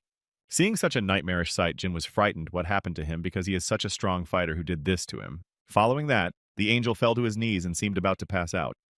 Drake jumped up to him and helped him.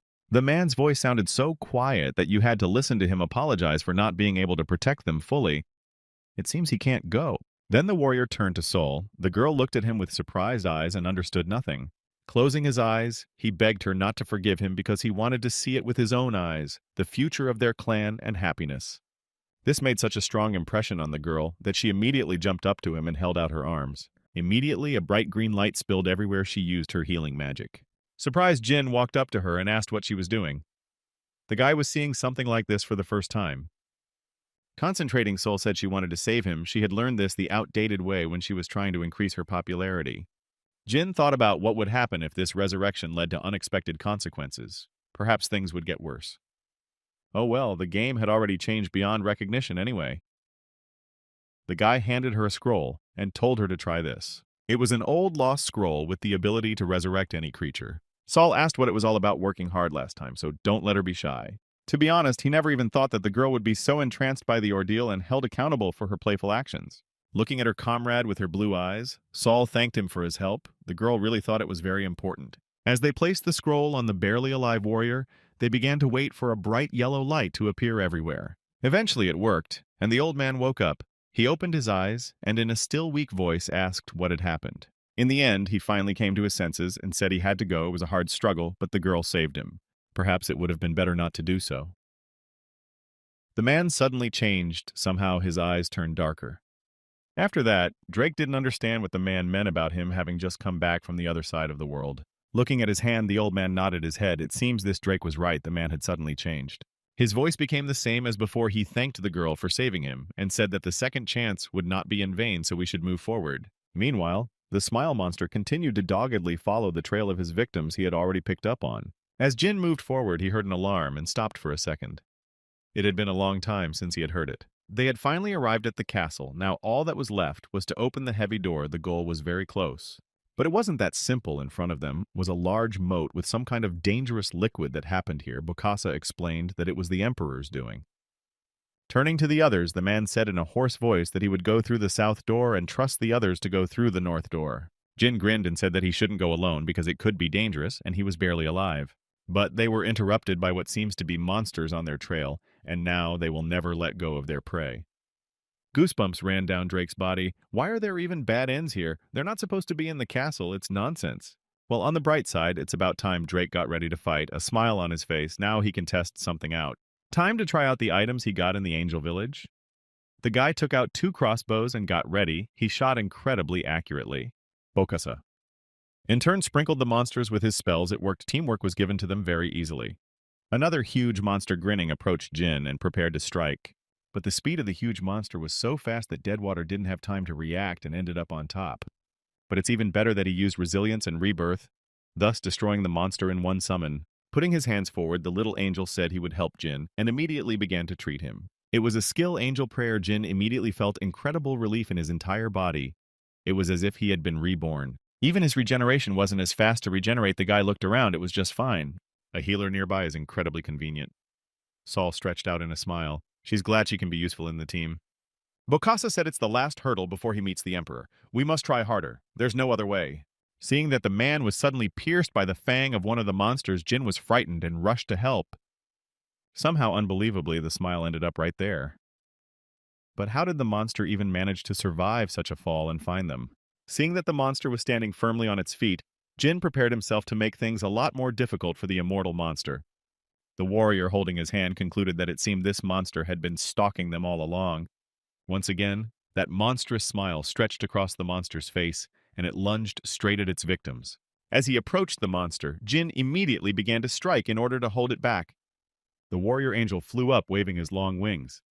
He said to take care of this creature need to leave. But Jin wasn't even going to back down. He had warmed up and was now ready to destroy anyone in his path. Sol looked at it all from the side and shuddered with fear. She still thought it was something strange. The girl was so confused that she didn't notice that another transparent monster had formed behind her back and opened its huge maw. Thank God he saw it all and warned the girl of the danger. but he wouldn't have gotten there in time to save her. The little angel turned back. She didn't realize anything and had just spotted the monster and still stood like a dumbfounded. Jin, too, noticed the danger at the last moment and, fending off another attack of smiles, moved forward toward the girl. To his horror, he noticed that Smile had seen it all too, and ran straight to the defenseless child.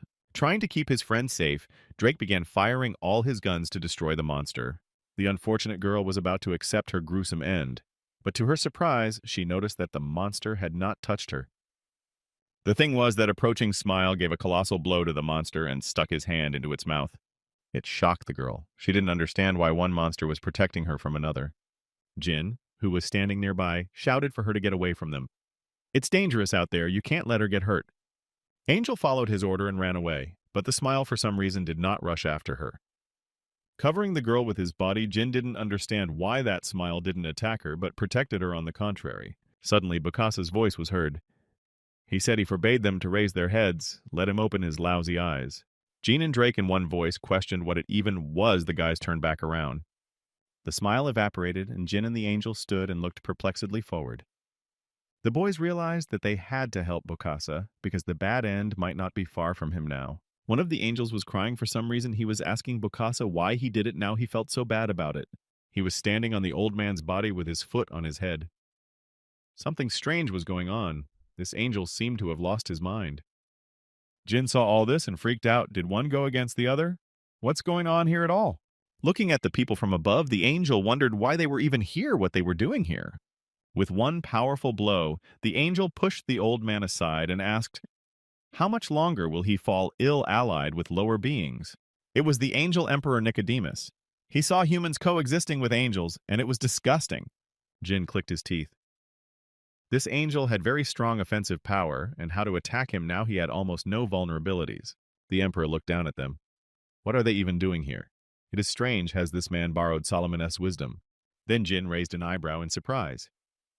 Did the angel know King Solomon, to which the Lord replied that he was his old friend? Then he cried again, saying he hadn't heard from him in a long time, but his power was still with them. With a clap of his hands, Jin said that his buddy has been serving the devil for a long time, so don't get your hopes up. Seeing the blood predator ring, the angel wondered where the guy even got that from. Moreover, this inferior creature had Solomon's bracelet. It was just unreal. The emperor's eyes bulged with wonder from where this man got his old friend's item. How could this be possible? And then Jin brightened up. He found this angel's weakness mentally. He is very weak. Having found the right point, the guy began to morally suppress the angel. He told that his comrade was like a zombie emperor came to horror. Saul, who appeared nearby, said she felt sorry for the monster, but Jin stopped her. This emperor would be too strong to be defeated so easily. After waiting for the right moment, the guy said he had to attack right now and moved forward.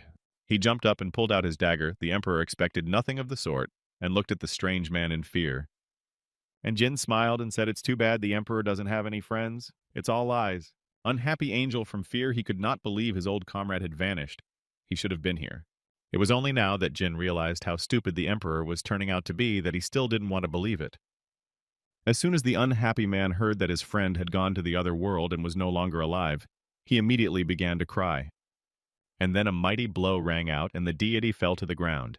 Jin winced and raised his hand up. After that, he continued to abuse the poor man and said he had no friends. He had no one left, so don't let him get his hopes up. Nicodemus lay on the floor continuing to cry. He couldn't believe that he had no one left now he was all alone. Saul jumped up to him and screamed that it was actually the one who was kidnapping the children and humiliating them who was speaking. The emperor, lying on the floor, understood nothing. Drake was also incredibly disgusted with him. Does someone who did such a thing think of mercy? The angel looked up and couldn't believe his ears. Did they really think he was kidnapping children? Now even Saul was angry. She screamed for the emperor to stop lying. Rumor has it that he takes children away from their parents. Hearing these words, the angel raised his head and looked in surprise at the strange people who told them such a thing. He only took the children underground to keep them safe from the plague, and there was only one place in the castle that could hold so many people. As they said, really, the children are the future of their clan, so that's what he did. The girl standing next to him said she thought this angel wasn't lying, but still Jin was wary. If even Nettie can't recognize the bad intentions in this angel's words, then I guess it's all true. Drake tensed up as well. The situation was getting more complicated now. Seriously, he needed to think to make sure he didn't make any mistakes. It was too late. A blast of monstrous energy flew past them and crashed straight into the Angel King, destroying him. Jin drew his blade. While everything was already done, a warrior's voice was heard. It wasn't hard to guess who it was because somehow miraculously risen after such a blow made it. Jin was worried what he was even up to. Why did the old man suddenly attack the king? But it seems the old angel was sure of his deeds. He came closer. His steps were heavy. It seems he was definitely up to something. He went to the throne, approached the barely alive king, and took him by the head. The man was still alive by some miracle. Looking at him, the old man said that it appeared the emperor was not insane. Perhaps his brains were now brighter than ever. Looking at the outsiders, the old man said he was grateful to them for helping him to get here and destroy the emperor and organize this rebellion. Wary, Jin asked why he would even want to do this. It's kind of crazy. The old man sighed. Of course he would answer all their questions. After all, they have a right to know what is about to happen. He said that angels and demons are connected. Jin knows what angels are. The problem was that this is a creature that completely lacks the heart of both angels and demons, which is what makes them immortal. At first, Jin thought that it was some kind of nonsense, but then he looked closer and saw a strange red amulet in the old man's hands. Suddenly, the old man lunged towards the emperor and stabbed him in the back with such force that the man's body twisted. Everyone present held their breath. Something incredibly horrible was happening, but no one could stop it. The unfortunate emperor, who was in a grave condition, just screamed. He felt incredible pain. Bukasa's face changed. He said that while they were building this labyrinth, the demons never once came to attack them, and why do you think that is? It was all about demons raising them like cattle, like real animals. It was a farm. Hearing such horrible words, Saul opened her eyes in fear. She did not expect to hear such a terrible and horrifying truth. Drake didn't quite understand what the boy was talking about, and looked at the old man with a surprised look. He demanded an explanation. The point was that angels were required by the demons to continue their race. If the angelic race disappeared, absolutely everything would be lost. The old man was furious that the angels didn't even know they were being bred like real animals. Touching the fruit, the old man plucked it and brought it to his mouth. Looking closely, Jean recognized this plant as a honey fruit, but what it was doing here, a bad guess visited his head. Taking a bite out of the fruit, the old man smirked. Yes, this is exactly what he needs, perhaps because the emperor was a fertilizer? The fruit is so good. However, it is true nowhere near as much effect as from fruit grown from the bodies of young children. Pointing his finger at little Saul, he said girls and boys her age were perfect for fertilizer. He had to protect her. Now Jin finally understood that it was not out of pure motives that this old man was protecting the child, but to use it as fertilizer. Waving his hands, the old man said that he was grateful to the strangers for their help, but unfortunately he would not be the one to bring about the end. A monstrous bird-like creature came out of the darkness, and it looked like the emperor had been reborn. Now he looked like a real monster bad end. The monster lifted his head up and roared. After this, Drake was horrified, and as if stunned for the first time in his life, he saw something so horrible. A monster came out of the emperor's body. Frozen in place, Jin realized something else. The monsters they had fought before were children. She began to blame herself for resurrecting this man with the scroll. It was all her fault now. At this moment, young Saul finally realized the reason why she was afraid of the old man. Nettie had sensed his essence the first time. Jean came over to her and put his hand on her shoulder. He said they shouldn't blame themselves. They should try to do what they can to stop it. Meanwhile, Bokassa transformed. The man looked rather intimidating. His body was enveloped by a strange aura. Smiling, Jean looked at him and said he only had one question. The old man relented and said he should satisfy the stranger's curiosity, so let him ask. When asked what happened to those angels who went with them, the old man said they were reborn into stronger forms. Moreover, those who were the guardians of the last gate were destroyed by the forces of the newcomers. The old man smirked. After such insolence, Jin was even skewered by this nasty old man who had deceived them from the beginning. Now, Jin swore he would destroy him with his own hands for what he had done. The guy rushed forward. The clawed paw of the monster was already preparing for a powerful blow. The emperor was truly terrifying. Saul felt something strange, as if her body started to shake when she was struck by lightning. As soon as her eyes opened, something appeared. It was Nettie's memories up to this point, that she had been sitting and talking to her sister. Her older sister was in front of her and said that she would definitely protect her, so there was nothing to fear. The same old Bokassa man appeared from somewhere and said that their parents were waiting for them outside, so they should follow him. Approaching the angels, the man said he would help them escape and the emperor would know nothing. The children stood in front of him, not understanding anything. Naturally, it was a deception. As soon as the angels came out of their hiding place, a huge monster leaned forward and started attacking them. Betty somehow miraculously managed to save her big sister and waved her hand, saying that someday her little sis would save her. Turns out the old man has been tricking the kids all this time and feeding them to the monsters, using them as fertilizer. And now Jin was fighting an emperor who had been reborn into a terrible monster of incredible power. Drake used all his skills to at least hold the monster back, but the arrows didn't seem to be taking him. The monster simply caught them with its mouth and chewed them up like ordinary wood. The monster's body was covered in a thick armor that was impervious to damage. Bokassa stood aside and laughed at them. They were like clones who unsuccessfully tried to win. Now it was over. Now all the angels were just useless. The only thing left was to make them into fruit to use as fertilizer. After saying this, Jin became even more angry. It was simply inhumane to use one's own kin as trash. Bouncing off the emperor kicked him right in the stomach and headed straight for the old man to put an end to this. But the old angel seemed to have lost his mind. He was acting like a zombie and felt absolutely nothing. Even as Jin dealt him tons of blows, the old man defended himself with his shield that didn't let the damage through. Following that, there was a loud explosion, a flash of light, and Jin had already flown aside. The old man was clearly stronger than him. He approached Saul downward with pitying eyes, as painful as it was, but it was their fate to stay here forever. The emperor blocked the way with his body, preventing the guys from approaching and helping the girl now she was in danger. As if mocking, the old man offered her to support him by the arm. If she wanted, his voice sounded very cloying, almost emotionless. Saul sat on her knees. She was unable to do anything against such a powerful being. The old man had said that now the angels could have their revenge. But before the old man could do anything, the hand of the emperor turned monster grabbed him and pushed him aside.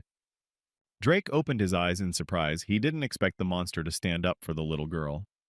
The monster roared to him for a second as if consciousness would return, and he realized what he had done. Unfortunately, Bokassa remained unharmed. He crawled out from under the rubble and wheezed. Stripping off his clothes, the old man transformed his body, overflowing with power. The emperor is still not under control, and this is not good. The monster was already preparing his powerful attack with his mouth open. He was gathering energy to unleash it on his opponent. As soon as the fire burst from his mouth, the old man created a powerful shield with which he blocked all incoming damage. Following that, squeezing his hand, he grabbed the monster by the throat. The monster could do nothing more. Bokassa is the strongest man among the angels. He's the only one who believes he's exceptional. With his magic, he had ripped several heavy pillars out of the ground and was now using them as spears. He said not to worry. The angels will repay their debts. Now he'll avenge the demons. That can't be changed.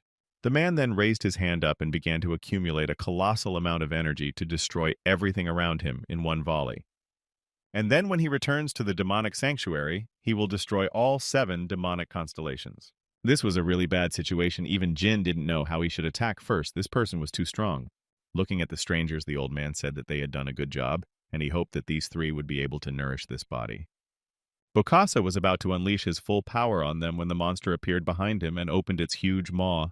The old man didn't have time to dodge, and the beast bit into his arm with its sharp teeth. For a while, Jin stopped and saw the king. Did he stand in their defense? The girl again plunged into her memories, in which was the same old man who had frightened her the first time she met him. There was also the smile monster who had broken out of captivity and was now destroying everyone indiscriminately. Now girl finally realized it was her older sister Betty. She had been reborn as a monster and was now trying to protect her. The image of the girl pointing her thumb up and asking me not to go out came into my mind again. And now she's out into the world. A little angel decided to keep his promise and save her at last. The enraged old man shouted how much longer they were going to interfere with his work. Stop obstructing him. As soon as he wanted to hit the little angel, then Monster Smile immediately ran up to her. The old man's hand was very badly wounded. He held on to it. The emperor bit him very hard at that moment. He opened his mouth and began to eat the fruit to heal his wounds. The magic worked, and the old man's arm tightened on its own. Now he was even more powerful.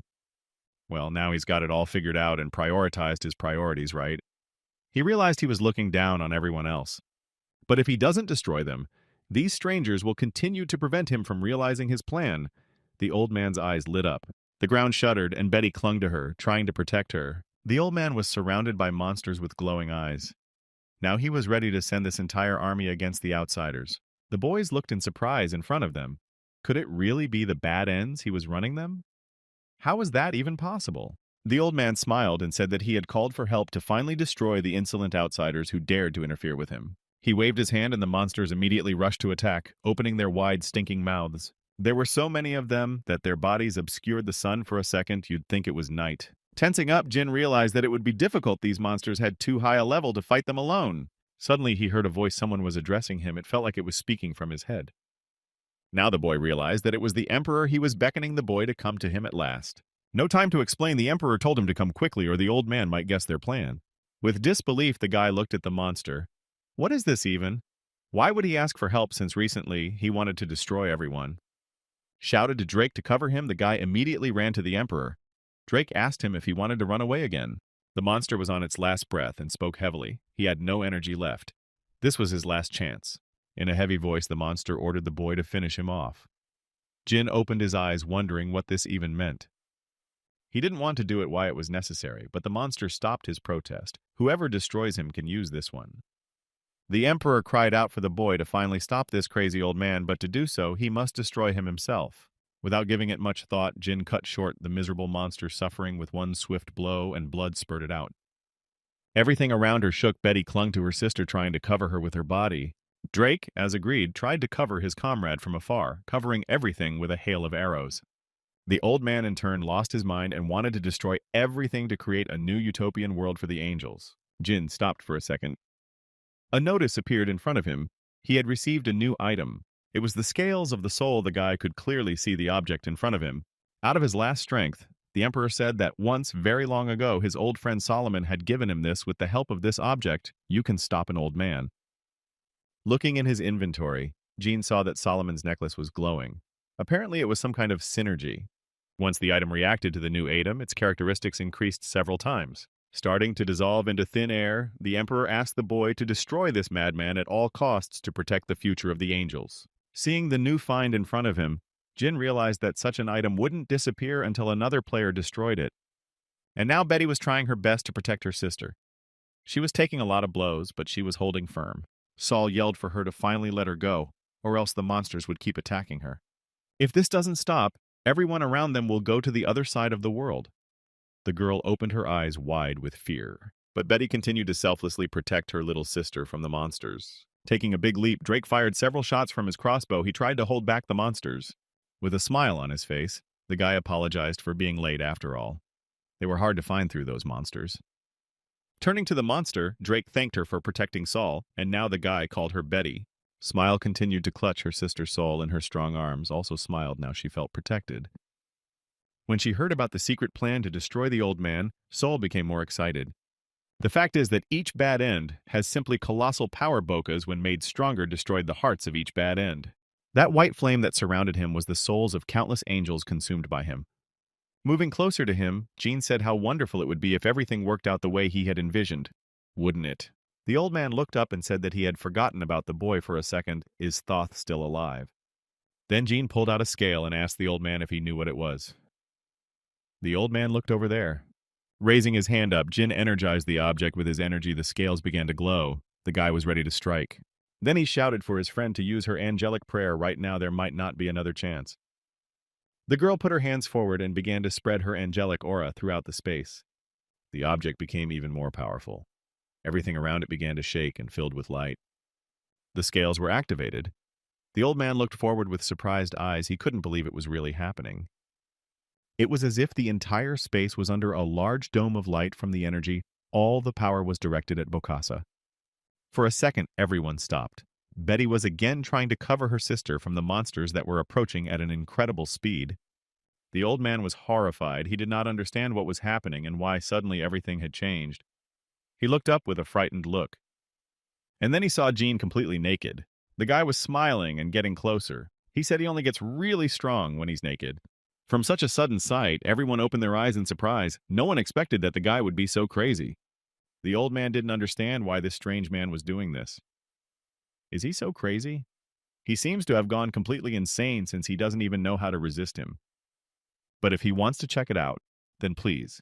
His brain is fine, and the old man is not the one who will worry about others, right? Suddenly he felt he couldn't move or breathe, and a stream of scarlet blood gushed out of his mouth. Jin just stared at him with a triumphant look. The scales of the soul put him on par with his opponent, so let him not be surprised. The old man can't escape the restrictions anyway, and now he'll definitely be finished. The madman looked at the boy with a furious look. He didn't understand why suddenly all his power had evaporated, what he was even doing. The monsters stopped attacking as they sensed that their overlord was no longer so strong. The man was furious why his servants wouldn't listen to him. It just couldn't be. Waving his hands, Jin smiled and said that it was simple. He just couldn't ignore the restriction of the subject here. Forces don't apply. And he's talking about the very thing the old man uses to control the dead ends, but the guy doesn't know where he got it. The man spewed curses. He felt his body was about to fall to pieces, but there was nothing he could do. He was completely powerless. At one point, he tore off his clothes and found himself naked as well, to at least be on the same level as his opponent. But nothing changed. The old man again curled up in pain. He felt that the strength became even less. Why the scales do not work. Obviously, there was still something left to weigh. Gene smiled. He was triumphant as he knew it was over. The old man tried to stop it. He ordered the guy to shut up. How dare he insult the deity? The others just stood and watched. Drake couldn't believe his eyes, and a smile covered his sister's face so she wouldn't see this nightmare there. At this time, the duel continued, obviously, if they both. What the motherfucker is, there is a reason the scales didn't balance. Seems the old man took too many innocent lives. Now he can't use his power. The madman wondered if life had any weight. This is real nonsense the man could not believe. On the other hand, Jin wasn't going to convince him otherwise. He would just do what needed to be done, which was to destroy the creature. The next moment, there was an incredible flash of light. The old man opened his eyes. He couldn't bear something like that. It was beyond his capabilities. His body seemed to disintegrate. The angel no longer felt his power. He was like a puppet. Now there should be an explosion. No one understood what was going on, and the light was so bright it was blinding. Drake saw that after all this, rays of light began to appear from the old man's body, and they flew towards the bad ends. The monsters stopped. The light passed through their bodies, and it was as if they were coming back to life after so many years. It turned out that out of their mouths began to pop out the souls of innocent angels who had been killed by the old man. Now they were free. The souls were heading for the sky. It was an incredibly beautiful sight. They had succeeded in freeing the children who had long ago been destroyed by the old man. Now completely naked and powerless, he stretched his hands to the sky, trying to change something. But everything was decided. The old man was left with nothing. Souls flew away from him. Everything he had done before evaporated. The souls of the angels flew to heaven, leaving the monster with nothing. Putting on his cloak again, Jin went up to the old man and told him that he knew of the seed of good and evil who had given it to him. Meanwhile, all the bad ends continued to disappear. They dissolved into thin air, leaving behind only ashes. Saul smiled and opened her eyes. She realized that now Betty would disappear like all the others. But for some reason, the smile stayed in place. The monster did not dissolve or disappear, but then what was the matter? Suddenly, her voice sounded menacing, but at the same time, Gentle Monster said that this was not the end. Jin pulled his dagger from his pocket and approached the old man. He wanted to end this once and for all. Standing nearby, Drake realized that for some reason the quest completion notice hadn't appeared. So there was something else after all. The old man kept laughing like a madman. He had lost his mind. His rotten mouth stretched in a smile. He heard the voice when he got the oracle, and he was the only one who could save the angels. He still has the power to accomplish the mission. The nasty old man took out a red pebble from his bag and showed it to the light. At that very minute, Jin realized he had miscalculated. He thought there were no more of them left. Why didn't he just give up? The old man smiled with his ugly mouth and said it was out of the question. He still had something left. And the second he stuck a red rock into himself, the man lit up. His body began to change. Already wanting to end it all, Gene stopped for a second. He didn't understand what was going on here. The others also froze in place and looked fearfully at the old men who were changing before their eyes. And at this moment, something strange was happening to Bokassa. The man was coughing and shuddering in spasms. His eyes had become completely red. Drake opened his mouth in surprise. Could the old man be using his body as a vessel for something more? Suddenly, everything changed, and the old man was completely transformed. This stone was a seed. The old man pulled the fruit from his chest and bit into it. Now he had new powers. Saul covered her mouth with her hand and started to vomit, and it looked incredibly disgusting. The old man continued to laugh. His body had changed beyond recognition. Now he no longer looked like a human. This is a real monster, far worse than the rest. The energy spread throughout the space and absorbed into the monsters, meaning that they could become even stronger. Something went wrong. For some reason, the old man continued to grow larger and larger, his body swelling like a balloon. Grabbing the girl, Betty ran forward. Drake and Jean rushed after her. We have to get out of here as fast as we can before the explosion goes off. Saul looked back with frightened eyes. She had never seen this before. Something very strange was going on. The old man swelled to such a size that he no longer resembled a human being. He was like a blob of blue-colored energy of incredible size. Jin seemed to have guessed what it was about. When this old man was little, something happened that gave rise to such a great hatred of demons. Stopping a long distance away, Jin said the blast would easily destroy the village if the wave. Suddenly, Betty started talking again. She said there was some way out, and her voice sounded very squeezed. Turning to his sister, told her to use divine serenity right now. As hard as she could make it, the angel was surprised but obeyed her sister. Drake doubted it would have any effect on the explosion, since the girl's stats were so low. Besides, the angel himself didn't want that to happen. The bad ends would then disappear when the explosion went off. But Betty smiled once more and said it was all right. Let her and the girl would just trust her and do the right thing. The old man, meanwhile, continued to expand. He was already incredibly large with only a couple seconds left before the explosion. Angel still obeyed and applied divine power. A second later, they were engulfed by an energy field. The girl did her best. She did her best to keep her friends and herself safe. The monster's body swelled to such a size that it filled the entire space, but there was an invisible dome over the friends. And then there was an explosion. Betty made it in time and grabbed her sister in her arms. Saul was unconscious. She had overexerted herself, and now she had no strength left. Meanwhile, upstairs stood the old man. He watched it all as touching this girl so dear to the monster that Betty escaped his manipulation. In God's name, he should get rid of a historical product like that monster old man made sad. Gently placing the girl on the ground, Betty prepared to jump. She wanted to protect her sister at all costs. The old man smirked and asked if Monster, instead of running away, had decided to surrender if she realized there was no way out. As it turned out, the monster wasn't even going to give up. He spread his arms and launched 2 energy waves towards the old man. Angel couldn't believe that this monster was still so strong and able to resist him. Enraged, he rushed forward. This worthless monster would not be able to resist him and would become fruit for his great purpose. The other monsters immediately rushed at Betty in an attempt to destroy her. They were still obeying their lord. In her memories, Betty had long been just a mindless creature who wandered aimlessly through the maze until she met her sister. But every time she met the girl, her brain gradually returned and she couldn't show her in the guise of a bad end. Because of this, Betty followed them nonstop, trying to protect her little sister in some way. And now she can finally see the face of her baby girl she lost so many years ago. Smiling, Betty said not to worry, sis, there was nothing else to worry about. Angel opened her eyes and understood nothing. Could it really be over now? My sister smiled and said that she would help her. Now this smile was so pure and bright that it made me want to cry. The explosion was heading into the sky. Everyone around noticed it and looked up. Angels were scared. No one understood what it was. They all asked the elder what they should do with it. There were tears on the woman's face. She couldn't believe it was all really real. She had seen the king. After that, the elder's face changed.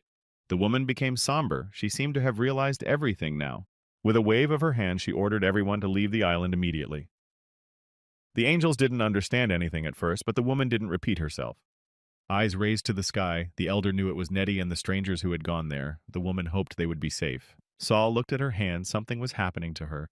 Her body was changing in front of her eyes. She was back. In front of the girl, immediately began to appear signs with a level increase. Was happening something unthinkable. Why so quickly she raises the level? Then the girl saw 2 little angels in front of her. Now they could be together. What a relief. Betty looked at Saul and said with a smile that she had said she would help them. The girl looked up and realized nothing of what they were talking about. In the next second, something incomprehensible happened. Several rays of light headed towards her body and went through her. Angel said they would gather the remaining power and give it to Saul since they no longer needed it. It will be a gift from all souls. Many angels appeared in the sky, and all of them gave the girl their power. Coating the little angel girl felt her body overflowing with inconceivable energy. Saul got the angel armor now. The girl was incredibly strong. She was level S. Now she was an archangel. Smiling, Nettie said that thanks to this girl, she saw her sister again. She was incredibly grateful to this girl. Looking at her with frightened and surprised eyes, Saul was ready to cry as the girl's voice sounded in her head. Having gained such tremendous strength, she approached the bloated monster and began trying to stop it. Drake, who was standing somewhere nearby, widened his eyes in amazement at how they had managed to get such a thing. Even Jin, who spent a year in this game, realized that the odds of getting one of these are slim to none. It takes a lot of potential. Now his girlfriend has a power similar to that of the main streamers. It's just an incredibly powerful weapon. The girl changed before her eyes. Her gaze became steady and calm. She looked down at the monster from above. Applying sacred appeasement, the girl was covered in divine energy that spread throughout the world. Closing her eyes slightly, she finally just vaporized the monster, depriving it of the ability to explode. And now on the island shone a huge flash so bright that it seemed, this is a new star, the main quest is complete. The girl flew down, being unconscious. Jean and Drake swept her up in their arms in a flash. Looking at her, Jin said that they had won, and it was all because of her and her efforts. Saul raised her head and started looking around. Did they really win? She just flapped her eyes and didn't understand anything.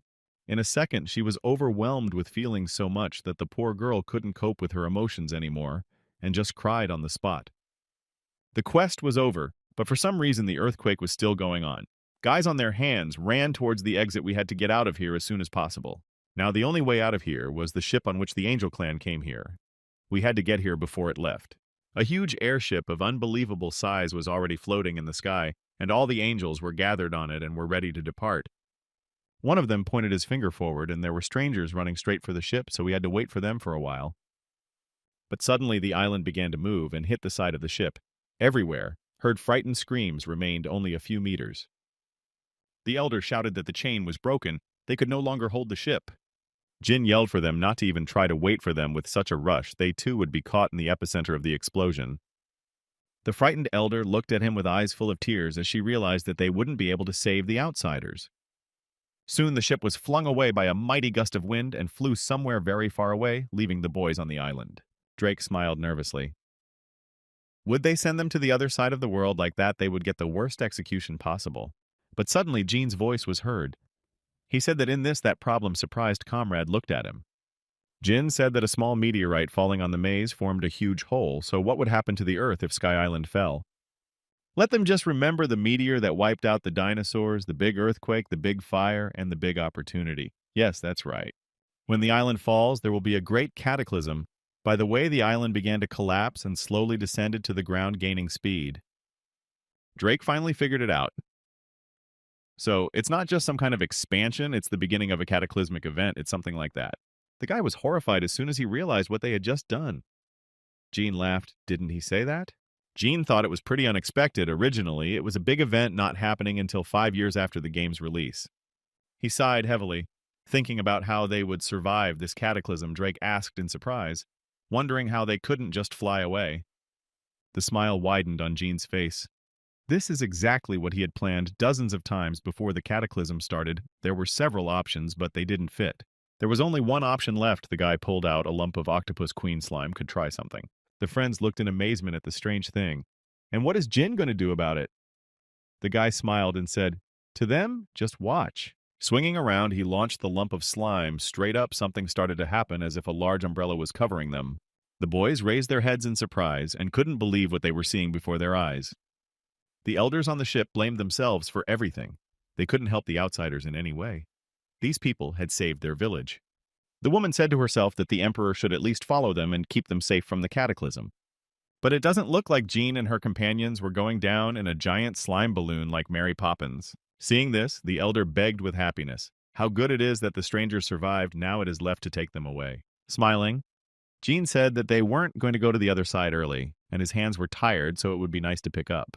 The boy jerked forward, heading towards the ship. On the deck, the angels were already waiting for them.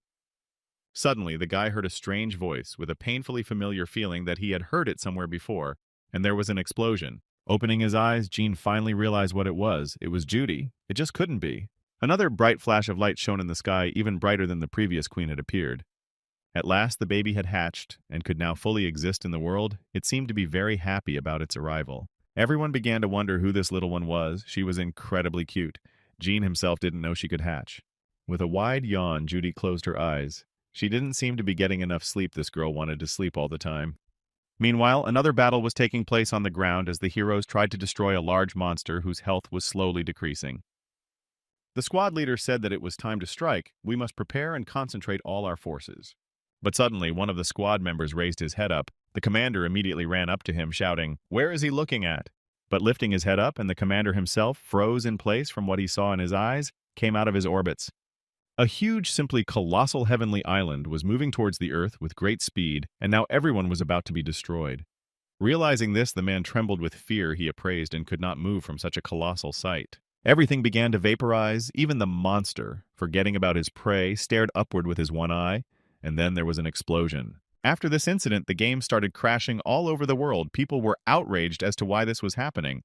The Korean representative didn't know what to do. He didn't really know the ins and outs of it, but he could tell one thing. It was an unprecedented case. Standing in front of a huge audience, the man said that they could say with a high probability that it was the work of a player, only the name is unknown.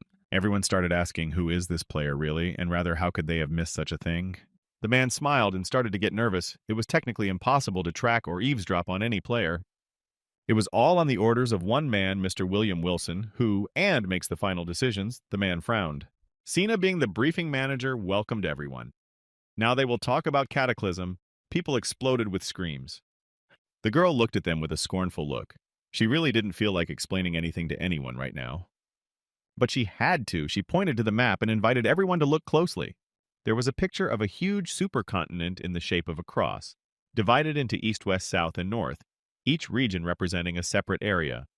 And the next image is the current state of the continent. There was a huge hole in the middle. People were horrified. It was truly monstrous. The continent literally fell apart. The whole thing is that one player joined the main quest. He completed all the necessary tasks, because of which the flying island fell to the ground. Moreover, most likely these players are more than one, and they need to be stopped immediately.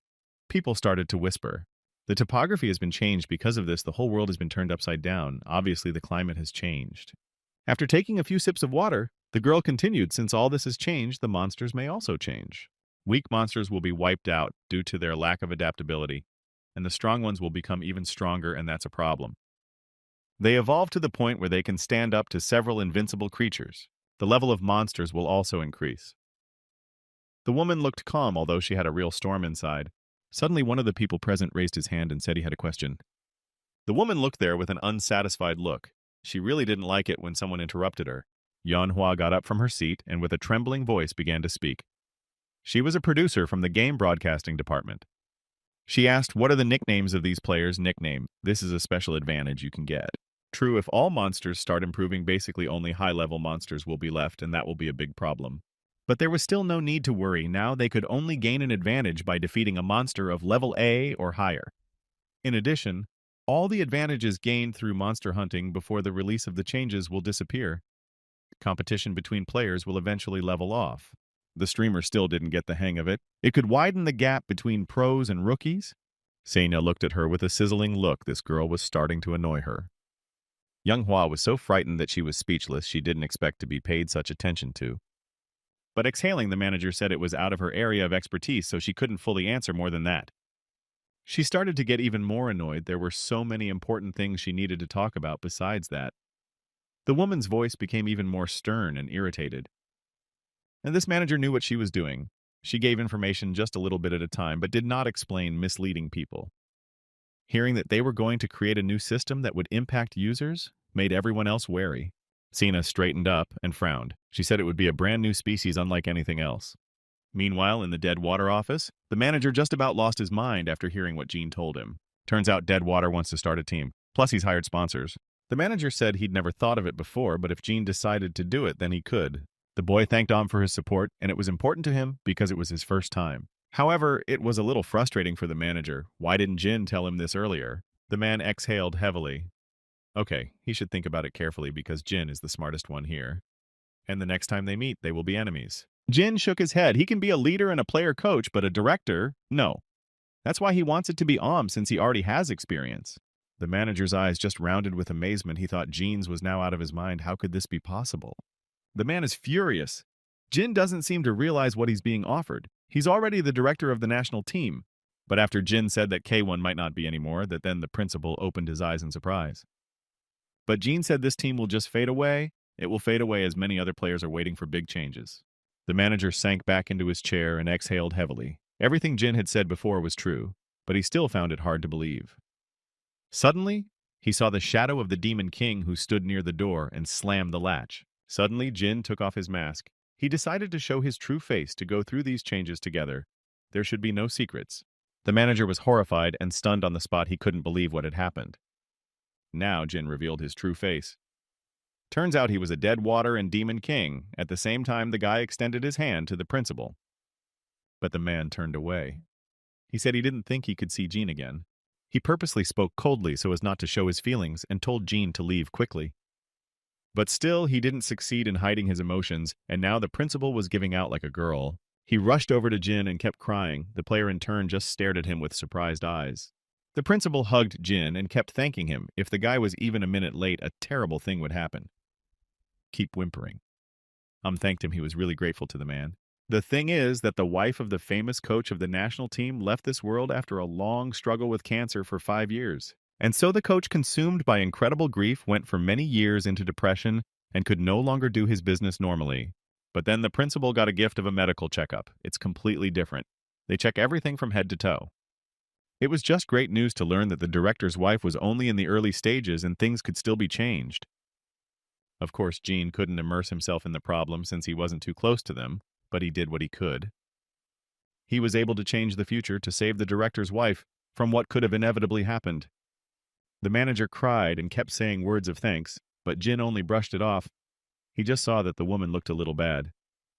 Lowering his head, the man thanked his comrade for saving his wife. Now, he was incredibly happy. Raising his eyes, Gene asked, "Then what's on hand? How about his past deal?" The director smiled and grimaced. Of course, now he had no choice but to agree it was perfect timing. Now the director and Gene were sitting at the arcade playing some old arcade game popular in the 80s. The director was furious. The entire game system turned to garbage because of the cataclysm. It was just unbelievable. Incredibly strong species of monsters that the world has never seen before. Orcs, snake men. It's just unbearable. In addition, the players who participated in each company after the cataclysm became subject to dragon and demonic powers that affected them. After that, players could join the dragon or demon camp and get a lot of plushies. But those who refused couldn't get experience points like these guys. Senya was holding another extraordinary meeting. Then today, everyone was getting a head start on the dragon and demon monarchs. Hearing that they need to fulfill some duties imposed on the people all present, the two ruling powers of dragon and demon have always been at enmity with each other. Both sides saw the cataclysm as a sign to attack each other. People began to ask what would happen when they refused. The manager said that no one would force anyone. And then again, she was interrupted by someone. Again, there was a question. A hand reached up. She was asking about the fact that if someone destroys opponents from the opposite camp, don't karma points accumulate? Then it doesn't make sense. The woman frowned even more, but it was a good point. Each species had its own language. The language translation service has been disabled, so communication with other species is now impossible. She wanted to say that this was the most interesting part of the cataclysm, but hesitated and called it important. Now absolutely everyone would be considered a monster. There was an immediate uproar. People were shocked, but the woman hurried to calm them down. Now we'll have to choose our future players for sponsorship based on more specific criteria. Meanwhile, continued to play the machines and was just furious even in real life. The effects of the cataclysmic who did it in the first place were visible. Hitting the keys at an incredible speed, Gene replied that they were well-worn nubs. Things will be split very differently. Contracts will have no meaning at all, so the manager just needs to move to his team. After finishing the game, director said that respawns are forbidden. Gene replied that no one made up that rule and he lost in an infinite combo. Throwing Gene a glass of water, the director asked what about the contributions. Gene replied that he got some investment from YouTube, but it's crumbs. So let the director not worry about it and accept it as soon as he gets it is not worth the thanks. Thinking about it, Jin began to plan a strategy. Of course, he would have money left after all. If he wanted his team to have sponsors, he had to prove reliable. Looking at his comrade, raised an eyebrow in surprise, and the director asked how this Jin had managed to deceive him all this time. The guy replied that he had his reasons. The director was furious with this character. Okay, on the bright side, it's better to forget about it and have the team meeting at another time. The director frowned. Eventually, they'd be back where they started anyway, so it wasn't really worth worrying about. But the main problem, these were the players after the cataclysm. Everything changed, and now the selection criteria is also different. Not counting Jin, they need at least 4 more high-level players. But Jin reassured him here too, saying not to worry, he already had a couple in mind. The director's eyes literally popped out of his head. Did Jin already find the right players? It's unthinkable. A few days later, the boys were already coming down the staircase. The principal was humming something to himself. Pointing forward, the dead water said they were all a little farther away. The director began to look closer. As soon as the man realized who was standing in front of him, his eyes popped out to his forehead.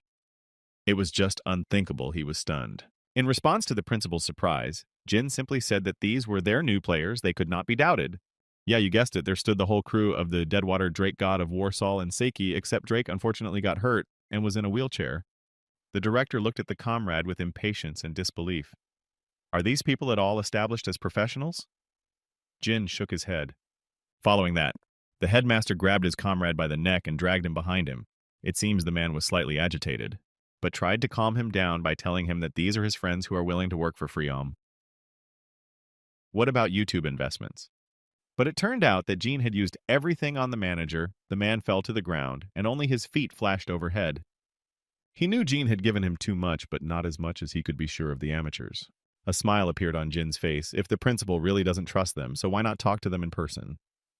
Sol smiled good-naturedly and greeted the new acquaintances, saying that this was her first game, and she was still afraid. The director sitting across from her asked the wrong question. He asked how long she had been playing, but the girl said about a week. After saying that, the director almost swallowed his tongue, but he hurriedly pulled himself together. If Jin decided to take her, then there was something special about her. Then he asked what kind of experience the girl had, but Solon here said that she was playing for the first time in her life. The director inwardly cursed Madhovan. The man was nervous, to say the least, and asked the final question, what is her level after all? After thinking for a moment, the girl replied that she was about level 60 and said so calmly. After that, the manager was a little surprised. Can't she be that young? Even number 1 among Koreans on the 50th level, but the girl hurriedly showed him her phone. After what saw, he was even more surprised no one at all till that moment was. At this level, even abroad, how is it even possible? The thing is that at the last battle Saul was freed from the shackles, the level jumped to unbelievable levels. Next was Drake, the man said in a calm voice that he was now on level 62. After that, the director was already starting to doubt his thoughts on the team. This is the famous Drake, and here he is now sitting in front of him. A very long time ago, this person disappeared among the ranked players, and for a long time they generally no one knew or said anything. The principal just couldn't believe it, but Drake just looked at him with a good-natured and calm look. Now Drake would only be a burden because he can't move, but the man has saved some money and would like to start rehab. He sat in front of Jin, and Saul heartily felt sorry, although they had come all this way. Saul, lowering her head with some sadness in her voice, said it was okay, though it was short-lived, but she was very glad. Jean jumped up from his seat, put his hands on his friend's shoulders, and said that during this time he had become his comrade. And now Jin just has to give him the best rehab in Drake's future as a Korean pro. He's a natural-born explorer. There's no one better at this than Drake. The man in the wheelchair didn't understand a thing. There are still so many bosses they need to beat, so it's not a time to lose heart. Jin will do it. For a second, Drake was silent. He lowered his head. As expected, Jean knows him all too well. Then they exchanged firm handshakes, and a surprised Saul just stared at them with her eyes wide open, thinking they were going to break up. Why did the director appear literally out of nowhere? He saw the 3 men and immediately asked. The man didn't expect that these 3 actually had such strong strength, never imagined such a situation. He paused for a second and exhaled heavily, then was left wondering what level Jean was on. Next was Yusehi. The girl used a blind wand and listened with her eyes wide open. Nearby stood Jin, who was helping the girl because she still couldn't see clearly. The principal said hello politely. The player stood about the girl. She is a true genius because even at such a young age her potential is limitless. Sehi stood and looked with good-natured eyes in front of her. She was very happy that she had been given such an honor. Followed by running up to the principal and asking him not to tell this girl that he's dead water because it could be really bad later. The next was Dae-gun. Already knew very well how good it was to have this guy back after all. A little embarrassed, the manager said they were already on a bit of a tight budget, so there might be a problem with the payments. But the god of battle understood everything perfectly. He didn't come here for money. The man smiled and looked away. The principal was even a little surprised after that and froze for a second when he saw Dae-gun looking away. Jin stood there and watched the whole conversation from the side. He hadn't said a word yet. Deadwater realized that the battle god was just a genius who had been found by the coach himself. If he didn't go after Jin, then he would definitely join the coach. And here it is, Star Team is assembled noobs, 60th level, with which hardly any player could be compared to. The director was just thrilled. It was all in his fantasies. The man thought they might even be the biggest breakthrough of the season. But then the man stopped. Maybe find some sponsors. There are some they have good relationships with, but Jean said he'd do it himself. Hearing that it will be with the help of the raid, just came in delighted. Will he be able to earn enough for the team? It is a heavy burden. The guy was confident in his abilities. Now he was ready to show the others what is a real jackpot, only to trust him. After the cataclysm happened and a huge island fell to the ground, some mineral deposits came to the ground. They were real gold mines. And now Drake had already recovered, was on one of the raids. The man tasted battle like never before. Even for Jin right now, it was a bit difficult. They were fighting against a huge spirit damage. It was very difficult to deal damage to. The monster stared at them with red hollow eyes, breathing heavily. It was obvious that he was incredibly strong. Suddenly, his chest opened up and a yellow crystal like a bar of gold appeared there. Now, something must be happening. Saul, who had gotten there in time, told the guys to get behind her and prepare a shield because this thing was going to explode.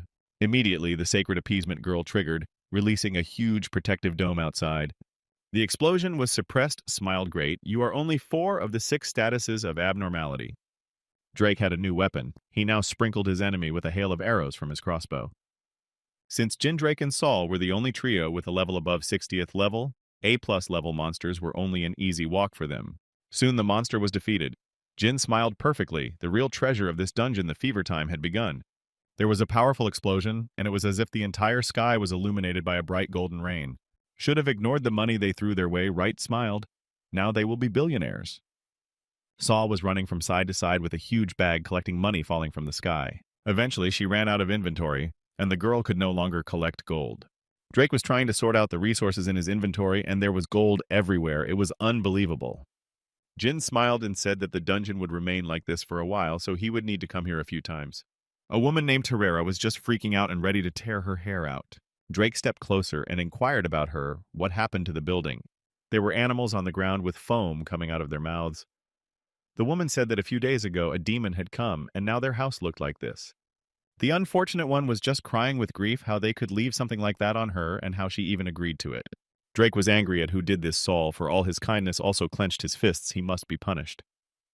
But suddenly the woman jumped up from her seat and started pointing her finger somewhere in the direction indicating that it was really him. In front of them stood none other as a silence hung between the others as to what was even going on here. All the other beasts jumped up from their seats and began to rage as if they were possessed by a real devil. The unfortunate woman said that as soon as this man comes in, all the pets go crazy as if they have him affecting them somehow. Now Gene decided to call for his pet. The guy opened his mouth and called for Judy. In a second, the little girl literally flew out of one of the windows and rushed into her master's arms with screams. Of course, why should I be surprised? She's the queen. And when all the members of her species disappeared, of course the girl fell into a deep depression. The unhappy kennel keeper screamed for them to finally get the hell out of here. Gene gave her the fee and apologized. He handed her a huge, heavy bag of gold. The guy said he added a little considering how much they had suffered. The woman's eyes bulged. Putting the pet on his head, Jin moved back. The caretaker's face changed in a flash. Sitting on her head, the princess was constantly biting Jin. But on the other hand, it was good if she was alive. Her species was not subject to extinction after all. The guy looked up and said he was about to start bleeding. A smile appeared on his face. Walking beside her, Saul looked at the queen. Is it Jin's pet? Guy said it was more like the opposite. In the 7th zone of conflict between demons and dragons, the dragon Oz reigned. He was of the highest level and posed an incredible danger underneath him. 2 more monsters. On the paper was a small diagram. They must defeat 2 smaller dragons to attack the main one. The principal came closer to them and asked in surprise why they were holding the meeting here. And indeed, all 3 were sitting in the principal's office. Jean replied that it was a great place to hold a planning meeting. As they approached the targeted area, Drake saw that he didn't fit the requirements. But what did that even mean? Jean explained that to enter this area, you have to meet at least one of 2 requirements. The guy asked, and how Jin answered the first is to enter the zone during the event, but this is only possible when the dragon is finished preparing for the battle. And the second was to just go to the other world. Jin looked at his comrades with a smile, but the others didn't share his enthusiasm. Drake didn't understand anything at all and just flapped his eyes. Saul was freaking out too. Because of the peculiarities of this dragon, Jin decided to use a small game bug he hoped would work. He applied the active crack and riff characteristic. Only he alone knew about this buggy. He slammed his fist into the ground and everything around him started to change. The only way to survive here is to pick the perfect timing. And when the guy counted to 10, he immediately rushed forward, putting his arms out as if making a dive. Everything worked out with the bug. Now had no problems, went into the area without difficulty. In front of him were 2 coffins that were closed for now, but there was already some rummaging. Had those 2 already come? And now it was time to use the elixir. The guy took out of his pocket 2 scrolls and began to apply them alternately. The coffins opened and Drake and Saul literally flew out of there in terror. The girl took offense at Drake. She had, after all, asked to destroy her about 3 and he stuck a dagger in her before. 2 signs appeared and they entered a secret area. The visitor's name was recorded in the Akashi Chronicles and the boys became wary. In front of them stood a huge skeleton-like monster. It was Gansho Maru. Indeed, it is a monster horror. Why was he even here?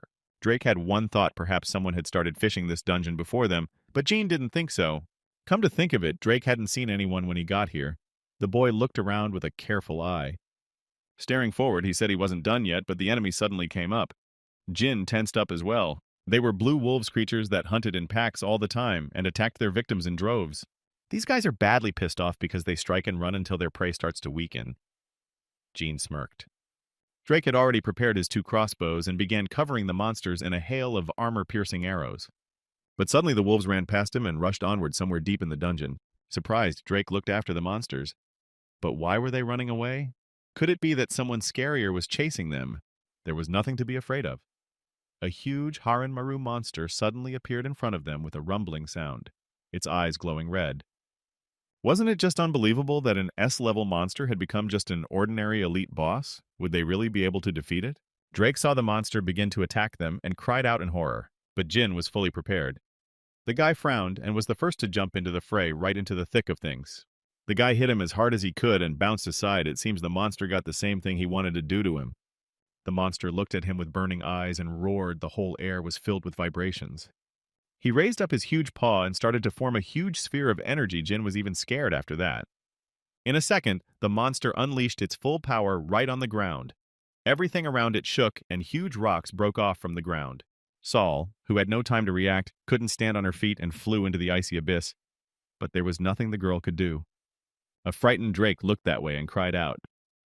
But the guy wouldn't have time to come to her aid as he was too far away. Thank God Jin was nearby. He accelerated to monstrous speed and jumped right with her into the 0-0 ice. After flying a few meters, he landed safely on the ground, although it cost him a lot of effort. Saul immediately started to wonder if her comrade was okay, but Jin said he was fine, just needed some healing. But the guy's concern right now was a little different. Drake had stayed there, and it was going to be a little hard for him to at least contain the monster now. Suddenly, Saul turned her head to the side. There was something going on. The girl was scared who it was. The fact that it was the very creature Jin was looking for. A strange silhouette began to appear out of the darkness. Upstairs, Drake asked if they were all right. Jin replied that they were fine, not to worry. The guy apologized, but he needed his comrade's help right now. So let him forget about the monster and push down. Looking behind him in surprise, Drake didn't understand what pushing meant at first. In front of him stood a truly colossal monster. Perhaps the guy might even be able to push through it, but it would be too difficult. Okay, either way, we have to try pointing his 2 crossbows forward. Drake began to fire. Meanwhile, Jin, who was downstairs, struck a match and lit a small wick. He brought it right up to the strange creature's mouth and tried to clamp the torch down. It was literally half a second before the fire erupted, and Jack's hot pumpkin face came into view. Good now, he can move his brains. The guy smiled all the same. The scarecrow has to raise his head. Before Jin could get excited in time, something huge came crashing down.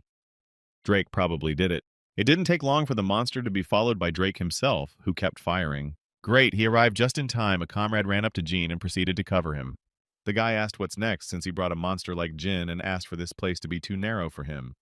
As soon as the monster tried to stand up to his full height, he immediately bumped into the wall. His body just didn't fit in that place. Drake was terrified this monster was about to collapse the entire dungeon vault, and then they'd all go down. Suddenly, Drake saw something very familiar, the same pumpkin face and big scythe he had seen so long ago. But what's Jack-Lantern doing here? He was standing in front of them, and even scarier than when they first saw him. The monster saw his opponent and began to swing his huge paws and try to catch him, but Jack was faster.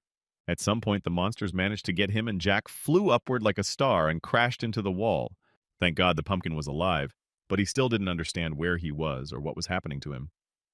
Jin tried to explain to him. It turned out that Jack had been iced in that spot the whole time and had been lying there too long. Jack looked at his old friend with burning eyes and wondered if he had been able to freeze. Looking at his comrade, Drake questioned his plan a little bit. Do Jack really have anything to help against this huge monster? Meanwhile, the pumpkin turned its head around in surprise. Did he really lose? No way. Seeing that Jack's scythe was broken, Jin threw him something and flew forward with great speed. Putting out his hand, Pumpkin caught the gift, and his eyes lit up even more with anticipation. It was the core of Gordex. As a precious metal, even gold is not as valuable as this item. Jack was surprised, and in a satisfied voice asked how Jin could get such a precious thing. It was almost impossible. Thanking the guy, Jack used the core wisely. It started spinning like some kind of drill, and immediately merged with his scythe. Now, the pumpkin's weapon was transformed. The scythe was as good as new, and even better, its tip gleaming with renewed vigor as the huge battle approached. The big blue wolf, unwittingly caught in the hot hand, shattered in a second, leaving only a wet spot. These wolves didn't run away from here. Now they lay here like sacks. Jean and Drake looked around. This monster had another unpleasant ability. All the place it dwelled in became its strong point. It was a rematch. Now the monster didn't stand a chance. Jack was transformed. His scythe was on fire. Now he wouldn't leave a trace of the monster. Everything around him began to collapse under the tremendous pressure of the guys falling down. If you hit at the same time as him, the damage can be increased by half. But the pumpkin looked at them with burning eyes and said there was no need for that. Jack could handle it all by himself. He swung his huge scythe and swung it at the monster, hitting it right in the face with a crunch and crackle. Jin, who was watching from the side, couldn't help but notice that the gap between their levels was really impressive. Even Jack, with his strength, couldn't defeat the monster at once. Meanwhile, the horned beast was furious that someone had disturbed his peace and would now destroy anyone. Jen looked closely, and something unexpected happened. The guy even stopped for a second. An enraged Jack Pumpkin got to his feet. Is he having another attack? He will destroy the rest of his legs. Okay, Jin saw that Jack finally got his scythe out. Now his attacks will be commensurate with S level. The monster put out its hideous arm on which a huge round mouth formed and began sucking everything into itself. As soon as Drake saw this, he immediately pointed his crossbows at him and began firing. But for some reason, the wolves suddenly started attacking the huge monster in droves, climbing up its huge body and gnawing at it. Jack laughed. He realized that the wolves now also wanted revenge on the huge monster for the invasion. But the monster was stronger than that. He scattered the wolves like toys. They couldn't compete with him even altogether. This was the perfect opportunity to end it all. Jim jumped closer and launched an energy wave directly at the monster. Behind his back, there was already a wolf that was approaching him, but stopped for a second and let his eyes out. Jumping up, Jin screamed and turned to Saul. The boy gathered all his strength for this colossal blow. The girl immediately understood everything and shouted that she would surely cure him as soon as necessary. But no hearing that she should use holy immunity, the girl opened her eyes. And Jin kept yelling, "We have to get this over with before the monster destroys everything here." Without asking, Saul used her skill and immediately an energy sphere appeared around her. The monster felt as if its body had stopped moving. The monster opened its mouth and roared. As soon as the girl applied her skill, several debuffs were applied to the monster at once. Taking advantage of this opportunity, Jin flew straight towards the monster at full speed, preparing his most powerful punch. This should have doubled the damage. He put his armor arm forward. The monster froze in place and only stared at him with a burning eye. Soon, Jin did well. He struck, but the monster reacted quickly and struck back at the guy in the stomach. The frightened Drake could do nothing but scream when he looked up and saw that something was wrong with his comrade. Saul froze in place and stood her ground. She saw Jin receive a mighty blow. The guy was in unimaginable pain, but he was still conscious. He felt as if someone was blocking him. Suddenly, unexpectedly, the blue wolf protected the guy and took all incoming damage. Bouncing back a couple more meters, Jin approached the monster and rode on its huge arm. He applied an earthquake along with a whirlwind. His hand glowed from the overabundance of energy. This was supposed to be the final blow. Drake was already preparing his crossbows for cover. He realized that even though Jin had struck hard, the monster somehow still had strength. And indeed, the monster somehow miraculously remained conscious of how much health it had. Its eyes still glowed fiercely. Jean knew it wasn't enough, but it was enough for Jack to finish him off with his own hands. Speaking of which, the pumpkin was already flying down from the top of the tree with a huge scythe, and Jack's punch hit the target. He began to glow even more brightly, his eyes burning like two red torches. After a second, it was over. Jin looked at his comrade, smiled, and clenched his fist. The quest was complete. With a heavy sigh, Jack thanked his friends for being able to get revenge, but still he can't get even with the true enemy. Talking had to be postponed for later. The boys were surrounded by blue wolves who looked at them with fierce eyes. In front of Jin stood the leader of the pack, a huge wolf, several times larger than all the others. On his head, he had a rock on his head. But despite all expectations, instead of attacking the wolf, put his front paw forward and bowed in gratitude. It was, and understandable, the demons who lived here had exploited these wolves as labor, and now they were free. Jack announced that he still had to destroy not only the Lich King, but also the Great Dragon of Oz, and the flames on his head grew even more intense. Saul came up to him and gave him a surprised look. She wanted to ask him something. In a surprised voice, the girl asked why it was Mr. Pumpkin who wanted to destroy the Lich King. Hearing this, Jin shouted that it was not worth asking. Here we go again. Now they're going to have to listen to just a staggeringly long story. Jack Jean tried to stop it all. They had too little time. But still, Jack was unstoppable now. He began his long and very torturous tale of a long time ago a scarecrow was born. Jack didn't look like himself then, but more like a lightning bolt with a small sickle. He grabbed the pickaxe and looked around. At that time, he did not understand anything yet. He was only a bandaged creature without reason or intellect. At such a moment, he realized that he didn't want to be like everyone else, working tirelessly and exhausting himself. Since then, these thoughts have not left him. He has conceived that he wants to stop this exploitation. Over time, he gained consciousness, and his own opinion and what he was doing started to scare him.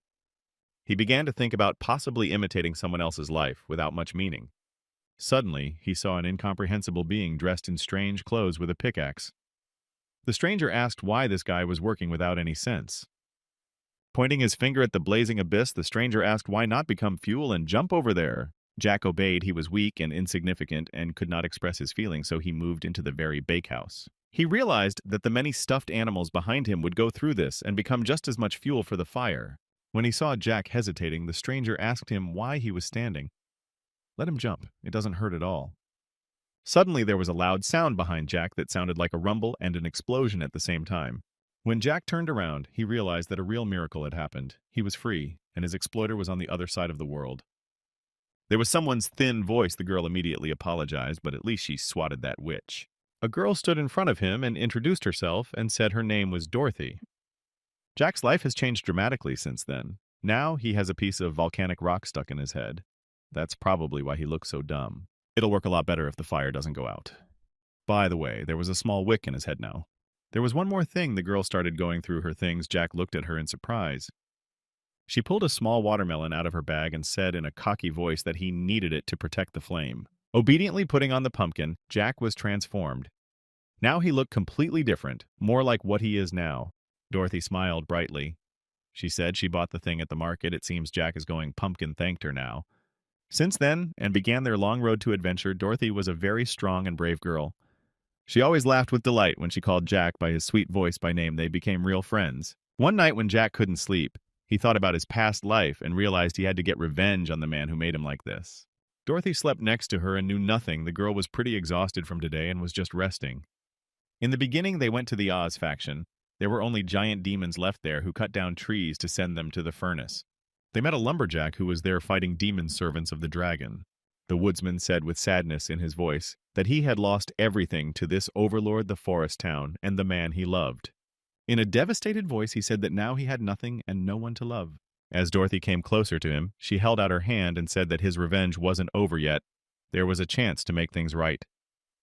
The next person they met was Richard, son of Henry Lionheart, who also asked to go with them. He said he wanted to be brave and strong like the three he had just met, and now the scarecrow with the scythe and the burning eyes has been transformed, along with a lumberjack dressed in knight's armor and long claws instead of fingers. The young cowardly lion, wanting to regain at least a little of his courage, moved forward under Dorothy's leadership. The girl looked forward with eyes full of confidence. Now she saw no obstacles at all with such a team. They were looking for the dragon who had drafted them to move on such a long and dangerous adventure. Soon their goal would be accomplished. When they finally met their main enemy, they attacked him without thinking through their actions properly and lost. When Jack finally came to his senses, everything was empty. His friends in the flames and the dragon himself were gone. He didn't know how long he wandered aimlessly through the desert, like a ghost. Looking back, he saw only his footprints in the sand. Jack tried to find his companions, but to no avail. They had vanished into thin air, leaving no trace. Listening to all of this, Saul first cried her. This story touched her to the core, and she hoped for a happy ending. When the boys fought the dragon, Jack always remembered Dorothy's screaming for him to put out the fire. Perhaps her friend didn't want Jack to see the horrible picture. Continuing to cry, the girl asked how Jack even ended up here. Answered that his memory had been erased since he had been searching for his comrades from the time the fire was put out. He could barely even remember when Solomon had sealed him in the castle of evil for many hundreds of years. Jack must have smelled like a dragon from the last battle, and King Solomon thought he was his messenger. And now these guys were in front of Jack's eyes. It wasn't the first one Jack had seen in decades.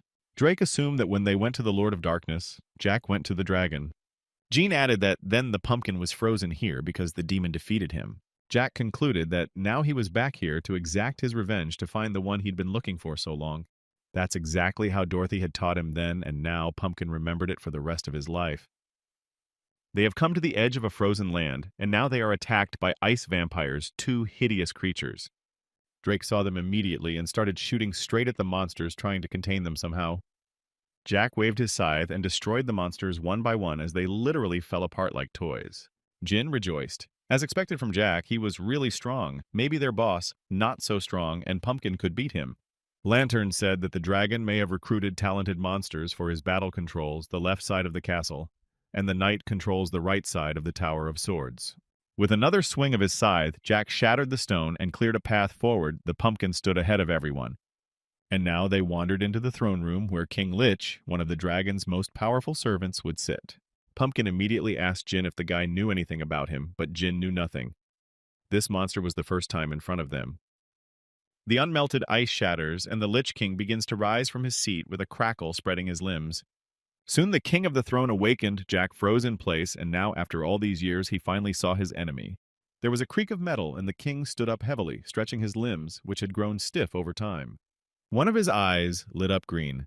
Could it be the Tin Man? Jack seemed to recognize him. For the first time in his life, Jin saw something so stunning the guy suddenly realized that fighting this monster would be extremely difficult. Seeing another powerful attack flying towards them, Jin ordered everyone to be careful. This damage was both physical and magical. Then there was a staggering explosion. Everything around them shook, and it seemed as if the ceiling was about to collapse on them.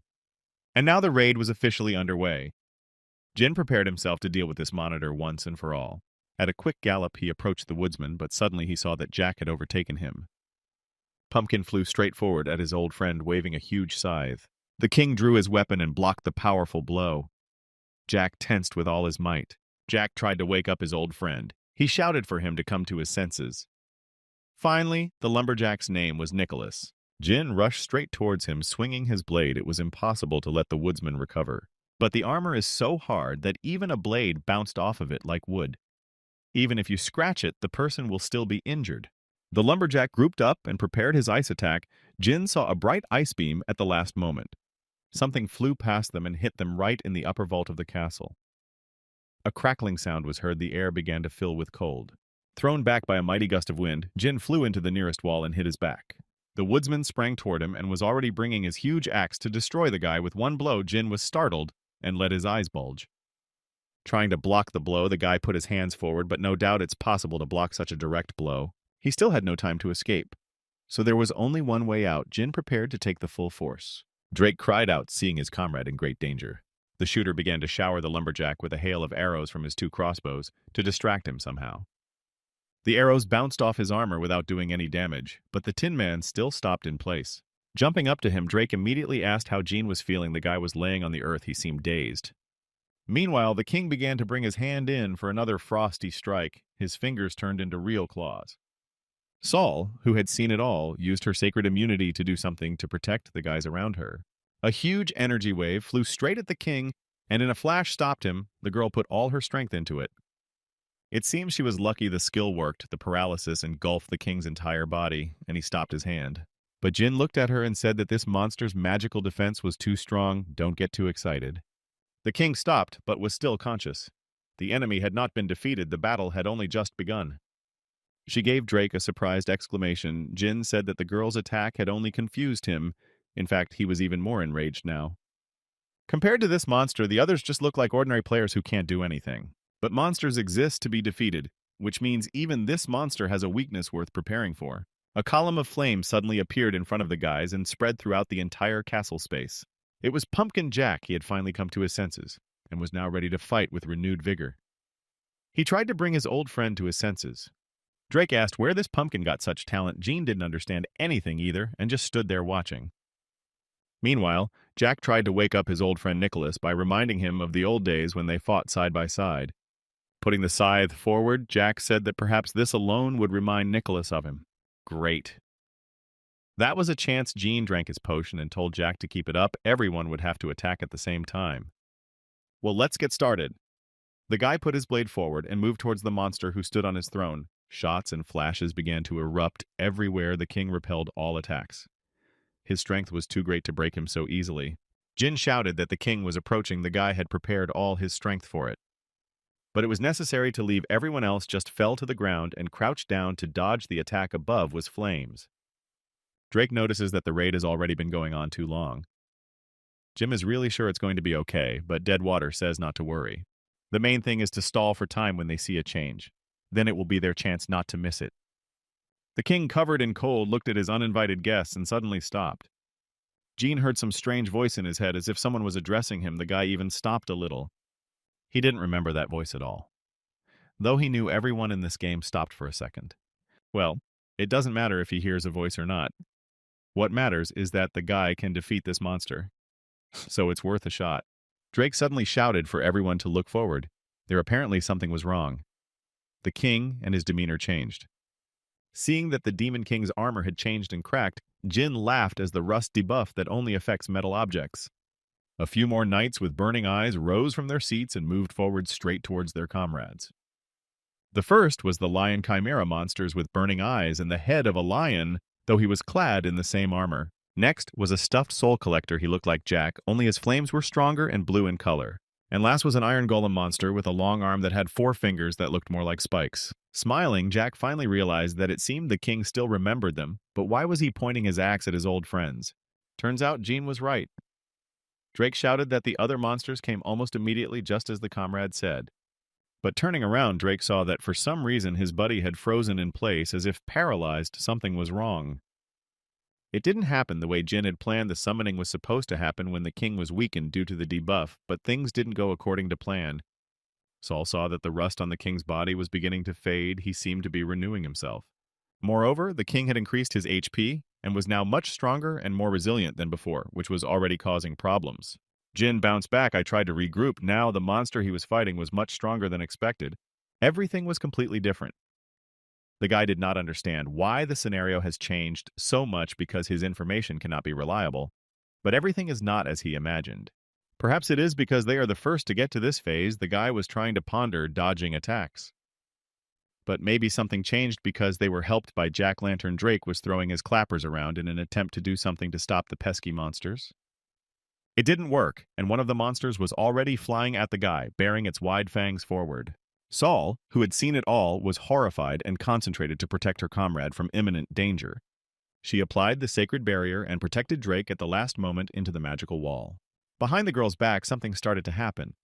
She didn't see it as she was preoccupied with defense. Now Saul was in danger too.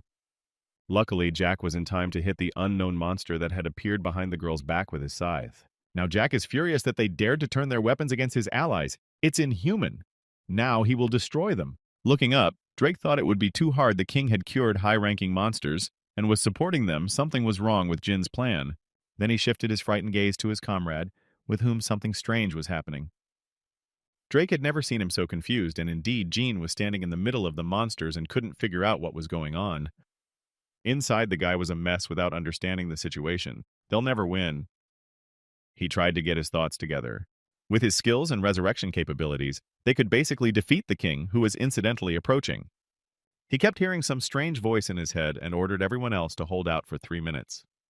The guys turned their surprised faces to him. He didn't have a plan again, but they smiled and agreed. They immediately began bickering amongst themselves, and John was already preparing his gauntlet to put an end to this king once and for all. If Jin hears a voice in his head, then it must have been a secret quest. The guy swung around and punched his fist straight into the ground. The floor beneath him collapsed, and the guy went straight down. Turns out there was another floor. Continuing to fly, Jin saw some red darkness below that looked like fog. He was heading straight there. Don't tell me it's the same bloody Phoenix Lake Jin knew about. That's why it recovered so quickly. So there's obviously something wrong, and we need to check what's wrong. The ring on the guy's hand glowed purple.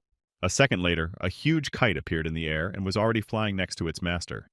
If Jin fell into this lake at a high speed, he would suffer great damage, especially since he couldn't be sure that the water wasn't poisoned.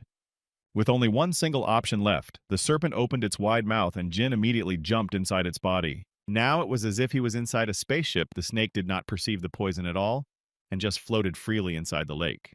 Soon they saw a strange mechanism entangled with tubes. It was the king's heart. Jin was not surprised that the king was so concerned about his safety.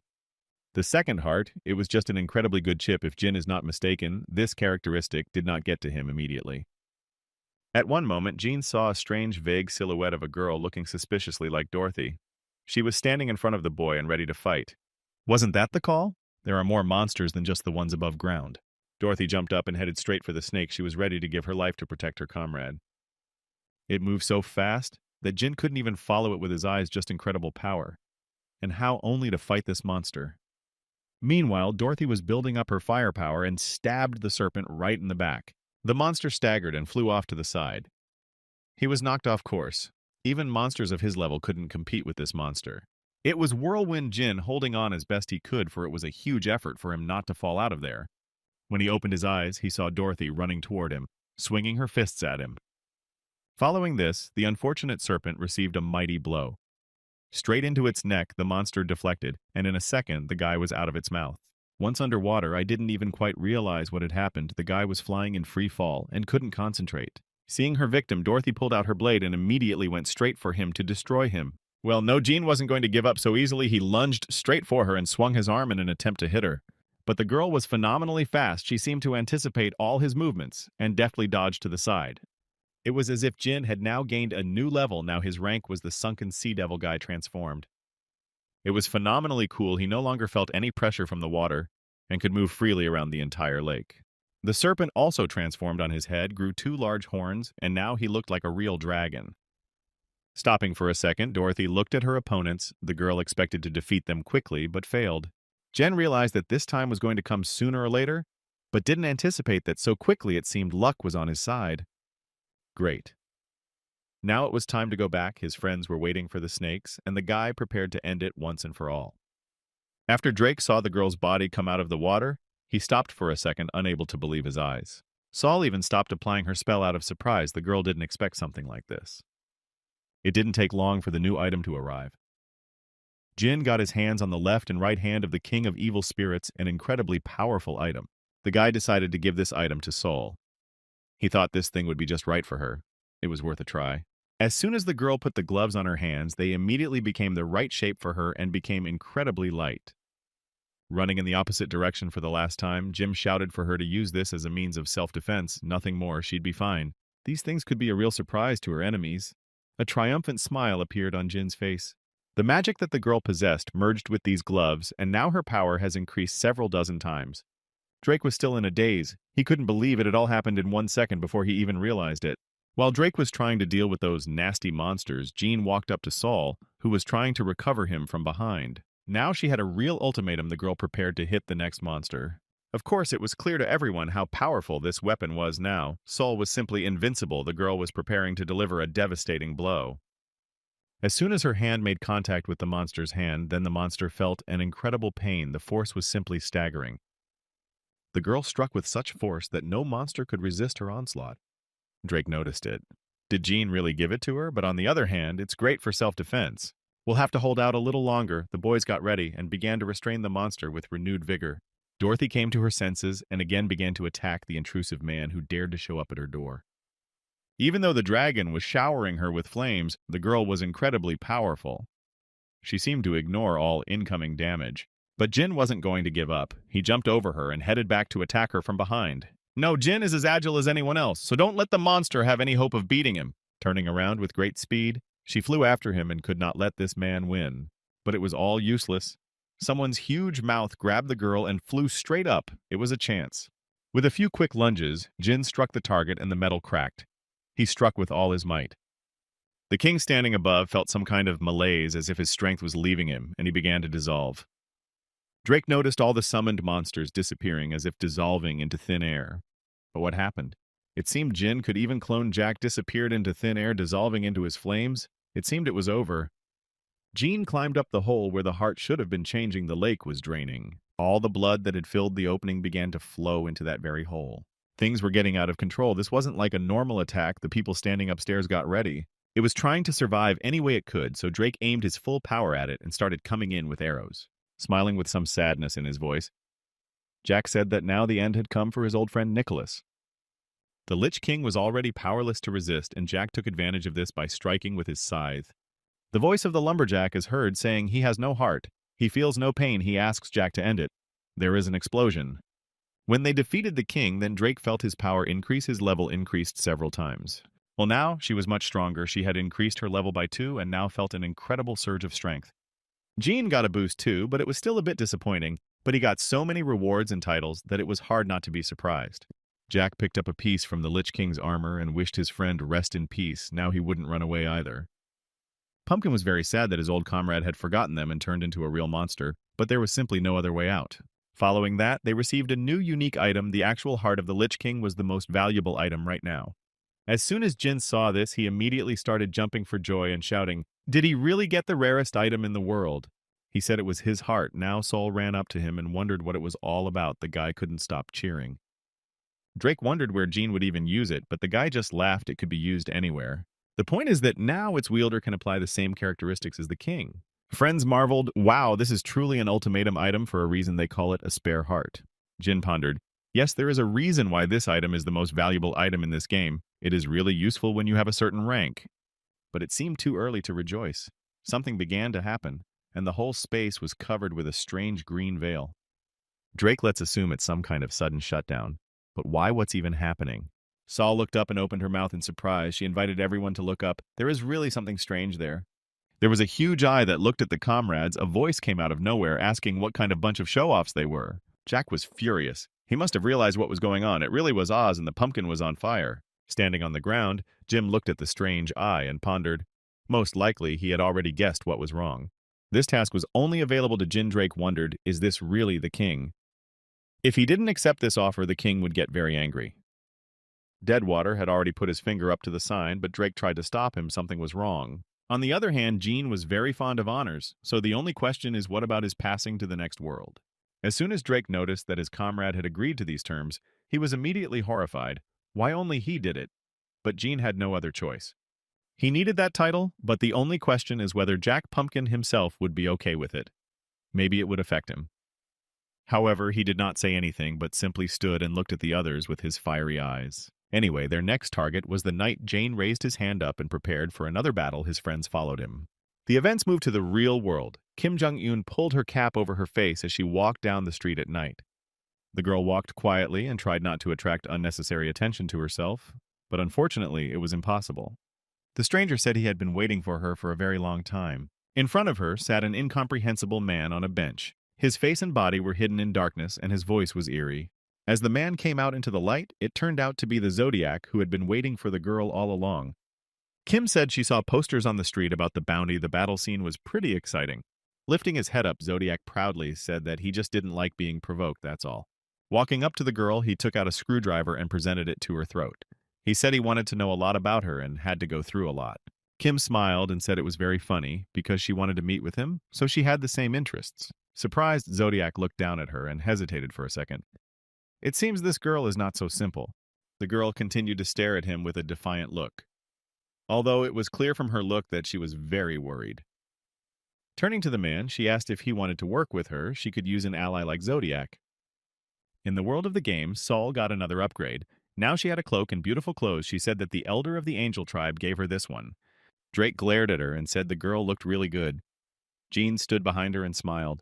Everyone was so happy to see the girl in the village, as if the daughter had returned to her family. On the one hand, so it was.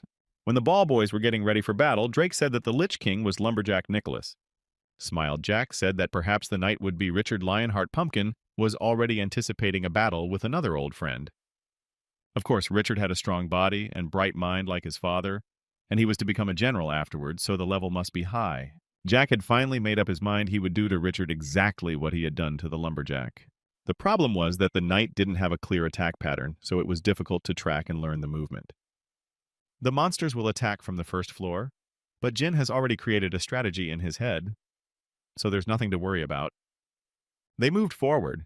They had a very long and dangerous expedition ahead of them. The guy ordered Sol to use his sacred shield right away. Drake was to cover them on the left. The lad readily took up his crossbow. Jack had to focus on low, medium, and long-range attacks. Pumpkin nodded his head, while the Demon King would take care of the right side, had already put on his armor and was ready. As soon as they fell through the walls into the next room, then stopped in bewilderment for some reason, all the monsters, and so went to the other world. Especially here collected the most bizarre kinds of monsters here were orcs that were not in the game before. Plus, they were the very species that inhabited the fields, just what he was doing in the tower. You could tell from Jean's face that he was extremely unhappy with the position of this dude ruining all his plans, and he's pretty smart. Hearing some strange sound, the guy became alert and turned around to see if it could be. Without waiting for his companions, Jim rushed up the stairs, leaving his friends completely bewildered. It was the sound of a flute, only that's how it was possible. Gene naturally gritted his teeth. He didn't want to believe what could have happened. He ran a few more meters. It was the middle boss. But for some reason, the monster was frozen. Could it be that Jin was too late? The one ahead of him missed the middle boss and immediately moved forward. The guy was wary of who it could be, after all. A second later, the walls in front of him began to crumble. All around him was covered in fog. Jin bounced away. It was an old acquaintance of Zodiac's. It seems he had gotten ahead of the guy, and now he wasn't going to give all the honors to him. As soon as Zodiac saw his opponent, he realized that he had to run away from this place. He shouted that if Jin didn't want to go to the other world, then let him hurry up and not interfere with him. Zodiac was furious. But it was incomparable to what Jin was feeling now. He was just out of his mind. This man had ruined his plan. There also stood a former member of the Mad Dogs Girl watching the duel between the two enemies with surprise and fear. She didn't expect to see Deadwater here and was kind of stunned with fear, but what is he doing here? The girl was extremely surprised that Jun was talking to her as if he knew her, only from where. And only now Jim realized that this was their first meeting when he was in the form of Deadwater before he was a demon king. Drake, along with his girlfriend, ran to his aid, the guy frightened, asking what even happened here. As soon as the witch saw Drake, she freaked out, and this guy's here, but this is out of line. Now, it was 3 against 2. They stopped a few paces away and as if they were daring to attack. Realizing that they couldn't handle the 3, Kim looked at them with surprised and frightened eyes. The woman told them to just get the hell out of here and stay out of their way. Jin was furious at such insolence. The guy realized that it seemed these two had failed the raid and were now running away from here in a hurry to keep at least something in their lives. Their strength wasn't enough to defeat the knight, so everything went wrong. If they prepared fully, there would be no problem. Moreover, even the Zodiac, which the whole world knows, is now in an extremely poor state of repair. Turning around, the guys silently looked at the defeated psychopath who had previously turned out to be incredibly strong.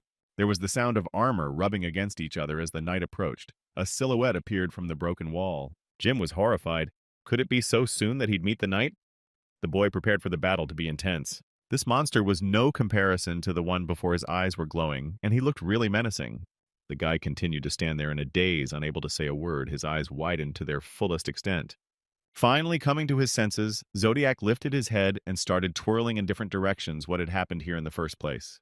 It was like he'd been blown out of his mind after the blow, and he looked at the dead water as if for the first time and wondered what he was even doing here. Jack and Saul got ready.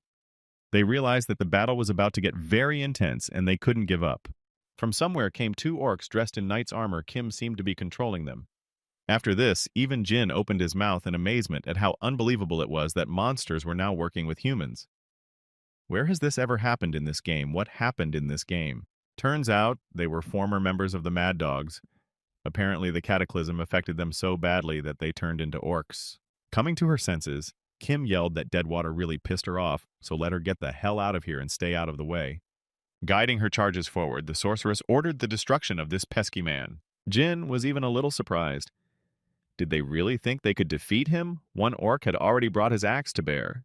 But in the next second, the monster realized that he had failed at even dealing damage, what with this man's body.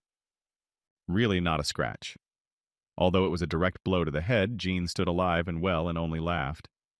In the next second, the unfortunate orc felt the full force of the blow and flew back like a toy. Drake and Saul, who had been watching the battle, opened their mouths in amazement at how awesome it was. After all, these were professional players. So why couldn't they do anything? Jean was on fire and ready to destroy everyone in his path. Looking around, the guy asked if they were the ones who brought all these monsters here just like they did at the award ceremony. Zodiac said nothing. He just lifted his head up and smirked. Clearly, he had something to do with this anyway. So this parasite is inside the knight, and now these two have brought it here. Indeed, the knight somehow changed from his body, emanated a strange aura. He was approaching his new victims. With a smile, Zodiac said he wouldn't touch the Deadwater today. He didn't have time to explain, so just let him go. But Jin didn't even think about leaving the line of attack. He wanted to deal with this psycho as soon as possible so he wouldn't cause any more problems. Seeing his request ignored, Zodiac snapped his fingers and grimaced. He yelled for Jin to stop wasting their time and get out of the way finally. But the guy only laughed. Why would he do that? Moreover, he already knows how to defeat this monster, so he has nothing to fear in principle. But on the other hand, these guys are tired. Zodiac became furious. He shouted for Jin to get out of here immediately. If they continued to stand like this, the knight would just defrost them all. Jin looked at the Zodiac even more closely. He's lying because he's in a hurry. But what does he really want? It was only now that the guy realized what had happened that the frozen statue now cracked and a huge worm the size of a mountain burst out of it. Even Jim was startled. He had forgotten that this monster had ever been here, and the boy froze in place. Even Zodiac didn't know this was going to happen, so it was useless to blame him. He just came to raid and planned time on freezing the night. But now the worm interfered with their plans and disrupted everything. He tried to destroy his new victims by crashing into the ground. The dungeon was about to collapse, and it was impossible to stand on one's feet. It felt like the entire tower was about to fall. Jin turned around and shouted to his friends to be careful, but he seemed to have lost sight of them. The whole dungeon had turned into ruins, and now it was almost impossible to see anything. The guy lost sight of his friends. Zodiac climbed out of the rubble and said in a tired voice that this was exactly why he didn't want to face this man.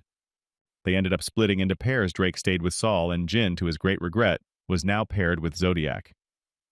It was the worst combination, and the night was already approaching and wanted to destroy the pesky people at once. And besides, against them now was a huge worm vampire aiming its round maw at two defenseless people. They were trapped. Drake was scared, but Jack-Lantern standing nearby said he was used to it, both body and soul. Looking up, Saul said that it seems the floors 1 through 4 just completely collapsed and destroyed the entire building. With them on the team was Kim. Sorceress looked at the others and asked rudely why they stood as if dumbfounded. That worm is coming back, so we need to do something as soon as possible. The girl was as scared as they were. Indeed, opening its wide maw, the monster was already moving towards the humans, eager to swallow the new prey. Everything around it began to shake. The dungeon continued to collapse. The worm was penetrating it with its body. At the last second, Drake managed to bounce aside as the worm literally slammed into the ground a few centimeters away from him. Something here was wrong, of course. This worm looked like a sandworm, but Drake noticed it was flying through the air. Saul said he punches through walls. It's simple mechanics. When this worm hits something, it bounces off like a ricochet to another. She heard it from John when she got into the game, and the guy said he would never fight this boss monster, but still. If this monster is really destroying walls, and everyone else is just standing there, then unfortunately they won't survive. Suddenly the girl had a plan. She turned to Drake. The guy turned with frightened eyes. She asked if the others could do exactly as she said. It would help them get out of here and win. Without delay, Drake said anything is possible, but Saul hasn't even said anything yet. The guy replied that he knows she's wise, so trust her. Suddenly someone said there was a way out. The guys immediately turned around. It was Kim. She led the two orcs behind her and offered to cooperate if the situation was so dire. Drake wanted to protest because these people wanted to destroy them, but Saul smilingly agreed, and the boy was horrified. But the smiling girl said that now they needed to put aside regret and fear and cooperate for everyone's survival. Even the sorceress smiled, seemingly no stranger to human feelings, or she was so scared she would agree to anything. The worm was already heading towards them with its mouth wide open, and there were only a few seconds left to think of something. All together they began to lift a huge piece of wall to use it as a shield against the worm for at least a second. Saul said she's already done all the calculations and just needs to wait a moment, and then the trajectory will be correct. Kim looked at her in amazement. Could this wench have calculated all of this in such a short time? Was simply unbelievable. She winked at Saul and said it was nice to meet her. It seemed this girl was starting to change before her eyes. Saul looked at her and smiled kindly. Apparently the girl had no idea who was standing in front of her. She shouted that she had to guide the worm between the pointed and blunt bricks on the right wall of the tower, only then it would get stuck there. Drake pushed and tried his best to hold on to the huge chunk of wall. The first time it didn't work, the worm didn't bounce at the right angle, and Saul said it needed more this time, instead of tilting it 5 degrees more. The next blow was of incredible strength. The guys holding the piece of rock nearly fell under the ground under the onslaught of the worm, and finally it all worked. It turns out that the worm can't go back because the walls on the upper floors are also destroyed. Guys looked up. The worm is now caught in an infinite loop and will only stay in one place at all times. Kim looked at her new acquaintance with surprise and joy and marveled at her intelligence. Did the plan really work? Now finally being able to catch her breath, the sorceress smiled. For the first time in her life, she was truly, genuinely pleased. Saul looked at Drake with frightened eyes and called his name. The archer was already ready. He drew his little dagger. As soon as it got better, they show their true colors. Looking at the others, Kim said that Drake appeared to be very good with small arms. His rank was very different indeed. After saying that, the sorceress began to fill the entire space with her dark magic. Drake covered his friend with his body. It was pollution magic, so you had to stay away from her if you wanted to live. Saul couldn't believe her eyes. Could this really be what was going to happen? She had helped everyone through this difficulty. The sorceress only laughed evilly. She said that she had never seen such a naive girl. On one hand, it was even cute. There was nothing Kim could do about it. Kim was so slow that she lost her guard and didn't see the worm coming.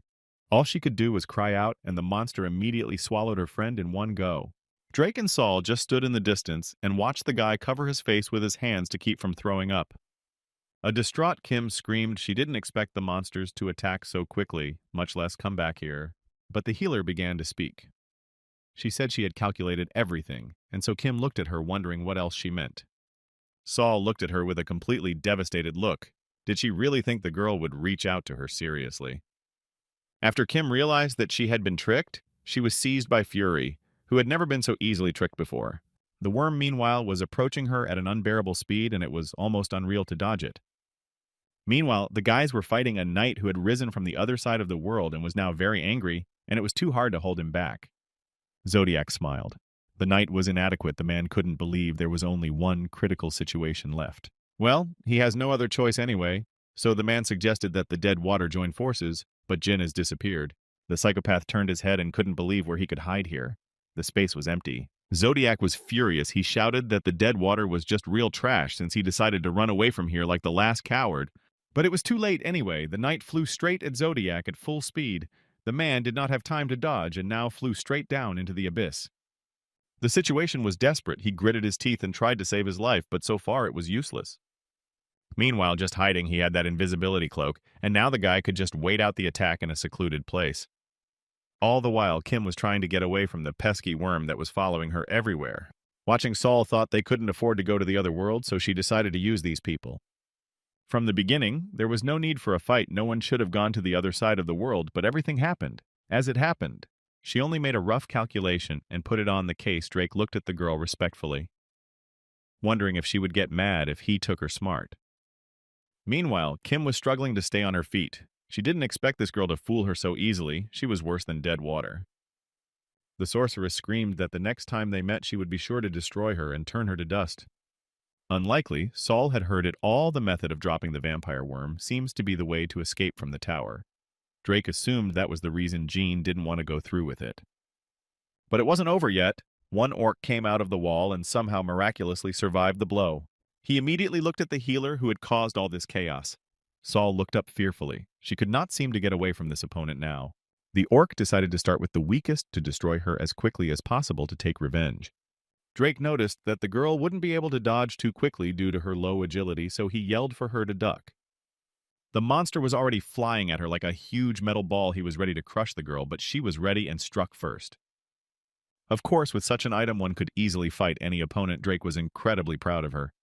Now the healer had changed. She was no longer like that awkward girl who was afraid of everything. She was a true warrior. But soon it was over. The effect stopped, and back to her normal appearance, Saul turned her head in surprise. She didn't understand anything at all. As soon as the girl heard what Drake told her, she was stunned on the spot. She couldn't believe she was that strong. Clutching her head, poor thing screamed she didn't mean to blow it up like that. It was an accident, so she was ashamed. The friends rushed to Jean's aid, but he was nowhere to be found for some reason. Drake whirled his head around. When the archer saw something terrible, he opened his mouth in surprise and didn't expect it to happen so quickly. There were two silhouettes visible, one holding the other by the throat with a strong hand. Somehow Zodiac had managed to survive and now grabbed Jean and tried to strangle him. Apparating in horror, Drake grabbed his crossbows. What is even going on here? Why did everything happen like this? But in the next second, there was an explosion of monstrous power. Zodiac bounced to the side, trying to keep himself alive. He thrust his hand forward. There immediately formed a sphere of dark energy. The man was furious. Following this attack, he pulled out a flute and began to blow on it, calling his monsters from the depths of hell. The monsters grouped together to form a huge mountain of bones, like the Tower of Babel, a wall of flesh and bone, a perfect defense. Zodiac was ready to get out of here alive. No monster could get through this wall. It was still too early to rejoice. The knight was approaching him at breakneck speed. Zodiac was too late to notice him. Taking out his book of necromancy, the man used an extreme hell spell to at least hold off the enemy. A huge column of green flame burst out of his hand and immediately hit the knight with a roar. Zodiac was frustrated. Catching this knight using necromancy was too difficult. But at least there was dead water here too.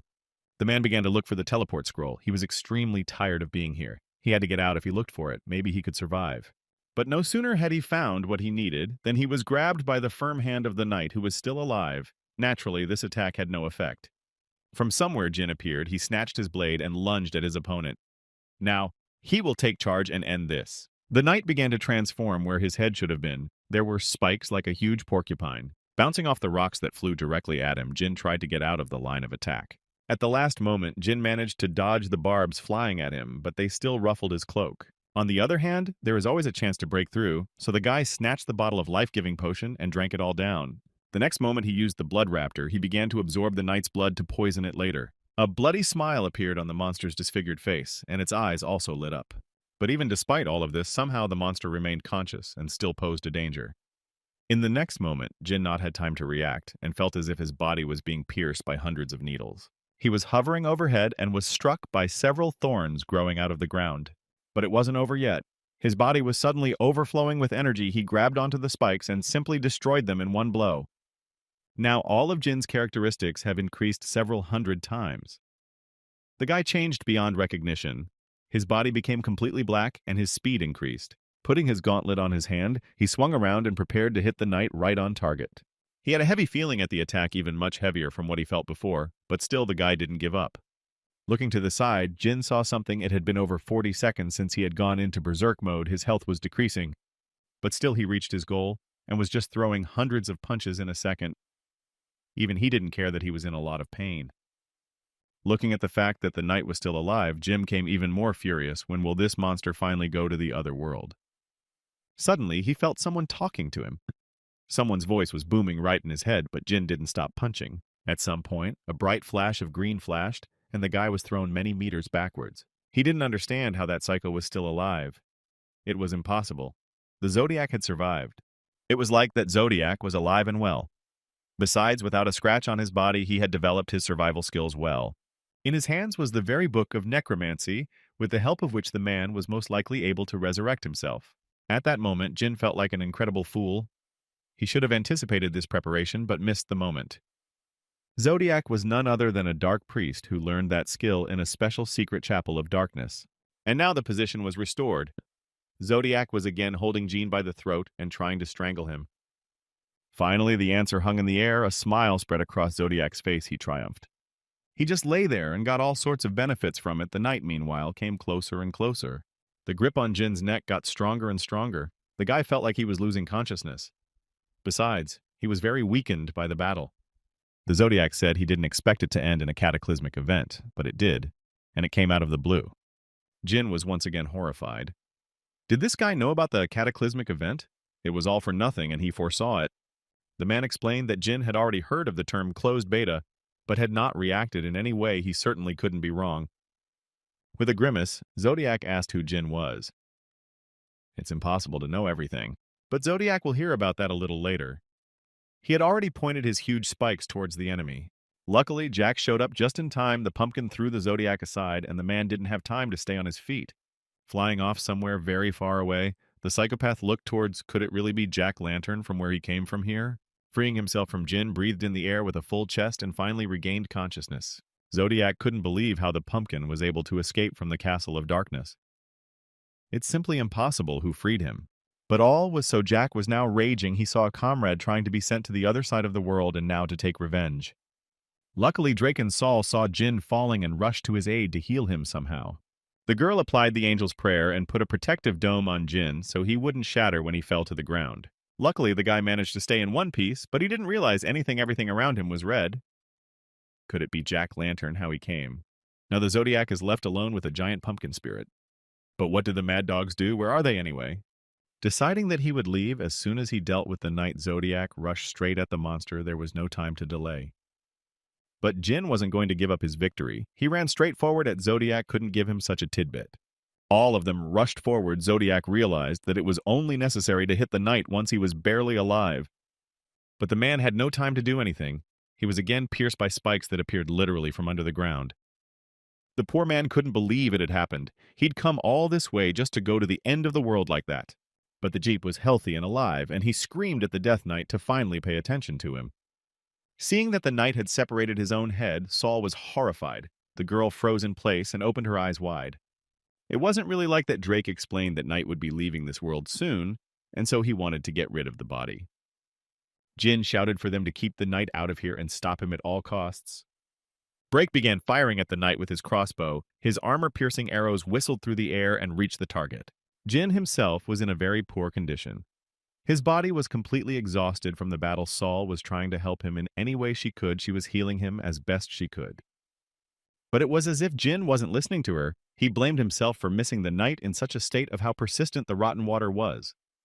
Lying on the floor, John almost passed out. Saul asked Drake to fire a couple arrows into Zodiac's body, or he would resurrect anyway. Rising to his feet, the dead water said that if he didn't do it, he was going to the other side of the world. Come to think of it, there's only one question. The guy turned to Jack and asked why he had intervened in his and Zodiac's fight. Pumpkin stretched in a smile and said that at that moment he just heard a very familiar voice calling him and asking for his wife's help. Thinking about it, the guy realized that maybe it was the same voice he heard during the battle. Of course, it was unexpected. Once Jean asked Jack to finish the job for him, Pumpkin happily agreed and finished off the Knight at last. His armor broke, and from it emerged the beautiful face of a man. Jack said that the Knight was braver than any man he had ever known. Standing on the dais with Drake, Jean looked up. Yes, upstairs was exactly what they were thinking about. Even here, he showed up. A smile appeared on the boy's face. There's that giant again. In the sky appeared again. That huge yellow eye appeared, and asked as Jin, the commander of his left front. His strength had extremely weakened. Now there is no way back. The guys looked in front of them, all three of them. They realized that now they have no choice but to move to the end. On the ground was a letter from the dragon, apparently written in blood on black parchment. After defeating the Knight, Jen was given a new outfit, the armor of the Lionheart Knight. And Saul, he decided to give his cape to the girl. It fits just right, and she seems to like it. After the girl asked if it wasn't better to give that cape to Drake, the guy said the item was vital to her. Color-wise, it certainly didn't match well. Jean said to give him 1 second and he'd fix it now. He pulled out of his pocket for fabric dye. It was a small vial, more like a spike. As soon as they splashed some of the potion on the cloak, it immediately began to change its color to blue. The girl was very happy and thanked Jin. Picking up an object in his hands that looked like a large sphere, Jin said that here it was. The main item of the reward was immortality. It was this item that would help them catch Lich. Jin smiled fully, prepared for the next battle. Everything was still ahead of them. Looking at his comrade, Drake said he had some question. Jean stopped and looked at him in surprise as to how the Zodiac even got here. The guy shook his head. They really were the only ones here. Then how did Zodiac know about the dungeon? It was very simple. The guy with a smile on his face replied that Zodiac turns out to be a pioneer just like them. Seems he wanted to catch Gordix like he did before after the whole mess. He noticed that someone had started reading his mind. So he walked over to those footprints. Jin thought for a second. Perhaps it was even dangerous after all. This psychopath had been following him all this time, and Jin didn't even realize it. What he's all about. And what is this closed beta? Is the Zodiac an unusual psychopath? He wanted to find out more about it, but there was still too much to do. Luckily, Zodiac won't have access to his account for a few more days, so we need to speed up before he interferes with them again. As he looked at his comrade, Drake thought to himself that, to be honest, Jim wasn't much different from him, especially now. Soon at last they reached their destination. Here is the infamous Abyssway, famous for its impressive depth. Drake wondered, does anyone even live here? The dead water standing nearby said that was why they had come here. Drake looked down and saw that there were some living creatures, monsters that were apparently working in the mine. The lizards were communicating with each other in some strange language that was not understood by the guys because there was no interpreter. They worked and extracted some valuable materials with pickaxe and hammer like real miners. If you look at it that way, they looked just like humans. Some of them managed and some of them worked, but it was a mystery to the others how anyone could even inhabit this abyss. Jin and the others moved closer. Sniffing jack-lantern said that this place smelled of the very creature. He would never forget that smell. Saul said that these creatures have a newbie vibe. And Jake said that if you ignore her level, they have a lot in common.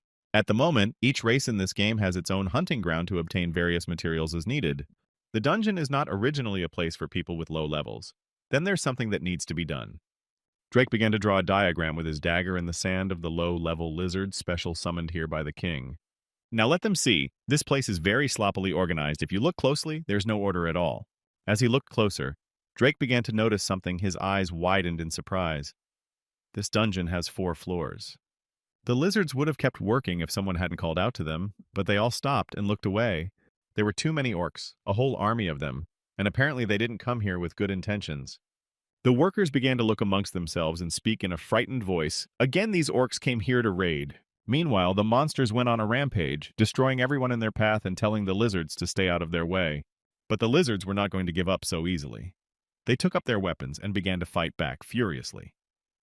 Armed with popcorn, Drake and Jean just watched everything. From the outside, it looked even slightly funny, like a movie. The battle raged on with renewed vigor. The lizards fought back fiercely against the invaders, but the orcs were clearly stronger. The opponents did not retreat very strong back, and some warriors with huge orcs. On the other hand, this event is designed to ensure that the two camps have no choice but to engage in combat. The guys standing behind them were just watching the place in total disarray. John's timing was right, so now is the time to get into the game. He invited Jack to follow him. Pumpkin smiled a wide, toothless grin and readily ran forward to finally battle. Suddenly, Jean's voice was heard, and he told everyone else to look at him. The battle stopped for a second. In front of them stood an incomprehensible person. Or was it a person at all? Was it a person completely pink and with a strange mask on his face? With the help of an item obtained in one of the battles, Jin changed his appearance to unrecognizable. Now no one could understand who was in front of him. Now everyone was looking at him. The guy laughed at last. He had captured their attention. Suddenly releasing a flash of light, Jin began to turn the lizards into statues. They noticed that their bodies were beginning to stiffen.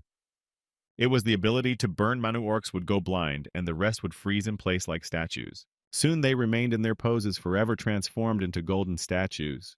Jean, in turn, stood on top of a small ledge in his underpants and watched from the sidelines as screams and pleas for help were heard everywhere. It was a new way of igniting the mana gained after defeating Gordix. A smile appeared on the guy's face, everything working exactly as he had intended. The strange creature kept shouting for no one to move. It had an incredibly nasty voice. It was a very strange trick. The two creatures, orc and lizard, ran straight at the stranger to destroy him for what he had done to them. But naturally, Jin was faster. He created another flash, blinding his opponents and quickly moving away. The monsters finally realized that this man is incredibly powerful, but who he is and where he came from in the first place. Jean laughed. Suddenly, Jack appeared. His head was on fire, and the pumpkin was ready to destroy anyone in its path. With a single swing of his scythe, Jack shattered the huge furnace, and the sparks hung in the air, all frozen in place. Standing on a small dais, Jean continued to taunt. He started talking some incoherent nonsense purely for fun. This madman had just destroyed the furnace, and now all of its contents were raining down on the workers like molten mana. The operation was successful. Jean chuckled. Because of his luck, he was able to do it all in just a few seconds. You just need to open the entrance to the second floor and earn the attack power to destroy 2 hairs in 1 hit. Drake looked under himself in surprise. He didn't realize what was going on. Did it really pour boiling iron all over everything? And now in front of them was a huge, deep passage to the next floor. All that was left was to go down. Smiling, Jin seemed to realize that the wrath of their ruler would now fall upon them, so it would be worth being careful. Jack, in turn, was happy he would finally vent all the hatred he had been harboring for years. Without a second's hesitation, the boy threw himself down into the abyss, where he was about to meet the king himself. The guys were running through a huge tunnel, only a few hundred meters left, and they would now be in place. When Jack saw the creatures wrapped in bandages, he recognized them as himself. They looked a lot like the man Jack had been before. Because of impatience, he laughed a crazy laugh. His voice seemed to be going crazy. Jin turned around as he heard a strange squeaking voice. He was urging everyone to work harder. After all, they are just worthless creatures. It was the Banshee Queen, a terrifying monster of the highest rank. How Jack knew about her would be extremely difficult to deal with. But how could he not know her? It was his mother, the Queen, who appeared in the light, a truly ghastly creature made mostly of bones. Jack plunged again into memories. One day, a girl named Dorothy Queen fell out of the sky and collapsed. Even now, the Queen was getting terribly angry when she thought about it, her disgusting voice cutting her ears. Jack just stood there in a daze. He couldn't believe he was seeing his mother after all these years, and she hadn't changed a bit. Turning to his comrade, Jean told him something important: parents should remain just parents no more. The words made sense, and Jack pulled out his huge scythe, ready to fight his mother. Meanwhile, the Banshee went on a rampage. Jack turned the scythe against his own mother. How much of a worthless child he is. Well, Pumpkin said that parents who abandon their children can't be called that. It's despicable and low. Turning to Jean, Drake asked if this was based on his personal experience, but Jean remained silent. He didn't want to comment. Jack was now fighting his own mother. He was not inferior to her in strength. Now he had truly revealed himself. His body was filled with fury, and now he was ready to avenge all the humiliation he had suffered at the hands of his own kinsman. A smile widened on his face. At last he would accomplish in his place he had kept in his heart for so long. Jin also rushed forward to help his comrade. He realized how strong this monster was in close combat. The queen kept laughing. She said it won't work. Let these little people not even try to hurt her. She has summoned an army of servants armed with scythes. Now Jack will fight his own brothers, and they will destroy him. The monsters began to transform. They opened wide mouths and looked simply terrifying. Worst of all, there were too many of them. Jean and Drake rushed forward, ready to fight to the end. Jack looked at them and told the others to stop his brothers, and now he would take care of the queen. Drake stopped and saw that one of these monsters was standing in front of him, and it looked truly terrifying. The queen laughed. She said it wouldn't help them at all. Now their power source is a volcano, and it can't be destroyed. But smiling Jin said, their healer has already taken care of your boiling cauldron, so don't let him hope to win. In response to the queen's bewilderment, Jin said that their healer had an incredibly powerful attack power. It would take down her furnace in one blow. Saul was already standing nearby and preparing to deliver the final finishing blow, only needing to wait. Drake continued to shower everyone with arrows. He loved the way the battle was going. He hadn't felt like this in a long time. The healer swung her gloves around and prepared to strike straight into the stove. Jack approached the queen and struck her with his scythe, and there was a scraping of metal and the monster's hideous scream. After the girl kicked straight into the furnace in time, Jean jumped up and grabbed her and carried her away. The second furnace had been destroyed, and it was spewing red-hot metal, so we had to get out of here as soon as possible. Drake covered them while their comrades retreated to the safe place. The queen's laughter was heard. Looking to the side, Jack was even a little disappointed his master was here as well. The queen realized that these opponents are quite strong after all. She can't give in to the likes of them and let the emperor alone. Jin rushed forward in time to destroy the queen while she was weakened. He swept past the monster and dealt it a crushing blow with his blade. The queen had no time to realize anything, but unfortunately the queen jumped into the secret passageway and escaped, while the furnace exploded with a deafening rumble. Jin cursed himself. He was too careless and failed to follow through and destroy finally the queen. She was able to escape. Now stripped of her body, Monster Banshee was like a huge spider, only mechanical. She laughed constantly. The ominous atmosphere was slightly different from the one upstairs. The guys stopped and froze in place. Something had changed. It was like a dungeon. For prisoners, Jean and Drake looked among themselves and were wary. Someone's huge shadow emerged literally out of the fire. It was a warrior lizard. He was incredibly strong, the last stronghold of defense. But for some reason he appeared to the guys not so strong already, even a little small, but he shouldn't have fooled himself. Jin looked at him thoughtfully. This warrior would not let them pass. The huge lizard began to overflow with energy. Jack approached it and wanted to strike, but he was too slow and the lizard struck first. Jin tensed up and tried to move out of the line of attack, but he was crushed by the rocks. He drew his colossal sword covered in flames and started moving straight towards the uninvited guests. After getting out from under the rubble, Jin rushed to the rescue. But this monster is not a bad guy. He attacks NPCs first. Is he really as strong as before? Unfortunately, Jack couldn't survive such a hard blow. His pumpkin split open and the last flame burst out. The lizard only gave him one last glance and turned away at the last moment. The warrior's face seemed familiar to Jack. At this time, Drake prepared all his weapons and told Jin that this armor was made of obsidian, so it would be very difficult to penetrate it. His entire body was made of volcanic ash, and he already knew it himself. At the last moment, the gunman was able to dodge a powerful sound wave that flew right past him. The guys didn't expect the monster to be so strong, but it was harder to hold back its attacks than it seemed at first glance. Luckily, the healer was nearby and applied angel breath to keep her friends alive. The guys felt as if their bodies were enveloped by divine energy as their health gradually recovered and their strength increased. How annoying the monster's attribute still was. Drake thought he was able to dodge, but the monster was much faster than expected. The lizard opened its mouth, and a column of flame was about to burst out, sizzling everything around it. Luckily, Soul's defense had worked perfectly, and now the guys were safe. The fire couldn't penetrate the shield. Even despite all of this, Jin tried to find some way to defeat the monster. Can't be that bad. And now it was the moment to use immortality. The guy took the orb out of his pocket. Turning back to his comrade, Drake raised an eyebrow in surprise, and how Jin was even going to use this against the monster. But that wasn't all. Jin took out a small purple-colored orb that he had received after defeating Gordic, which may seem like a random item, but it wasn't. And then turning to his comrade, he asked what their opposite to immortality Drake thought. But after a second, he opened his eyes in surprise. Could this be what he thought? The answer came to himself. That's exactly what it was. Jin combined the two objects together in his hands and a bright fire erupted. The elements were merging, and I had to close my eyes to avoid being blinded by such a bright, all-consuming flame. The lizard prepared to destroy the insolent humans who had infiltrated his rest. He looked truly terrible, consumed by poisonous fire. There it was. Jean smiled. It was the very thing he needed just to hold out for at least 1 minute, he pleaded with the others. Drake readily rushed forward and asked Saul to cover him and heal him in case the guy was willing to lay down his life for his friend. The girl put her hands forward and concentrated all her energy to protect her comrade. The lizard warrior approached the strangers swinging a long sword. Finally, he would end it all. Suddenly, Jack appeared in the sky. He had somehow resurrected from the other side of the world. The smile itself recognized on Jean's face. Jack was just in time just to hold this guy off for a few minutes. Meanwhile, Pumpkin continued to fight. He already realized who was standing in front of him, and from that, his strength increased. As soon as Jean heard Jack call the lizard Dorothy, his eyes widened in surprise. The warrior launched an incredible beam of energy at them, and the guys managed to bounce back at the last moment. Surprised, Jean looked toward the pumpkin. What is he even talking about? That's what's true, Dorothy. But Pumpkin wasn't listening to him at all. He was filled with rage. He wanted to know what the banshee had done to his dear friend Dorothy. Then, without waiting for an answer, Jack went into a rage. His head was now completely covered with fire. He wanted to destroy the queen.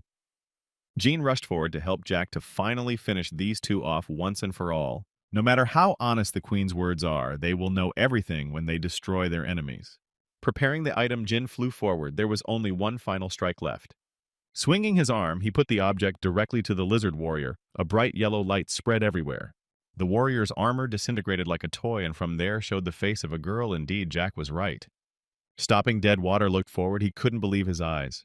Could this really be what he was thinking? Pumpkin Jack also froze in a daze. Finally, after all these years, he saw Dorothy. Before them appeared a completely new creature. Half human, half robot, the lower part of the girl's body was completely mechanical. Drake covered his face with his hand to keep from going blind. He couldn't believe what he was seeing. Could such a thing really exist? Yes, indeed, she's his good old friend, but an improved version in the form of a warrior lizard, and a mechanical one at that. Jack was like crazy. He flew right at them and screamed, "Curse at the Queen and Oz." He couldn't believe his friend had turned into this. Meanwhile, Dorothy just stood there looking at her old comrade, but didn't seem to recognize him. Suddenly, a metallic scraping sound came from behind the girl's back, and several sharp spikes formed claws. All right, now it's time to move on to the final stage. Jean is ready to put all his strength into finishing this one. Looking at Jack, the guy mentally apologized to him. He couldn't help him now, but it didn't matter. Shoot was covering for his comrade to finally get to the king and destroy him. Dorothy rushed forward with her sharp claws. She wanted to destroy everyone in her path for the king. Her mind was fogged. Taking advantage of his incredible speed and agility, Jin dodged her every attack, although it was very difficult. His head was full of how to catch the king faster, so he didn't want to fight this wench. Jack paused for a second. Didn't his old friend Dorothy in any way want to recognize him? Unexpectedly, Jin heard the voice in his head again, which he had heard a long time ago. Jack heard him too, and realized that at this rate it would be very difficult for them to get rid of the warrior lizard. This time the voice seemed crisper and clearer. Jin stopped and listened. The voice said to break the control device on her chest. Jin looked closely and saw that on the girl's chest was a strange mechanism embedded in her body that was his target. Most likely the Banshee Queen would dodge and run away. Jin tried to get away from the sharp blades, but they were too fast. The queen eye that was on the girl's chest laughed. She realized that these two could not beat her. Suddenly, the mechanism opened up and released a huge jet of fire. Jack came just in time, flying like a hawk, aiming straight for the queen. Now there was a tremendous blow, a loud scraping of metal, and the monster's hideous scream. Jack looked at the queen, who had enslaved his old friend and wanted revenge. It didn't take more than a second for Pumpkin to pull it out of the girl's chest, and a loud queen's thud was heard. When Jean saw it, he was happy. Great. Now Jack should end it all, but there was a voice saying he shouldn't. Someone suddenly appeared in front of them. Someone's dress began to flutter in the wind. Jean stopped for a second. Before them stood Dorothy exactly as she had been for years in her familiar dress. Drake didn't understand why time had suddenly stopped. Everyone was frozen in their seats. No one knew what was going on. Jin has never encountered this before in real life. Is this some kind of insertion why he's the only one who sees it? Dorothy looked at her old friend Jack and said it was all right, she would find him soon, so don't let her worry. From behind arose a huge palace like an amphitheater, with a statue of an angel at the top. Must have been what heaven looked like. Dorothy said she'd find it like a nighttime summer downpour. Jean looked at all of this and it seemed even weirder to him. Okay, He would pretend to listen carefully. Then the girl turned around and addressed him, saying that she had known him for a long time. The friend running everything backwards. Jean, standing in front of her, couldn't understand how it was even possible. Lastly, she told Jin to say hello to his white friend. The guy opened his mouth. Why are these words spoken by an NPC? But he didn't have time to think about anything else. Because there was a huge explosion, Jin only had time to close his eyes to avoid being blinded. At last, he only had time to shout for the girl to wait. But it was too late. She disappeared in a huge, monstrous explosion.